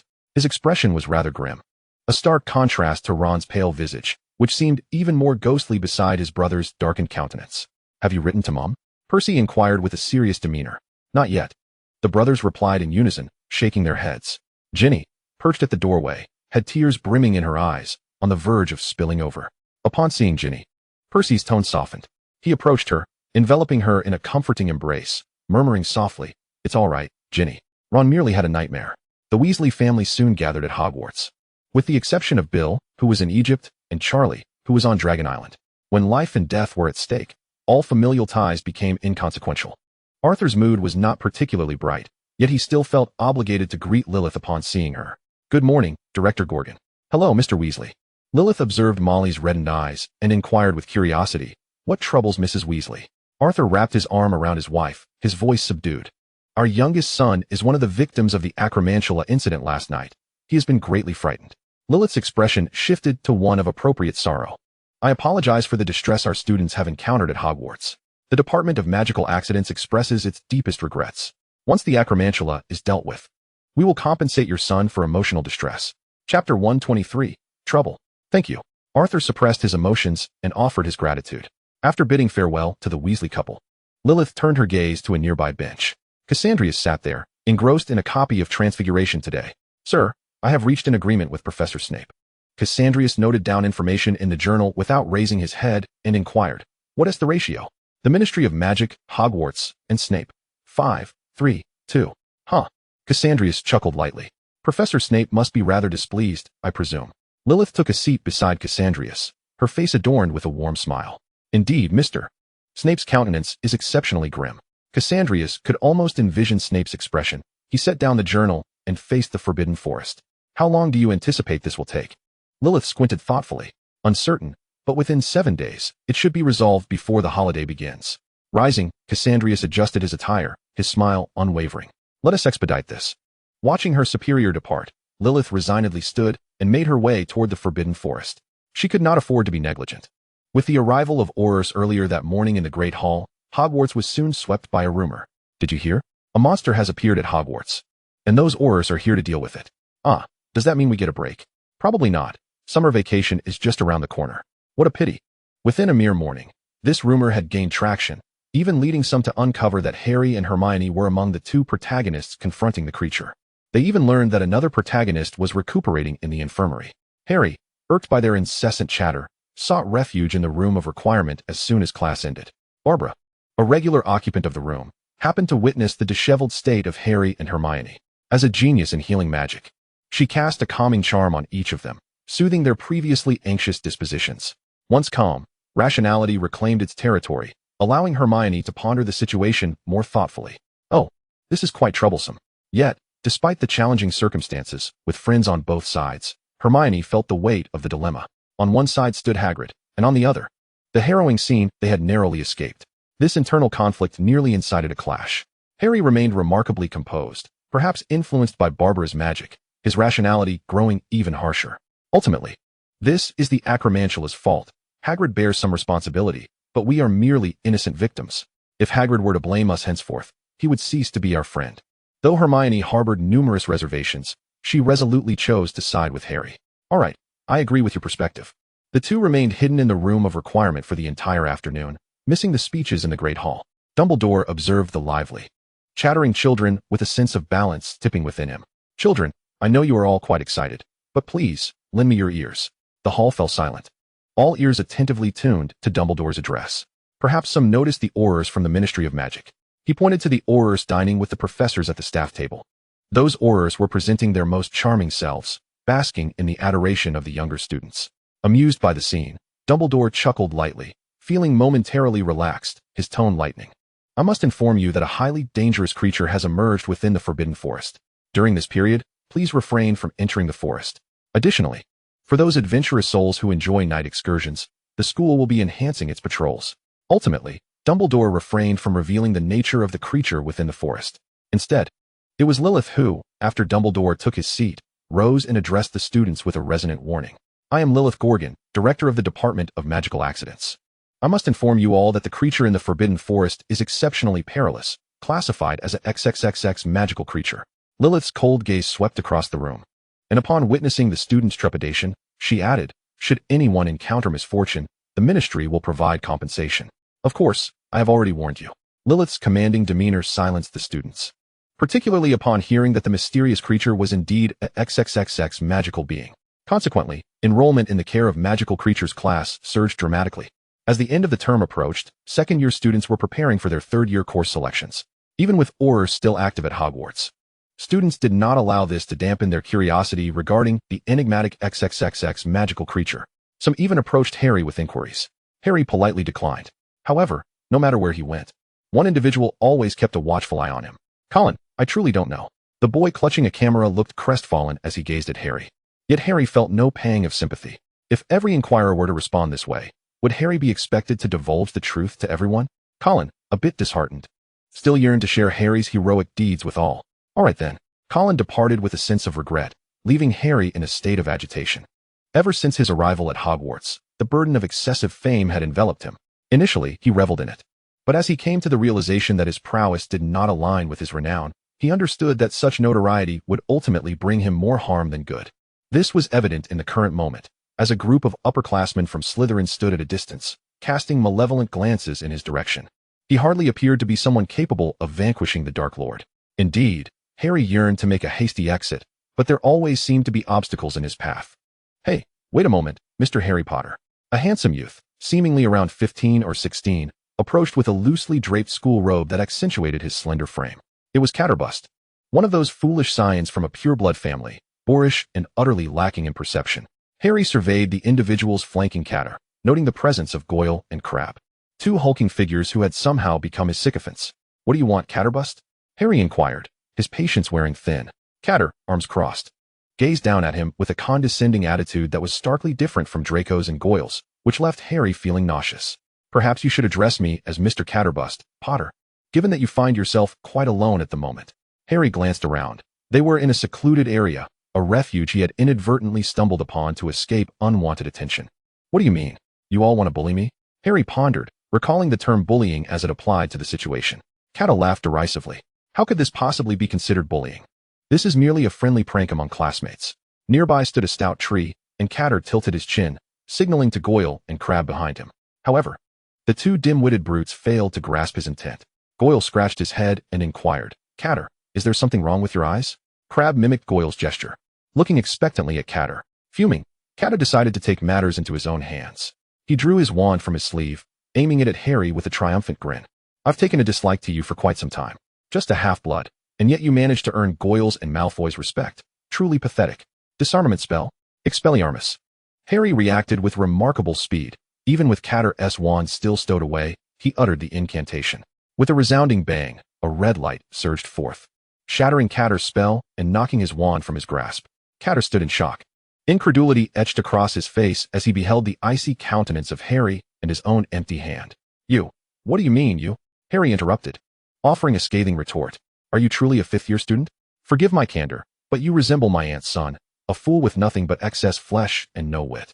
Catter, enraged by Harry's insult, seized Goyle's wand and aimed it at Harry, grinning malevolently, heedless of the gravity of his actions.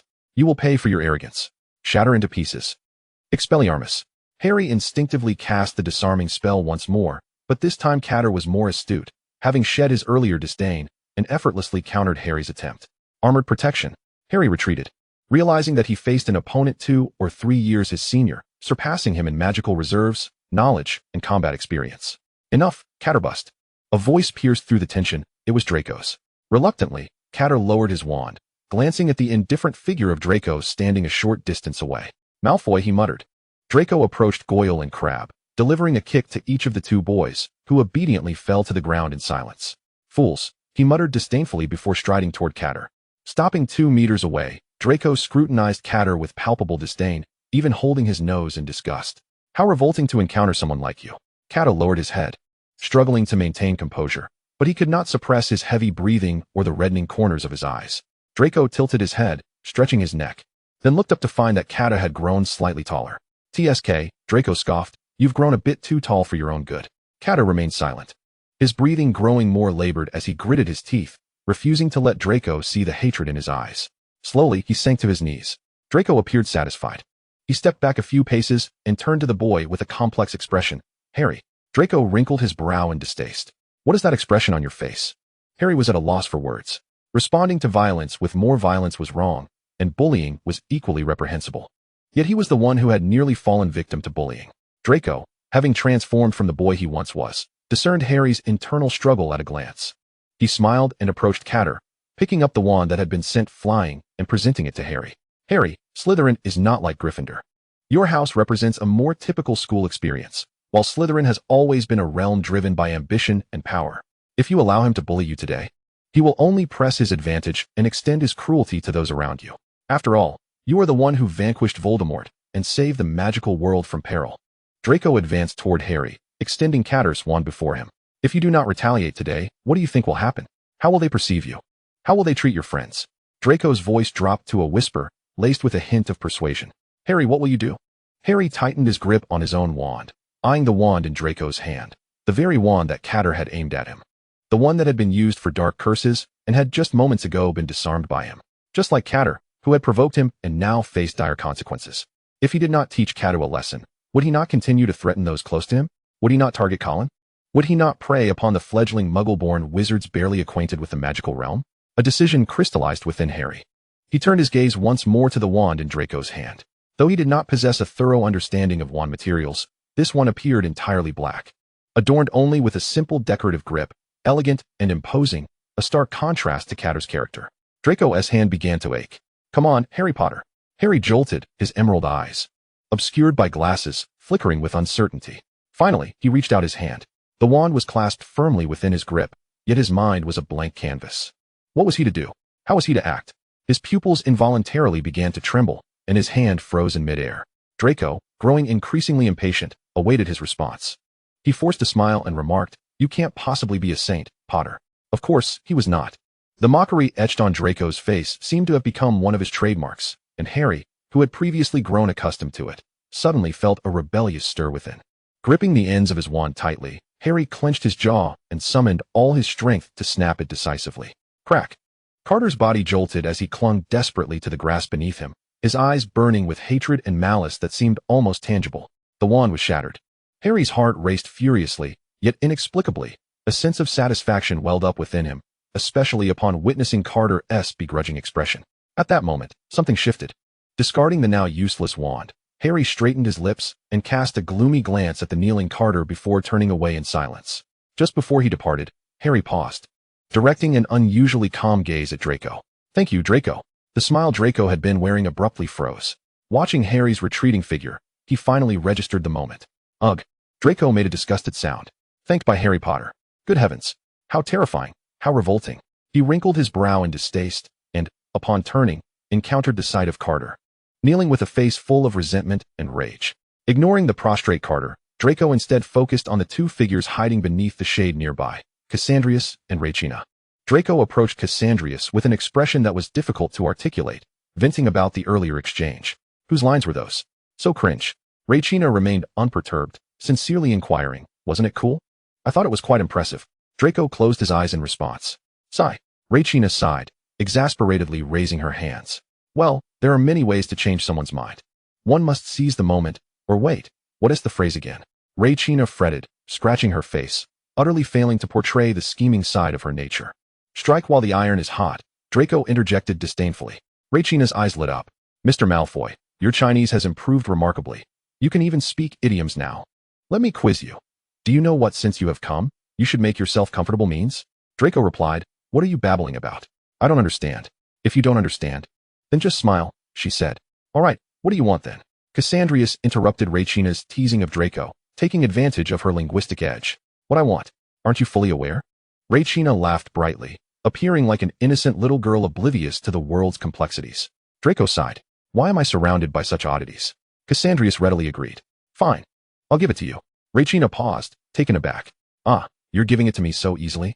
ISNT, there's supposed to be some bargaining, some exchange of interests. A dance of blades and hidden daggers? Draco couldn't help but scoff. What are you rambling about? It's infuriating. Cassandrius produced a vividly colored potion from a ring and handed it to Regina. Thank you for your assistance. I must inform you that this potion restores unlimited magical power and vitality for 24 hours. It may be of use to you. Regina's eyes fixated on the potion in Cassandrius's hand. It was a bottle of liquid light, swirling in a spectrum of colors, housed in a flawless crystal vial. The liquid flowed like a captured galaxy, slowly shifting through hues of cosmic purple, celestial blue, emerald green, and molten orange. Each color shimmered in harmony, never interfering with one another. This was indeed one of Regina's objectives. Whether it was traversing great distances to England or calculating her exposure value, or even scheming with Harry and others to present Cassandrius in a favorable light, all her efforts were driven by a singular purpose. Her great-grandfather, Tao Wen, had been in a coma for many years, now a shadow of his former self. Chapter 125, Third-Year Course Selection. Her great-grandfather had once glimpsed the secrets of the universe, but suffered a backlash for his transgressions. That year, Regina's grandfather was merely in his 40s, and her father was still a child.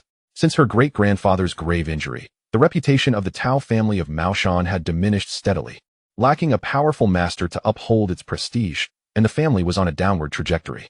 Were it not for her father's considerable talent, Regina wasn't sure she would even exist. Maintaining her composure, Regina carefully tucked away the potion. Once the potion was securely stowed in her bag, a sense of relief washed over her. She couldn't help but smile, her eyes crinkling with delight. Wonderful, I've accomplished half of my mission.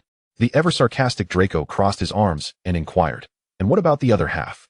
Regina glanced at Cassandrius, and the mischievous intent that had sparked within her waned upon meeting his dull gray eyes. Haven't I told you all? All right, no more talk. I'm going to enjoy my magical school life.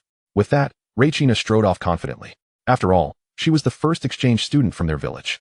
It would be best to learn all about wizardry, and then, not far away, Carter and Goyle had already scurried away, tails tucked. Draco sighed. So complicated. I'm just a second-year student. Why must I face so much? Cassandrius reassured him. Don't worry, there will be even more in third year. Draco sensed something amiss and promptly probed. What is going on? Cassandrius regretfully announced. In third year, Professor Snape will be taking a rather lengthy leave. Oh no. Draco felt darkness cloud his vision. Without Professor Snape, who would deduct points from Gryffindor. So, have you decided which elective courses you want to take in third year? Draco pursed his lips. Why do you always segue into other topics so seamlessly?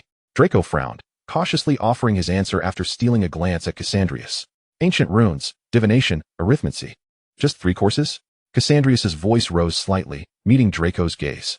Draco dared not hold Cassandrius's gaze, his eyes darting as he replied defensively. What is wrong with that? Is it not acceptable? Cassandrius gently squeezed Draco's arm, his tone soft, yet carrying an undeniable weight. It's not acceptable. Do you really want to watch Gain step all over you? For a fleeting moment, Draco's heart fluttered. Yet, upon recalling Gain's exceptional prowess, he hesitated. He trailed behind Cassandrius, maintaining an air of feigned arrogance while quietly pleading, I really can't manage 5 elective courses, and I have so many extracurriculars. I haven't even attended Quidditch. Cassandrius smiled, responding softly to Draco's plea. But I want to take 5 elective courses. Are you going to separate from me? Moreover, both Garen and Barbara opted for 5 courses. Do you wish to be the one who lags behind? Draco fell silent. Indeed, he did not desire to part ways with Cassandrius, particularly not to be the one left behind. Gritting his teeth, Draco shut his eyes, steeling his resolve. Very well, then. 5 courses it shall be. Draco Malfoy would not yield. How could 5 mere courses possibly challenge him? However, as June approached, and the 7th-year students began to partake in their Newt's examinations, Draco could not suppress a cry of despair upon receiving the elective course schedule. It was simply overwhelming. 12 courses. Draco felt a wave of fatigue wash over him. In truth, he need not have chosen so many. Surely Cassius would not strike him down. But alas, Draco surreptitiously glanced at Barbara and Garen, who were diligently studying their coursework, and his fleeting weariness and complaints transformed into a surge of anxiety. Oh my goodness! How had these two already progressed to 5th-year material? The sound of pages rustling suddenly captured the attention of the studious Barbara and Garen. They turned to see Draco. With an expression of determination, laboring over his studies, he might as well have tied a red ribbon around his forehead. Garen exclaimed, Oh no, this young lord has begun to study. Barbara gasped, No, I cannot allow him to catch up with my progress. While Draco immersed himself in his studies, Harry, Hermione, and the now-recovered Ron finally reunited with Hagrid. Inside Hagrid's cozy hut, an unusual silence enveloped the four of them. The Ministry of Magic had spent a week clearing out all the acromantulas, with no small assistance from Nemesis, who had scavenged for food in the dead of night. Every acromantula in the Forbidden Forest had been eradicated by the Ministry's Aurors, leaving not even a trace of venom behind. Even Aragog, the longest lived among them, could not escape the Auror scourging. In fact, Aragog's final act of defiance had left several Aurors with significant injuries. Upon hearing this news, Hagrid fell into a prolonged silence. Even now, in the company of Harry, Hermione, and the recently ailing Ron, Hagrid appeared disinterested. Ron had initially been reluctant to come. He had been the most frightened during this crisis, yet he had matured considerably since then. As he glanced at the taciturn Hagrid and his equally silent friends, Ron made an effort to lighten the mood. Why is everyone so quiet? This rock cake is actually quite tasty. He forced a smile and took a bite of the somewhat cold rock cake, but after only a couple of mouthfuls, he found himself at a loss for words. Harry had become markedly calmer. He adjusted his glasses and regarded Hagrid with his striking emerald eyes. He no longer resembled the Gryffindor of old. Ron, for reasons unbeknownst to him, felt this thought arise suddenly in his mind. Hagrid, do you have anything to say? Harry inquired with remarkable calmness. Hagrid felt a flicker of anger. What could he possibly say? Aragog was dead. What more could he utter? Frustrated, Hagrid remained silent, merely chewing on the rock cake. Lost in his own thoughts. Taking a deep breath, just as Harry was about to speak again, Hermione grasped his hand. She turned to Hagrid, her gaze sincere. Hagrid, I think you should apologize to Ron. Ron shivered, as the fear he thought had subsided surged back into his heart. Hermione, sensing his discomfort, released Harry's hand and comfortingly embraced Ron's shoulder. Hagrid's chewing paused, crumbs clinging to his unruly beard as he lowered his head, reflecting on the deceased Aragog, lamenting that he could not even provide a proper burial for him. Hagrid emitted a couple of nasal sounds and, hesitantly, spoke. I'm sorry, it was my fault. I should not have allowed Aragog to roam free. Harry, having regained his composure, sprang to his feet, pulling Hermione and Ron with him as he turned to leave. Just before reaching the door of the hut, Harry glanced back at Hagrid, leaving him with a parting remark. Hagrid, I think we all need to take a moment to calm down. In truth, Hagrid regretted his words the moment they left his mouth. He knew he should sincerely apologize to Ron. However, with Aragog dead and his remains claimed by the Ministry, he found himself engulfed in sorrow, nearly unable to contain himself. Yet, as he watched Harry and the others depart, guilt washed over him anew. It was all his fault. If only he had guided Aragog properly from the beginning. If only he had not allowed Aragog to roam. If only he had found a mate for Aragog. Alas, there were no ifs. Chapter 126, Snape Resigns. As June drew to a close and the 7th-year students gradually completed their examinations, the 2nd-year students finished selecting their electives, heralding the impending arrival of summer vacation. Yet, before the summer break commenced, Snape sought out Dumbledore first. Seated in the headmaster's office, Snape found it somewhat difficult to articulate his thoughts. His initial betrayal of Voldemort in favor of Dumbledore had been for Lily, and later, his role as a professor at Hogwarts had been a matter of trade. However, now he found himself unable to safeguard Harry and compelled to resign from his position as potions master, leaving Snape's heart in a tumultuous state. Oh, Severus, if you are feeling unwell, perhaps a lemon sherbet would help? Dumbledore jested as usual, yet to his surprise, Snape actually took a lemon sherbet. Dumbledore's demeanor immediately shifted to seriousness. Severus, has something happened? His hands, concealed beneath his dark robes, clenched tightly, and though Snape's expression betrayed no emotion, he found himself at a loss for words. He had delved into the potion Cassandrius provided and had reached a critical juncture, leaving him with little energy to prepare for classes by day and research by night. However, after much deliberation, Snape ultimately decided on a compromise. Perhaps we should hire an additional potions professor? Dumbledore was taken aback by Snape's suggestion, his face paling in astonishment. He glanced out the window at the sky, then rose to inspect the sorting hat and scrutinized Fawkes several times before returning to his seat. Snape's countenance darkened. Was it truly such a shocking proposition? Curse that old bee. Dumbledore's expression turned serious once more, and he inquired in an almost gentle tone, Severus, are you feeling unwell? Or is the workload too heavy, leaving you exhausted? Perhaps we can find a solution. Surely, it need not come to the point of resignation. With Dumbledore's keen insight, how could he not perceive that Snape wished to resign? Yet, he simply did not possess the energy to search for another master potion maker to fill the role, especially since he also needed to find a new defense against the dark arts professor. Snape recognized the reality. He scoffed coldly. If I desired to die on the job, I certainly would not have made such a request. Alas, I do not wish for that. Dumbledore coughed slightly. He was well aware of the school's development over the years. As the professors aged, many exhibited signs of waning energy. Several professors who once taught continuously had recently shown unavoidable fatigue. Some had even suggested hiring additional faculty members. However, there was Snape. Dumbledore fell silent, beginning to ponder deeply. Did Snape truly need to remain at the school to uphold past commitments? If it were to protect Harry? Dumbledore believed no one wished for Voldemort's demise more than God. From Snape's perspective, however, Dumbledore felt a twinge of uncertainty. He sensed the need for a thorough discussion with Cassandrius. With that thought, Dumbledore winked at Snape. Perhaps it was time to summon Cassius. Snape's expression darkened momentarily. The feeling of being unable to control his own autonomy was truly dreadful. The weather in the Scottish Highlands at the end of June was not particularly warm. For many, it was the most pleasant climate for living. Cassandrius was engaged in a discussion with Professor McGonagall regarding certain aspects of transfiguration.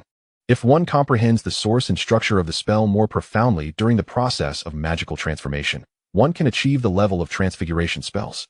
However, transforming a part of the body into something else necessitates a thorough understanding and accumulation of knowledge in transfiguration, as well as, most importantly, magical power. My advice is that it is best not to attempt this before reaching adulthood. Professor McGonagall had always been lenient towards diligent and obedient students, particularly since Cassandrius had recently saved 3 Gryffindor students. As for the fire? Apologies, she hadn't seen it.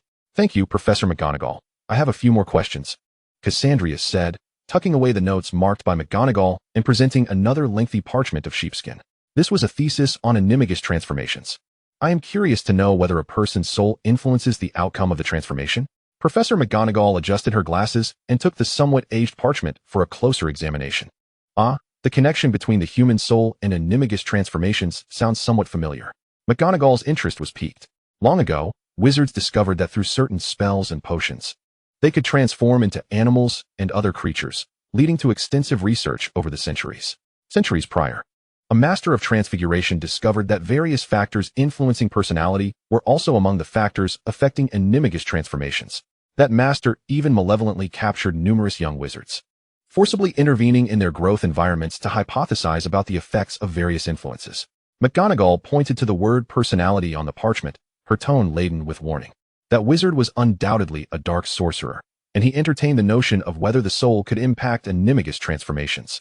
However, in that era, very few wizards possessed the talent for becoming an animagus. Recalling the dark history she had encountered in the study of magical history, McGonagall felt a surge of caution. Cassius, do not entertain any thoughts about the soul. Those who attempt to delve into its depths seldom meet a favorable end.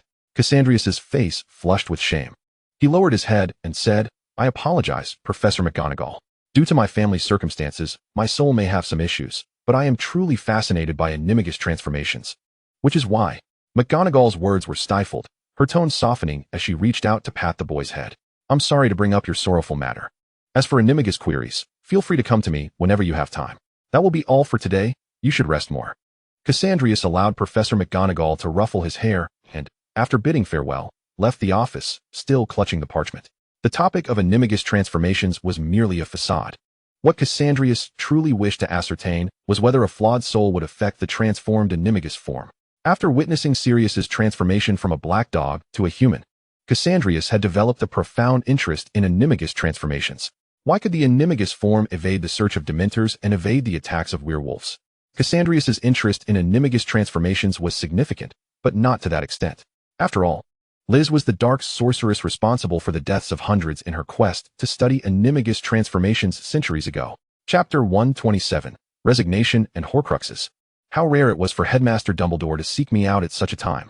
Glancing at the incessantly chirping silver phoenix, Cassandrius extended his hand to gently pinch the creature. This was the Patronus charm, a spell that Cassandrius would never master. Pushing open the door to the headmaster's office, Cassandrius immediately spotted Professor Snape with his back to him. Good afternoon, Headmaster Dumbledore and Professor Snape. Good afternoon, Cassius. You appear rather uncheerful, Dumbledore replied with a chuckle. Cassandrius sat down with a smile. Indeed, if you missed lunch, one's mood would be similarly affected. Dumbledore smiled amiably, but remained silent. Cassandrius turned his gaze towards Snape, who seemed lost in thought. Professor Snape, are you contemplating submitting your resignation to this unscrupulous headmaster? Cassandrius boldly voiced his proposition, ignoring Dumbledore's glare. If you are willing to work for Omnigrove Company, I would offer you this salary annually. Cassandrius raised his palm, signaling 5. Snape, however, was indifferent to the offer.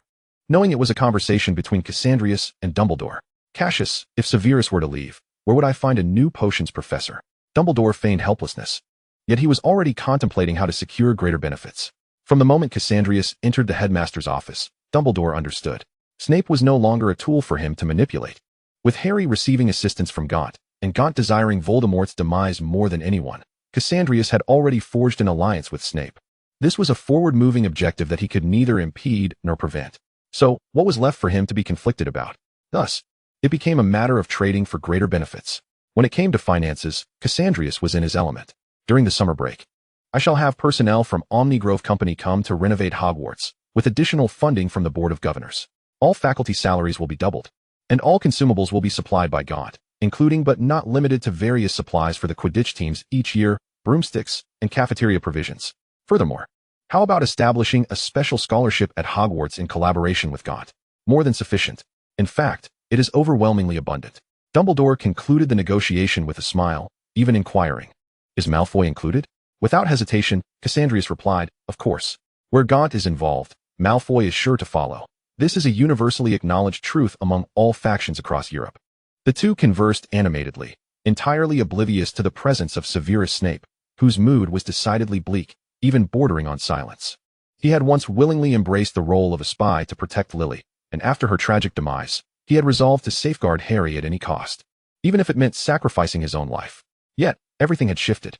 Harry no longer required his protection, for a more valuable figure had emerged. Furthermore, he was no longer bound to a life imprisoned within the confines of Hogwarts and under Dumbledore's control. However, when this moment finally arrived, Snape found himself engulfed in confusion. The price he had been willing to pay for Lily's death now seemed unnecessary, and he no longer had a reason to remain at Hogwarts. Yet, this did not feel like freedom. Snape was adrift, pondering his next course of action. Surely, it was to delve into potion-making, Mr. Snape. Cassandrius rose, stowing away the signed contract, and turned to regard Snape, whose expression was one of discontent. Snape's mental barriers were impenetrable. Cassandrius chuckled, lightly tapping his own eyes. Before these lenses, all facades were rendered futile. Snape's countenance darkened further. Cassandrius, sensing the precariousness of his probing, halted just at the brink of Snape's limits and remarked, "Very well, Mr. Snape. I am not one to easily pry into others' thoughts. However, for the sake of future endeavors, I feel it prudent to inform you that your remarkable talents warrant the establishment of a laboratory within the Gunter, designated with your name. There, you may pursue your desires, be it potion-making or dark magic." The last term hung unspoken in the air, mindful of Dumbledore's presence. Snape huffed disdainfully and strode away. Throughout the entire exchange, his resignation had been devoid of any personal initiative. Cassandrius watched Snape's retreating figure and sighed, seemingly regretful, yet his eyes shimmered with delight. Dumbledore rapped his fingers on the table, prompting Cassandrius to meet his gaze, which conveyed a warning from the headmaster. "Ah, Headmaster Dumbledore. I am merely a bit jubilant over the arrival of a new staff member. Please do not be disheartened." Dumbledore huffed, tossing a piece of candy into his mouth, though his eyes betrayed no ire. With Severus gone, the question arose, who would assume the role of the new potions professor? The sweetness of the candy burst upon his palate, and although he spoke thus, a candidate had long since formed in his mind. Cassandrius squeezed the slumbering nemesis, raising his gaze to meet Dumbledore's. "Slughorn. X2. Cassandrius chuckled. Dumbledore's lips curved into a smile as well. "Very well, Headmaster. This matter shall be yours to address. I wager within 3 days, Professor Slughorn will be eager to return as the potions master." Feeling a pang of hunger, Cassandrius stood, preparing to sneak into the kitchen. "Wait, Cassandrius." Sighing, he turned back. "Is there something else?" Dumbledore's smile faded as he slowly broached another topic, the number of Tom's Horcruxes. Cassandrius seated himself once more. This was indeed a pressing issue. He had gleaned from Dumbledore that this individual, in his quest for immortality, sought to fracture his soul to create Horcruxes. Yet even now, they remained uncertain of how many Horcruxes Voldemort possessed. The Resurrection Stone, Ravenclaw's diadem, the diary, and Slytherin's locket. As Cassandrius counted the Horcruxes they had destroyed, his unease grew. The agony of having split one's soul multiple times was surely akin to the most excruciating torment. And this madman continued to seek further divisions. "What is your opinion?" Cassandrius posed the question to Dumbledore, who shook his head in response. "I cannot say. That child's thoughts are profoundly intricate, and even I cannot fathom his intentions. So, has Black located any Horcruxes?" Cassandrius inquired abruptly. He had little interest in understanding the mind of a madman. He simply wished to ascertain how soon he could achieve one of his immediate goals. Dumbledore paused, recalling Sirius's erratic behavior, and explained, Sirius has already searched the Lestrange estate. Finding nothing, he attempted to breach Gringotts, but could not approach the depths. However, it is certain that a Horcrux resides within Gringotts. As Black, Sirius cannot access the Lestrange vault. Gringotts, for the sake of its reputation, will not allow entry unless one possesses the key. Cassandrius had never entrusted his galleons to Gringotts, harboring no fondness for those avaricious goblins. Yet the pressing question remained, how to enter Gringotts and destroy the Horcrux within. Chapter 128, a new job at this juncture. The existing Horcruxes represented entirely different entities for both Cassandrius and Voldemort. Following the extension of Gabriel's curse at Hogwarts last year, Voldemort, whose soul was already fragmented, had evaded the curse. However, the enhanced curse imposed by Cassandrius had made his existence far more troublesome. Unable to perceive other Horcruxes, Voldemort had contemplated abandoning them. Yet, given his current state, relinquishing them seemed a grave loss, while retaining them felt like a futile endeavor. Voldemort could only strive to restore his condition, in hopes of one day eliminating Harry Potter and reclaiming control over his Horcruxes. For Cassandrius, the matter of the Horcruxes remained an ever-looming source of unrest. The severity of the situation led him to consider a few reckless ideas that danced within the confines of the Ministry of Magic's Department of Law Enforcement. Yet due to his carefully cultivated persona, he was compelled to suppress these thoughts. While Cassandrius was preoccupied with studies, work, and the Horcruxes, far away on an isolated island, Voldemort was equally engaged. As twilight deepened, a solitary black island, indistinguishable from the surrounding rocks, floated upon the leaden sea. The relentless waves gnawed at its edges, while the winds and sands tirelessly eroded its shores. Long dead branches lay hidden beneath a dense canopy of green foliage, and although a few birds occasionally landed, they invariably met their end upon touching the ground. Amid the rustling shadows of the trees, a stream of vivid crimson trickled through the earth's crevices, slowly seeping into the mud. The bushes swayed, concealing the legs of a figure struggling, yet gradually losing strength. The rustle of the underbrush was notably loud, and the sound of limbs colliding with the shadows startled numerous insects. Upon a body that had long since begun to fade from life, a bloodthirsty figure crawled, greedily lapping up the life-giving liquid that gushed from the corpse's throat. After a considerable time, as the blood exposed to the ground dried and attracted a throng of ants, the figure atop the corpse slowly straightened. The pallid, bloodless cheeks, the morose, ghostly red eyes, and the lips stained with crimson, along with the chin still dripping with blood, this was a man of undeniable handsomeness. Yet, upon closer inspection, his visage was undeniably peculiar. Each feature was exquisitely defined, radiating an otherworldly allure, and within the shadows of perception, one could faintly discern a serpentine visage. However, a mere blink would render that illusion into oblivion. Blood flowed from his chin, yet it left not a single stain upon his garments. Voldemort rose slowly, casting a dispassionate glance at the trembling figures of a few vagabonds at the edge of the island. With deliberate steps, he approached those hapless humans, unashamedly revealing his thirst for blood. Ulcuri was a drifter, deceived by a promise of great fortune, only to find himself stranded on this desolate isle. Alongside him were companions Y and Z. "Look, there is someone," Y exclaimed, spotting the figure emerging from the dense foliage of the island, his voice brimming with excitement. Yet Ulcuri sensed something was amiss. Nevertheless, Y and Z, unable to contain their eagerness, rushed forward. "Hey, brother, do you know where we are?" Suddenly, a pale, delicate hand pierced through the man's chest, grasping a still-beating heart. Y looked down in bewilderment at the gaping wound in his chest. His life extinguished in a moment of confusion. Z and Y fell to the ground in terror, scrambling to flee. Yet Voldemort would afford them no such mercy. He merely cast a fleeting glance at the two desperate souls, and in an instant, they were rendered motionless, as if bound by unseen chains. Ulcuri's heart raced, terror gripping him as he turned to flee. A massive serpent, its maw agape, exuded a foul stench that assaulted Ulcuri's senses. Paralyzed by fear, he dared not move. Voldemort slowly withdrew his hand from the man's chest, the still warm heart staining his fingers with crimson yet leaving no trace upon his sleeves. With a dull thud, the corpse collapsed to the ground, blood quickly pooling and staining the earth. Without a trace of excess emotion, Voldemort tightened his grip on the heart. As he did so, the vibrant organ began to shrivel, its lifeblood absorbed into his very being. Savoring the replenishing vitality coursing through him, Voldemort sighed deeply. He then turned his gaze toward the three individuals still frozen in place. With a slight clench of his fist, Voldemort felt the resurgence of power within him. As he exhaled, the stench of death that clung to the possessed body dissipated somewhat. Gradually extending his arms, Voldemort beckoned, and the massive python bowed its head in reverence before him. "Well done, Nagini," he rasped, his voice gravelly yet devoid of any visible emotion. His attention shifted to a small boat bobbing in the distance, where a disheveled youth emerged. The young man appeared pale and frail. His tousled light hair plastered to his forehead, and his blue eyes gleamed with fervor.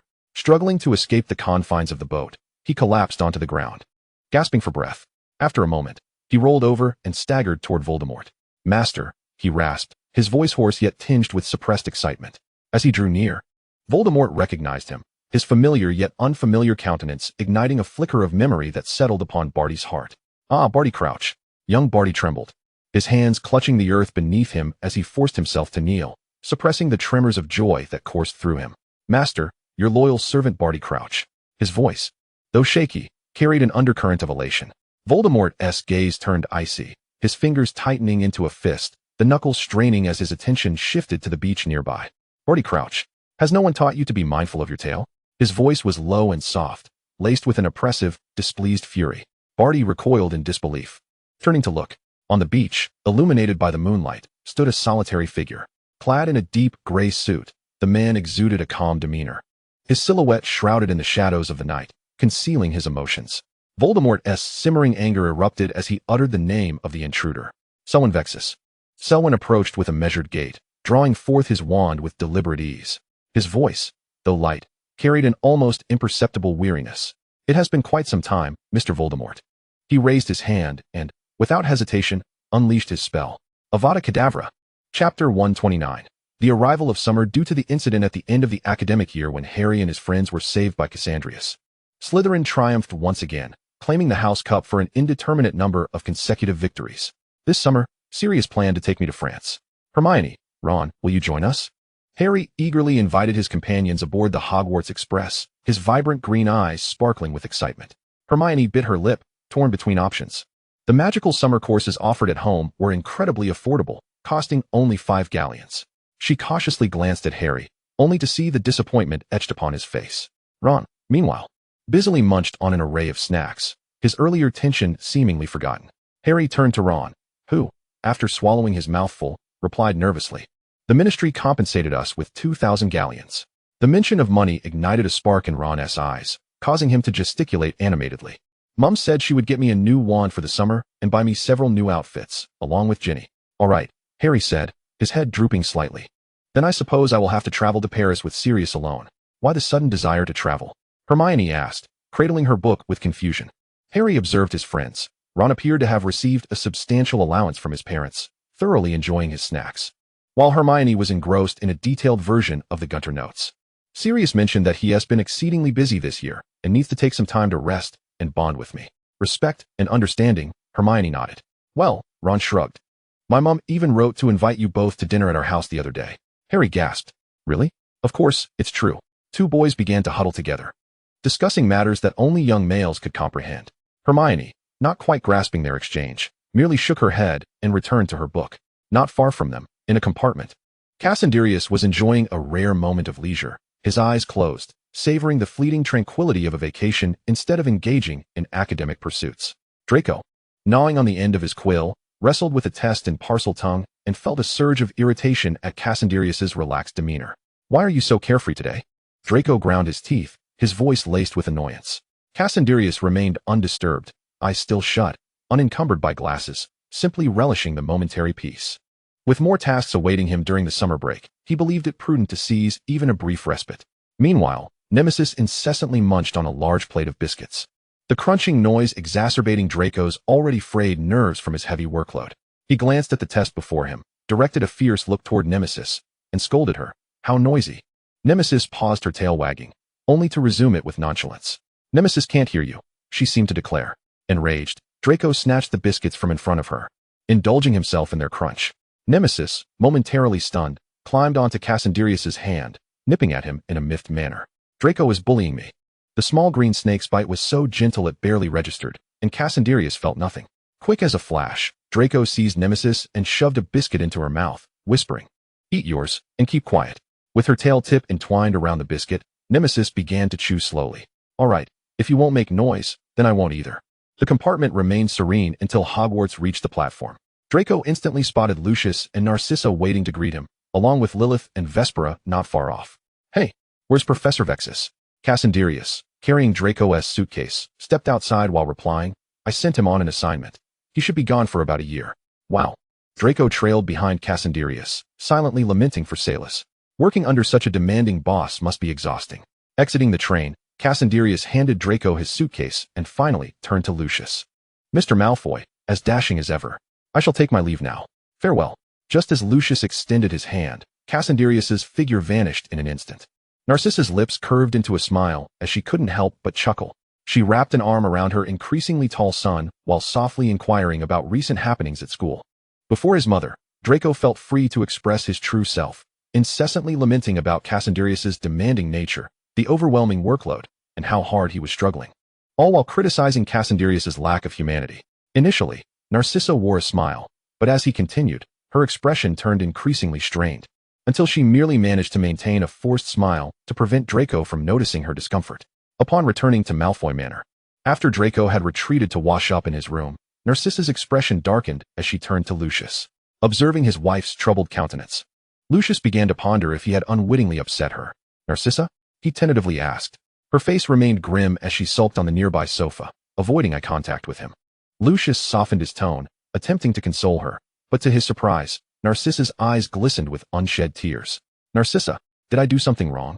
Panic surged through him as he knelt, gazing into her sorrow-laden, pleading gray-blue eyes. Narcissa wiped away a tear from the corner of her eye, feeling vexed by Lucius's piercing gaze. Irritated, she pushed his cheek away. Lucius, however, cheekily rubbed his well-maintained face against her palm. Narcissa, despite her growing irritation, couldn't help but caress his cheek, yet her agitation deepened. Lucius grasped Narcissa's hand and sat beside her, enveloping her in his embrace. "I'm sorry, Narcissa, but if you're upset, then I am too." His forwardness extinguished any lingering emotions within Narcissa. Cautiously, she glanced towards Draco's room before pulling Lucius into their shared chamber, carefully closing the door and casting a silencing charm. Lucius, feeling somewhat bashful, exclaimed, in broad daylight. Narcissa shot him an exasperated glare before reproaching. "Have you not noticed anything amiss with Draco?" Lucius, albeit regretfully, endeavored to recall Draco's recent behavior. His character remained quintessentially Malfoy, devoid of any notable discrepancies. In terms of appearance, he had grown taller, though he resembled Narcissa less and less, which saddened him. Perhaps it was his demeanor? Spending time with Gunter seemed to have influenced his aura somewhat. Academically, while not ranking first, he was still among the top 5, a commendable achievement befitting Lucius's son. Narcissa pinched Lucius's waist disapprovingly. He winced, giving her a pleading look. Despite her reluctance, she spoke up. "Draco seems to have developed feelings for Gunter." "Lucius?" The tall, handsome man blinked, seemingly puzzled by her words. Once comprehension dawned on him, he realized what Narcissa had just revealed. "Draco likes Gunter?" After a prolonged silence, the couple sat together, unsure of what to say. Lucius's emotions were a tangled web. He felt an urge to confide in his father. In his youth, he had been an undeniable heartthrob, even while working under the Dark Lord. But that did not mean he would hand over his son to be a pawn for the Dark Lord.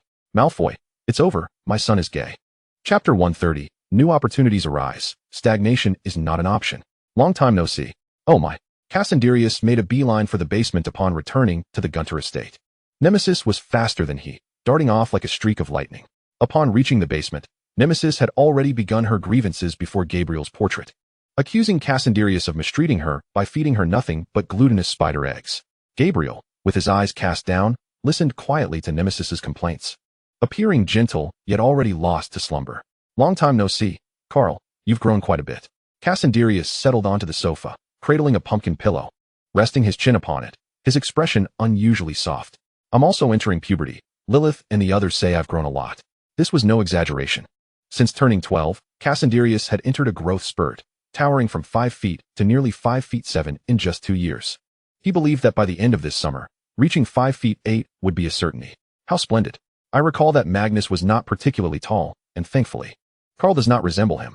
A teasing voice from Lizzie interrupted from the side, causing the image of Magnus on the opposite wall to twitch with irritation. "What am I height?" he retorted. Cassandrius, cradling a cushion, observed the playful banter among the elders, his previously furrowed brow gradually relaxing, the tension in his facial muscles dissipating. Omnida, a mere fragment of a memory within the basement portrait, stood in stark contrast to the vibrant life reflected in the other images. His essence offered little assistance to Cassandrius. Yet, Cassandrius was unconcerned. "Carl, do you have any plans for the summer? Would you care to travel?" Omnida inquired softly amidst the jovial chaos of the elderess antics. Cassandrius lifted his gaze to meet the portrait across from him. The young man depicted therein possessed striking features, with tousled, golden hair and soft, misty blue eyes gazing kindly back at him. "Alas," Cassandrius said, a rueful smile tugging at his lips, "it appears my summer will not afford me much leisure for travel." This summer, Cassandrius had a schedule that, while not overly packed, was undeniably significant. He would be home for a mere 3 days before he must journey to London to inspect the holdings of the Omnigrove Consortium and meet with several promising subordinates. Additionally, he had an invitation from Numengard, and he needed to schedule his studies on Animagus transformation. Before all that, he also intended to pay a visit to Slughorn.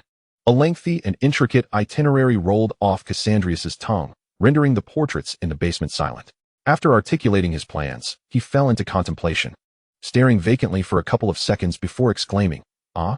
He ruffled his hair, the white strands dancing with his motion. Moreover, there were several indispensable soirees to attend during the summer, as had been conveyed to him by Lilith and Vespera the previous night. By tallying it all up, it appeared that these 3 days might be the only remaining moments of freedom he would enjoy during the summer. Brant clicked his tongue. "Carl, you really need not exert yourself so. Gunter is not solely reliant on you." He quickly clamped a hand over his mouth, realizing his blunder. Lizzie had stealthily slipped into Brant's portrait, her hands resting menacingly upon his shoulders as she threatened in a voice that was both gentle and malicious, "Brant, will your mouth ever learn to be prudent?" Hephaestus, his teeth grinding audibly, clenched his fists, producing a sharp crackle. Although he had met an embarrassing end as an alchemist, it did not imply that he was defenseless. Indeed, Hephaestus had once been a renowned master of forging. Several individuals had already covered Brant's mouth, preparing to administer a deserved reprimand. Cassandrius watched this scene unfold with amusement. His rivalry with Voldemort had long since escalated to a point of no return. Even without the incidents from their first year, Voldemort's very existence posed a significant threat to him.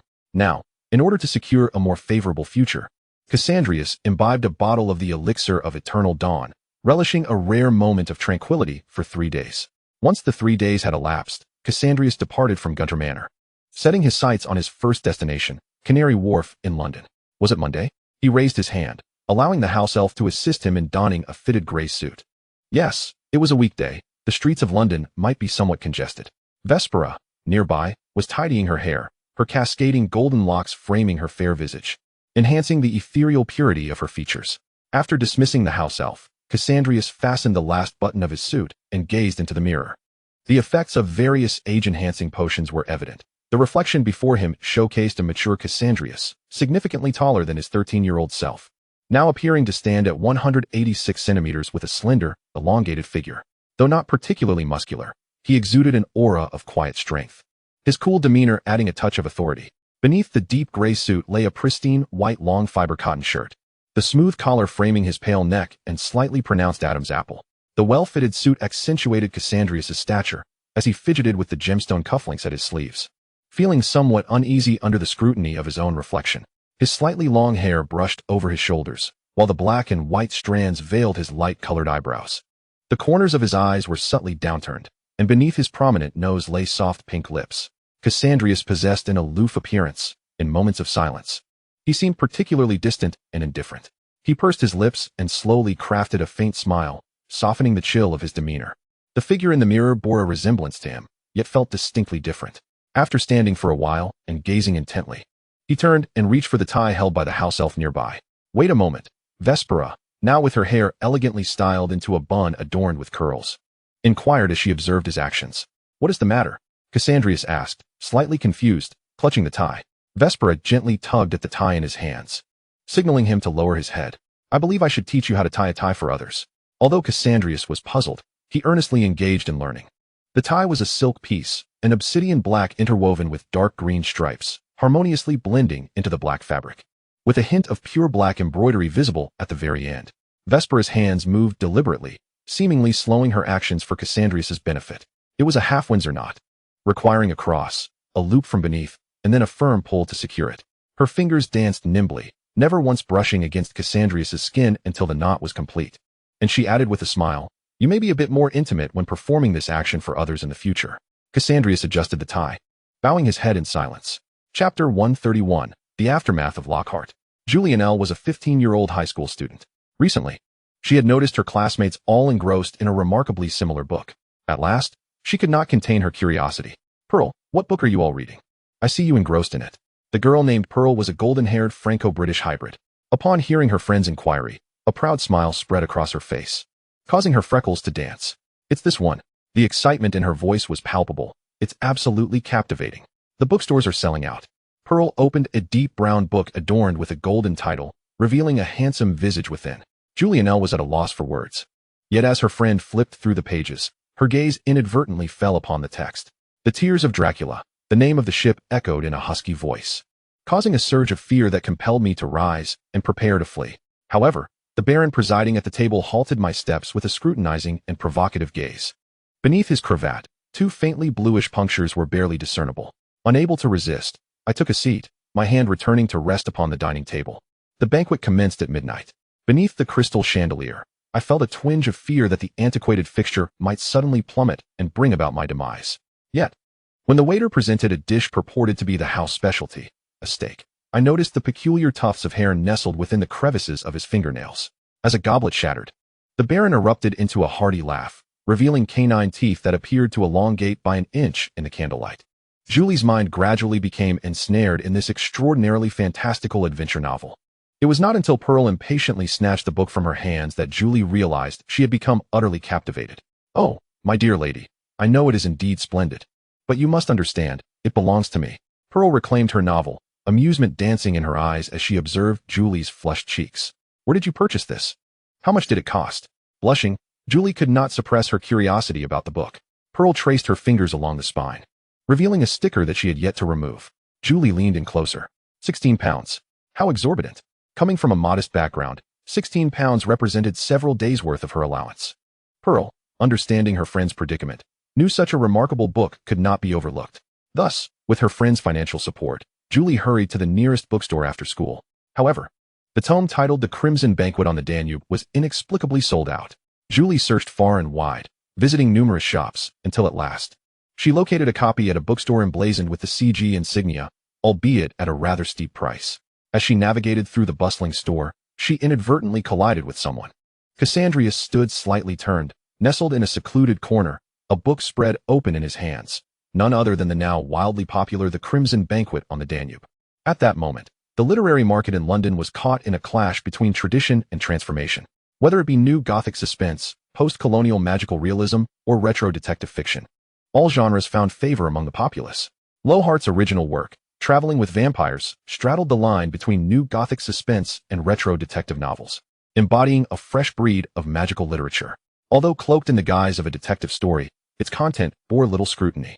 Nevertheless, this served as the starting point for Cassandrius to tentatively gauge the tastes of the general public. Regardless of whether the novel would become a bestseller or a flop, Cassandrius intended to gradually unveil the other sibling works of this novel in Britain. After purchasing the book, Cassandrius departed the store, only to be taken aback by the sight of two familiar figures not far away, feeling as though the world had shrunk.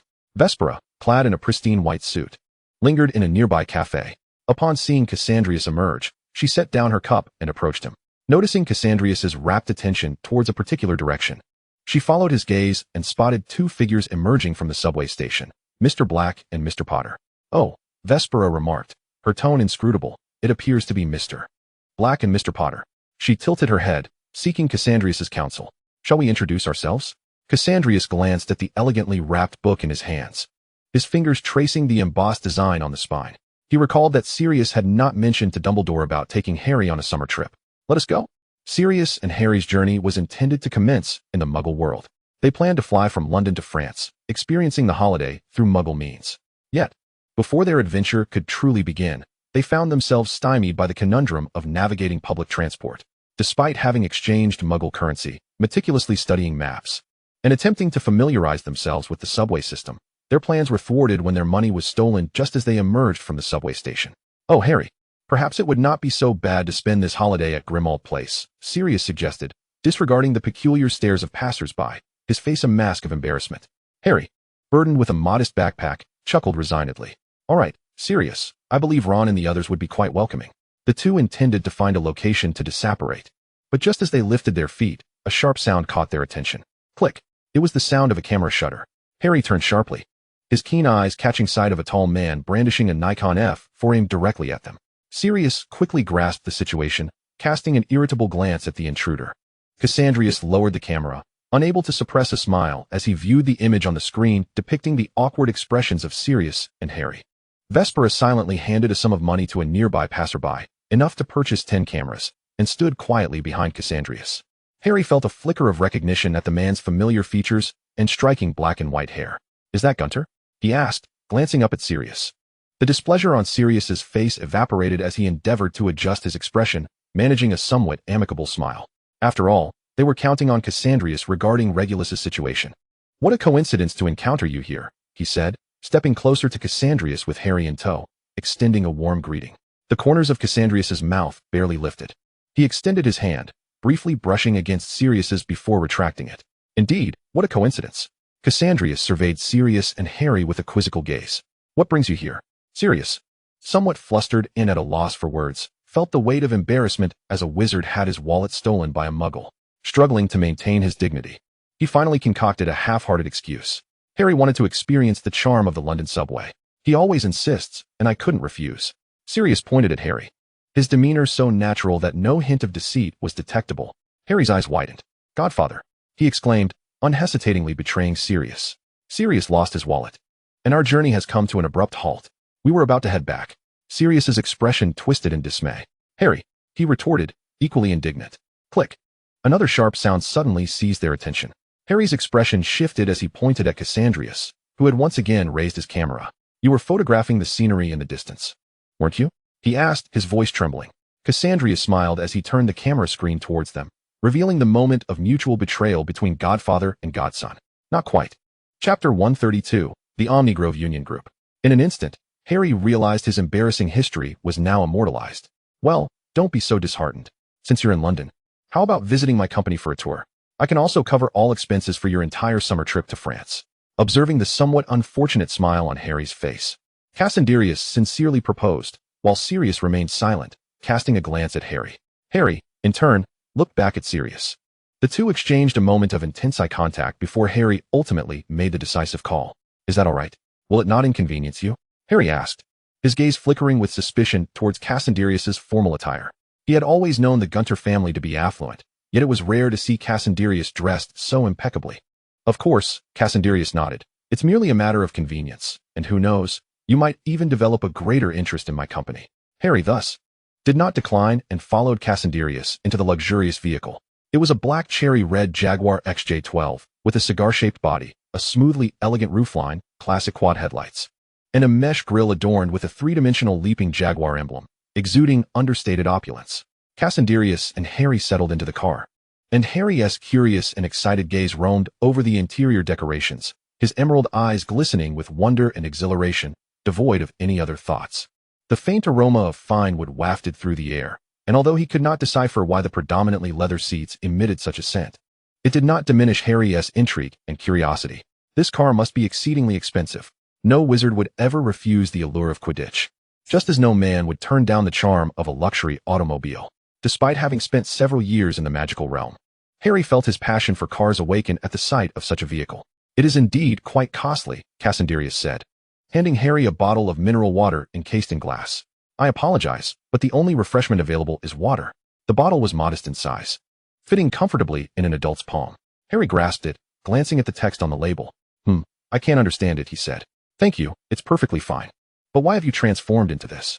Harry gestured towards Cassandrius's appearance, his eyes betraying an uncontainable curiosity and a hint of envy. "It's an aging potion," Cassandrius willingly explained to Harry. "I have some matters to attend to here during the summer." Harry's eyes widened in surprise at this revelation, and gathering his courage, he ventured, "But what about the secrecy laws?" Cassandrius crossed his legs and leaned back, fiddling with the cufflinks of his shirt, and turned to scrutinize Harry for a brief moment. Just as Harry anticipated Cassandrius might say something, a smile suddenly broke across his face. "Have you only just realized this? Harry, you are now my accomplice." Harry was momentarily taken aback, followed by disbelief and astonishment. He had clamped his mouth shut halfway through a thought about the Ministry of Magic. After all, the image of ministry officials treating Cassandrius with utmost deference at Hogwarts before the summer break was still fresh in his mind. Thus, It seemed the secrecy laws truly held little power over him. Yet, Harry remained puzzled, furrowing his brow with confusion. Cassandrius deemed it unnecessary to elaborate further. But understanding the inquisitive nature of a teenager, especially a Gryffindor prone to digging deeper, he knew he had to tread carefully. Due to the scarcity of wizards, coupled with numerous economic constraints, many ventures have stagnated, Cassandrius sighed, appearing genuinely troubled for the future of the magical community. Last summer, sales of the Resonance Compass launched by Omnigrove have plateaued, leaving no room for growth. Without a new market, many enterprises under the Gunter banner may face extinction. Cassandrius spoke nothing but the truth, prompting Harry to quell his curiosity. After all, having spent so many years living under his aunt's roof, he had learned to read people's expressions. They continued their conversation, seemingly oblivious to the driver in the front seat. Meanwhile, in another vehicle, Vespera poured Sirius a double-strength iced Americano. Sirius, caught off guard, grimaced at the first sip of the bitter brew, struggling to suppress the acrid taste in his throat. He felt as though his very throat was being corroded by the coffee. Vespera, smiling, offered him a bottle of mineral water. After gulping down several swigs to combat the bitterness, Sirius felt somewhat revived. He cast a complex glance at the cup of dark liquid he had barely touched, his body instinctively rebelling against it. "You wealthy folks are truly different. Even drinking seems a form of torture," he remarked. Vespera elegantly arranged the items before her and replied with a smile. "I recall your name is Black, is it not? In truth, we are not so different." "Indeed, indeed." Sirius recalled the most dreadful coffee he had ever tasted in his youth, concluding that the drink he had just tried surpassed it in distaste. "Forget it, it matters not. Speak, what is your purpose?" he said, his hands gesturing in resignation as he leaned back. Vespera lowered her head to conceal her smirk, then raised it again, resuming her composed demeanor. "Mr. Black, you jest. Not every endeavor in this world requires a purpose to be accomplished." Sirius pursed his lips, neither affirming nor denying her statement. The headquarters of the Omnigrove United Group was situated beside Canary Wharf, adjacent to the Thames River port, close to the emerging entertainment industry in East London. Surrounded by numerous theaters and hotels, the facade of the Omnigrove Group was a highly modernized glass and steel structure. Yet beneath this edifice lay a hidden establishment reminiscent of the Leaky Cauldron, accessible only to insiders. Once both vehicles parked in the garage, the group ascended the elevator to the top floor. The Omnigrove United Group spanned 40 stories, not the tallest in Canary Wharf, but certainly eye-catching. As Harry stood in the elevator, gazing down at the shrinking city below, an inexplicable surge of ambition welled within him. Perhaps this was the sensation of humanity conquering the heights. On the topmost floor of the Omnigrove United Group, wizards filled the corridors, and Harry, intrigued, scanned his surroundings, noting the hurried figures and suits. Had it not been for Cassandrius's revelation, he would never have guessed these individuals were wizards. "Mr. Gunter." Suddenly, a cold male voice from nearby drew Harry's attention. Cassandrius shook hands with an excited young man, then turned to introduce him to Sirius. "This is Colton Welfare, a graduate of Hogwarts and a fellow Gryffindor." Colton smiled as he shook Sirius's hand. "Hello, Mr. Black. I have read about your exploits in the Daily Prophet. Truly brave and fearless." Sirius, momentarily channeling the etiquette he had abandoned years ago, offered a businesslike smile in return. Indeed, those years in Azkaban were rather challenging. While the adults engaged in conversation, Harry wandered curiously around the 40th floor. He saw numerous transparent offices, some occupied, others vacant. After a brief glance, he intended to move on when his peripheral vision caught sight of a familiar figure. "Percy?" Chapter 133, The Gathering of Interests. It seemed as though a familiar voice had been heard, causing the figure within to pause abruptly before turning around, revealing a pallid yet handsome face. "Harry!" Percy exclaimed, taken aback.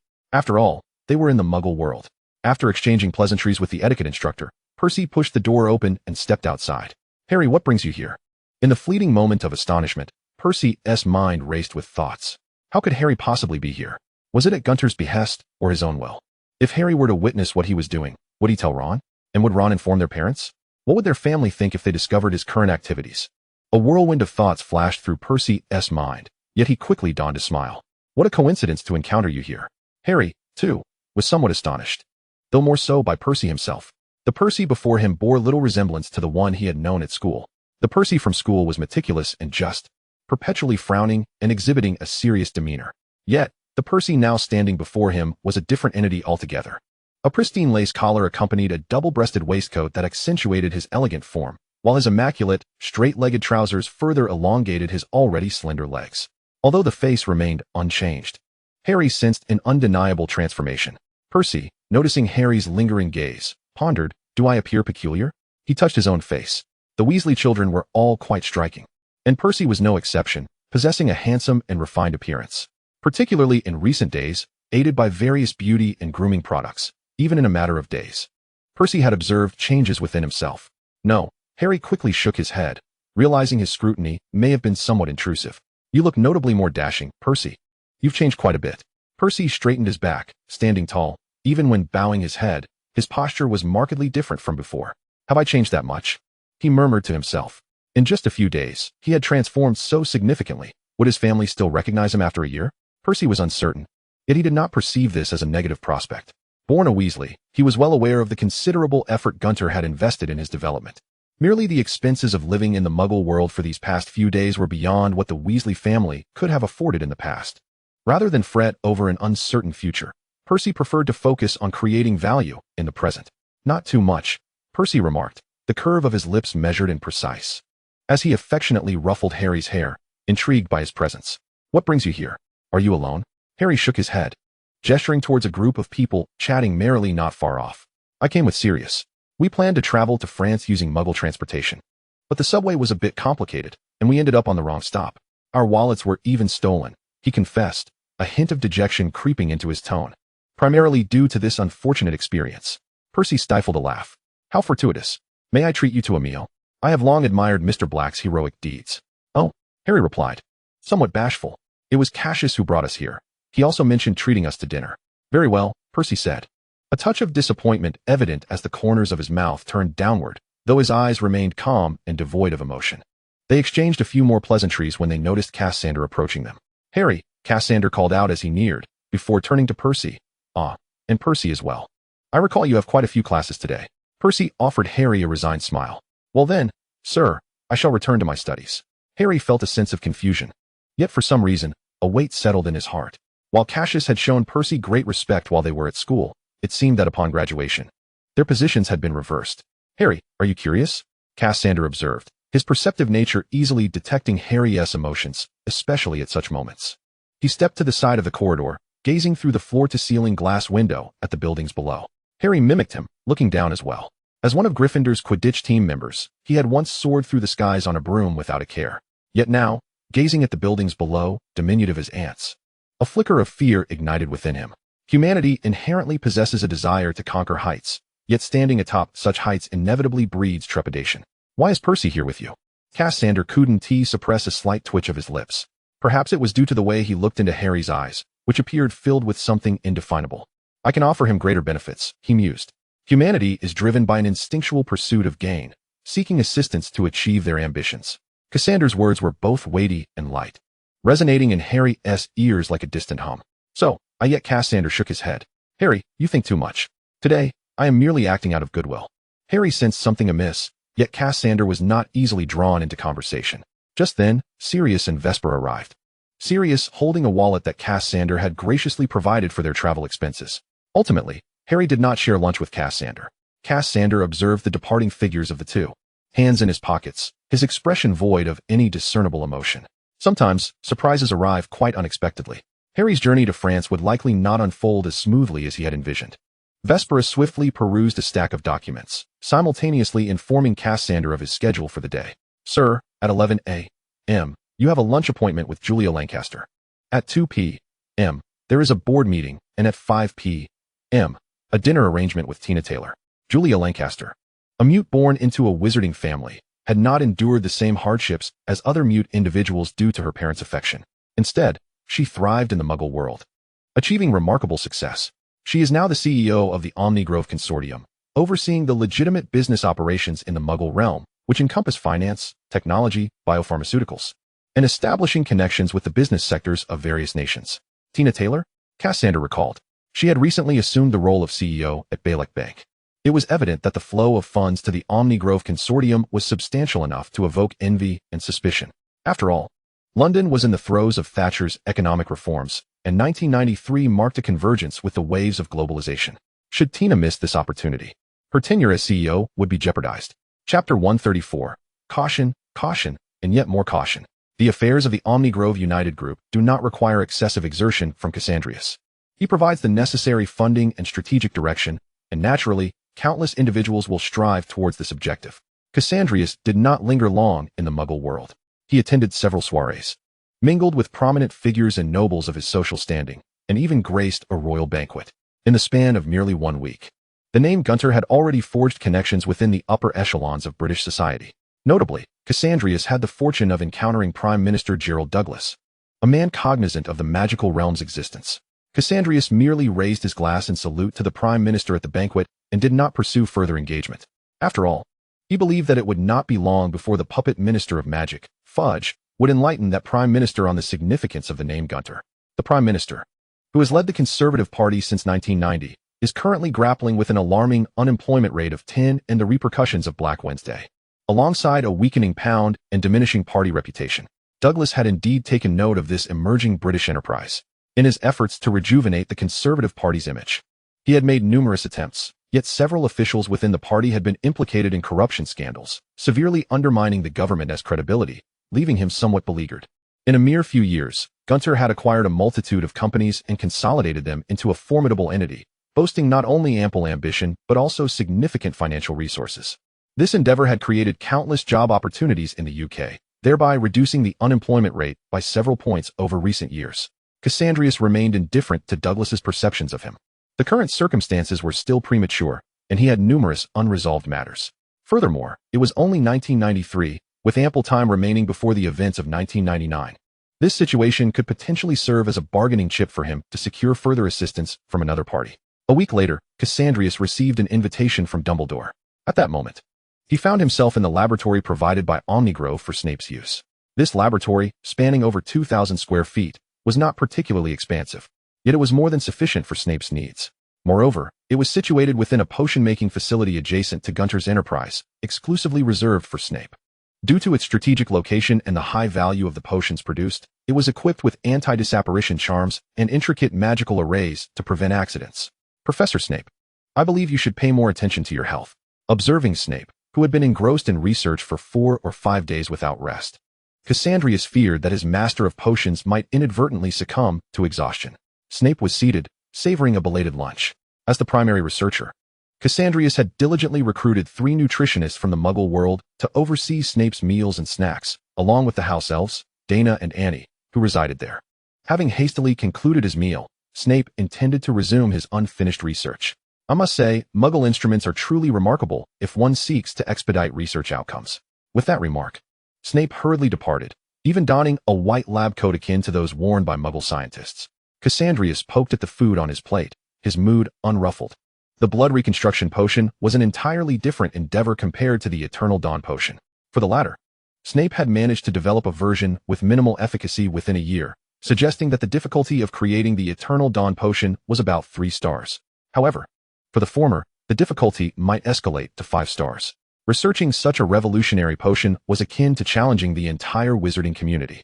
Thus, for Snape's safety, this laboratory was situated underground, fortified with stringent security measures, and all food deliveries were conducted by the house elves of Gunter Manor. At the very least, it was safer than Hogwarts. It was at this moment that Dumbledore's invitation arrived. This centenarian was far more adept in the use of resonance compasses than 90% of the magical community. Fizzing Whizbee, Bardsley Island, come quickly, wink. Such haste? Cassandrius marveled at Dumbledore's swiftness. How long has it been? It was only fitting to regard him as the greatest white wizard of this century. Bardsley Island was an upscale residential area, replete with numerous fine dining establishments and theaters.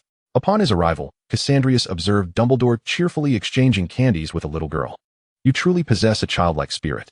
Dumbledore popped a candy into his mouth, relishing the distinct flavor and sweetness that differed from wizarding treats, and smiled at Cassandrius.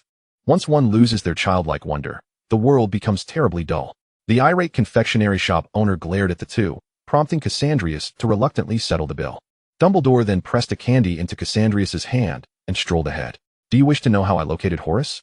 Cassandrius leisurely tucked the candy away and squinted at the elderly wizard ahead. A widespread human presence charm. Would that not alert him? Dumbledore slowed his pace, his tone seemingly reflective. I knew that there was nothing in the ministry that you were unaware of. You jest. Your entrance into the ministry was so conspicuous that I hardly needed anyone to inform me, Cassandrius replied, bemused by Dumbledore's instinctive probing. Although their current goals aligned, Dumbledore's inquiries felt rather passive, an instinct he had long since grown accustomed to. My apologies, my apologies. Dumbledore acknowledged his intrusion with a smile, exhibiting no remorse. One grows accustomed to certain habits in old age. Very well, how did you find him? Cassandrius capitulated. Dumbledore's eyes twinkled with satisfaction, his beard quivering with his movements. First, I searched for his entry and exit records at the ministry, then inquired with the Hogwarts house elves, who informed me that Horace had procured a substantial quantity of jackfruit preserves and dragon blood. Lucius was kind enough to provide me with the supplier's location, allowing me to obtain Horace's dragon blood purchase records. Horace is exceedingly cautious, to the point of forgetting that owls can speak. As they conversed, the two halted. Not far ahead lay an ordinary coastal town, famous for its seaside retirement home. Shall we not enter? Cassandrius inquired, looking up. Dumbledore chose a stone bench to sit upon and shook his head. Horace is cautious. Visiting during the day might rouse him, and there are too many people. Waiting until midnight would be far more prudent. Cassandrius maintained his composure as he sat beside Dumbledore, growing increasingly intrigued. So, you summoned me early to settle the bill? Dumbledore blinked innocently. No, I merely thought you might enjoy the local delicacies. Chapter 135, Slughorn. Fortunately, Dumbledore was not entirely inconsiderate. They strolled through the nearby food street, indulging in Muggle cuisine before sitting down to discuss magic for the better part of the day. Your mastery of transfiguration has reached remarkable heights. I would venture to say that the majority of Hogwarts graduates pale in comparison to you.